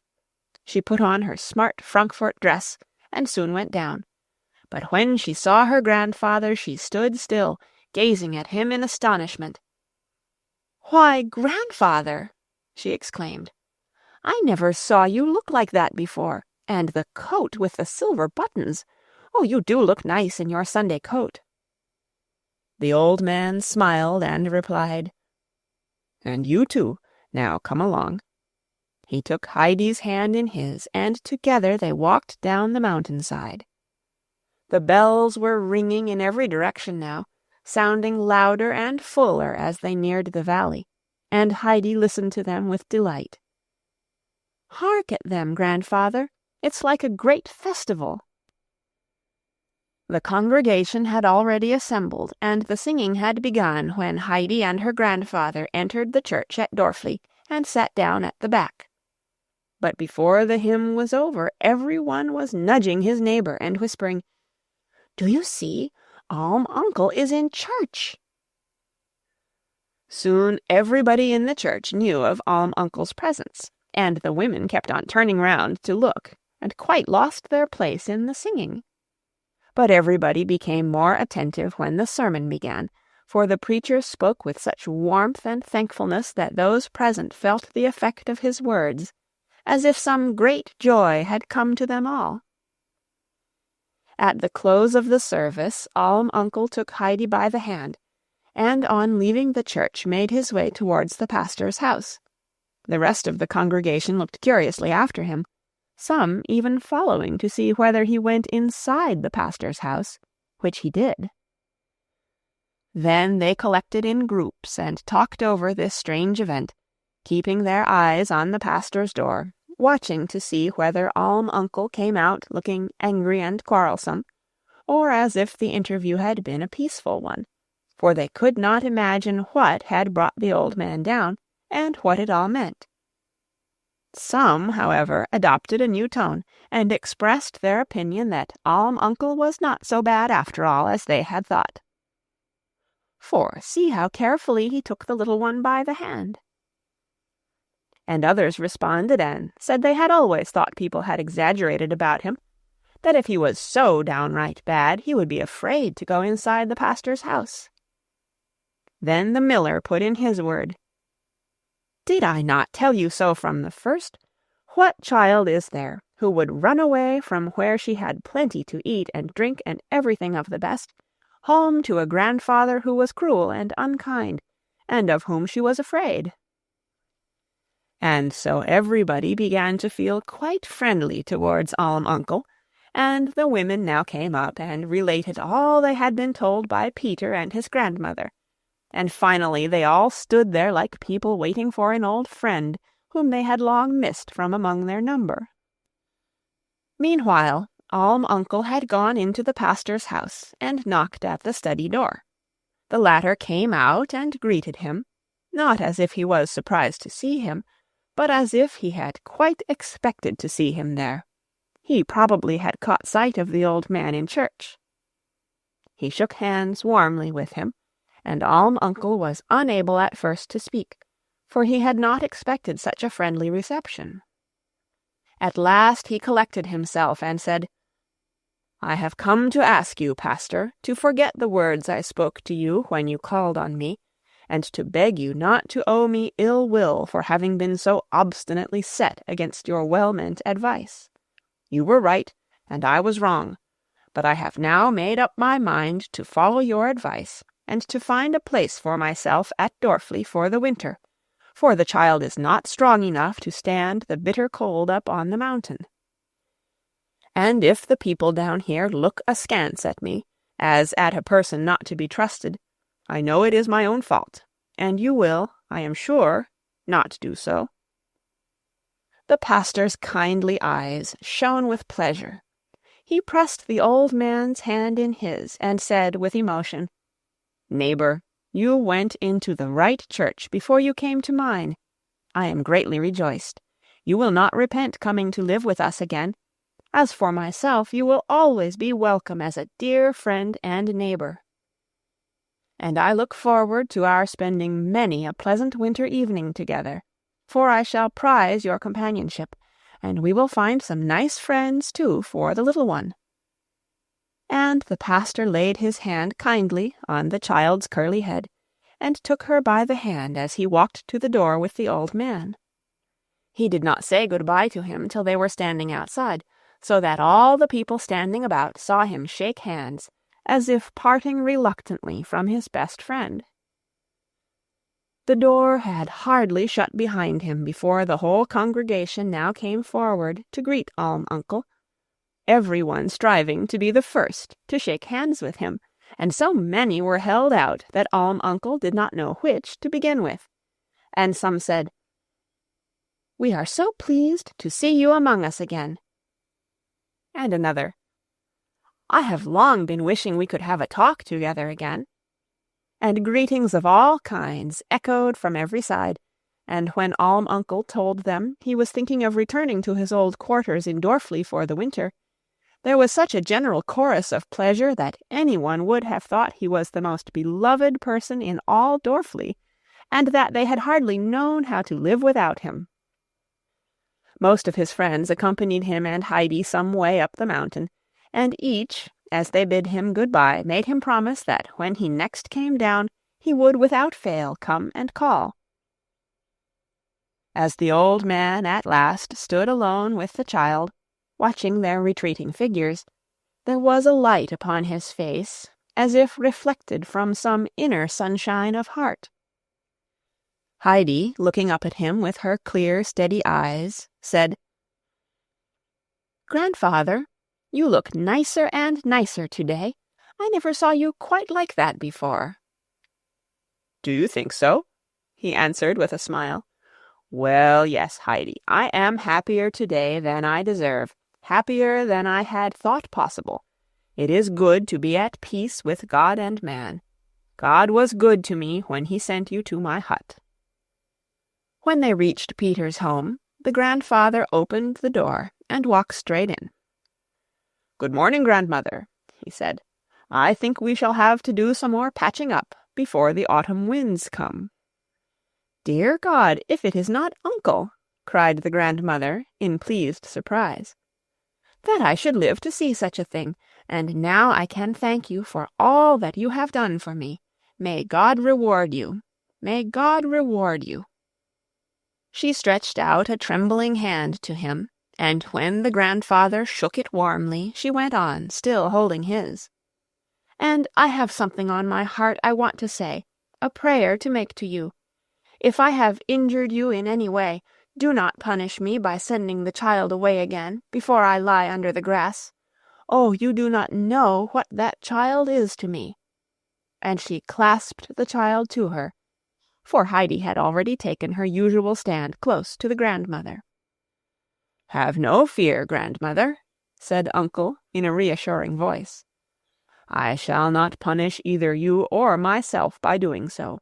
We are all together now, and pray God we may continue so for long." Brigitte now drew the uncle aside towards a corner of the room and showed him the hat with the feathers, explaining to him how it came there, and adding that, of course, she could not take such a thing from a child. But the grandfather looked towards Heidi without any displeasure of countenance, and said, "The hat is hers, and if she does not wish to wear it any more, she has a right to say so, and to give it to you. So take it, pray." Brigitte was highly delighted at this. "It is well worth more than 10 shillings, she said as she held it up for further admiration. "And what a blessing Heidi has brought home with her from Frankfurt. I have thought sometimes that it might be good to send Peter there for a little while. What do you think, Uncle?" A merry look came into the grandfather's eye. He thought it would do Peter no harm, but he had better wait for a good opportunity before starting. At this moment the subject of their conversation himself rushed in, evidently in a great hurry, knocking his head violently against the door in his haste, so that everything in the room rattled. Gasping and breathless, he stood still after this and held out a letter. This was another great event, for such a thing had never happened before. The letter was addressed to Heidi, and had been delivered at the post-office in Dorfli. They all sat down round the table to hear what was in it, for Heidi opened it at once and read it without hesitation. The letter was from Clara. The latter wrote that the house had been so dull since Heidi left that she did not know how to bear herself, and she had at last persuaded her father to take her to the baths at Ragatz in the coming autumn. Grandmamma had arranged to join them there, and they both were looking forward to paying her and her grandfather a visit. And Grandmamma sent a further message to Heidi, which was that the latter had done quite right to take the rolls to the grandmother, and so that she might not have to eat them dry, she was sending some coffee, which was already on its way, and Grandmamma hoped when she came to the Alm in the autumn that Heidi would take her to see her old friend.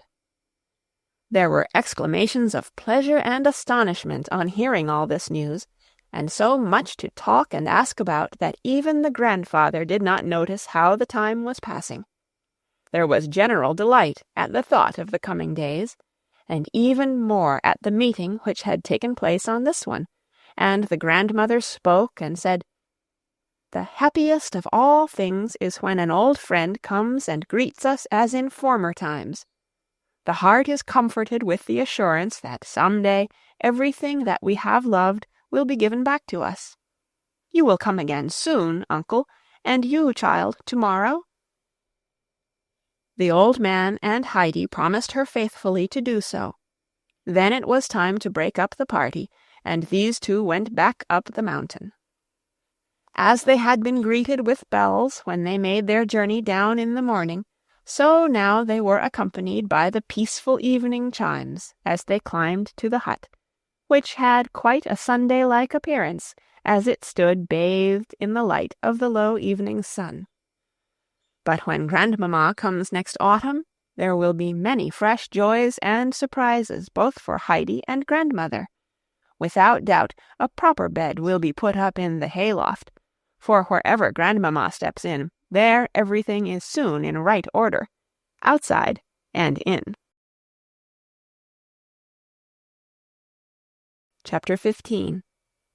Preparations for a Journey. The kind doctor, who had given the order that Heidi was to be sent home, was walking along one of the broad streets towards Herr Sesemann's house. It was a sunny September morning, so full of light and sweetness that it seemed as if everybody must rejoice. But the doctor walked with his eyes fastened to the ground, and did not once lift them to the blue sky above him. There was an expression of sadness on his face, formerly so cheerful, and his hair had grown grayer since the spring. The doctor had had an only daughter, who, after his wife's death, had been his sole and constant companion. But only a few months previously, death had deprived him of his dear child, and he had never been the same bright and cheery man since. Sebastian opened the door to him, greeting him with every mark of respectful civility, for the doctor was not only the most cherished friend of the master and his daughter, but had, by his kindness, won the hearts of the whole household. "Everything as usual, Sebastian?" asked the doctor in his pleasant voice, as he preceded Sebastian up the stairs. "I am glad you have come, doctor," exclaimed Herr Sesemann, as the latter entered. "We must really have another talk over this Swiss journey. Do you still adhere to your decision, even though Clara is decidedly improving in health?" "My dear Sesemann, I never knew such a man as you," said the doctor, as he sat down beside his friend. "I really wish your mother was here. Everything would be clear and straightforward then, and she would soon put things in right train. You sent for me 3 times yesterday only to ask me the same question, though you know what I think."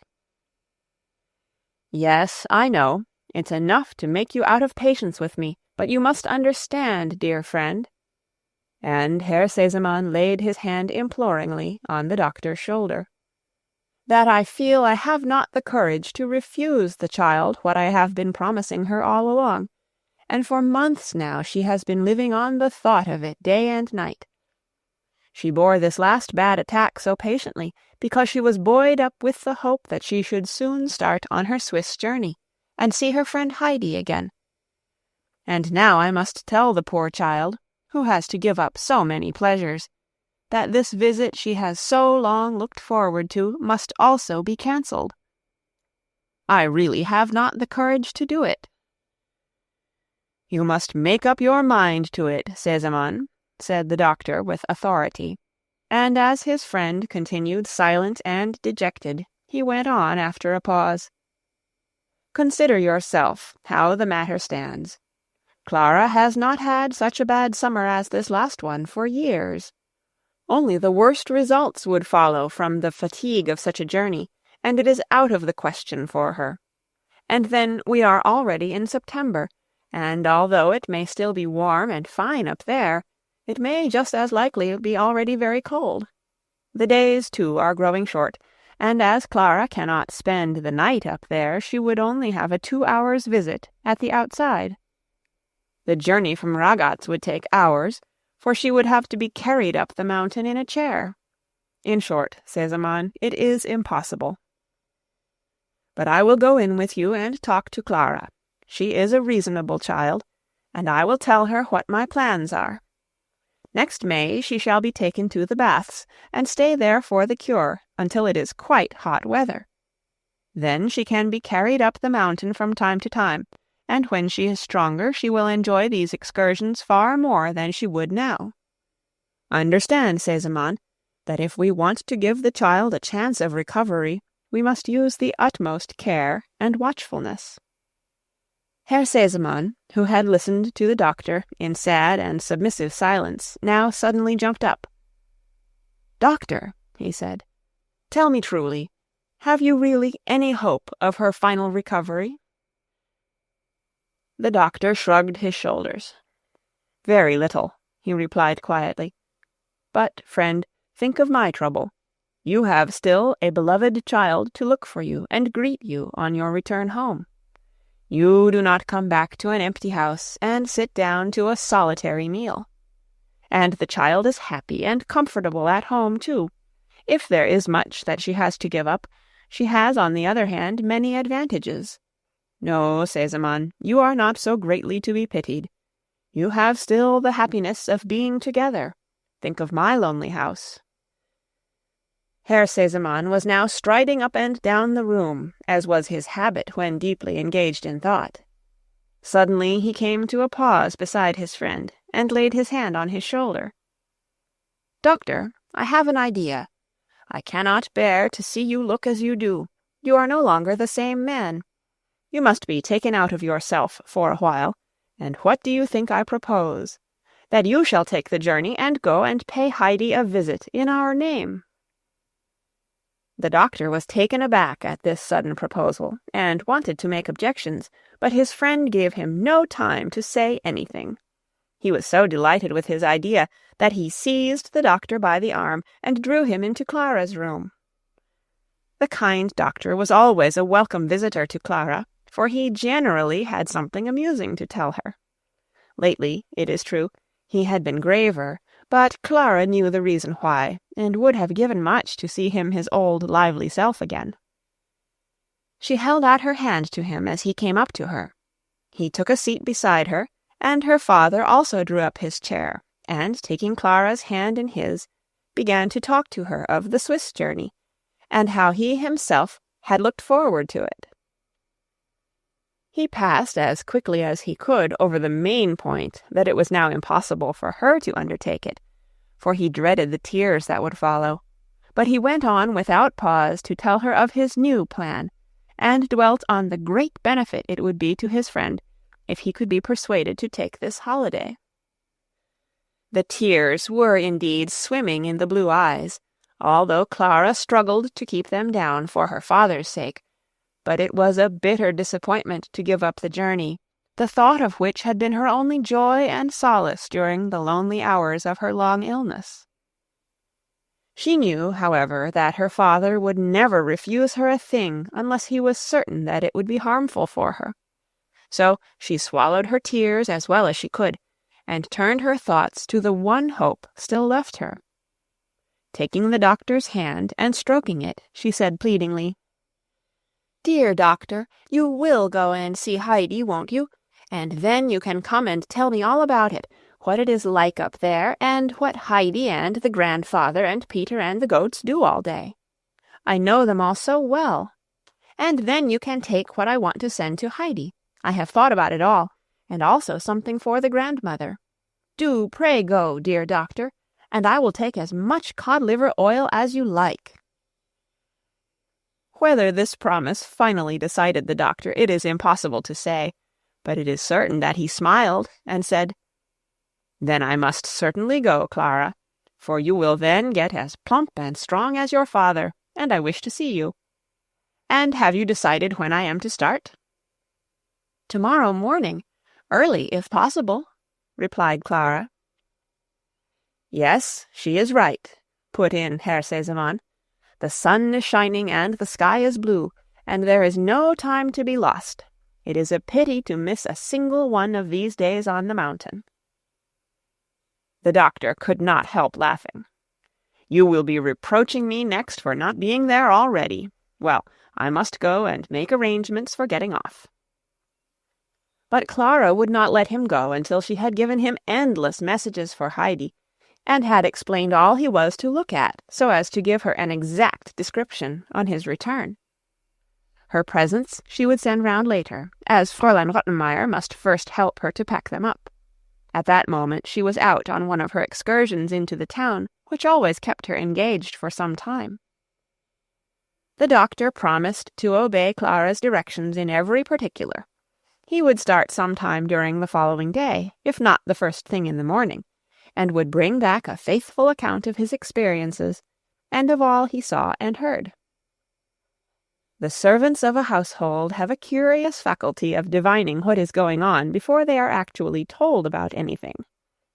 Sebastian and Tinette must have possessed this faculty in a high degree, for even as the doctor was going downstairs, Tinette, who had been rung for, entered Clara's room. "Take that box and bring it back filled with the soft cakes which we have with coffee," said Clara, pointing to a box which had been brought long before in preparation for this.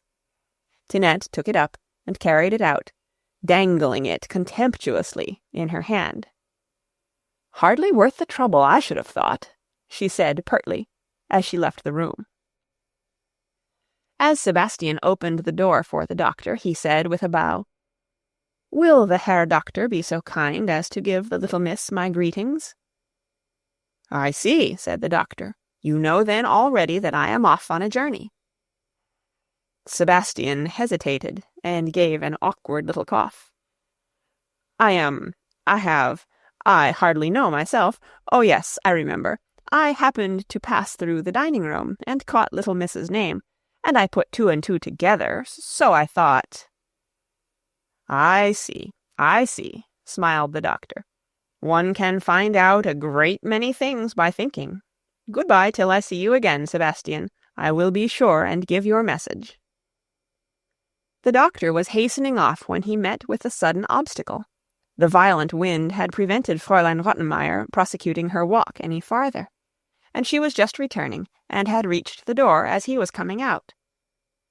The white shawl she wore was so blown out by the wind that she looked like a ship in full sail. The doctor drew back, but Fraulein Rottenmeier had always evinced peculiar appreciation and respect for this man, and she also drew back with exaggerated politeness to let him pass. The two stood for a few seconds, each anxious to make way for the other. But a sudden gust of wind sent Fraulein Rottenmeier flying with all her sails almost into the doctor's arms, and she had to pause and recover herself before she could shake hands with the doctor with becoming decorum. She was put out at having been forced to enter in so undignified a manner, but the doctor had a way of smoothing people's ruffled feathers, and she was soon listening with her usual composure while he informed her of his intended journey, begging her in his most conciliatory voice to pack up the parcels for Heidi as she alone knew how to pack. And then he took his leave. Clara quite expected to have a long tussle with Fraulein Rottenmeier before she would get the latter to consent to sending all the things that she had collected as presents for Heidi. But this time she was mistaken, for Fraulein Rottenmeier was in a more than usually good temper. She cleared the large table so that all the things for Heidi could be spread out upon it and packed under Clara's own eyes. It was no light job, for the presents were of all shapes and sizes. First there was the little warm cloak with a hood, which had been designed by Clara herself, in order that Heidi during the coming winter might be able to go and see grandmother when she liked, and not have to wait till her grandfather could take her wrapped up in a sack to keep her from freezing. Then came a thick warm shawl for the grandmother, in which she could wrap herself well up and not feel the cold when the wind came sweeping in such terrible gusts round the house. The next object was the large box full of cakes. These were also for the grandmother, that she might have something to eat with her coffee besides bread. An immense sausage was the next article. This had been originally intended for Peter, who never had anything but bread and cheese, but Clara had altered her mind, fearing that in his delight he might eat it all up at once and make himself ill. So she arranged to send it to Brigitta, who could take some for herself and the grandmother, and give Peter his portion out by degrees. A packet of tobacco was a present for grandfather, who was fond of his pipe as he sat resting in the evening. Finally, there was a whole lot of mysterious little bags and parcels and boxes, which Clara had especial pleasure in collecting, as each was to be a joyful surprise for Heidi as she opened it. The work came to an end at last, and an imposing-looking package lay on the floor, ready for transport. Fraulein Rottenmeier looked at it with satisfaction, lost in the consideration of the art of packing. Clara eyed it too with pleasure, picturing Heidi's exclamations and jumps of joy and surprise when the huge parcel arrived at the hut. And now Sebastian came in, and lifting the package onto his shoulder, carried it off to be forwarded at once to the doctor's house. Chapter 16. A Visitor. The early light of morning lay rosy red upon the mountains, and a fresh breeze rustled through the fir trees, and set their ancient branches waving to and fro. The sound awoke Heidi, and she opened her eyes. The roaring in the trees always stirred a strong emotion within her, and seemed to draw her irresistibly to them. So she jumped out of bed, and dressed herself as quickly as she could, but it took her some time even then, for she was careful now to be always clean and tidy. When she went down her ladder, she found her grandfather had already left the hut. He was standing outside, looking at the sky, and examining the landscape as he did every morning, to see what sort of weather it was going to be. Little pink clouds were floating over the sky, that was growing brighter and bluer with every minute, while the heights and the meadowlands were turning gold under the rising sun, which was just appearing above the topmost peaks. "Oh, how beautiful, how beautiful! Good morning, grandfather," cried Heidi, running out. "What, you are awake already, are you?" he answered, giving her a morning greeting. Then Heidi ran round to the fir trees to enjoy the sound she loved so well, and with every fresh gust of wind which came roaring through their branches, she gave a fresh jump and cry of delight. Meanwhile the grandfather had gone to milk the goats. This done, he brushed and washed them, ready for their mountain excursion, and brought them out of their shed. As soon as Heidi caught sight of her two friends, she ran and embraced them, and they bleated in return, while they vied with each other in showing their affection by poking their heads against her and trying which could get nearest her, so that she was almost crushed between them. But Heidi was not afraid of them, and when the lively Barely gave rather too violent a thrust, she only said, "No, Barely, you are pushing like the Great Turk," and Barely immediately drew back his head and left off his rough attentions, while Schwenli lifted her head and put on an expression as much as to say, "For no one shall ever accuse me of behaving like the Great Turk." For Schwenli was a rather more distinguished person than Barely. And now Peter's whistle was heard, and all the goats came along, leaping and springing, and Heidi soon found herself surrounded by the whole flock, pushed this way and that by their obstreperous greetings. But at last she managed to get through them to where Schneehöppli was standing, for the young goat had in vain striven to reach her. Peter now gave a last tremendous whistle in order to startle the goats and drive them off, for he wanted to get near himself to say something to Heidi. The goats sprang aside, and he came up to her. "Can you come out with me today?" he asked, evidently unwilling to hear her refuse. "I'm afraid I cannot, Peter," she answered. "I am expecting them every minute from Frankfurt, and I must be at home when they come." "You have said the same thing for days now," grumbled Peter. "I must continue to say it till they come," replied Heidi. "How can you think, Peter, that I would be away when they came, as if I could do such a thing?" "They would find Uncle at home," he answered with a snarling voice. But at this moment the grandfather's stentorian voice was heard. "Why is the army not marching forward? Is it the field marshal who is missing, or some of the troops?" Whereupon Peter turned and went off, swinging his stick round so that it whistled through the air, and the goats, who understood the signal, started at full trot for their mountain pasture, Peter following in their wake. Since Heidi had been back with her grandfather, things came now and then into her mind of which she had never thought in former days. So now, with great exertion, she put her bed in order every morning, patting and stroking it till she had got it perfectly smooth and flat. Then she went about the room downstairs, put each chair back in its place, and if she found anything lying about, she put it in the cupboard. After that she fetched a duster, climbed on a chair, and rubbed the table till it shone again.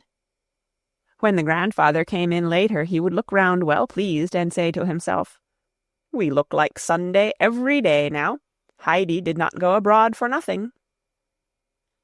After Peter had departed and she and her grandfather had breakfasted, Heidi began her daily work as usual, but she did not get on with it very fast.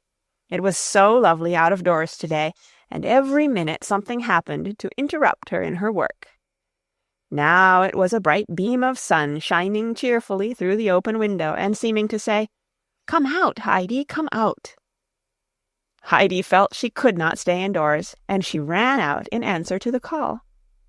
The sunlight lay sparkling on everything around the hut, and on all the mountains and far away along the valley, and the grass slope looked so golden and inviting that she was obliged to sit down for a few minutes and look about her. Then she suddenly remembered that her stool was left standing in the middle of the floor, and that the table had not been rubbed, and she jumped up and ran inside again. But it was not long before the fir trees began their old song. Heidi felt it in all her limbs, and again the desire to run outside was irresistible, and she was off to play and leap to the tune of the waving branches. The grandfather, who was busy in his work-shed, stepped out from time to time, smiling, to watch her at these gambols. He had just gone back to his work on one of these occasions, when Heidi called out, "Grandfather, grandfather! Come, come!" He stepped quickly out, almost afraid that something had happened to the child, but he saw her running towards where the mountain path descended, crying, "They are coming! They are coming! And the doctor is in front of them!" Heidi rushed forward to welcome her old friend, who held out his hands in greeting to her. When she came up to him, she clung to his outstretched arm, and exclaimed in the joy of her heart, "Good morning, doctor, and thank you ever so many times." "God bless you, child. What have you got to thank me for?" asked the doctor, smiling. "For being at home again with grandfather," the child explained. The doctor's face brightened as if a sudden ray of sunshine had passed across it.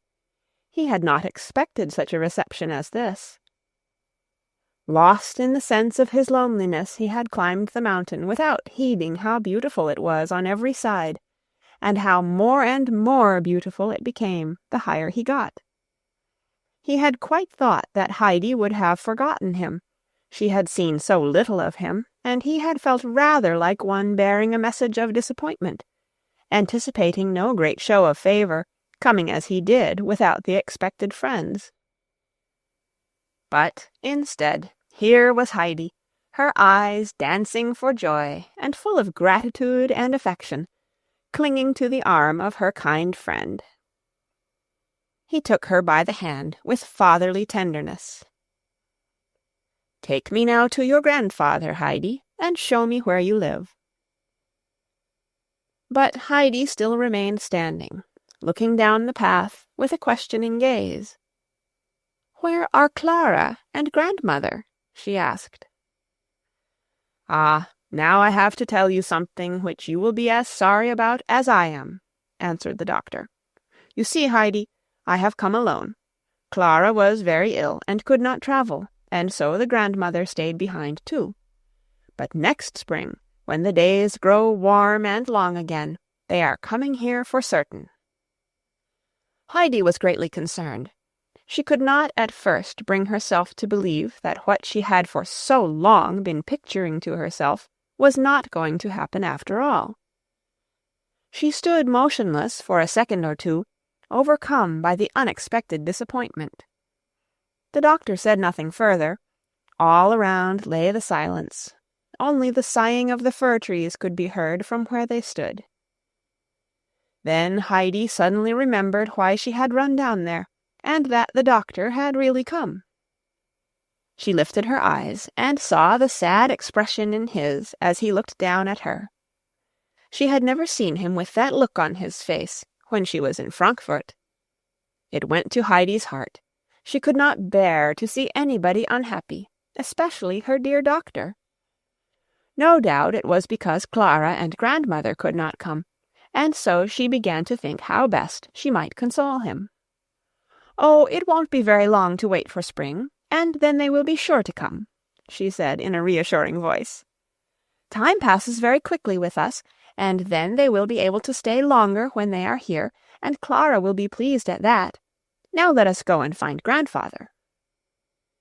Hand in hand with her friend, she climbed up to the hut. She was so anxious to make the doctor happy again that she began once more assuring him that the winter passed so quickly on the mountain that it was hardly to be taken account of, and that summer would be back again before they knew it. And she became so convinced of the truth of her own words that she called out quite cheerfully to her grandfather as they approached, "They have not come today, but they will be here in a very short time." The doctor was no stranger to the grandfather, for the child had talked to him so much about her friend. The old man held out his hand to his guest in friendly greeting.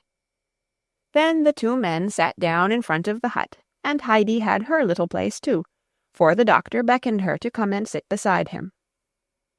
The doctor told Uncle how Herr Sesemann had insisted on his taking this journey, and he felt himself it would do him good, as he had not been quite the thing for a long time. Then he whispered to Heidi that there was something being brought up the mountain which had travelled with him from Frankfurt, and which would give her even more pleasure than seeing the old doctor. Heidi got into a great state of excitement on hearing this, wondering what it could be. The old man urged the doctor to spend as many of the beautiful autumn days on the mountain as he could, and at least to come up whenever it was fine. He could not offer him a lodging, as he had no place to put him. He advised the doctor, however, not to go back to Ragaz, but to stay at Dorfli, where there was a clean, tidy little inn. Then the doctor could come up every morning, which would do him no end of good, and if he liked, he, the grandfather, would act as his guide to any part of the mountains he would like to see. The doctor was delighted with this proposal, and it was settled that it should be as the grandfather suggested. Meanwhile the sun had been climbing up the sky, and it was now noon. The wind had sunk, and the fir trees stood motionless. The air was still wonderfully warm and mild for that height, while a delicious freshness was mingled with the warmth of the sun. Alm-Uncle now rose and went indoors, returning in a few minutes with a table which he placed in front of the seat. "There, Heidi, now run in and bring us what we want for the table," he said. "The doctor must take us as he finds us. If the food is plain, he will acknowledge that the dining-room is pleasant." "I should think so indeed," replied the doctor, as he looked down over the sunlit valley. "And I accept the kind invitation. Everything must taste good up here." Heidi ran backwards and forwards as busy as a bee, and brought out everything she could find in the cupboard, for she did not know how to be pleased enough that she could help to entertain the doctor. The grandfather, meanwhile, had been preparing the meal, and now appeared with a steaming jug of milk and golden-brown toasted cheese. Then he cut some thin slices from the meat he had cured himself in the pure air, and the doctor enjoyed his dinner better than he had for a whole year past. "Our Clara must certainly come up here," he said. "It would make her quite a different person, and if she ate for any length of time as I have today, she would grow plumper than anyone has ever known her before." As he spoke, a man was seen coming up the path carrying a large package on his back. When he reached the hut, he threw it on the ground and drew in 2 or 3 good breaths of the mountain air. "Ah, here's what travelled with me from Frankfurt," said the doctor, rising, and he went up to the package and began undoing it, Heidi looking on in great expectation. After he had released it from its heavy outer covering, "There, child," he said, "now you can go on unpacking your treasures yourself."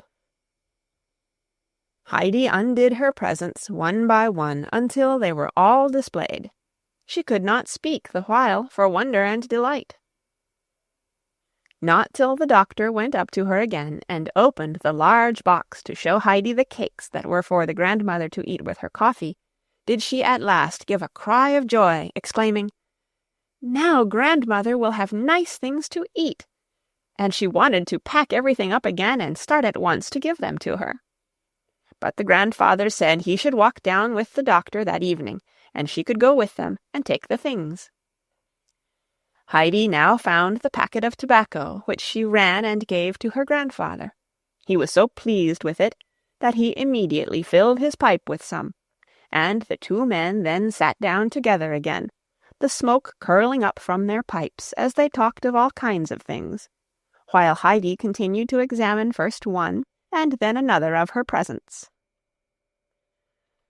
Suddenly she ran up to them, and, standing in front of the doctor, waited till there was a pause in the conversation, and then said, "No, the other thing has not given me more pleasure than seeing you, doctor."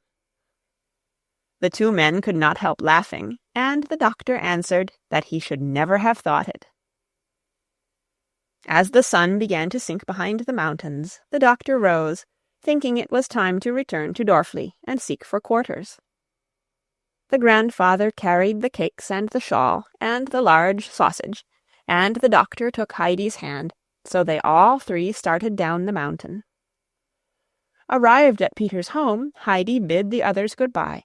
She was to wait at grandmother's till her grandfather, who was going on to Dorfli with his guest, returned to fetch her. As the doctor shook hands with her, she asked, "Would you like to come out with the goats tomorrow morning?" For she could think of no greater treat to offer him. "Agreed," answered the doctor. "We will go together." Heidi now ran in to the grandmother. She first, with some effort, managed to carry in the box of cakes. Then she ran out again and brought in the sausage, for her grandfather had put the presents down by the door, and then a 3rd time for the shawl. She had placed them as close as she could to the grandmother, so that the latter might be able to feel them and understand what was there. The shawl she laid over the old woman's knees. "They are all from Frankfurt, from Clara and grandmamma," she explained to the astonished grandmother and Brigitta, the latter having watched her dragging in all the heavy things, unable to imagine what was happening. "And you are very pleased with the cakes, aren't you, grandmother? Taste how soft they are," said Heidi over and over again, to which the grandmother continued to answer, "Yes, yes, Heidi, I should think so. What kind people they must be." And then she would pass her hand over the warm, thick shawl, and add, "This will be beautiful for the cold winter. I never thought I should have such a splendid thing as this to put on." Heidi could not help feeling some surprise at the grandmother seeming to take more pleasure in the shawl than the cakes. Meanwhile, Brigitte stood gazing at the sausage with almost an expression of awe. She had hardly in her life seen such a monster sausage, much less owned one, and she could scarcely believe her eyes. She shook her head and said doubtfully, "I must ask Uncle what it is meant for." But Heidi answered without hesitation, "It is meant for eating, not for anything else." Peter came tumbling in at this minute. "Uncle is just behind me. He is coming," he began, and then stopped short, for his eye had caught sight of the sausage, and he was too much taken aback to say more. But Heidi understood that her grandfather was near, and so said good-bye to grandmother. The old man now never passed the door without going in to wish the old woman good day, and she liked to hear his footstep approaching, for he always had a cheery word for her. But today it was growing late for Heidi, who was always up with the lark, and the grandfather would never let her go to bed after hours. So this evening he only called good night through the open door, and started home at once with the child, and the two climbed under the starlit sky back to their peaceful dwelling. Chapter 17. A Compensation. The next morning the doctor climbed up from Dorfli with Peter and the goats. The kindly gentleman tried now and then to enter into conversation with the boy, but his attempts failed, for he could hardly get a word out of Peter in answer to his questions. Peter was not easily persuaded to talk. So the party silently made their way up to the hut, where they found Heidi awaiting them with her 2 goats, all 3 as fresh and lively as the morning sun among the mountains. "Are you coming today?" said Peter, repeating the words with which he daily greeted her, either in question or in summons. "Of course I am, if the doctor is coming too," replied Heidi. Peter cast a sidelong glance at the doctor. The grandfather now came out with the dinner bag, and after bidding good day to the doctor, he went up to Peter and slung it over his neck. It was heavier than usual, for Alm-Uncle had added some meat today, as he thought the doctor might like to have his lunch out and eat it when the children did. Peter gave a grin, for he felt sure there was something more than ordinary in it. And so the ascent began. The goats, as usual, came thronging around Heidi, each trying to be nearest her, until at last she stood still and said, "Now you must go on in front and behave properly, and not keep on turning back and pushing and poking me, for I want to talk to the doctor." And she gave Schneehupli a little pat on the back, and told her to be good and obedient. By degrees she managed to make her way out from among them and joined the doctor, who took her by the hand. He had no difficulty now in conversing with his companion, for Heidi had a great deal to say about the goats and their peculiarities, and about the flowers and the rocks and the birds, and so they clambered on and reached their resting place before they were aware. Peter had sent a good many unfriendly glances towards the doctor on the way up, which might have quite alarmed the latter if he had happened to notice them, which, fortunately, he did not. Heidi now led her friend to her favorite spot where she was accustomed to sit and enjoy the beauty around her. The doctor followed her example and took his seat beside her on the warm grass. Over the heights and over the far green valley hung the golden glory of the autumn day. The great snow-field sparkled in the bright sunlight, and the 2 gray, rocky peaks rose in their ancient majesty against the dark blue sky. A soft, light morning breeze blew deliciously across the mountain, gently stirring the bluebells that still remained of the summer's wealth of flowers, their slender heads nodding cheerfully in the sunshine. Overhead the great bird was flying round and round in wide circles, but today he made no sound. Poised on his large wings, he floated contentedly in the blue ether. Heidi looked about her, first at one thing and then at another. The waving flowers, the blue sky, the bright sunshine, the happy bird, everything was so beautiful, so beautiful. Her eyes were alight with joy. And now she turned to her friend to see if he, too, were enjoying the beauty. The doctor had been sitting thoughtfully gazing around him. As he met her glad, bright eyes, "Yes, Heidi," he responded, "I see how lovely it all is, but tell me, if one brings a sad heart up here, how may it be healed so that it can rejoice in all this beauty?" "Oh, but," exclaimed Heidi, "no one is sad up here, only in Frankfurt." The doctor smiled, and then growing serious again, he continued, "But supposing one is not able to leave all the sadness behind at Frankfurt, can you tell me anything that will help then?" "When you do not know what more to do, you must go and tell everything to God," answered Heidi with decision. "Ah, that is a good thought of yours, Heidi," said the doctor. "But if it is God himself who has sent the trouble, what can we say to him then?" Heidi sat pondering for a while. She was sure in her heart that God could help out of every trouble. She thought over her own experiences, and then found her answer.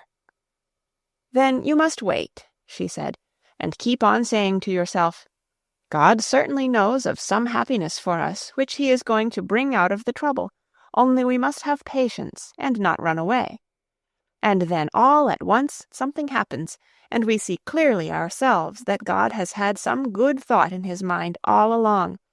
But because we cannot see things beforehand, and only know how dreadfully miserable we are, we think it is always going to be so." "That is a beautiful faith, child, and be sure you hold it fast," replied the doctor. Then he sat on a while in silence, looking at the great overshadowing mountains and the green sunlit valley below, before he spoke again.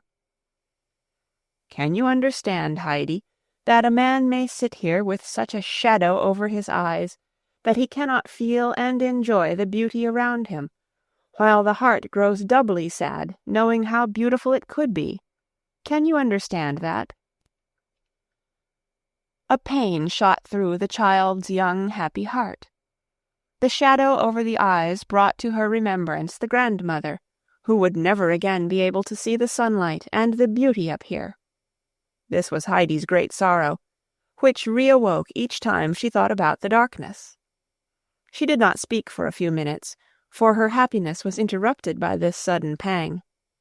Then, in a grave voice, she said, "Yes, I can understand it, and I know this, that then one must say one of grandmother's hymns, which bring the light back a little, and often make it so bright for her that she is quite happy again.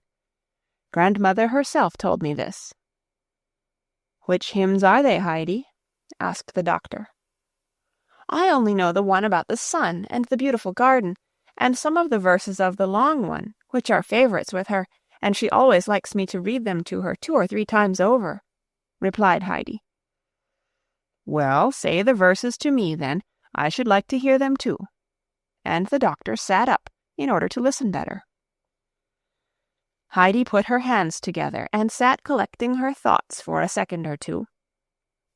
"Shall I begin at the verse that grandmother says gives her a feeling of hope and confidence?" The doctor nodded his assent, and Heidi began. "Let not your heart be troubled, nor fear your soul dismay. There is a wise defender, and he will be your stay. Where you have failed, he conquers. See how the foeman flies, and all your tribulation is turned to glad surprise. If for a while it seemeth his mercy is withdrawn, that he no longer careth for his wandering child forlorn, doubt not his great compassion, his love can never tire. To those who wait in patience, he gives their heart's desire." Heidi suddenly paused. She was not sure if the doctor was still listening. He was sitting motionless with his hand before his eyes. She thought he had fallen asleep. When he awoke, if he wanted to hear more verses, she would go on. There was no sound anywhere. The doctor sat in silence, but he was certainly not asleep. His thoughts had carried him back to a long past time. He saw himself as a little boy, standing by his dear mother's chair. She had her arm round his neck and was saying the very verses to him that Heidi had just recited, words which he had not heard now for years. He could hear his mother's voice and see her loving eyes resting upon him, and as Heidi ceased, the old dear voice seemed to be saying other things to him, and the words he heard again must have carried him far, far away, for it was a long time before he stirred or took his hand from his eyes. When at last he roused himself, he met Heidi's eyes looking wonderingly at him. "Heidi," he said, taking the child's hand in his. "That was a beautiful hymn of yours." And there was a happier ring in his voice as he spoke. "We will come out here together another day, and you will let me hear it again." Peter, meanwhile, had had enough to do in giving vent to his anger. It was now some days since Heidi had been out with him, and when at last she did come, there she sat the whole time beside the old gentleman, and Peter could not get a word with her. He got into a terrible temper, and at last went and stood some way back behind the doctor, where the latter could not see him, and doubling his fist made imaginary hits at the enemy. Presently he doubled both fists, and the longer Heidi stayed beside the gentleman, the more fiercely did he threaten with them. Meanwhile the sun had risen to the height which Peter knew pointed to the dinner hour. All of a sudden he called at the top of his voice, "It's dinner time!" Heidi was rising to fetch the dinner bag so that the doctor might eat his where he sat, but he stopped her, telling her he was not hungry at all, and only cared for a glass of milk, as he wanted to climb up a little higher. Then Heidi found that she also was not hungry and only wanted milk, and she should like, she said, to take the doctor up to the large moss-covered rock where Distelfink had nearly jumped down and killed herself. So she ran and explained matters to Peter, telling him to go and get milk for the two. Peter seemed hardly to understand. "Who is going to eat what is in the bag, then?" he asked. "You can have it," she answered. "Only first make haste and get the milk." Peter had seldom performed any task more promptly, for he thought of the bag and its contents, which now belonged to him. As soon as the other two were sitting quietly drinking their milk, he opened it, and quite trembled for joy at the sight of the meat, and he was just putting his hand in to draw it out when something seemed to hold him back. His conscience smote him at the remembrance of how he had stood with his doubled fists behind the doctor, who was now giving up to him his whole good dinner. He felt as if he could not now enjoy it.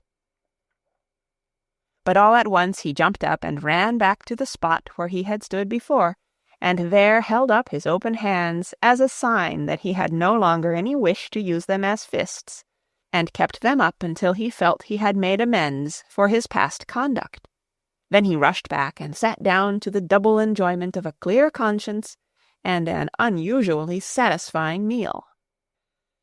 Heidi and the doctor climbed and talked for a long while, until the latter said it was time for him to be going back, and no doubt Heidi would like to go and be with her goats.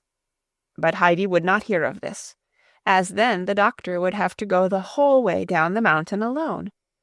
She insisted on accompanying him as far as the grandfather's hut, or even a little further. She kept hold of her friend's hand all the time, and the whole way she entertained him with accounts of this thing and that, showing him the spots where the goats loved best to feed, and others where in summer the flowers of all colors grew in greatest abundance. She could give them all their right names, for her grandfather had taught her these during the summer months.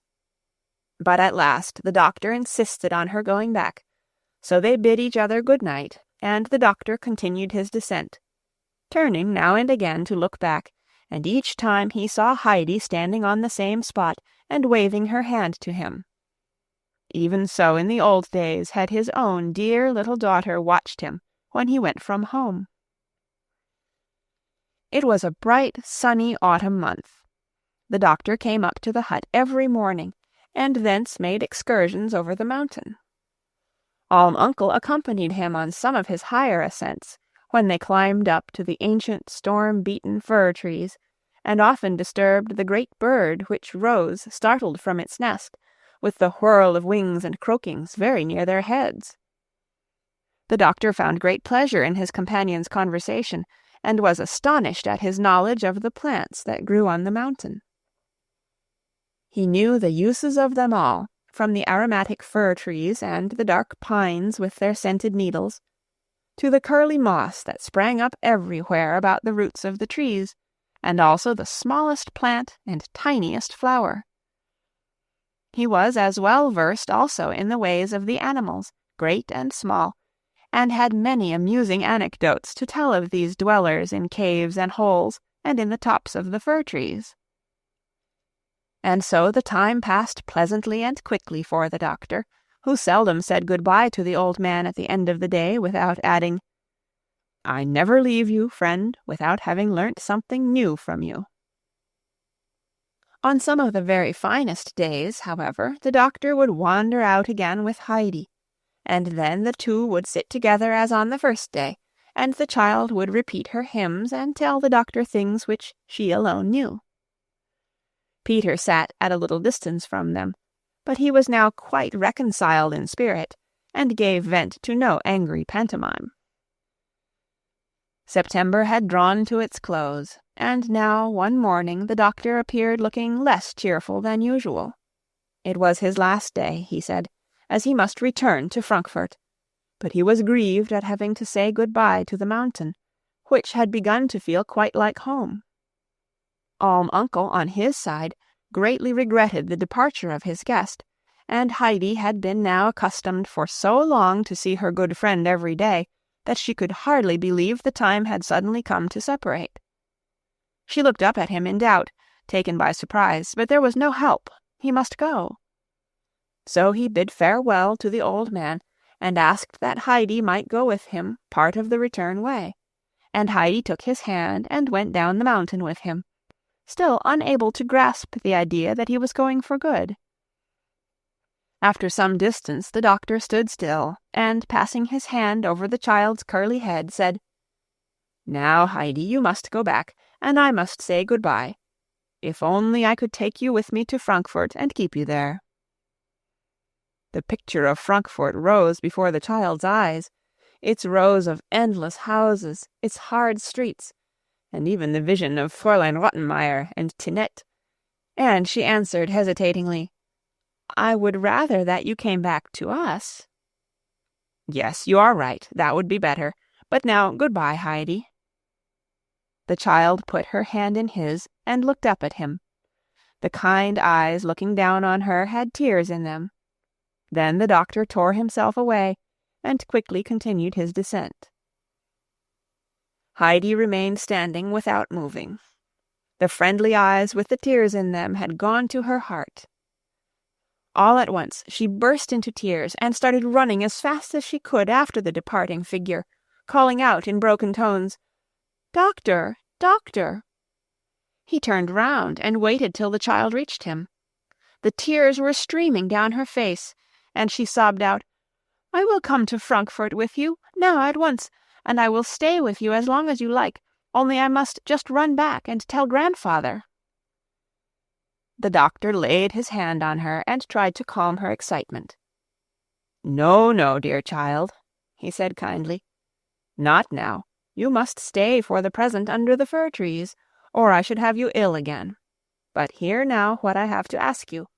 If I am ever ill and alone, will you come then and stay with me?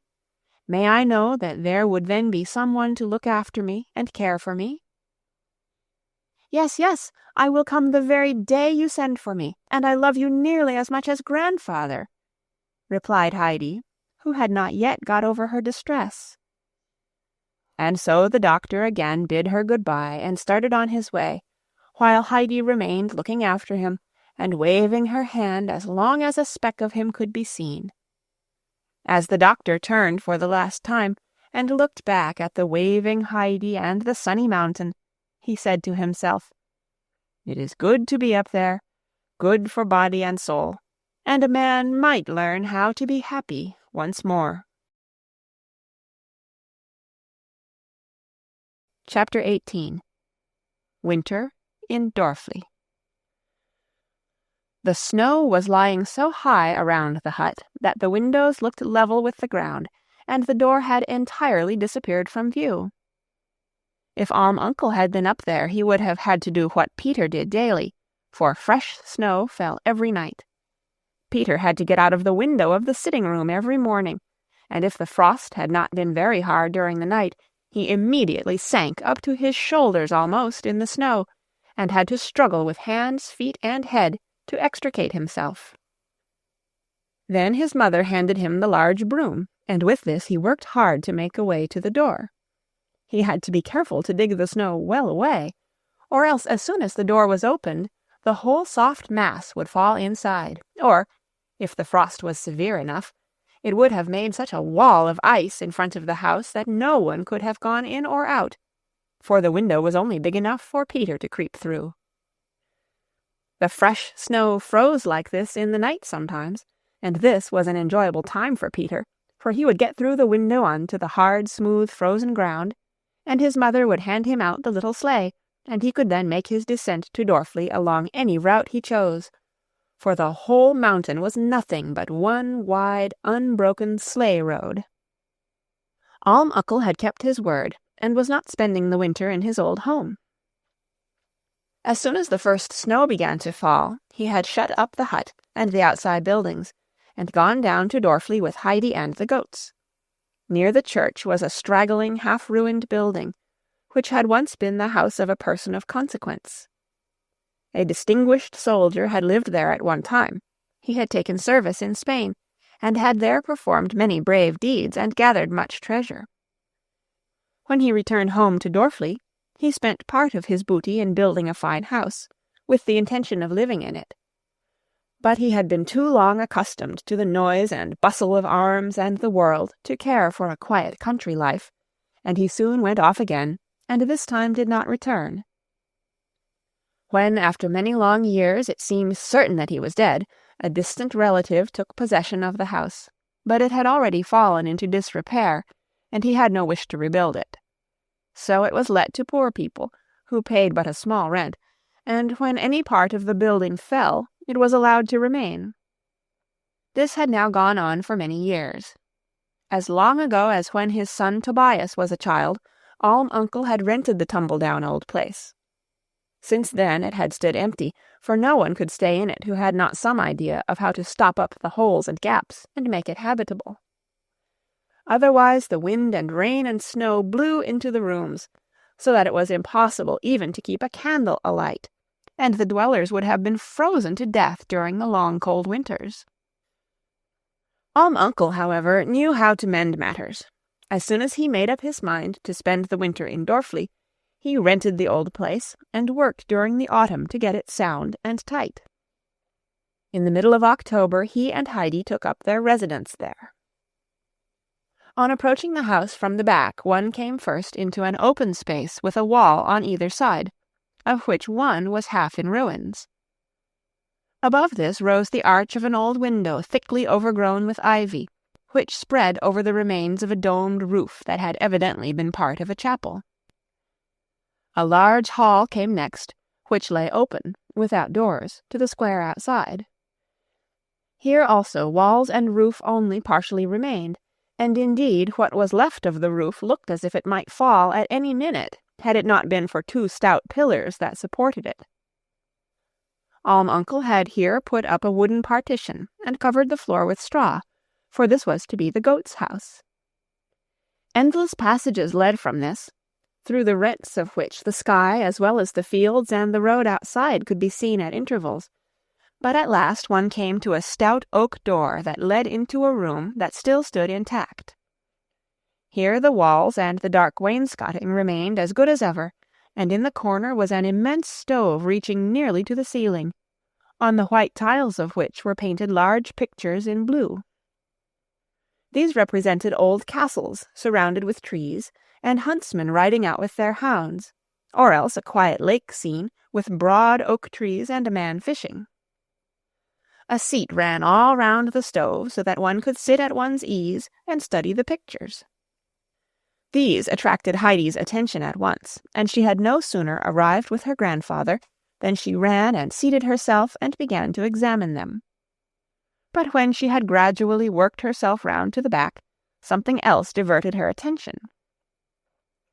In the large space between the stove and the wall 4 planks had been put together, as if to make a large receptacle for apples. There were no apples, however, inside, but something Heidi had no difficulty in recognizing.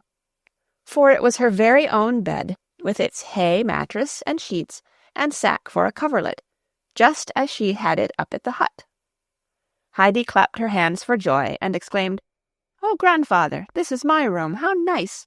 But where are you going to sleep?" "Your room must be near the stove, or you will freeze," he replied. "But you can come and see mine too." Heidi got down and skipped across the large room after her grandfather, who opened a door at the farther end leading into a smaller one, which was to be his bedroom. Then came another door. Heidi pushed it open and stood amazed, for here was an immense room like a kitchen, larger than anything of the kind that Heidi had seen before.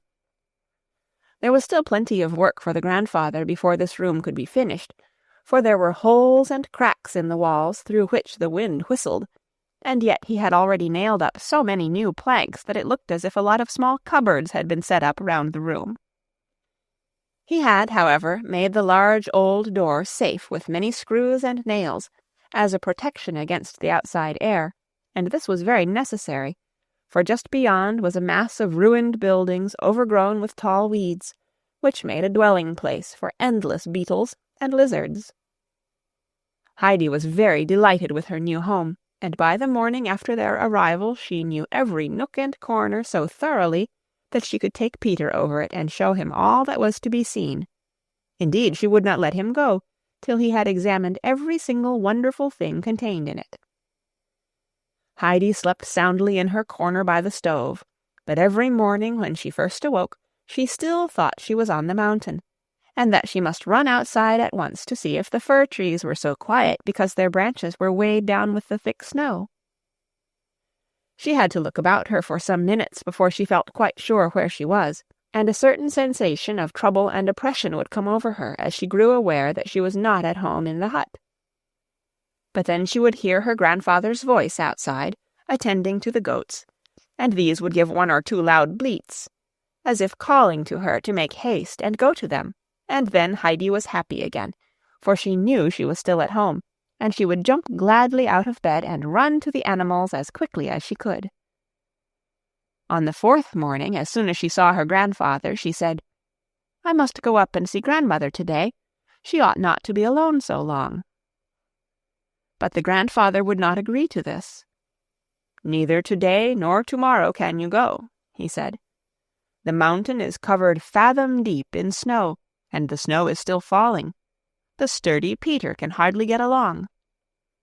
A little creature like you would soon be smothered by it, and we should not be able to find you again. Wait a bit till it freezes. Then you will be able to walk over the hard snow." Heidi did not like the thought of having to wait, but the days were so busy that she hardly knew how they went by. Heidi now went to school in Dorfli every morning and afternoon, and eagerly set to work to learn all that was taught her. She hardly ever saw Peter there, for as a rule he was absent. The teacher was an easy-going man who merely remarked now and then, "Peter is not turning up today again, it seems, but there is a lot of snow up on the mountain, and I dare say he cannot get along." Peter, however, always seemed able to make his way through the snow in the evening when school was over, and he then generally paid Heidi a visit. At last, after some days, the sun again appeared and shone brightly over the white ground, but he went to bed again behind the mountains at a very early hour, as if he did not find such pleasure in looking down on the earth as when everything was green and flowery. But then the moon came out clear and large and lit up the great white snowfield all through the night, and the next morning the whole mountain glistened and sparkled like a huge crystal.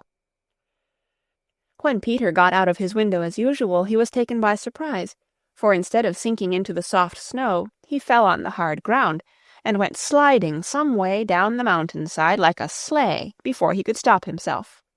He picked himself up, and tested the hardness of the ground by stamping on it, and trying with all his might to dig his heels into it, but even then he could not break off a single little splinter of ice.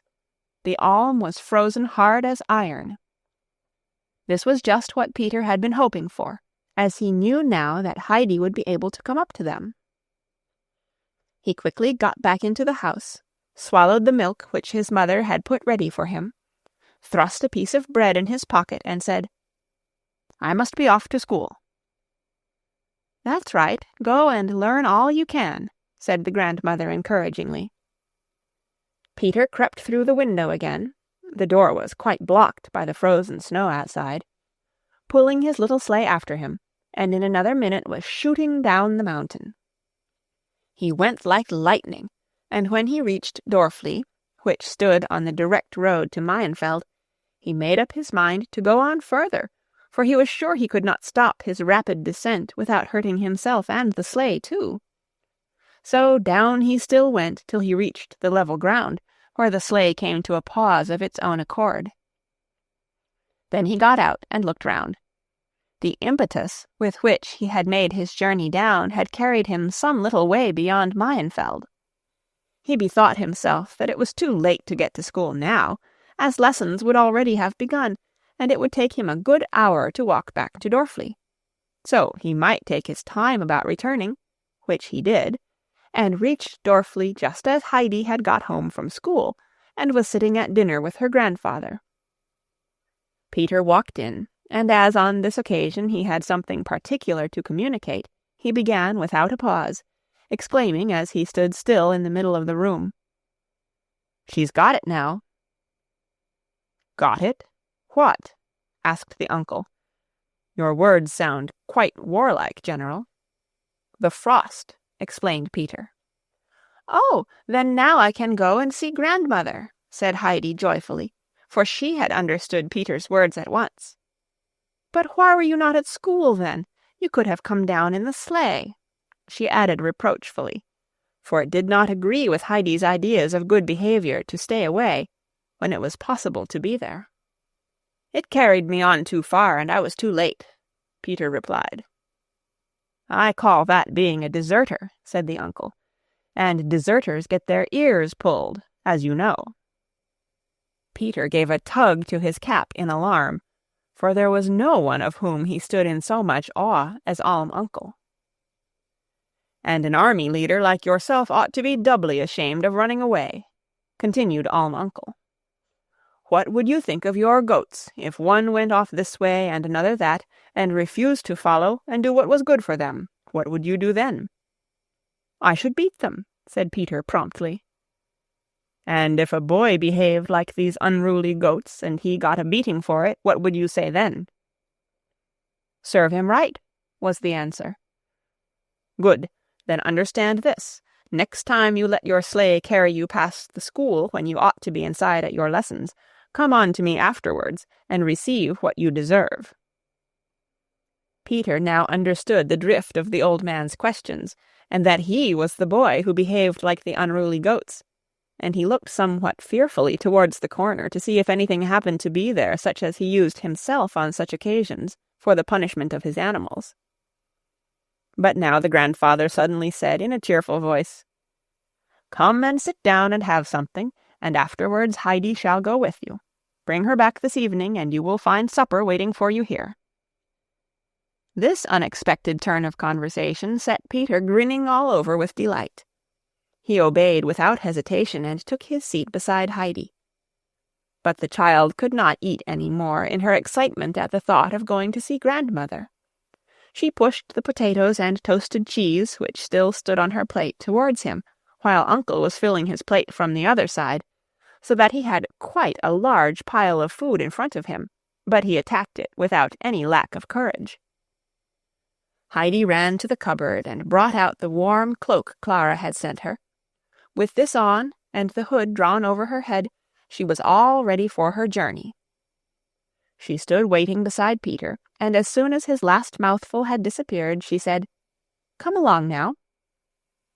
As the two walked together, Heidi had much to tell Peter of her two goats that had been so unhappy the first day in their new stall that they would not eat anything, but stood hanging their heads, not even rousing themselves to bleat.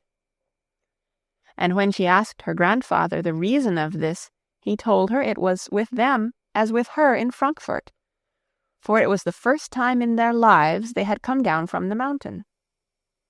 "And you don't know what that is, Peter, unless you have felt it yourself," added Heidi. The children had nearly reached their destination before Peter opened his mouth. He appeared to be so sunk in thought that he hardly heard what was said to him. As they neared home, however, he stood still and said in a somewhat sullen voice, "I had rather go to school even than get what Uncle threatened." Heidi was of the same mind, and encouraged him in his good intention. They found Brigitte sitting alone knitting, for the grandmother was not very well, and had to stay the day in bed on account of the cold. Heidi had never before missed the old figure in her place in the corner, and she ran quickly into the next room. There lay grandmother on her little poorly covered bed, wrapped up in her warm grey shawl. "Thank God!" she exclaimed as Heidi came running in. The poor old woman had had a secret fear at heart all through the autumn, especially if Heidi was absent for any length of time, for Peter had told her of a strange gentleman who had come from Frankfurt, and who had gone out with them and always talked to Heidi, and she felt sure he had come to take her away again. Even when she heard he had gone off alone, she still had an idea that a messenger would be sent over from Frankfurt to fetch the child. Heidi went up to the side of the bed and said, "Are you very ill, grandmother?"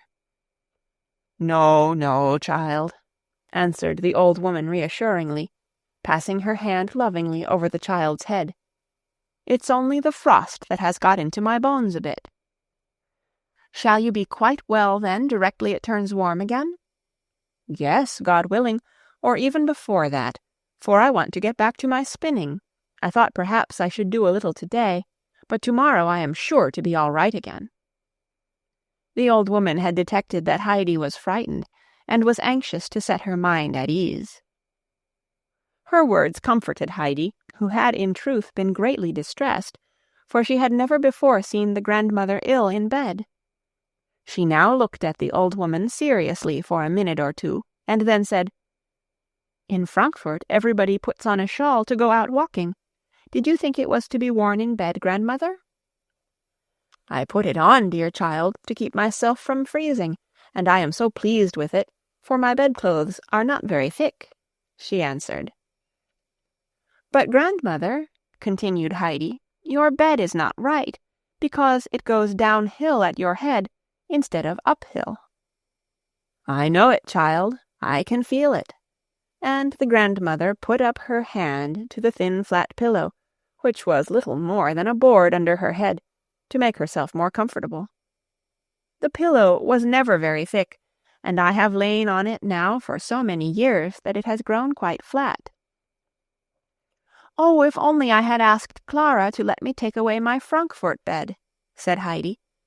"I had 3 large pillows, one above the other, so that I could hardly sleep, and I used to slip down to try and find a flat place, and then I had to pull myself up again, because it was proper to sleep there like that. Could you sleep like that, grandmother?" "Oh, yes.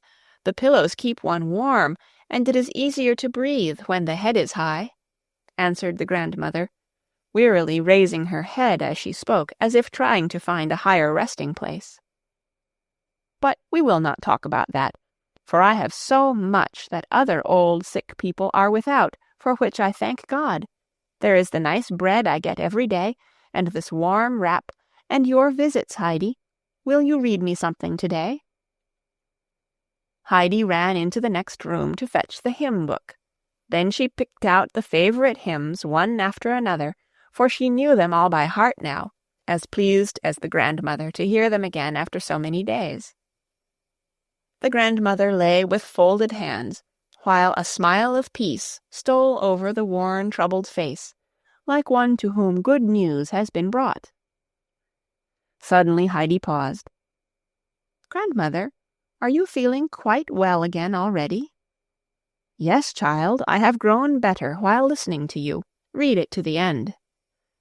The child read on, and when she came to the last words, "As the eyes grow dim and darkness closes round, the soul grows clearer, sees the goal to which it travels, gladly feels its home is nearer."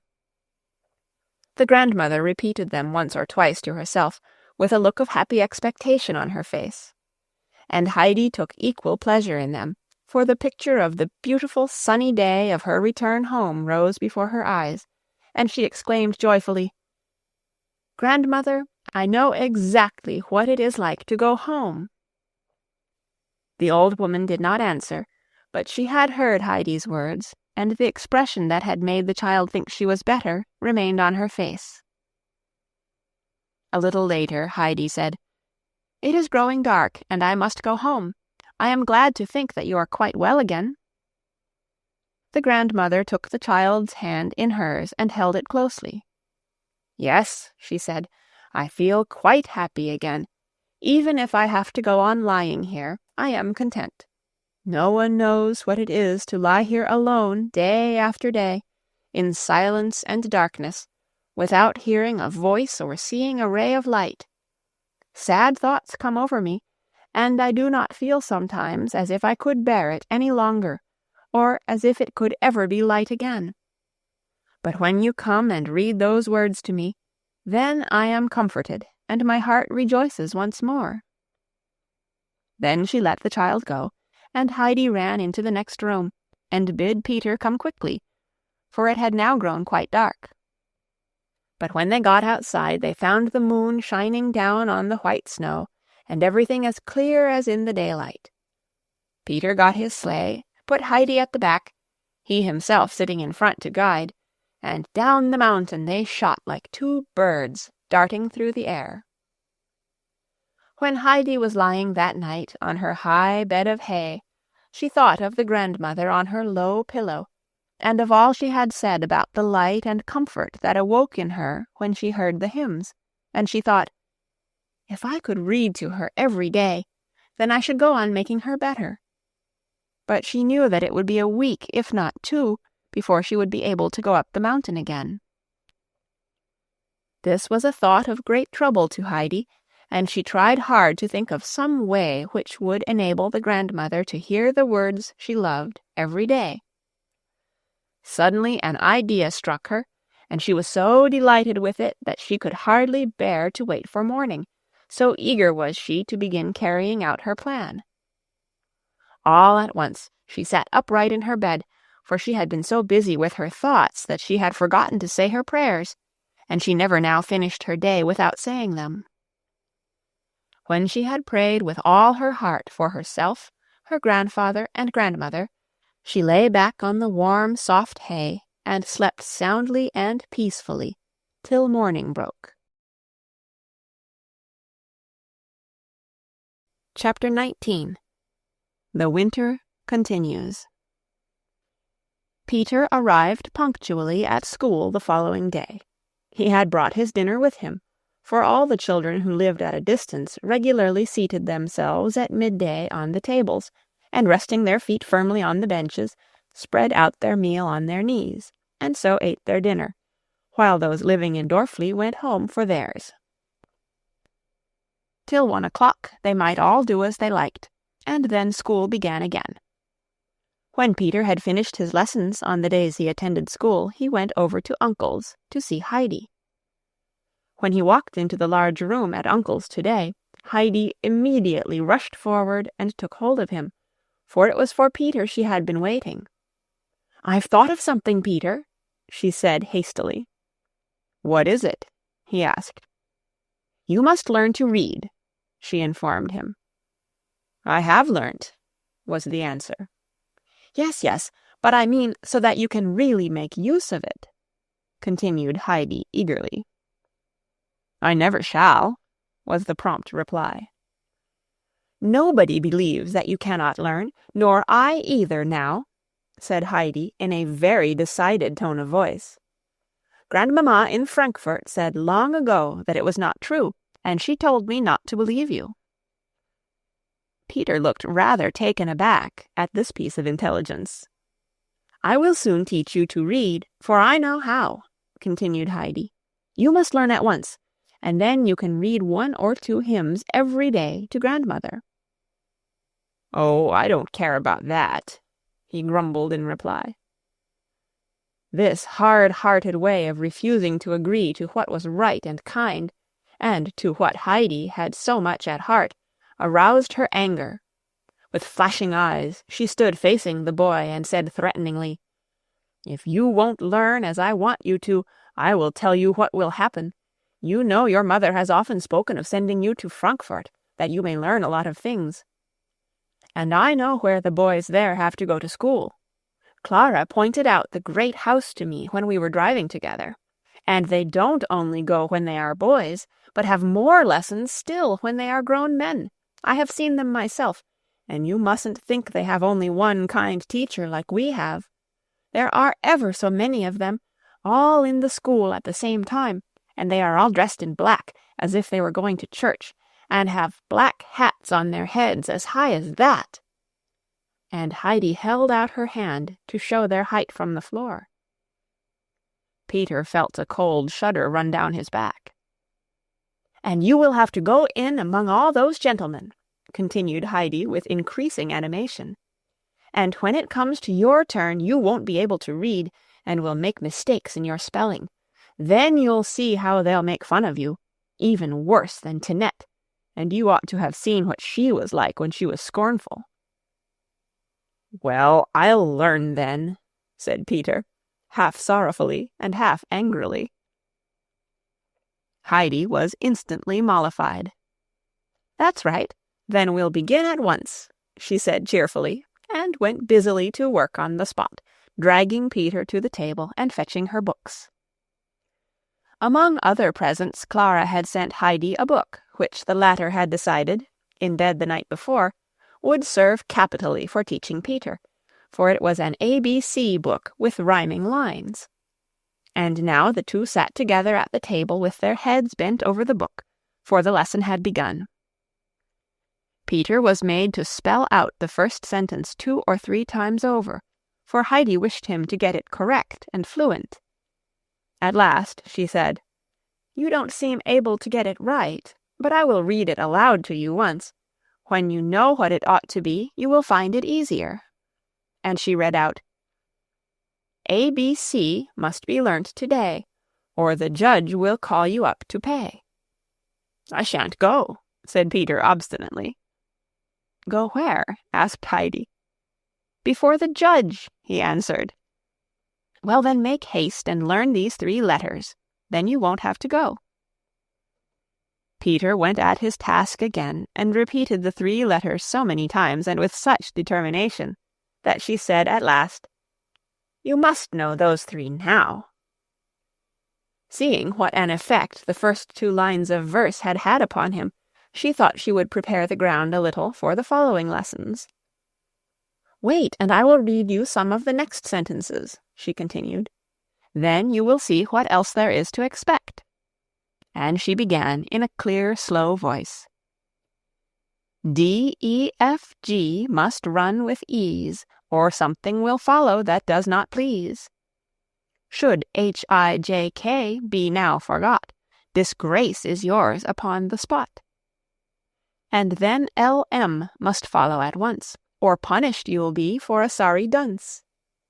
If you knew what next awaited you, you'd haste to learn N-O-P-Q.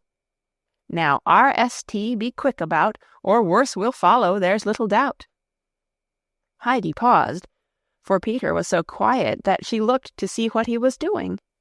These many secret threats and hints of dreadful punishments had so affected him that he sat as if petrified, and stared at Heidi with horror-stricken eyes.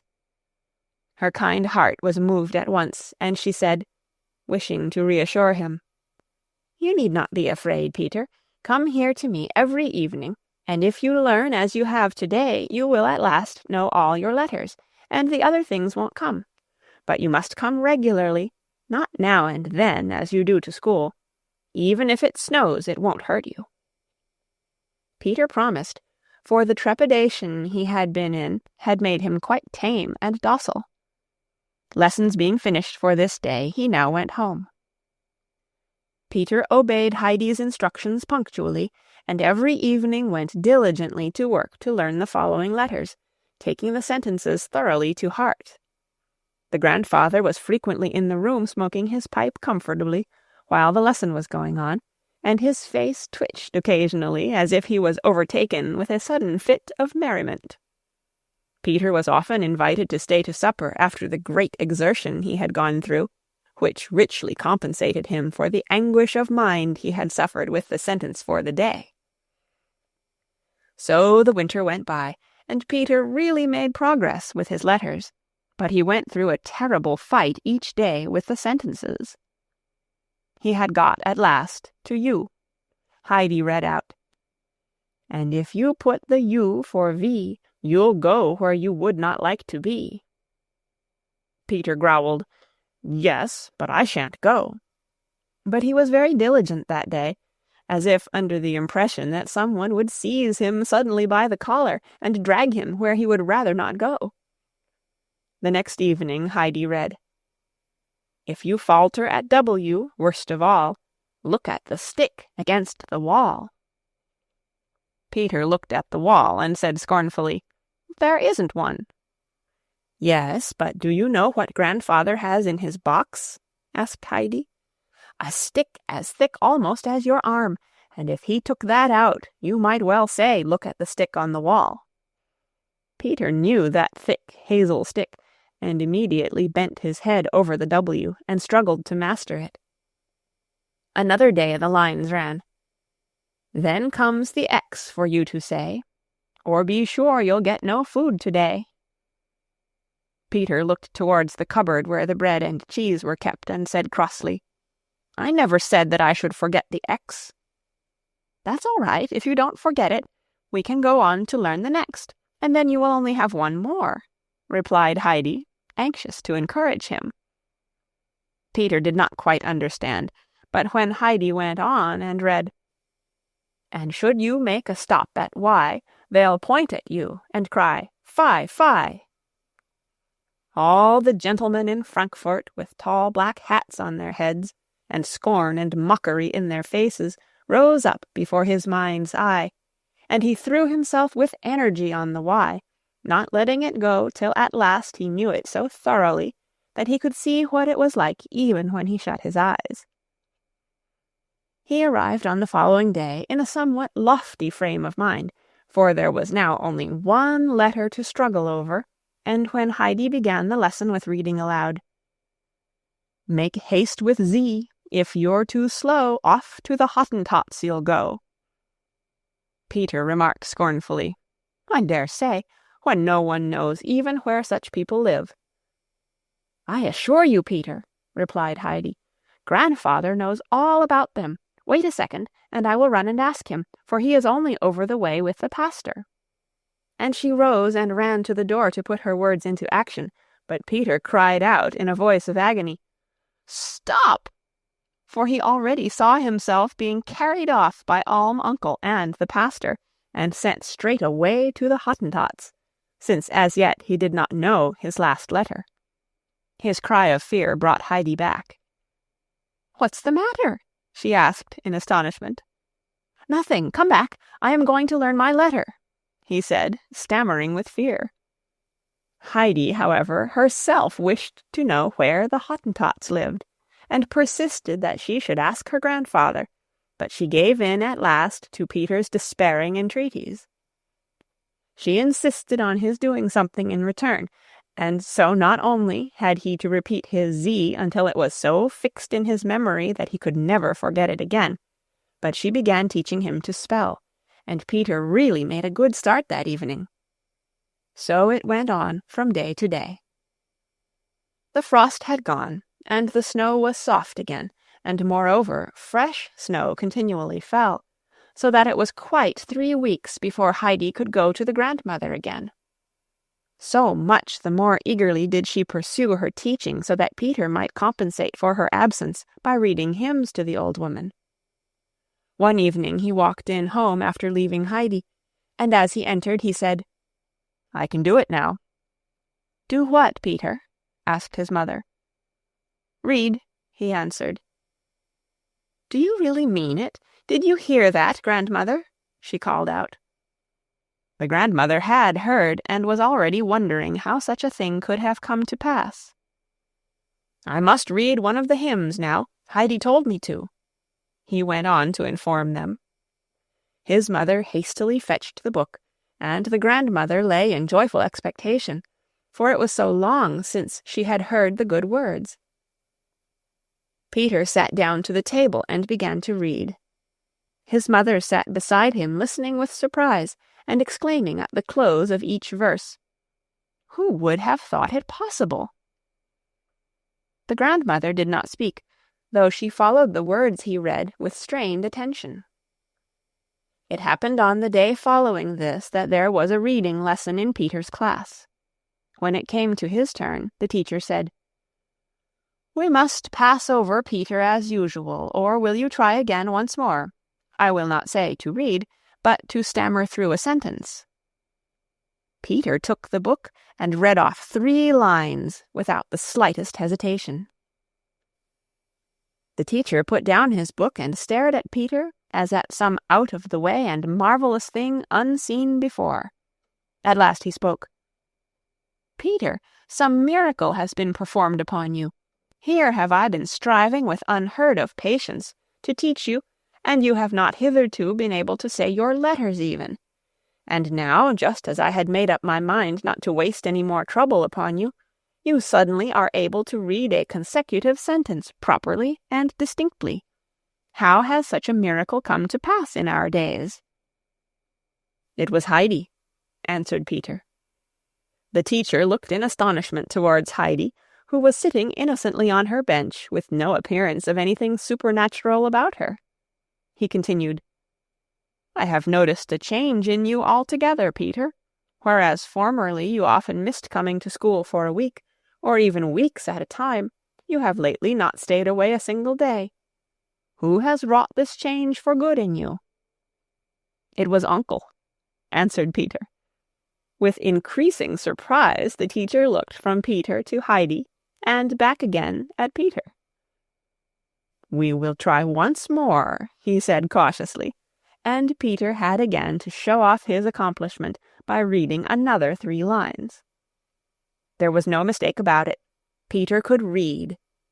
As soon as school was over, the teacher went over to the pastor to tell him this piece of news, and to inform him of the happy result of Heidi's and the grandfather's combined efforts. Every evening Peter read 1 hymn aloud. So far he obeyed Heidi. Nothing would induce him to read a second, and indeed the grandmother never asked for it. His mother, Brigitte, could not get over her surprise at her son's attainment, and when the reader was in bed would often express her pleasure at it. "Now he has learnt to read, there is no knowing what may be made of him yet."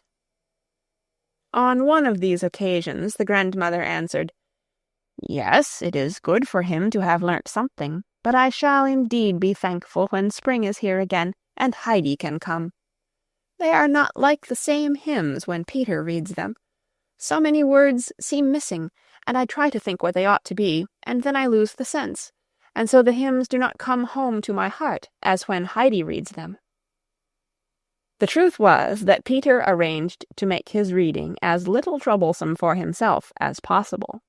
When he came upon a word that he thought was too long or difficult in any other way, he left it out, for he decided that a word or 2 less in a verse, when there were so many of them, could make no difference to his grandmother. And so it came about that most of the principal words were missing in the hymns that Peter read aloud. Chapter 20. News from Distant Friends. It was the month of May. From every height the full, fresh streams of spring were flowing down into the valley. The clear, warm sunshine lay upon the mountain, which had turned green again. The last snows had disappeared, and the sun had already coaxed many of the flowers to show their bright heads above the grass. Up above, the gay young wind of spring was singing through the fir trees, and shaking down the old dark needles to make room for the new bright green ones that were soon to deck out the trees in their spring finery. Higher up still, the great bird went circling round in the blue ether as of old, while the golden sunshine lit up the grandfather's hut, and all the ground about it was warm and dry again, so that one might sit out where one liked. Heidi was at home again on the mountain, running backwards and forwards in her accustomed way, not knowing which spot was most delightful. Now she stood still to listen to the deep, mysterious voice of the wind as it blew down to her from the mountain summits, coming nearer and nearer, and gathering strength as it came, till it broke with force against the fir trees, bending and shaking them, and seeming to shout for joy, so that she too, though blown about like a feather, felt she must join in the chorus of exulting sounds. Then she would run around again to the sunny space in front of the hut, and seating herself on the ground would peer closely into the short grass to see how many little flower cups were open or thinking of opening. She rejoiced with all the myriad little beetles and winged insects that jumped and crawled and danced in the sun, and drew in deep draughts of the spring scents that rose from the newly awakened earth, and thought the mountain was more beautiful than ever. All the tiny, living creatures must be as happy as she, for it seemed to her there were little voices all round her singing and humming in joyful tones, "On the mountain! On the mountain!" From the shed at the back came the sound of sawing and chopping, and Heidi listened to it with pleasure, for it was the old familiar sound she had known from the beginning of her life up here. Suddenly she jumped up and ran round, for she must know what her grandfather was doing. In front of the shed door already stood a finished new chair, and a second was in course of construction, under the grandfather's skilful hand. "Oh, I know what these are for!" exclaimed Heidi in great glee. "We shall want them when they all come from Frankfurt. This one is for Grandmamma, and the one you are now making is for Clara. And then there will, I suppose, have to be another," continued Heidi, with more hesitation in her voice. "Or do you think, grandfather, that perhaps Fraulein Rottenmeier will not come with them?" "Well, I cannot say just yet," replied her grandfather. "But it will be safer to make one so that we can offer her a seat if she does." Heidi looked thoughtfully at the plain wooden chair without arms, as if trying to imagine how Fraulein Rottenmeier and a chair of this sort would suit one another. After a few minutes' contemplation, "Grandfather," she said, shaking her head doubtfully, "I don't think she would be able to sit on that." "Then we will invite her on the couch with the beautiful green turf feather-bed," was her grandfather's quiet rejoinder.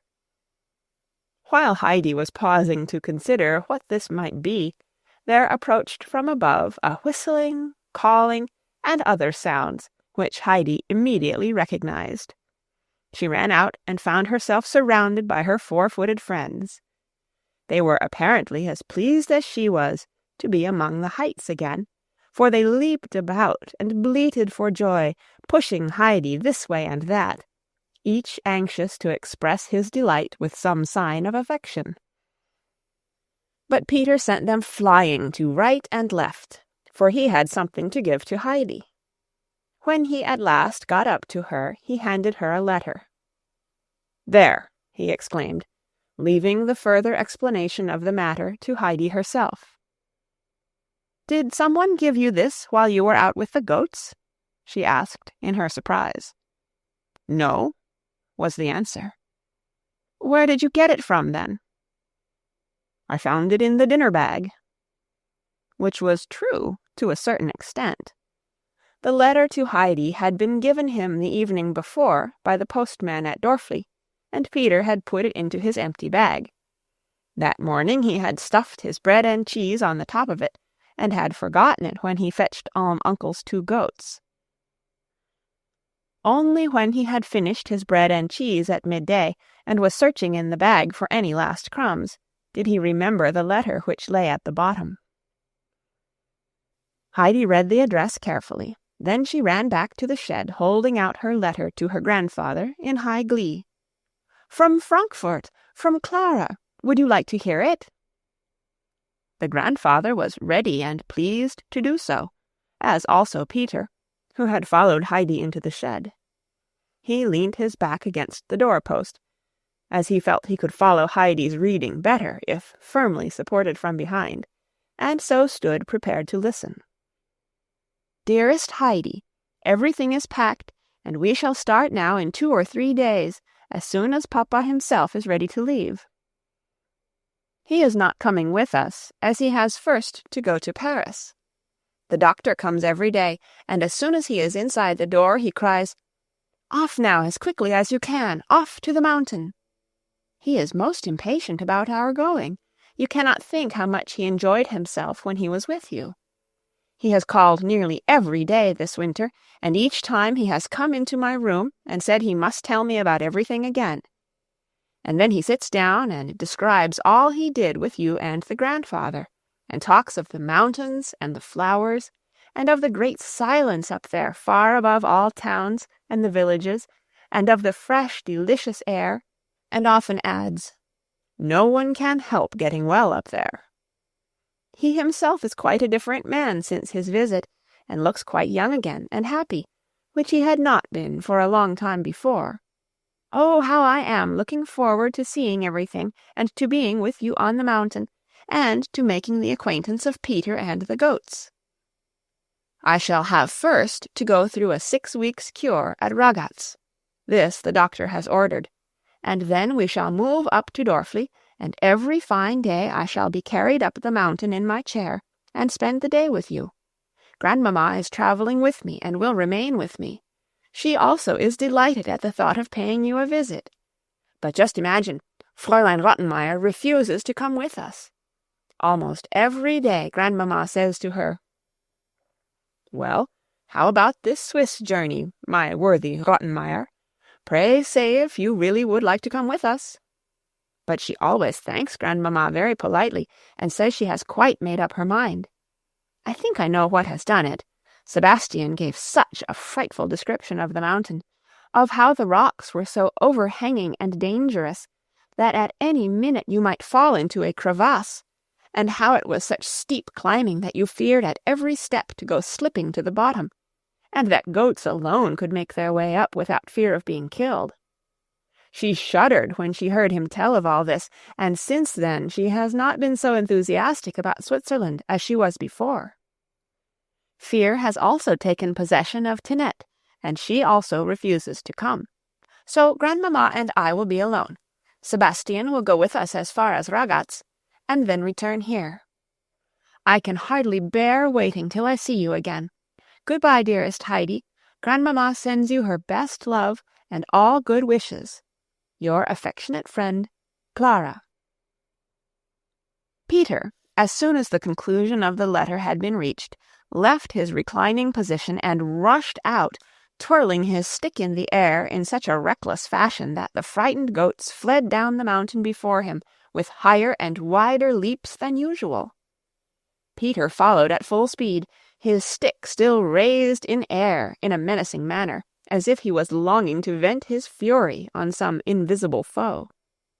This foe was indeed the prospect of the arrival of the Frankfurt visitors, the thought of whom filled him with exasperation.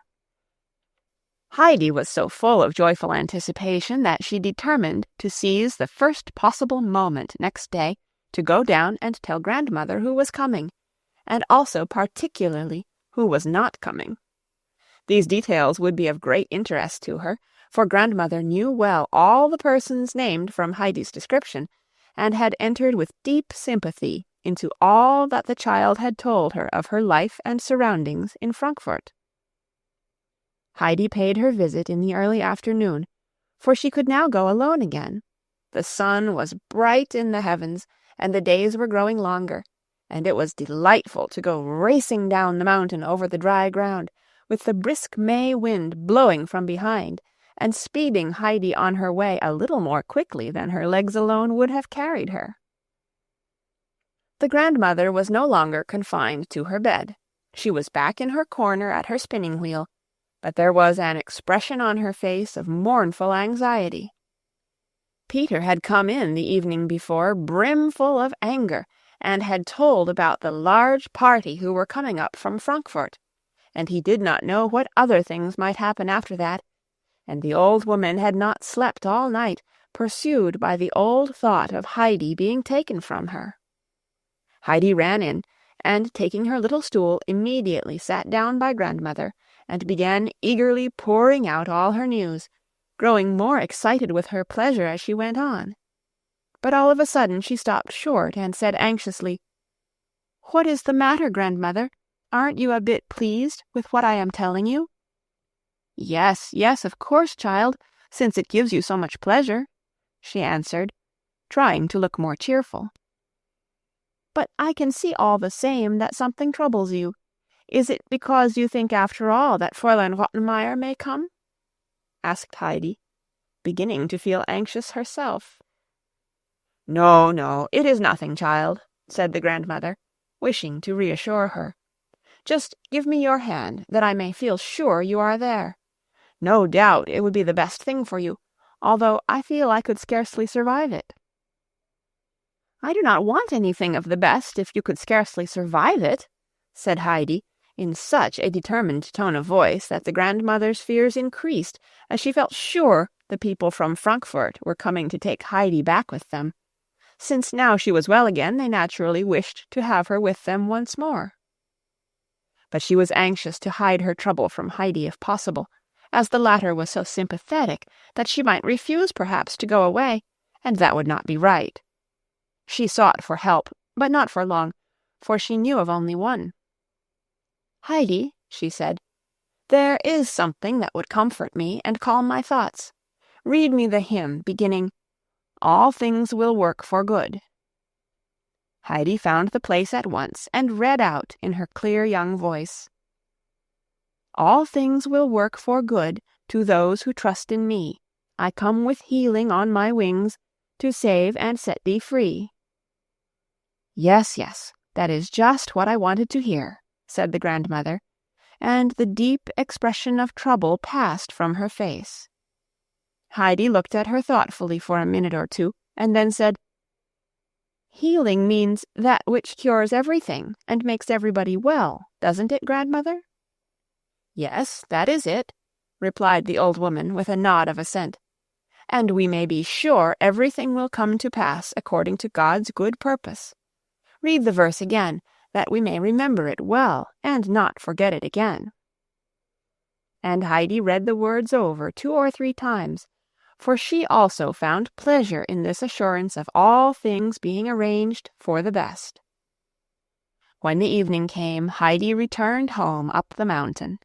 The stars came out overhead, one by one, so bright and sparkling that each seemed to send a fresh ray of joy into her heart.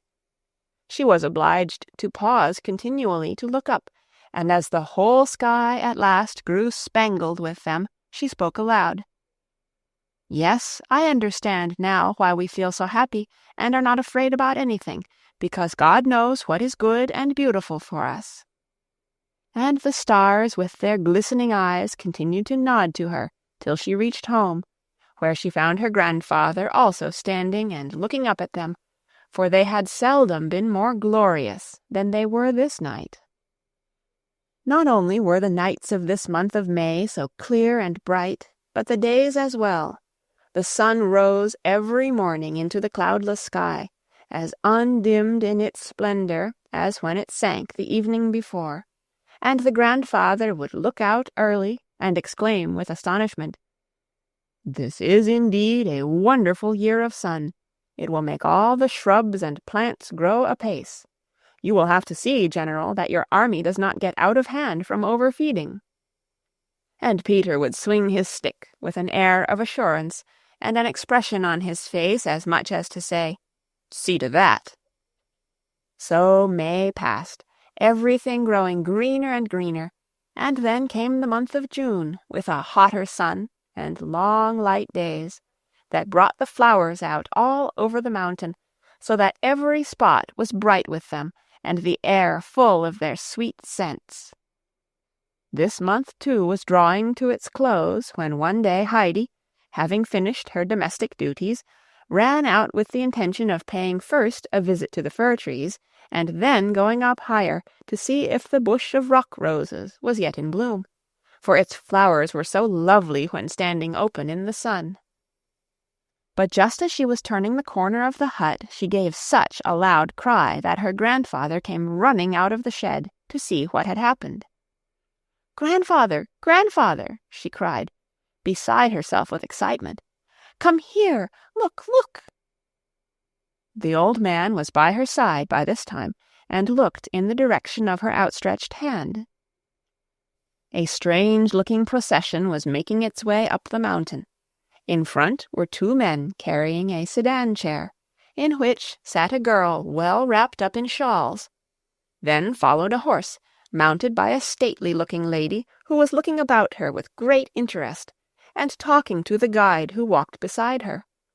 Then a reclining chair, which was being pushed up by another man, it having evidently been thought safer to send the invalid to whom it belonged up the steep path in a sedan chair. The procession wound up with a porter, with such a bundle of cloaks, shawls, and furs on his back, that it rose well above his head. "Here they come! Here they come!" shouted Heidi, jumping with joy. And sure enough, it was the party from Frankfurt. The figures came nearer and nearer, and at last they had actually arrived. The men in front put down their burden, Heidi rushed forward, and the two children embraced each other with mutual delight. Grandmamma, having also reached the top, dismounted, and gave Heidi an affectionate greeting, before turning to the grandfather, who had meanwhile come up to welcome his guests. There was no constraint about the meeting, for they both knew each other perfectly well from hearsay, and felt like old acquaintances. After the first words of greeting had been exchanged, Grandmamma broke out into lively expressions of admiration. "What a magnificent residence you have, uncle! I could hardly have believed it was so beautiful. A king might well envy you. And how well my little Heidi looks, like a wild rose," she continued, drawing the child towards her and stroking her fresh pink cheeks. "I don't know which way to look first. It is all so lovely. What do you say to it, Clara? What do you say?" Clara was gazing round entranced. She had never imagined, much less seen, anything so beautiful. She gave vent to her delight in cries of joy. "Oh, Grandmamma," she said, "I should like to remain here forever." The grandfather had meanwhile drawn up the invalid chair, and spread some of the wraps over it. Now he went up to Clara. "Supposing we carry the little daughter now to her accustomed chair. I think she will be more comfortable. The travelling sedan is rather hard," he said. And without waiting for anyone to help him, he lifted the child in his strong arms, and laid her gently down on her own couch. He then covered her over carefully, and arranged her feet on the soft cushion, as if he had never done anything all his life but attend on cripples.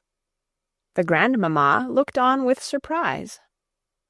"My dear uncle," she exclaimed, "if I knew where you had learned to nurse, I would at once send all the nurses I know to the same place, that they might handle their patients in like manner. How do you come to know so much?" Uncle smiled. "I know more from experience than training," he answered, but as he spoke the smile died away, and a look of sadness passed over his face. The vision rose before him of a face of suffering that he had known long years before, the face of a man lying crippled on his couch of pain, and unable to move a limb. The man had been his captain during the fierce fighting in Sicily. He had found him lying wounded, and had carried him away, and after that the captain would suffer no one else near him, and Uncle had stayed and nursed him till his sufferings ended in death. It all came back to Uncle now, and it seemed natural to him to attend on the sick Clara, and to show her all those kindly attentions with which he had once been so familiar. The sky spread blue and cloudless over the hut and the fir trees, and far above over the high rocks, the grey summits of which glistened in the sun. Clara could not feast her eyes enough on all the beauty around her. "Oh, Heidi, if only I could walk about with you," she said longingly. "If I could but go and look at the fir trees, and at everything I know so well from your description, although I have never been here before." Heidi, in response, put out all her strength, and after a slight effort managed to wheel Clara's chair quite easily round the hut to the fir trees. There they paused. Clara had never seen such trees before, with their tall, straight stems and long, thick branches growing thicker and thicker till they touched the ground. Even the grandmamma, who had followed the children, was astonished at the sight of them.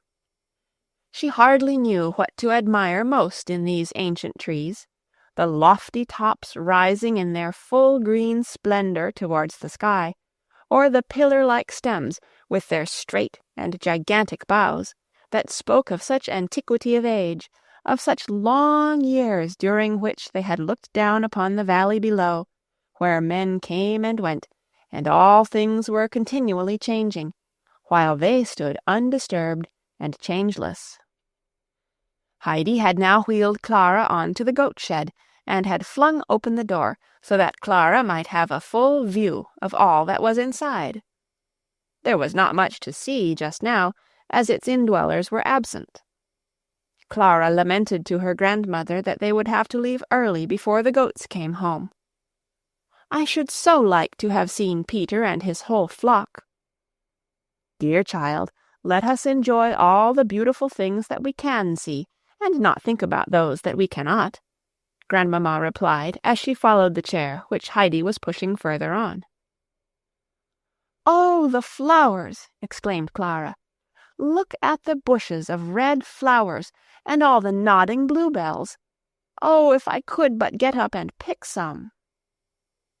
Heidi ran off at once and picked her a large nosegay of them. "But these are nothing, Clara," she said, laying the flowers on her lap. "If you could come up higher to where the goats are feeding, then you would indeed see something.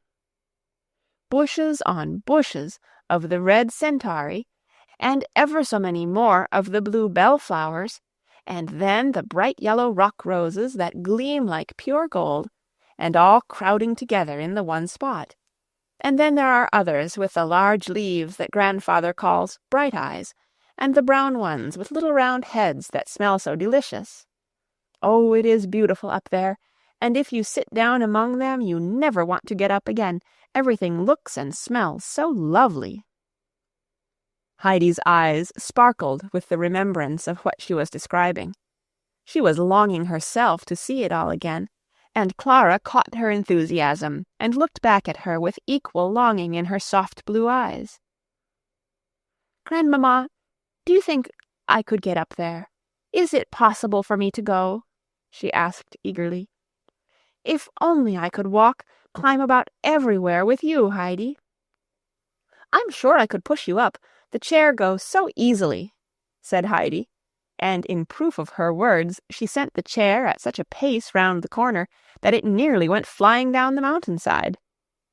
Grandmamma being at hand, however, stopped it in time. The grandfather, meantime, had not been idle. He had by this time put the table and extra chairs in front of the seat, so that they might all sit out here and eat the dinner that was preparing inside. The milk and the cheese were soon ready, and then the company sat down in high spirits to their midday meal. Grandmamma was enchanted, as the doctor had been, with their dining-room, whence one could see far along the valley, and far over the mountains to the farthest stretch of blue sky. A light wind blew refreshingly over them as they sat at table, and the rustling of the fir trees made a festive accompaniment to the repast. "I never enjoyed anything as much as this. It is really superb," cried Grandmamma 2 or 3 times over, and then suddenly, in a tone of surprise, "Do I really see you taking a second piece of toasted cheese, Clara?" There, sure enough, was a second golden-colored slice of cheese on Clara's plate. "Oh, it does taste so nice, Grandmamma, better than all the dishes we have at Ragatz," replied Clara, as she continued eating with appetite. "That's right, eat what you can," exclaimed Uncle. "It's the mountain air which makes up for the deficiencies of the kitchen." And so the meal went on. Grandmamma and Alm-Uncle got on very well together, and their conversation became more and more lively. They were so thoroughly agreed in their opinions of men and things and the world in general that they might have been taken for old cronies. The time passed merrily, and then Grandmamma looked towards the west and said, "We must soon get ready to go, Clara. The sun is a good way down. The men will be here directly with the horse and sedan." Clara's face fell, and she said beseechingly, "Oh, just another hour, Grandmamma, or 2 hours. We haven't seen inside the hut yet, or Heidi's bed, or any of the other things. If only the day was 10 hours long." "Well, that is not possible," said Grandmamma, but she herself was anxious to see inside the hut, so they all rose from the table, and Uncle wheeled Clara's chair to the door. But there they came to a standstill, for the chair was much too broad to pass through the door. Uncle, however, soon settled the difficulty by lifting Clara in his strong arms and carrying her inside. Grandmamma went all round and examined the household arrangements, and was very much amused and pleased at their orderliness and the cosy appearance of everything. "And this is your bedroom up here, Heidi, is it not?" she asked, as, without trepidation, she mounted the ladder to the hayloft. "Oh, it does smell sweet! What a healthy place to sleep in!" She went up to the round window and looked out, and Grandfather followed up with Clara in his arms, Heidi springing up after them. Then they all stood and examined Heidi's wonderful hay bed, and Grandmamma looked thoughtfully at it, and drew in from time to time fragrant draughts of the hay-perfumed air, while Clara was charmed beyond words with Heidi's sleeping apartment. "It is delightful for you up here, Heidi. You can look from your bed straight into the sky, and then such a delicious smell all round you, and outside the fir trees waving and rustling. I have never seen such a pleasant, cheerful bedroom before." Uncle looked across at the Grandmamma. "I have been thinking," he said to her, "that if you were willing to agree to it, your little granddaughter might remain up here, and I am sure she would grow stronger. You have brought up all kinds of shawls and covers with you, and we could make up a soft bed out of them. And as to the general looking after the child, you need have no fear, for I will see to that." Clara and Heidi were as overjoyed at these words as if they were 2 birds let out of their cages, and Grandmamma's face beamed with satisfaction. "You are indeed kind, my dear uncle," she exclaimed. "You give words to the thought that was in my own mind. I was only asking myself whether a stay up here might not be the very thing she wanted. But then the trouble, the inconvenience to yourself, and you speak of nursing and looking after her as if it was a mere nothing. I thank you sincerely. I thank you from my whole heart, uncle." And she took his hand and gave it a long and grateful shake, which he returned with a pleased expression of countenance. Uncle immediately set to work to get things ready. He carried Clara back to her chair outside, Heidi following, not knowing how to jump high enough into the air to express her contentment. Then he gathered up a whole pile of shawls and furs, and said, smiling, "It is a good thing that Grandmamma came up well provided for a winter's campaign. We shall be able to make good use of these." "Foresight is a virtue," responded the lady, amused, "and prevents many misfortunes. If we have made the journey over your mountains without meeting with storms, winds, and cloudbursts, we can only be thankful, which we are, and my provision against these disasters now comes in usefully, as you say." The 2 had meanwhile ascended to the hayloft and begun to prepare a bed. There were so many articles piled one over the other that when finished it looked like a regular little fortress. Grandmamma passed her hand carefully over it to make sure there were no bits of hay sticking out. "If there's a bit that can come through, it will," she said. The soft mattress, however, was so smooth and thick that nothing could penetrate it. Then they went down again, well satisfied, and found the children laughing and talking together, and arranging all they were going to do from morning till evening, as long as Clara stayed. The next question was how long she was to remain, and first Grandmamma was asked, but she referred them to the grandfather, who gave it as his opinion that she ought to make the trial of the mountain air for at least a month. The children clapped their hands for joy, for they had not expected to be together for so long a time. The bearers and the horse and guide were now seen approaching. The former were sent back at once, and Grandmamma prepared to mount for her return journey. "It's not saying good-bye, Grandmamma," Clara called out, "for you will come up now and then and see how we are getting on, and we shall so look forward to your visits, shan't we, Heidi?" Heidi, who felt that life this day had been crowded with pleasures, could only respond to Clara with another jump of joy. Grandmamma being now seated on her sturdy animal, Uncle took the bridle to lead her down the steep mountain path. She begged him not to come far with her, but he insisted on seeing her safely as far as Dorfli, for the way was precipitous, and not without danger for the rider, he said. Grandmamma did not care to stay alone in Dorfli, and therefore decided to return to Ragaz, and thence to make excursions up the mountain from time to time. Peter came down with his goats before Uncle had returned. As soon as the animals caught sight of Heidi, they all came flocking towards her, and she, as well as Clara on her couch, were soon surrounded by the goats, pushing and poking their heads one over the other, while Heidi introduced each in turn by its name to her friend Clara.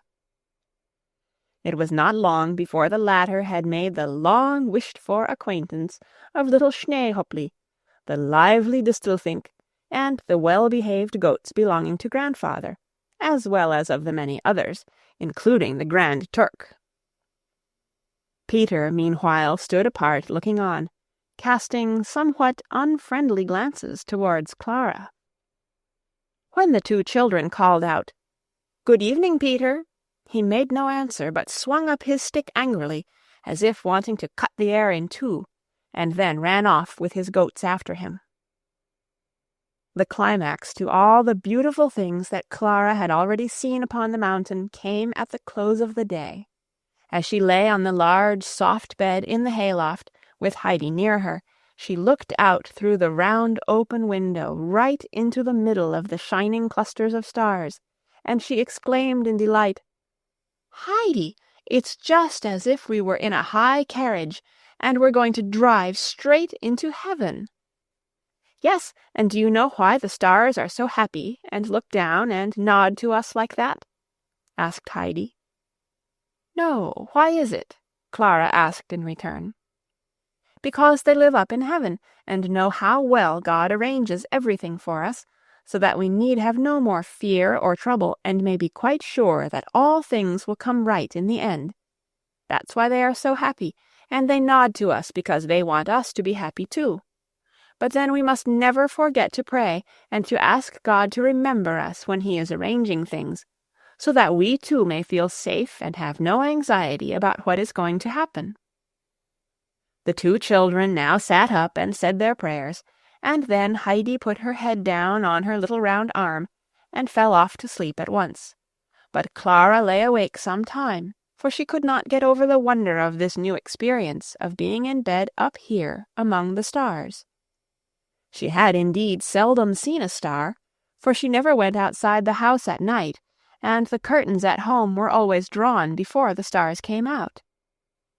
Each time she closed her eyes, she felt she must open them again to see if the two very large stars were still looking in, and nodding to her, as Heidi said they did. There they were, always in the same place, and Clara felt she could not look long enough into their bright, sparkling faces, until at last her eyes closed of their own accord, and it was only in her dreams that she still saw the two large, friendly stars shining down upon her. Chapter 21. How Life Went On at Grandfather's. The sun had just risen above the mountains, and was shedding its first golden rays over the hut and the valley below. Alm-Uncle, as was his custom, had been standing in a quiet and devout attitude for some little while, watching the light mists gradually lifting, and the heights and valley emerging from their twilight shadows, and awakening to another day. The light morning clouds overhead grew brighter and brighter, till at last the sun shone out in its full glory, and rock and wood and hill lay bathed in golden light. Uncle now stepped back into the hut and went softly up the ladder. Clara had just opened her eyes and was looking with wonder at the bright sunlight that shone through the round window and danced and sparkled about her bed. She could not at first think what she was looking at or where she was.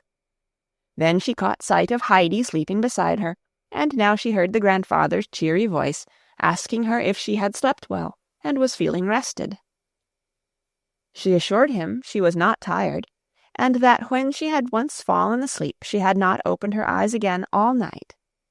The grandfather was satisfied at this, and immediately began to attend upon her with so much gentleness and understanding that it seemed as if his chief calling had been to look after sick children. Heidi now awoke and was surprised to see Clara dressed and already in the grandfather's arms, ready to be carried down. She must be up too, and she went through her toilette with lightning-like speed. She ran down the ladder and out of the hut, and there further astonishment awaited her, for grandfather had been busy the night before, after they were in bed. Seeing that it was impossible to get Clara's chair through the hut door, he had taken down 2 of the boards at the side of the shed, and made an opening large enough to admit the chair. These he left loose, so that they could be taken away and put up at pleasure. He was at this moment wheeling Clara out into the sun.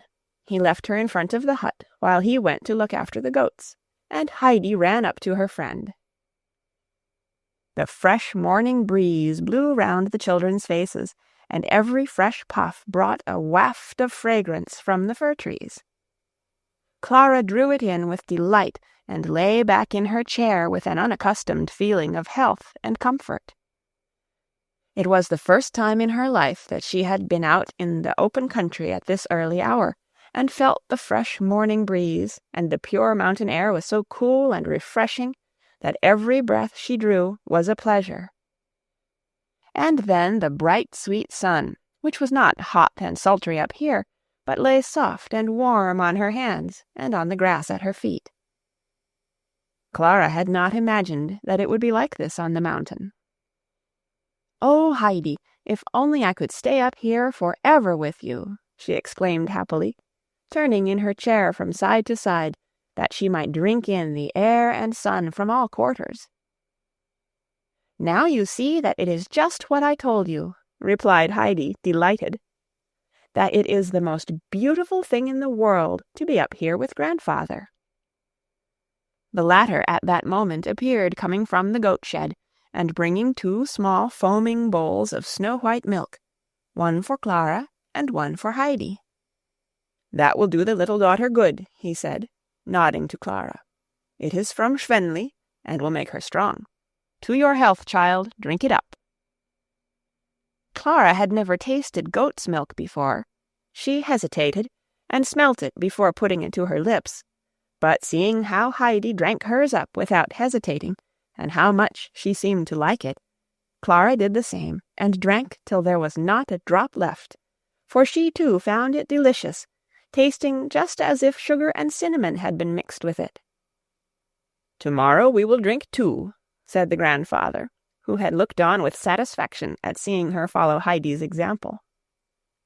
Peter now arrived with the goats, and while Heidi was receiving her usual crowded morning greetings, Uncle drew Peter aside to speak to him, for the goats bleated so loudly and continuously in their wish to express their joy and affection that no one could be heard near them. "Attend to what I have to say," he said. "From today be sure you let Schwänli go where she likes. She has an instinct where to find the best food for herself, and so if she wants to climb higher, you follow her, and it will do the others no harm if they go too. On no account bring her back. A little more climbing won't hurt you, and in this matter she probably knows better than you what is good for her. I want her to give as fine milk as possible. Why are you looking over there as if you wanted to eat somebody? Nobody will interfere with you. So now be off, and remember what I say." Peter was accustomed to give immediate obedience to Uncle, and he marched off with his goats, but with a turn of the head and roll of the eye that showed he had some thought in reserve. The goats carried Heidi along with them a little way, which was what Peter wanted. "You will have to come with them," he called to her, "for I shall be obliged to follow Schwänli." "I cannot," Heidi called back from the midst of her friends, "and I shall not be able to come for a long, long time, not as long as Clara is with me. Grandfather, however, has promised to go up the mountain with both of us one day." Heidi had now extricated herself from the goats, and she ran back to Clara. Peter doubled his fists and made threatening gestures towards the invalid on her couch, and then climbed up some distance without pause until he was out of sight, for he was afraid Uncle might have seen him, and he did not care to know what Uncle might have thought of the fists. Clara and Heidi had made so many plans for themselves that they hardly knew where to begin. Heidi suggested that they should first write to Grandmamma, to whom they had promised to send word every day, for Grandmamma had not felt sure whether it would in the long run suit Clara's health to remain up the mountain, or if she would continue to enjoy herself there. With daily news of her granddaughter, she could stay on without anxiety at Ragaz, and be ready to go to Clara at a moment's notice. "Must we go indoors to write?" asked Clara, who agreed to Heidi's proposal but did not want to move from where she was, as it was so much nicer outside. Heidi was prepared to arrange everything. She ran in and brought out her school-book and writing things and her own little stool. She put her reading book and copy-book on Clara's knees to make a desk for her to write upon, and she herself took her seat on the stool and sat to the bench, and then they both began writing to Grandmamma. But Clara paused after every sentence to look about her. It was too beautiful for much letter-writing. The breeze had sunk a little, and now only gently fanned her face and whispered lightly through the fir trees. Little winged insects hummed and danced around her in the clear air, and a great stillness lay over the far, wide, sunny pasture lands. Lofty and silent rose the high mountain peaks above her, and below lay the whole broad valley full of quiet peace. Only now and again the call of some shepherd boy rang out through the air, and echo answered softly from the rocks. The morning passed, the children hardly knew how, and now Grandfather came with the midday bowls of steaming milk, for the little daughter, he said, was to remain out as long as there was a gleam of sun in the sky. The midday meal was set out and eaten as yesterday in the open air. Then Heidi pushed Clara's chair under the fir trees, for they had agreed to spend the afternoon under their shade, and there tell each other all that had happened since Heidi left Frankfurt. If everything had gone on there as usual in a general way, there were still all kinds of particular things to tell Heidi about the various people who composed the Sesemann household, and who were all so well known to Heidi.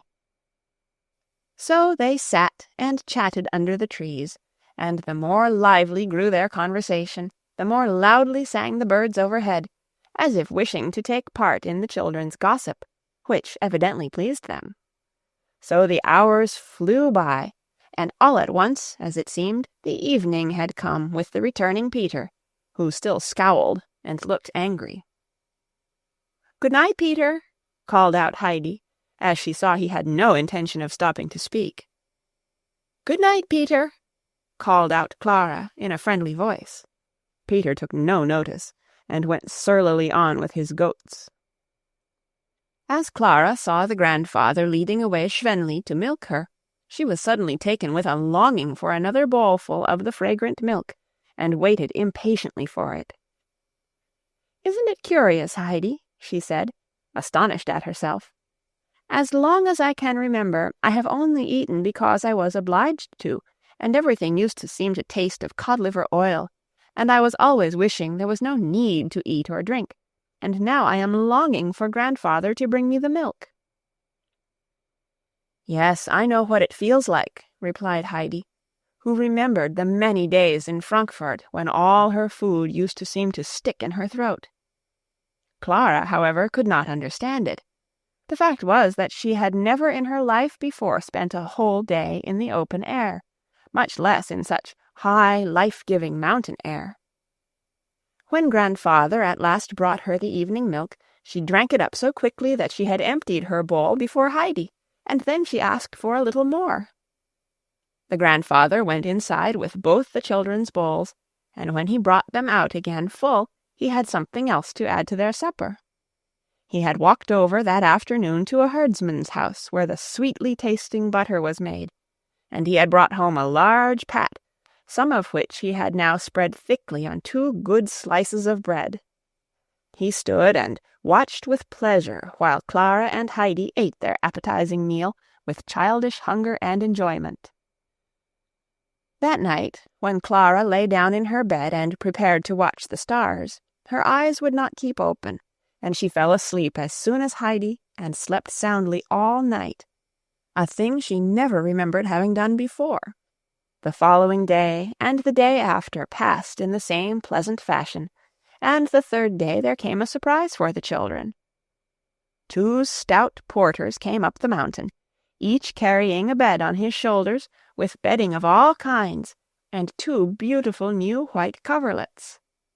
The men also had a letter with them from grandmamma, in which she said that these were for Clara and Heidi, and that Heidi in future was always to sleep in a proper bed, and when she went down to Dorfli in the winter, she was to take one with her, and leave the other at the hut, so that Clara might always know there was a bed ready for her when she paid a visit to the mountain. She went on to thank the children for their long letters, and encouraged them to continue writing daily, so that she might be able to picture all they were doing. So the grandfather went up and threw back the hay from Heidi's bed onto the great heap, and then with his help the beds were transported to the loft. He put them close to one another so that the children might still be able to see out of the window, for he knew what pleasure they had in the light from the sun and stars. Meanwhile, grandmamma down at Ragaz was rejoicing at the excellent news of the invalid, which reached her daily from the mountain.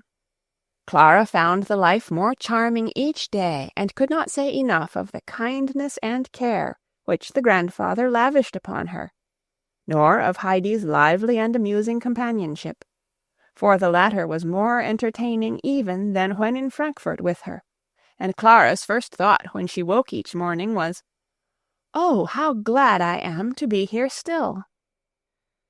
Having such fresh assurances each day that all was going well with Clara, grandmamma thought she might put off her visit to the children a little longer, for the steep ride up and down was somewhat of a fatigue to her. The grandfather seemed to feel an especial sympathy for this little invalid charge, for he tried to think of something fresh every day to help forward her recovery. He climbed up the mountain every afternoon, higher and higher each day, and came home in the evening with a large bunch of leaves, which scented the air with a mingled fragrance as of carnations and thyme, even from afar. He hung it up in the goat shed, and the goats on their return were wild to get at it, for they recognized the smell. But Uncle did not go climbing after rare plants to give the goats the pleasure of eating them without any trouble of finding them. What he gathered was for Schwenli alone, that she might give extra fine milk, and the effect of the extra feeding was shown in the way she flung her head in the air with ever-increasing frolicsomeness, and in the bright glow of her eye. Clara had now been on the mountain for 3 weeks. For some days past, the grandfather, each morning after carrying her down, had said, Won't the little daughter try if she can stand for a minute or two?" And Clara had made the effort in order to please him, but had clung to him as soon as her feet touched the ground, exclaiming that it hurt her so. He let her try a little longer, however, each day. It was many years since they had had such a splendid summer among the mountains. Day after day there were the same cloudless sky and brilliant sun. The flowers opened wide their fragrant blossoms, and everywhere the eye was greeted with a glow of color, and when the evening came the crimson light fell on mountain peaks and on the great snowfield, till at last the sun sank in a sea of golden flame. And Heidi never tired of telling Clara of all this, for only higher up could the full glory of the colors be rightly seen, and more particularly did she dwell on the beauty of the spot on the higher slope of the mountain, where the bright golden rock roses grew in masses, and the blue flowers were in such numbers that the very grass seemed to have turned blue, while near these were whole bushes of the brown blossoms, with their delicious scent, so that you never wanted to move again when you once sat down among them.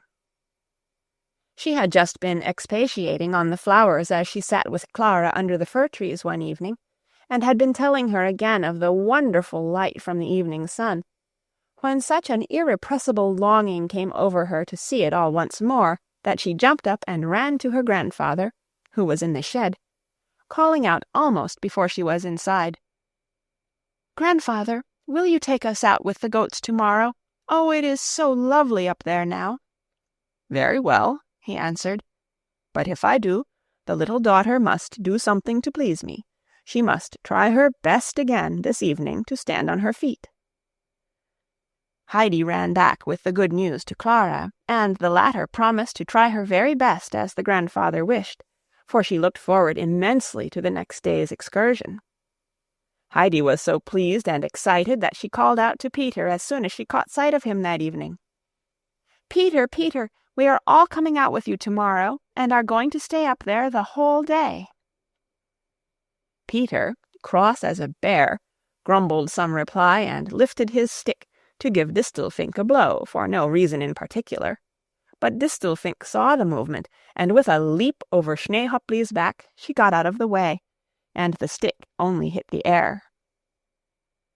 Clara and Heidi got into their 2 fine beds that night, full of delightful anticipation of the morrow. They were so full of their plans that they agreed to keep awake all night, and talk over them until they might venture to get up. But their heads had no sooner touched their soft pillows than the conversation suddenly ceased, and Clara fell into a dream of an immense field, which looked the color of the sky, so thickly inlaid was it with blue bell-shaped flowers. And Heidi heard the great bird of prey calling to her from the heights above, "Come, come, come." Chapter 22. Something unexpected happens. Uncle went out early the next morning to see what kind of a day it was going to be. There was a reddish-gold light over the higher peaks, a light breeze springing up, and the branches of the fir trees moved gently to and fro. The sun was on its way. The old man stood and watched the green slopes under the higher peaks gradually growing brighter with the coming day, and the dark shadows lifting from the valley, until at first a rosy light filled its hollows, and then the morning gold flooded every height and depth. The sun had risen. Uncle wheeled the chair out of the shed ready for the coming journey, and then went in to call the children and tell them what a lovely sunrise it was. Peter came up at this moment. The goats did not gather round him so trustfully as usual, but seemed to avoid him timidly, for Peter had reached a high pitch of anger and bitterness, and was laying about him with his stick very unnecessarily, and where it fell the blow was no light one. For weeks now he had not had Heidi all to himself as formerly. When he came up in the morning, the invalid child was always already in her chair, and Heidi fully occupied with her. and it was the same thing over again when he came down in the evening. She had not come out with the goats once this summer, and now today she was only coming in company with her friend and the chair, and would stick by the latter's side the whole time. It was the thought of this which was making him particularly cross this morning. There stood the chair on its high wheels. Peter seemed to see something proud and disdainful about it, and he glared at it as at an enemy that had done him harm and was likely to do him more still today. He glanced round. There was no sound anywhere, no one to see him. He sprang forward like a wild creature, caught hold of it, and gave it a violent and angry push in the direction of the slope. The chair rolled swiftly forward, and in another minute had disappeared. Peter now sped up the mountain as if on wings, not pausing till he was well in shelter of a large blackberry bush, for he had no wish to be seen by Uncle, but he was anxious to see what had become of the chair, and his bush was well placed for that. Himself hidden, he could watch what happened below and see what Uncle did without being discovered himself. So he looked, and there he saw his enemy running faster and faster downhill. Then it turned head over heels several times, and finally, after one great bound, rolled over and over to its complete destruction. The pieces flew in every direction, feet, arms, and torn fragments of the padded seat and bolster. And Peter experienced a feeling of such unbounded delight at the sight that he leapt in the air, laughing aloud and stamping for joy. Then he took a run round, jumping over bushes on the way, only to return to the same spot and fall into fresh fits of laughter. He was beside himself with satisfaction, for he could see only good results for himself in this disaster to his enemy. Now Heidi's friend would be obliged to go away, for she would have no means of going about, and when Heidi was alone again she would come out with him as in the old days, and everything would go on in the proper way again. But Peter did not consider, or did not know, that when we do a wrong thing, trouble is sure to follow. Heidi now came running out of the hut and round to the shed. Grandfather was behind with Clara in his arms. The shed stood wide open, the 2 loose planks having been taken down, and it was quite light inside. Heidi looked into every corner, and ran from one end to the other, and then stood still wondering what could have happened to the chair.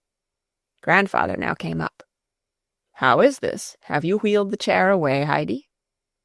"I have been looking everywhere for it, Grandfather. You said it was standing ready outside." And she again searched each corner of the shed with her eyes. At that moment the wind, which had risen suddenly, blew open the shed door and sent it banging back against the wall. "It must have been the wind, Grandfather," exclaimed Heidi, and her eyes grew anxious at this sudden discovery. "Oh, if it has blown the chair all the way down to Dorfli, we shall not get it back in time, and shall not be able to go." "If it has rolled as far as that, it will never come back, for it is in 100 pieces by now," said the grandfather, going round the corner and looking down. "But it's a curious thing to have happened," he added, as he thought over the matter, for the chair would have had to turn a corner before starting downhill. "Oh, I am sorry," lamented Clara, "for we shall not be able to go today, or perhaps any other day. I shall have to go home, I suppose, if I have no chair. Oh, I am so sorry, I am so sorry." But Heidi looked towards her grandfather with her usual expression of confidence. "Grandfather, you will be able to do something, won't you, so that it need not be as Clara says, and so that she is not obliged to go home?" "Well, for the present we will go up the mountain as we had arranged, and then later on we will see what can be done," he answered, much to the children's delight. He went indoors, fetched out a pile of shawls, and laying them on the sunniest spot he could find, set Clara down upon them.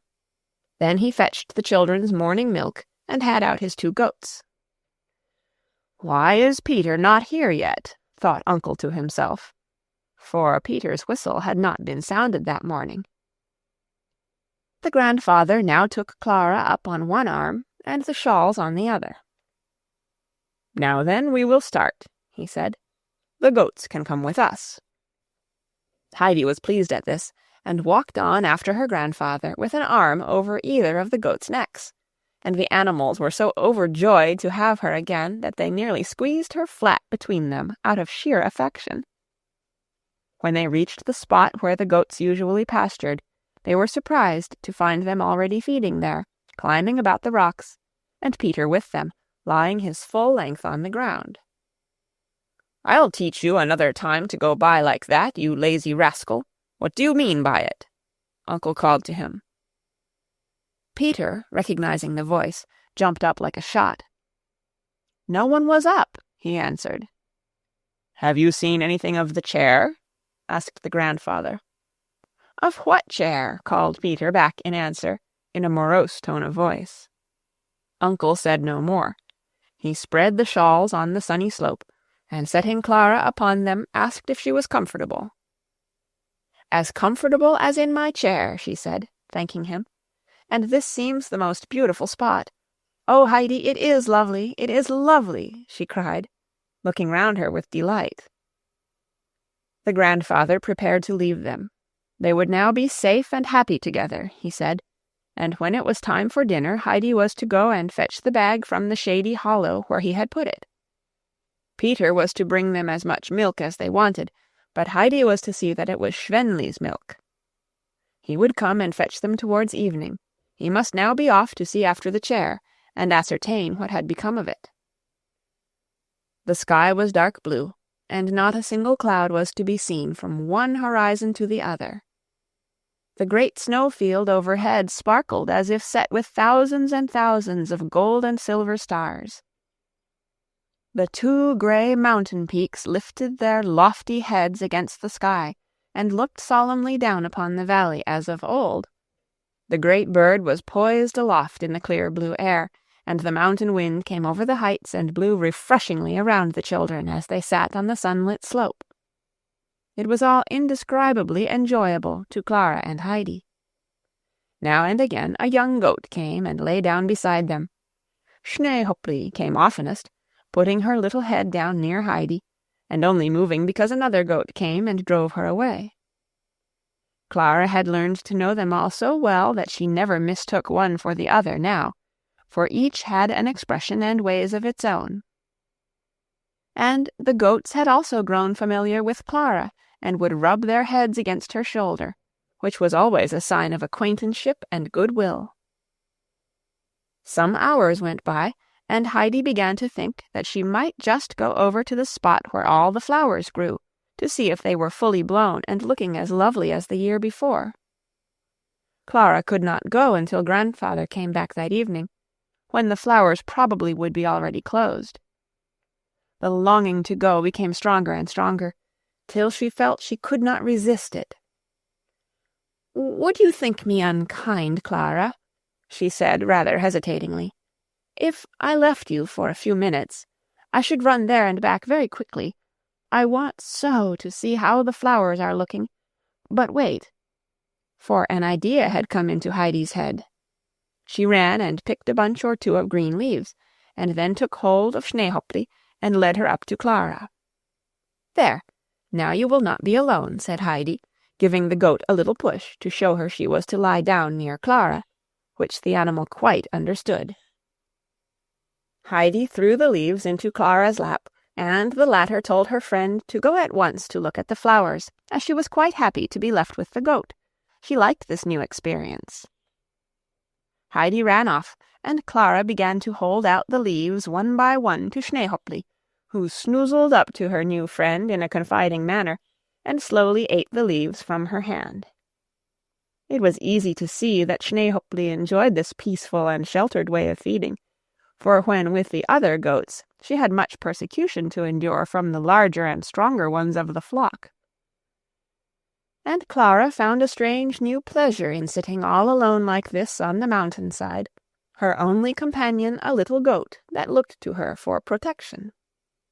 She suddenly felt a great desire to be her own mistress, and to be able to help others, instead of herself being always dependent as she was now. Many thoughts, unknown to her before, came crowding into her mind, and a longing to go on living in the sunshine, and to be doing something that would bring happiness to another, as now she was helping to make the goat happy. An unaccustomed feeling of joy took possession of her, as if everything she had ever known or felt became all at once more beautiful, and she seemed to see all things in a new light, and so strong was the sense of this new beauty and happiness that she threw her arms round the little goat's neck and exclaimed, "Oh, Schneehopli, how delightful it is up here! If only I could stay on forever with you beside me!" Heidi had meanwhile reached her field of flowers, and as she caught sight of it she uttered a cry of joy. The whole ground in front of her was a mass of shimmering gold, where the cistus flowers spread their yellow blossoms. Above them waved whole bushes of the deep blue bellflowers, while the fragrance that arose from the whole sunlit expanse was as if the rarest balsam had been flung over it. The scent, however, came from the small brown flowers, the little round heads of which rose modestly here and there among the yellow blossoms. Heidi stood and gazed and drew in the delicious air. Suddenly she turned round and reached Clara's side, out of breath with running and excitement. "Oh, you must come," she called out as soon as she came in sight. "It is more beautiful than you can imagine, and perhaps this evening it may not be so lovely. I believe I could carry you. Don't you think I could?" Clara looked at her and shook her head. "Why, Heidi, what can you be thinking of? You are smaller than I am. Oh, if only I could walk." Heidi looked round as if in search of something. Some new idea had evidently come into her head. Peter was sitting up above, looking down on the two children.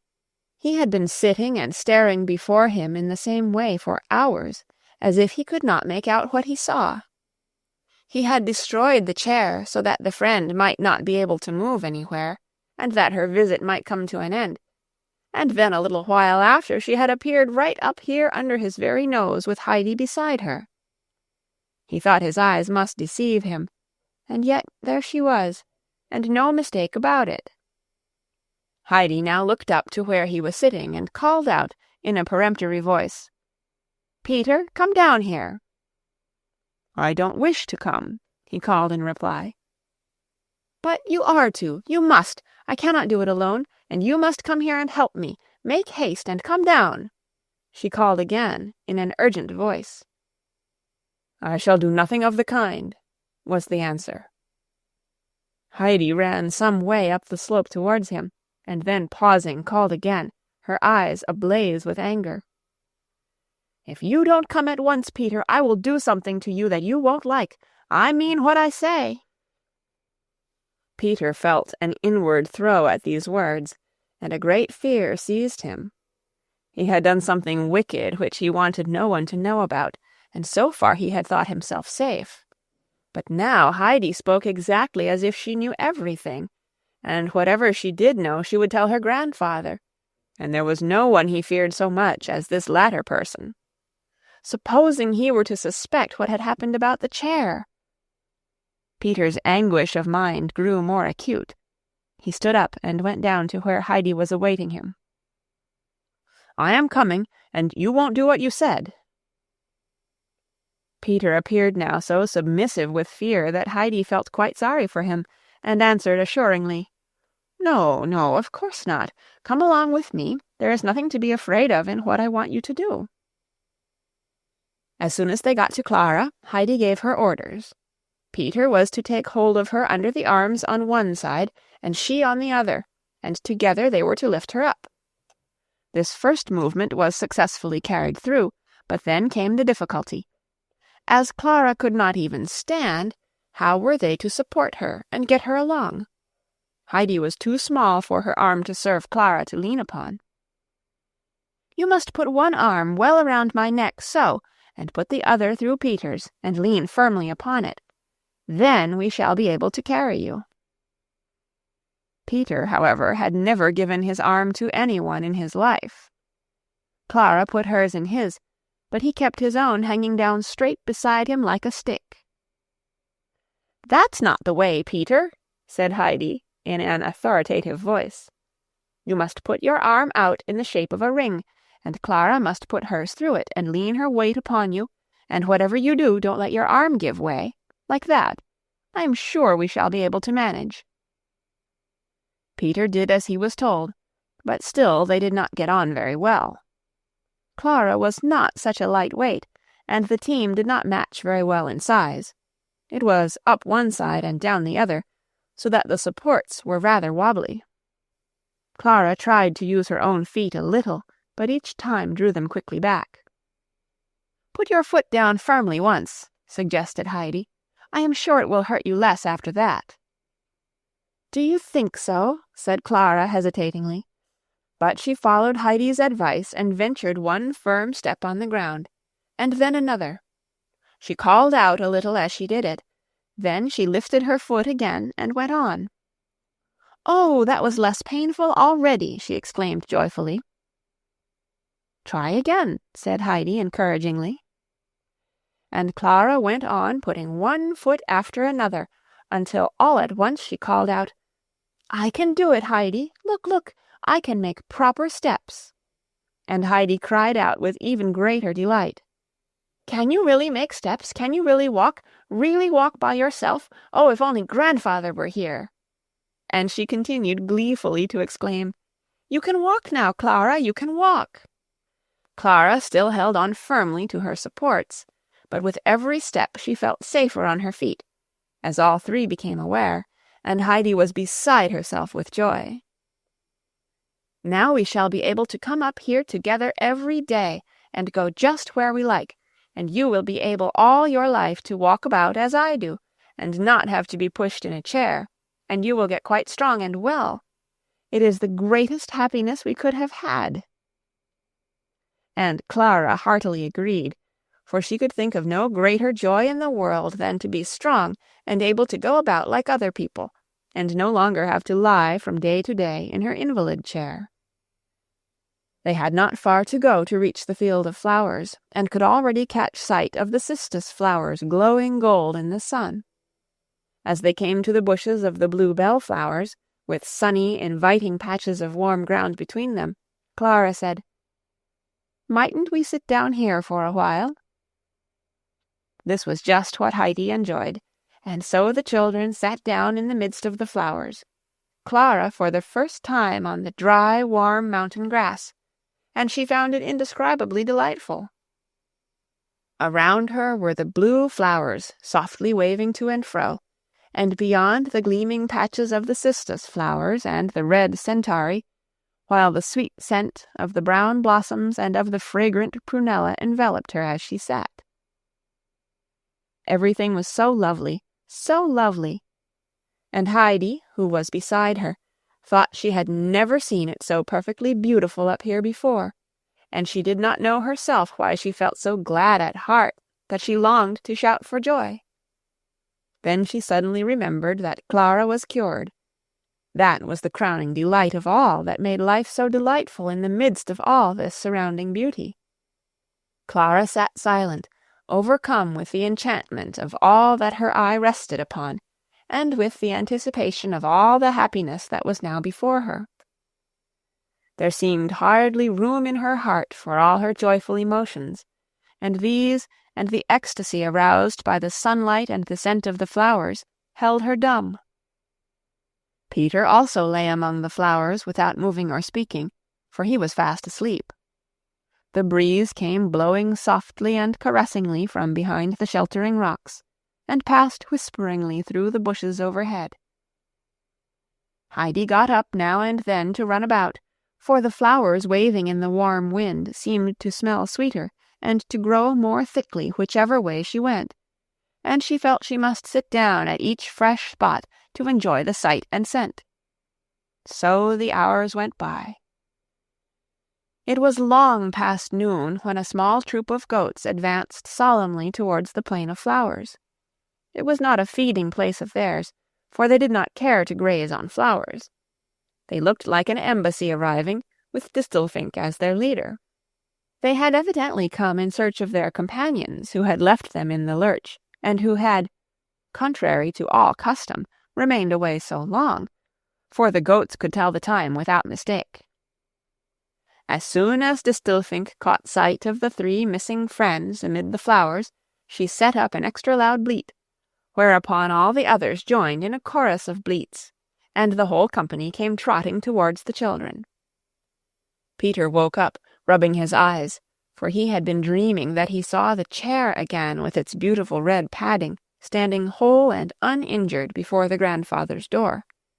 And indeed, just as he awoke, he thought he was looking at the brass-headed nails that studded it all round, but it was only the bright yellow flowers beside him. He experienced again a dreadful fear of mind that he had lost in this dream of the uninjured chair. Even though Heidi had promised not to do anything, there still remained the lively dread that his deed might be found out in some other way. He allowed Heidi to do what she liked with him, for he was reduced to such a state of low spirits and meekness that he was ready to give his help to Clara without murmur or resistance. When all 3 had got back to their old quarters, Heidi ran and brought forward the bag and proceeded to fulfill her promise, for her threat of the morning had been concerned with Peter's dinner. She had seen her grandfather putting in all sorts of good things, and had been pleased to think of Peter having a large share of them, and she had meant him to understand when he refused at first to help her that he would get nothing for his dinner. But Peter's conscience had put another interpretation upon her words. Heidi took the food out of the bag and divided it into 3 portions, and each was of such a goodly size that she thought to herself, "There will be plenty of ours left for him to have more still." She gave the other 2 their dinners, and sat down with her own beside Clara, and they all 3 ate with a good appetite after their great exertions. It ended as Heidi had expected, and Peter got as much food again as his own share with what Clara and Heidi had over from theirs, after they had both eaten as much as they wanted.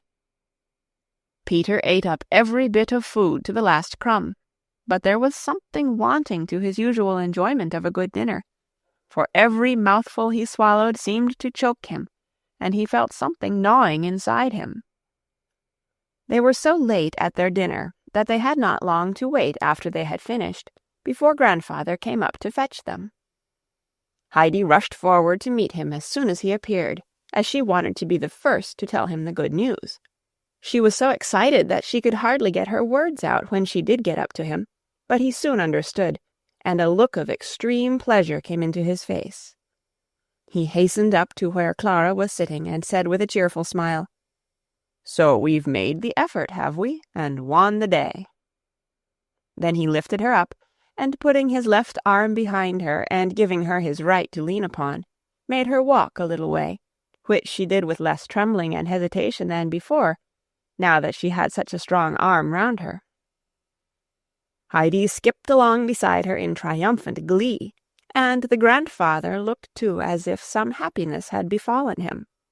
But now he took Clara up in his arms. "We must not overdo it," he said, "and it is high time we went home." And he started off down the mountain path, for he was anxious to get her indoors that she might rest, after her unusual fatigue. When Peter got to Dorfli that evening, he found a large group of people collected round a certain spot, pushing one another and looking over each other's shoulders in their eagerness to catch sight of something lying on the ground. Peter thought he should like to see too, and poked and elbowed till he made his way through. There it lay, the thing he had wanted to see. Scattered about the grass were the remains of Clara's chair, part of the back and the middle bit, and enough of the red padding and the bright nails to show how magnificent the chair had been when it was entire. "I was here when the men passed carrying it up," said the baker, who was standing near Peter. "I'll bet anyone that it was worth 25 pounds at least. I cannot think how such an accident could have happened."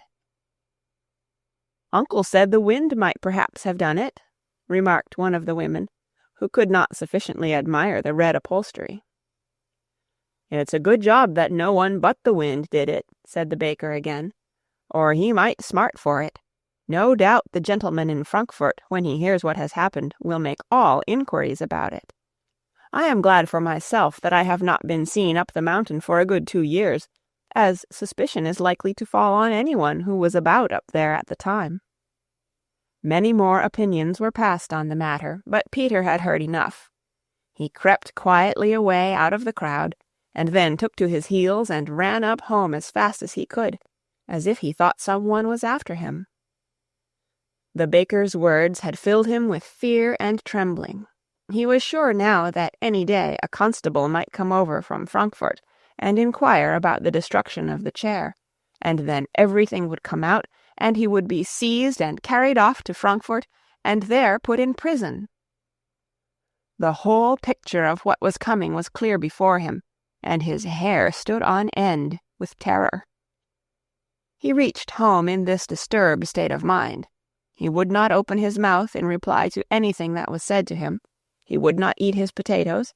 All he did was to creep off to bed as quickly as possible, and hide under the bedclothes, and groan. "Peter has been eating sorrel again, and is evidently in pain by the way he is groaning," said Brigitta. "You must give him a little more bread to take with him. Give him a bit of mine tomorrow," said the grandmother sympathizingly.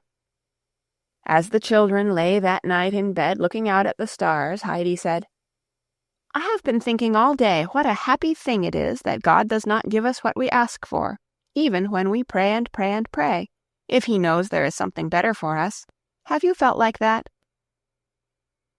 "Why do you ask me that tonight all of a sudden?" asked Clara.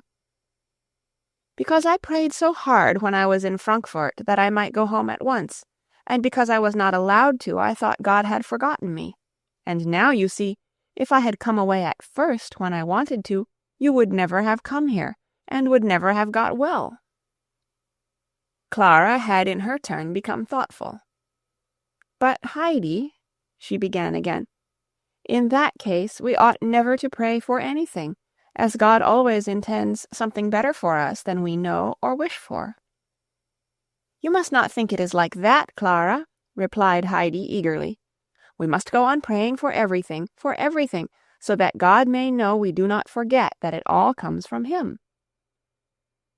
If we forget God, then he lets us go our own way, and we get into trouble. Grandmamma told me so. And if he does not give us what we ask for, we must not think that he has not heard us and leave off praying, but we must still pray and say, 'I am sure, dear God, that thou art keeping something better for me, and I will not be unhappy, for I know that thou wilt make everything right in the end.'" "How did you learn all that?" asked Clara. "Grandmamma explained it to me first of all, and then when it all happened, just as she said, I knew it myself, and I think, Clara," she went on as she sat up in bed, "we ought certainly to thank God tonight that you can walk now, and that he has made us so happy."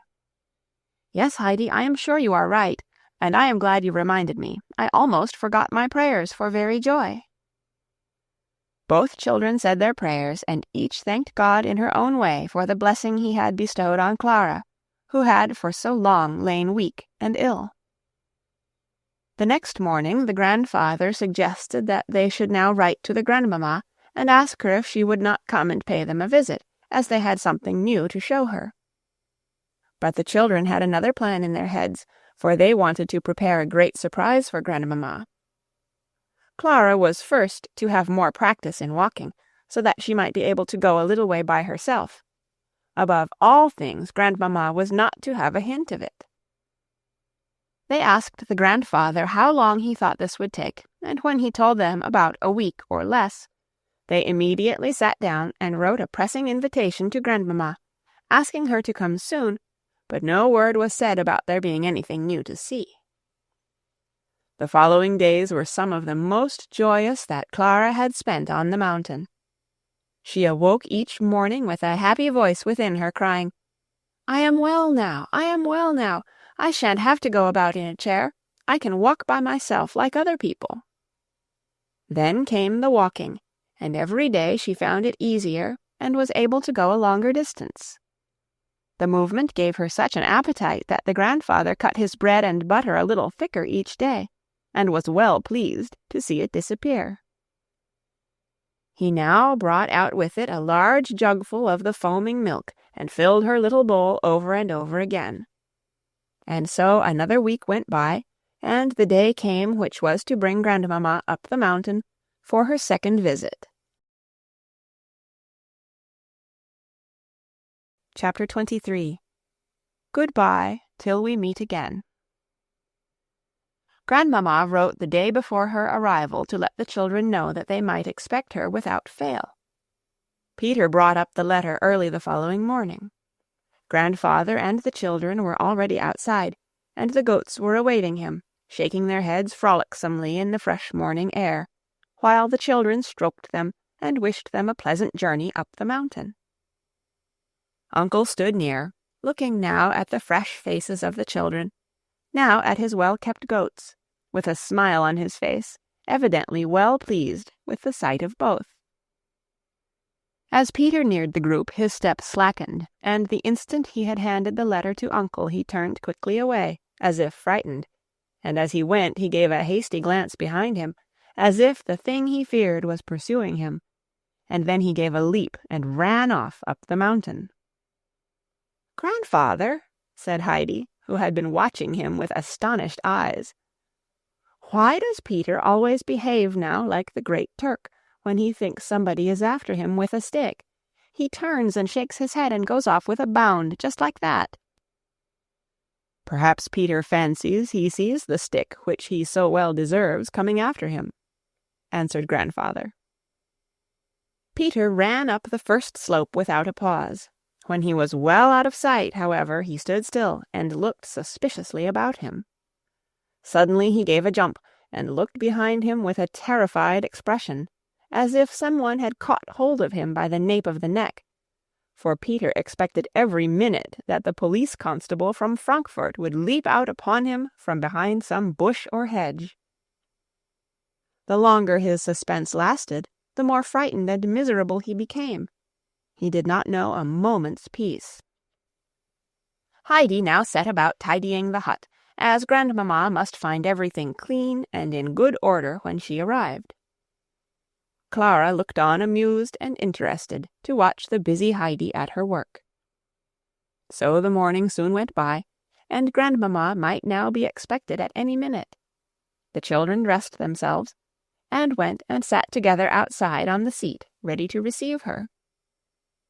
Grandfather joined them, that they might see the splendid bunch of blue gentians which he had been up the mountain to gather, and the children exclaimed with delight at the beauty of the flowers as they shone in the morning sun. The grandfather then carried them indoors. Heidi jumped up from time to see if there was any sign of Grandmamma's approach. At last she saw the procession winding up the mountain, just in the order she had expected.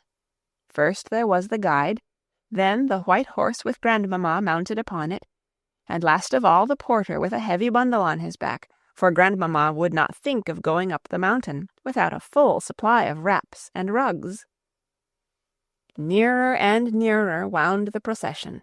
At last it reached the top, and Grandmamma was there looking down on the children from her horse. She no sooner saw them, however, sitting side by side, than she began quickly dismounting, as she cried out in a shocked tone of voice, "Why is this? Why are you not lying in your chair, Clara? What are you all thinking about?" But even before she had got close to them, she threw up her hands in astonishment, exclaiming further, "Is it really you, dear child? Why, your cheeks have grown quite round and rosy. I should hardly have known you again." And she was hastening forward to embrace her, when Heidi slipped down from the seat, and Clara leaning on her shoulder, the two children began walking along quite coolly and naturally. Then indeed Grandmamma was surprised, or rather alarmed, for she thought at first that it must be some unheard-of proceeding of Heidi's devising. But no, Clara was actually walking steadily and uprightly beside Heidi, and now the two children turned and came towards her with beaming faces and rosy cheeks. Laughing and crying, she ran to them, and embraced first Clara and then Heidi, and then Clara again, unable to speak for joy. All at once she caught sight of Uncle standing by the seat and looking on smiling at the meeting. She took Clara's arm in hers, and with continual expressions of delight at the fact that the child could now really walk about with her, she went up to the old man, and then letting go Clara's arm, she seized his hands. "My dear uncle, my dear uncle, how much we have to thank you for! It is all your doing. It is your caring and nursing—" "And God's good sun and mountain air," he interrupted her, smiling. "Yes, and don't forget the beautiful milk I have," put in Clara. "Grandmamma, you can't think what a quantity of goat's milk I drink, and how nice it is."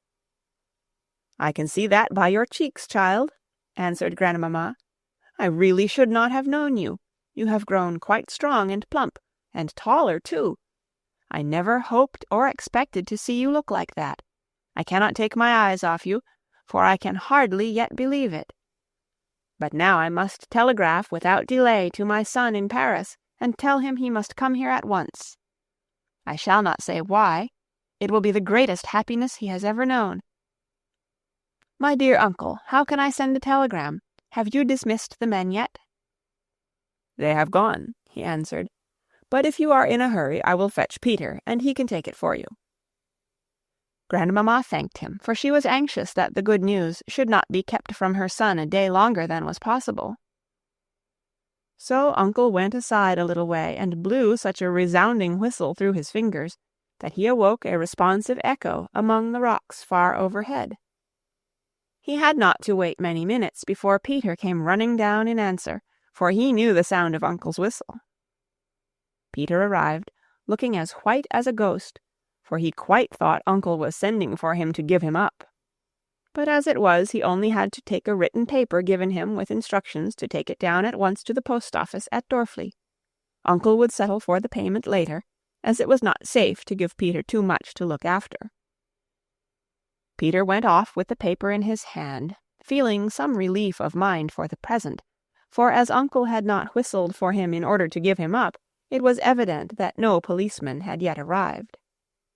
So now they could all sit down in peace to their dinner round the table in front of the hut, and Grandmamma was given a detailed account of all that had taken place. How Grandfather had made Clara try first to stand, and then to move her feet a little every day, and how they had settled for the day's excursion up the mountain, and how the chair had been blown away. How Clara's desire to see the flowers had induced her to take the first walk, and so by degrees one thing had led to another. The recital took some time, for Grandmamma continually interrupted it with fresh exclamations of surprise and thankfulness. "It hardly seems possible. I can scarcely believe it is not all a dream. Are we really awake, and are all sitting here by the mountain hut, and is that round-faced, healthy-looking child my poor little white, sickly Clara?" And Clara and Heidi could not get over the delight at the success of the surprise they had so carefully arranged for Grandmamma, and at the latter's continued astonishment. Meanwhile, Herr Sesemann, who had finished his business in Paris, had also been preparing a surprise. Without saying a word to his mother, he got into the train one sunny morning, and travelled that day to Basel. The next morning he continued his journey, for a great longing had seized him to see his little daughter, from whom he had been separated the whole summer. He arrived at Ragatz a few hours after his mother had left. When he heard that she had that very day started for the mountain, he immediately hired a carriage and drove off to Meienfeld. Here he found that he could, if he liked, drive on as far as Dorfli, which he did, as he thought the walk up from that place would be as long as he cared for. Herr Sesemann found he was right, for the climb up the mountain, as it was, proved long and fatiguing to him. He went on, but still no hut came in sight, and yet he knew there was one where Peter lived halfway up, for the path had been described to him over and over again. There were traces of climbers to be seen on all sides. The narrow footpaths seemed to run in every direction, and Herr Sesemann began to wonder if he was on the right one, and whether the hut lay perhaps on the other side of the mountain. He looked round to see if anyone was in sight of whom he could ask the way, but far and wide there was not a soul to be seen, or a sound to be heard. Only at moments the mountain wind whistled through the air, and the insects hummed in the sunshine, or a happy bird sang out from the branches of a solitary larch-tree. Herr Sesemann stood still for a while to let the cool Alpine wind blow on his hot face. But now someone came running down the mountainside. It was Peter with the telegram in his hand. He ran straight down the steep slope, not following the path on which Herr Sesemann was standing. As soon as the latter caught sight of him, he beckoned to him to come. Peter advanced towards him slowly and timidly, with a sort of sidelong movement, as if he could only move one leg properly, and had to drag the other after him. "Hurry up, lad," called Herr Sesemann, and when Peter was near enough, "Tell me," he said, "is this the way to the hut where the old man and the child Heidi live, and where the visitors from Frankfurt are staying?" A low sound of fear was the only answer he received, as Peter turned to run away in such precipitous haste that he fell head over heels several times, and went rolling and bumping down the slope in involuntary bounds, just in the same way as the chair, only that Peter fortunately did not fall to pieces as that had done. Only the telegram came to grief, and that was torn into fragments and flew away. How extraordinarily timid these mountain dwellers are, thought Herr Sesemann to himself, for he quite believed that it was the sight of a stranger that had made such an impression on this unsophisticated child of the mountains. After watching Peter's violent descent towards the valley for a few minutes, he continued his journey. Peter, meanwhile, with all his efforts, could not stop himself, but went rolling on, and still tumbling head over heels at intervals in a most remarkable manner. But this was not the most terrible part of his sufferings at the moment, for far worse was the fear and horror that possessed him, feeling sure, as he did now, that the policeman had really come over for him from Frankfurt. He had no doubt at all that the stranger who had asked him the way was the very man himself. Just as he had rolled to the edge of that last high slope above Dorfli, he was caught in a bush, and at last able to keep himself from falling any farther. He lay still for a second or two to recover himself, and to think over matters. "Well done! Another of you come bumping along like this," said a voice close to Peter. "And which of you tomorrow is the wind going to send rolling down like a badly sown sack of potatoes?" It was the baker, who stood there laughing. He had been strolling out to refresh himself after his hot day's work, and had watched with amusement as he saw Peter come rolling over and over, in much the same way as the chair. Peter was on his feet in a moment. He had received a fresh shock. Without once looking behind him, he began hurrying up the slope again. He would have liked best to go home and creep into bed, so as to hide himself, for he felt safest when there. But he had left the goats up above, and Uncle had given him strict injunctions to make haste back, so that they might not be left too long alone. And he stood more in awe of Uncle than anyone, and would not have dared to disobey him on any account. There was no help for it. He had to go back, and Peter went on groaning and limping. He could run no more, for the anguish of mind he had been through, and the bumping and shaking he had received, were beginning to tell upon him. And so, with lagging steps and groans, he slowly made his way up the mountain. Shortly after meeting Peter, Herr Sesemann passed the first hut, and so was satisfied that he was on the right path. He continued his climb with renewed courage, and at last, after a long and exhausting walk, he came in sight of his goal. There, only a little distance farther up, stood the grandfather's home, with the dark tops of the fir trees waving above its roof. Herr Sesemann was delighted to have come to the last steep bit of his journey. In another minute or two he would be with his little daughter, and he pleased himself with the thought of her surprise. But the company above had seen his approaching figure and recognized who it was, and they were preparing something he little expected as a surprise on their part. As he stepped on to the space in front of the hut, two figures came towards him. One, a tall girl with fair hair and pink cheeks, leaning on Heidi, whose dark eyes were dancing with joy.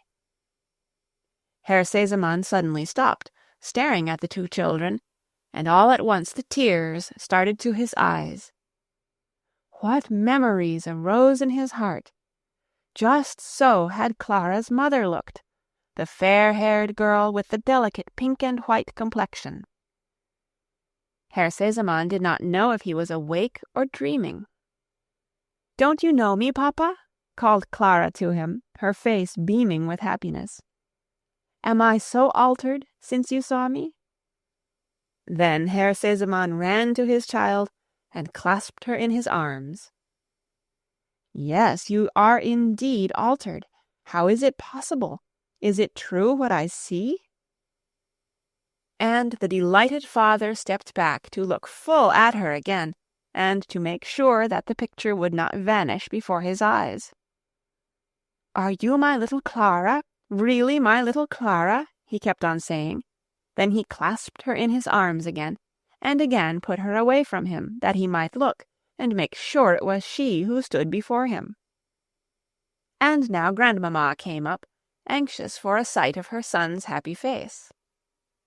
"Well, what do you say now, dear son?" she exclaimed. "You have given us a pleasant surprise, but it is nothing in comparison to what we have prepared for you, you must confess." And she gave her son an affectionate kiss as she spoke. "But now," she went on, "you must come and pay your respects to Uncle, who is our chief benefactor."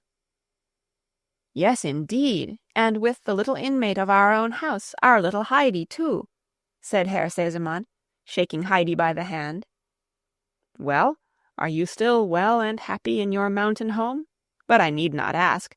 No Alpine rose could look more blooming. I am glad, child. It is a pleasure to me to see you so."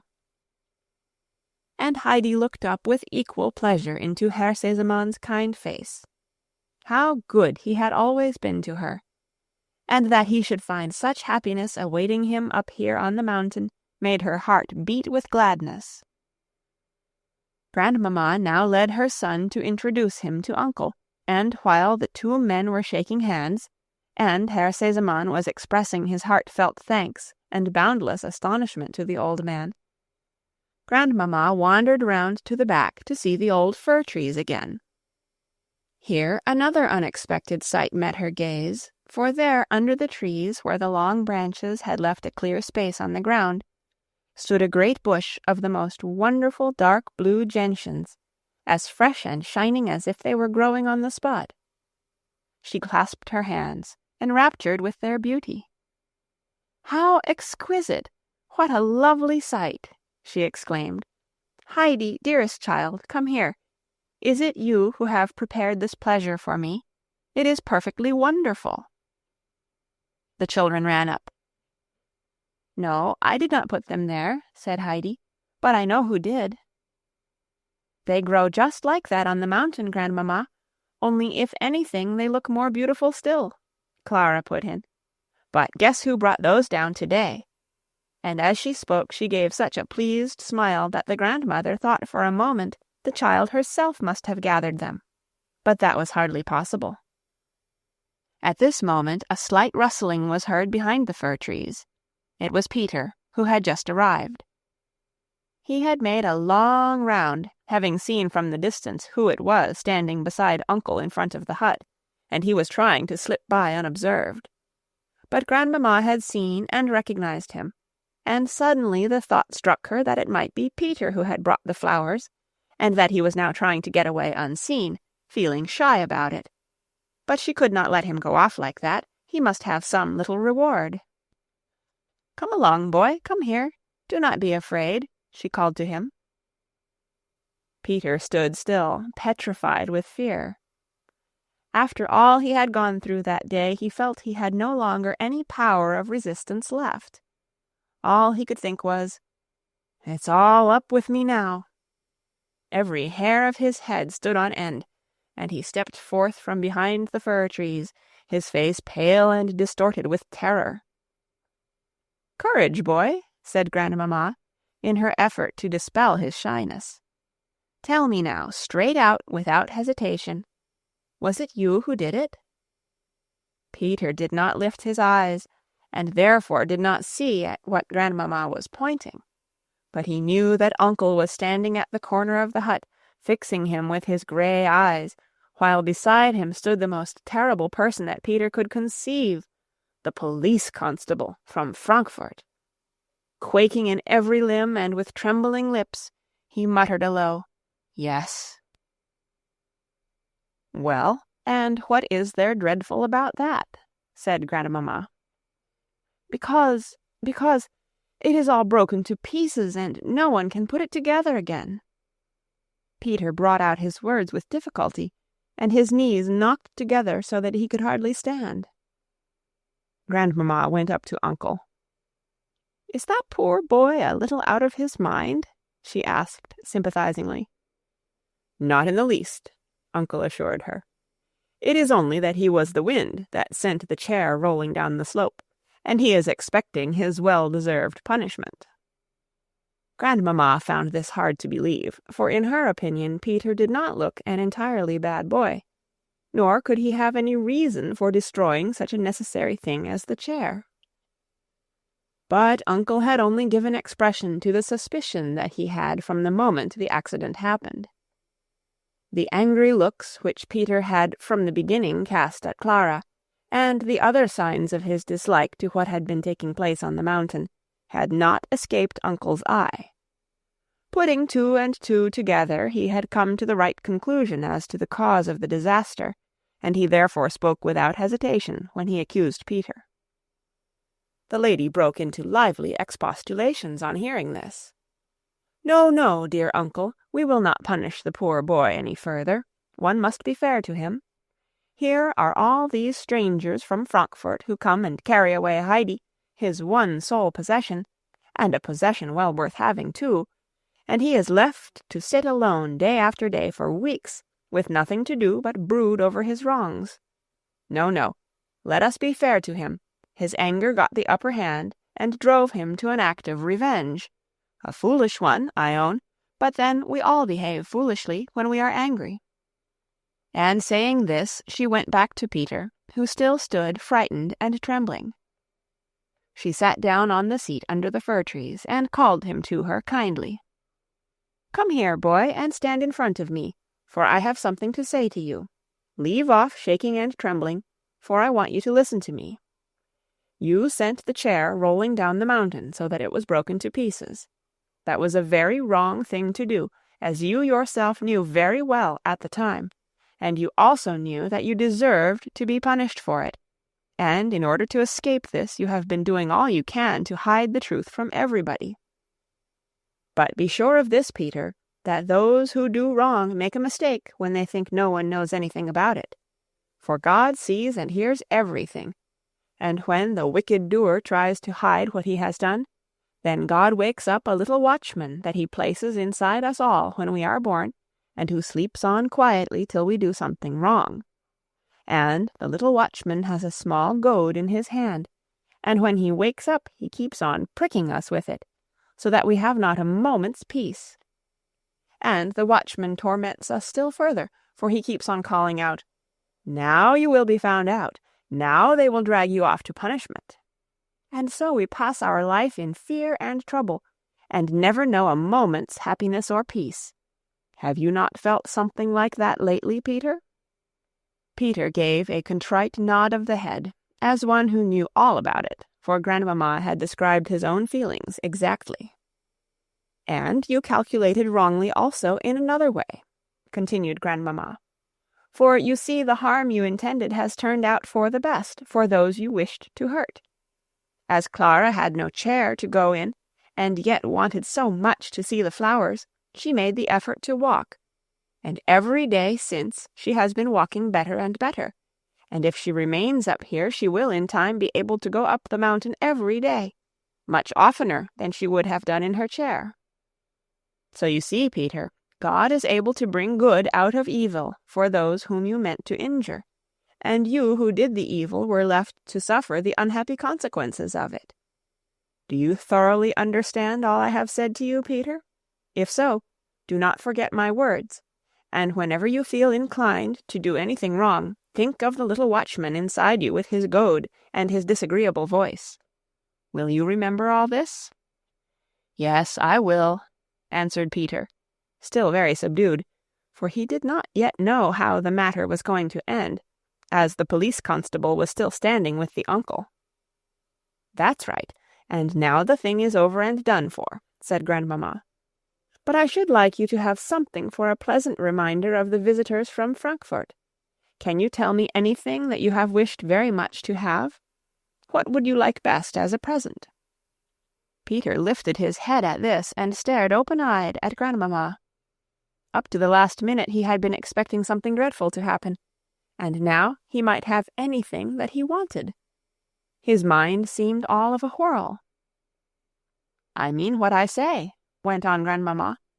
"You shall choose what you would like to have as a remembrance from the Frankfurt visitors, and as a token that they will not think any more of the wrong thing you did. Now do you understand me, boy?" The fact began at last to dawn upon Peter's mind that he had no further punishment to fear, and that the kind lady sitting in front of him had delivered him from the police constable. He suddenly felt as if the weight of the mountain had fallen off him. He had also by this time awakened to the further conviction that it was better to make a full confession at once of anything he had done wrong or had left undone, and so he said, "And I lost the paper, too." Grandmamma had to consider a moment what he meant, but soon recalled his connection with her telegram, and answered kindly, "You are a good boy to tell me. Never conceal anything you have done wrong, and then all will come right again. And now, what would you like me to give you?" Peter grew almost giddy with the thought that he could have anything in the world that he wished for. He had a vision of the yearly fair at Meienfeld, with the glittering stalls and all the lovely things that he had stood gazing at for hours, without a hope of ever possessing one of them, for Peter's purse never held more than a halfpenny, and all these fascinating objects cost double that amount. There were the pretty little red whistles that he could use to call his goats, and the splendid knives with rounded handles, known as toad-strikers, with which one could do such famous work among the hazel bushes. Peter remained pondering. He was trying to think which of these two desirable objects he should best like to have, and he found it difficult to decide. Then a bright thought occurred to him. He would be able to think over the matter between now and next year's fair. "A penny," answered Peter, who was no longer in doubt. Grandmamma could not help laughing. "That is not an extravagant request. Come here, then." And she pulled out her purse and put 4 bright round shillings in his hand, and then laid some pennies on top of it. "We will settle our accounts at once," she continued, "and I will explain them to you. I have given you as many pennies as there are weeks in the year, and so every Sunday throughout the year you can take out a penny to spend." "As long as I live?" said Peter, quite innocently. Grandmamma laughed still more at this, and the men, hearing her, paused in their talk to listen to what was going on. "Yes, my boy, you shall have it all your life. I will put it down in my will.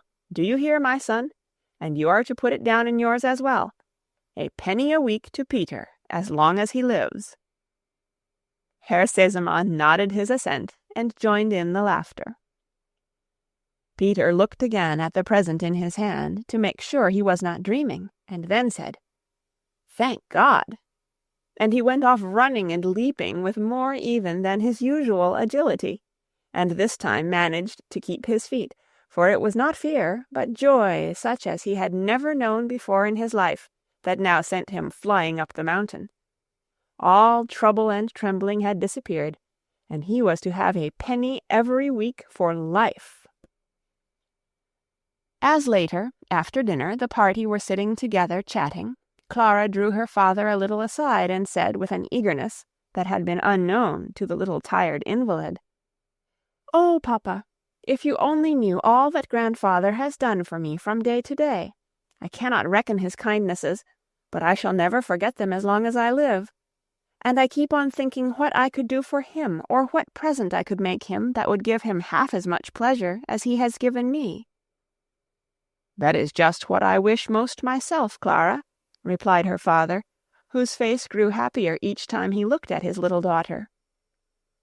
"I have been also thinking how we can best show our gratitude to our good benefactor." Herr Sesemann now went over to where Uncle and Grandmamma were engaged in lively conversation.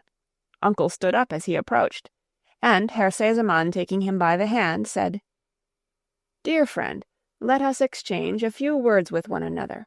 You will believe me when I tell you that I have known no real happiness for years past. What worth to me were money and property when they were unable to make my poor child well and happy? With the help of God you have made her whole and strong, and you have given new life not only to her but to me. Tell me now, in what way can I show my gratitude to you? I can never repay all you have done, but whatever is in my power to do is at your service. Speak, friend, and tell me, what can I do?" Uncle had listened to him quietly, with a smile of pleasure on his face as he looked at the happy father. "Herr Sesemann," he replied in his dignified way, "believe me that I, too, have my share in the joy of your daughter's recovery, and my trouble is well repaid by it. I thank you heartily for all you have said, but I have need of nothing. I have enough for myself and the child as long as I live.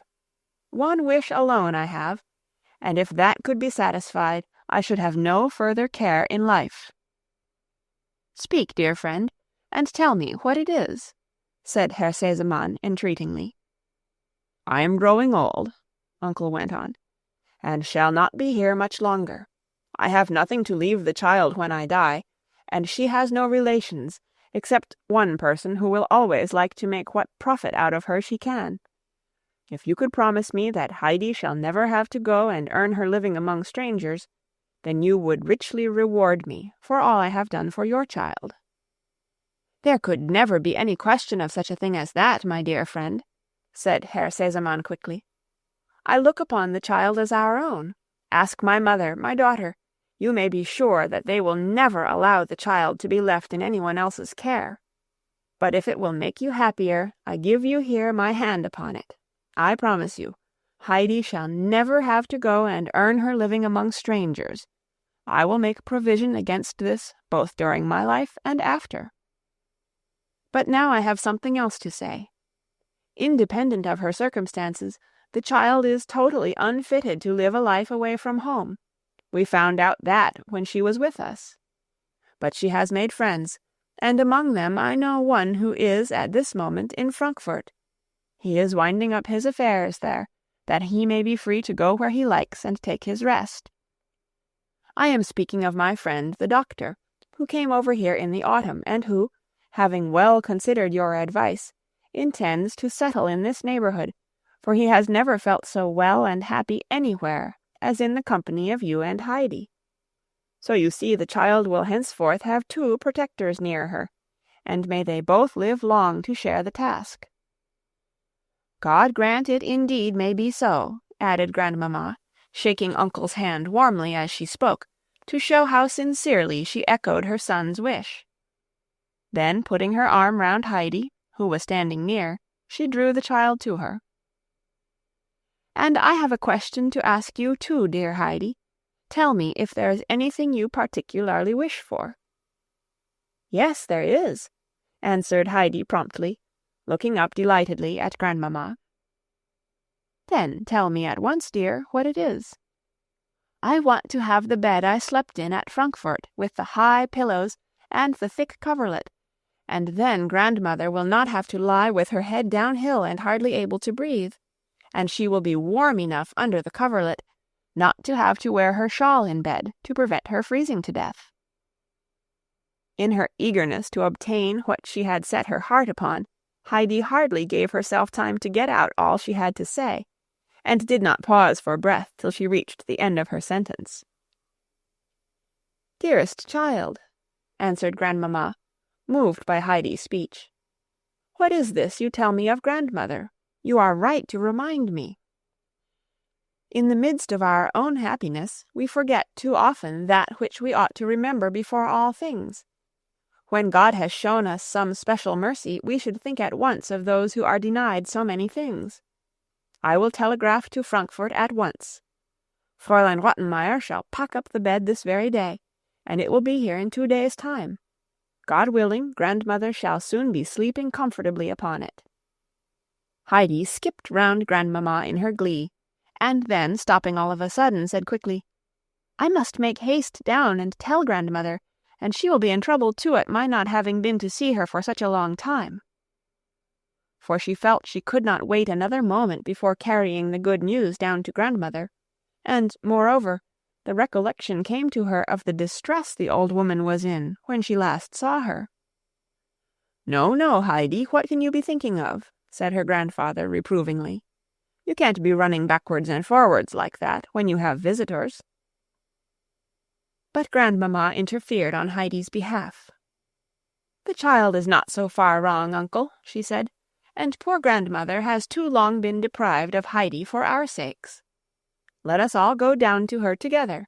I believe my horse is waiting for me, and I can ride down from there, and as soon as I get to Dorfli the message shall be sent off. What do you think of my plan, son?" Herr Sesemann had not yet had time to speak of his travelling plans, so he begged his mother to wait a few moments that he might tell her what he proposed doing. Herr Sesemann had been arranging that he and his mother should make a little tour in Switzerland, first ascertaining if Clara was in a fit state to go some part of the way with them. But now he would have the full enjoyment of his daughter's company, and that being so, he did not want to miss any of these beautiful days of later summer, but to start at once on the journey that he now looked forward to with such additional pleasure. And so he proposed that they should spend the night in Dorfli, and that next day he should come and fetch Clara.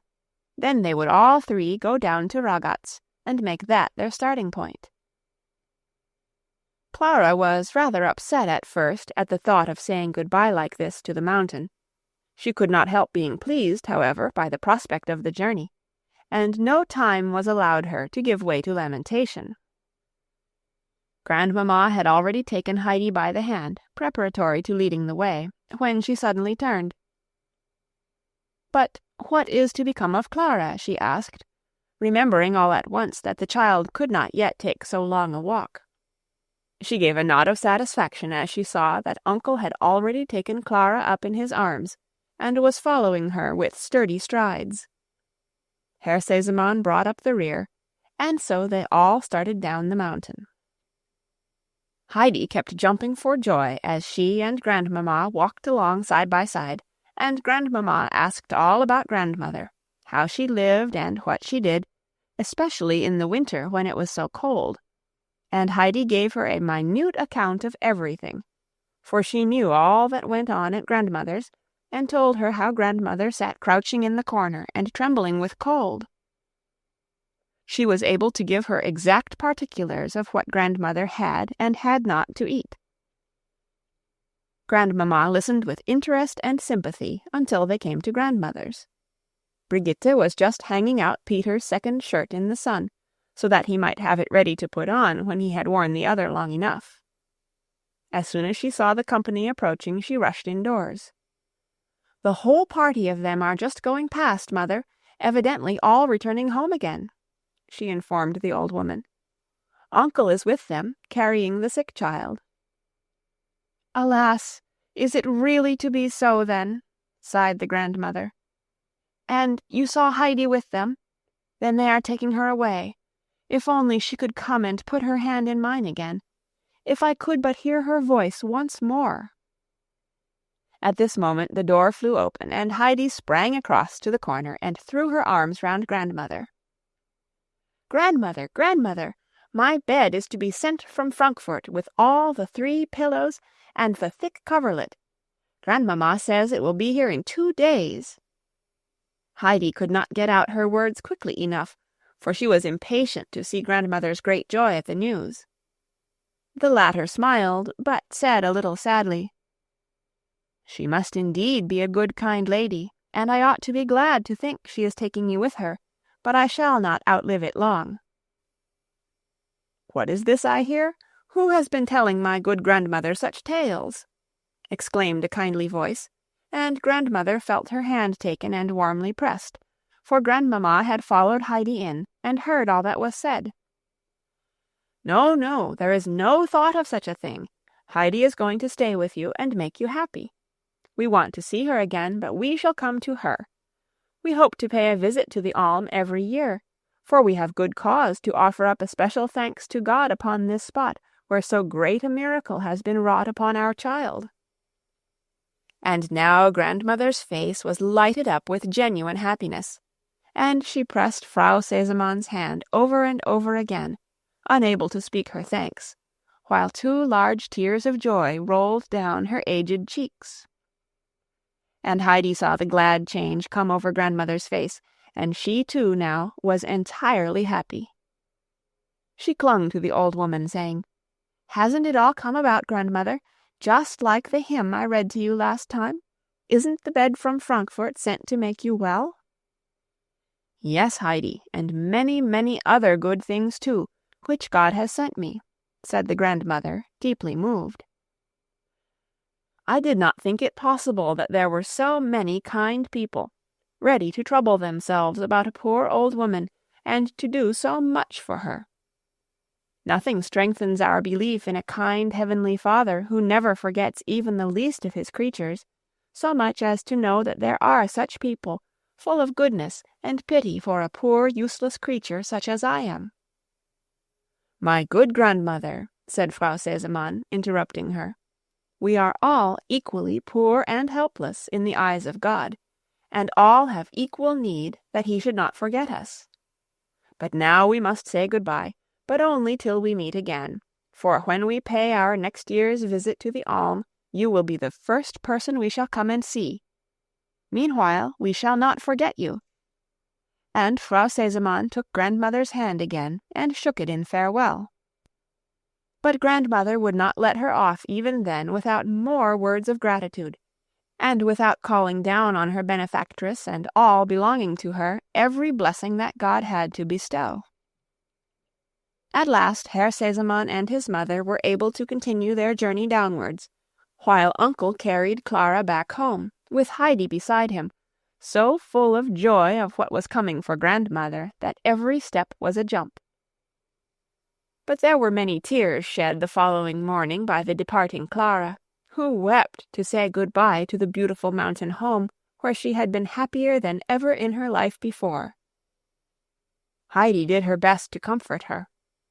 "Summer will be here again in no time," she said, "and then you will come again, and it will be nicer still, for you will be able to walk about from the beginning.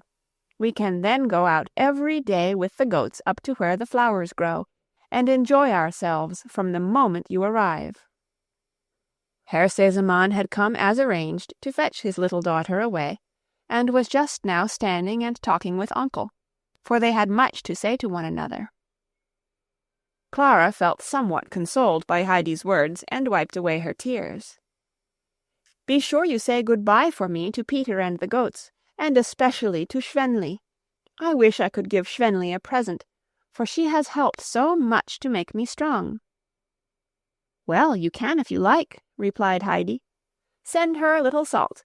You know how she likes to lick some out of grandfather's hand when she comes home at night." Clara was delighted at this idea.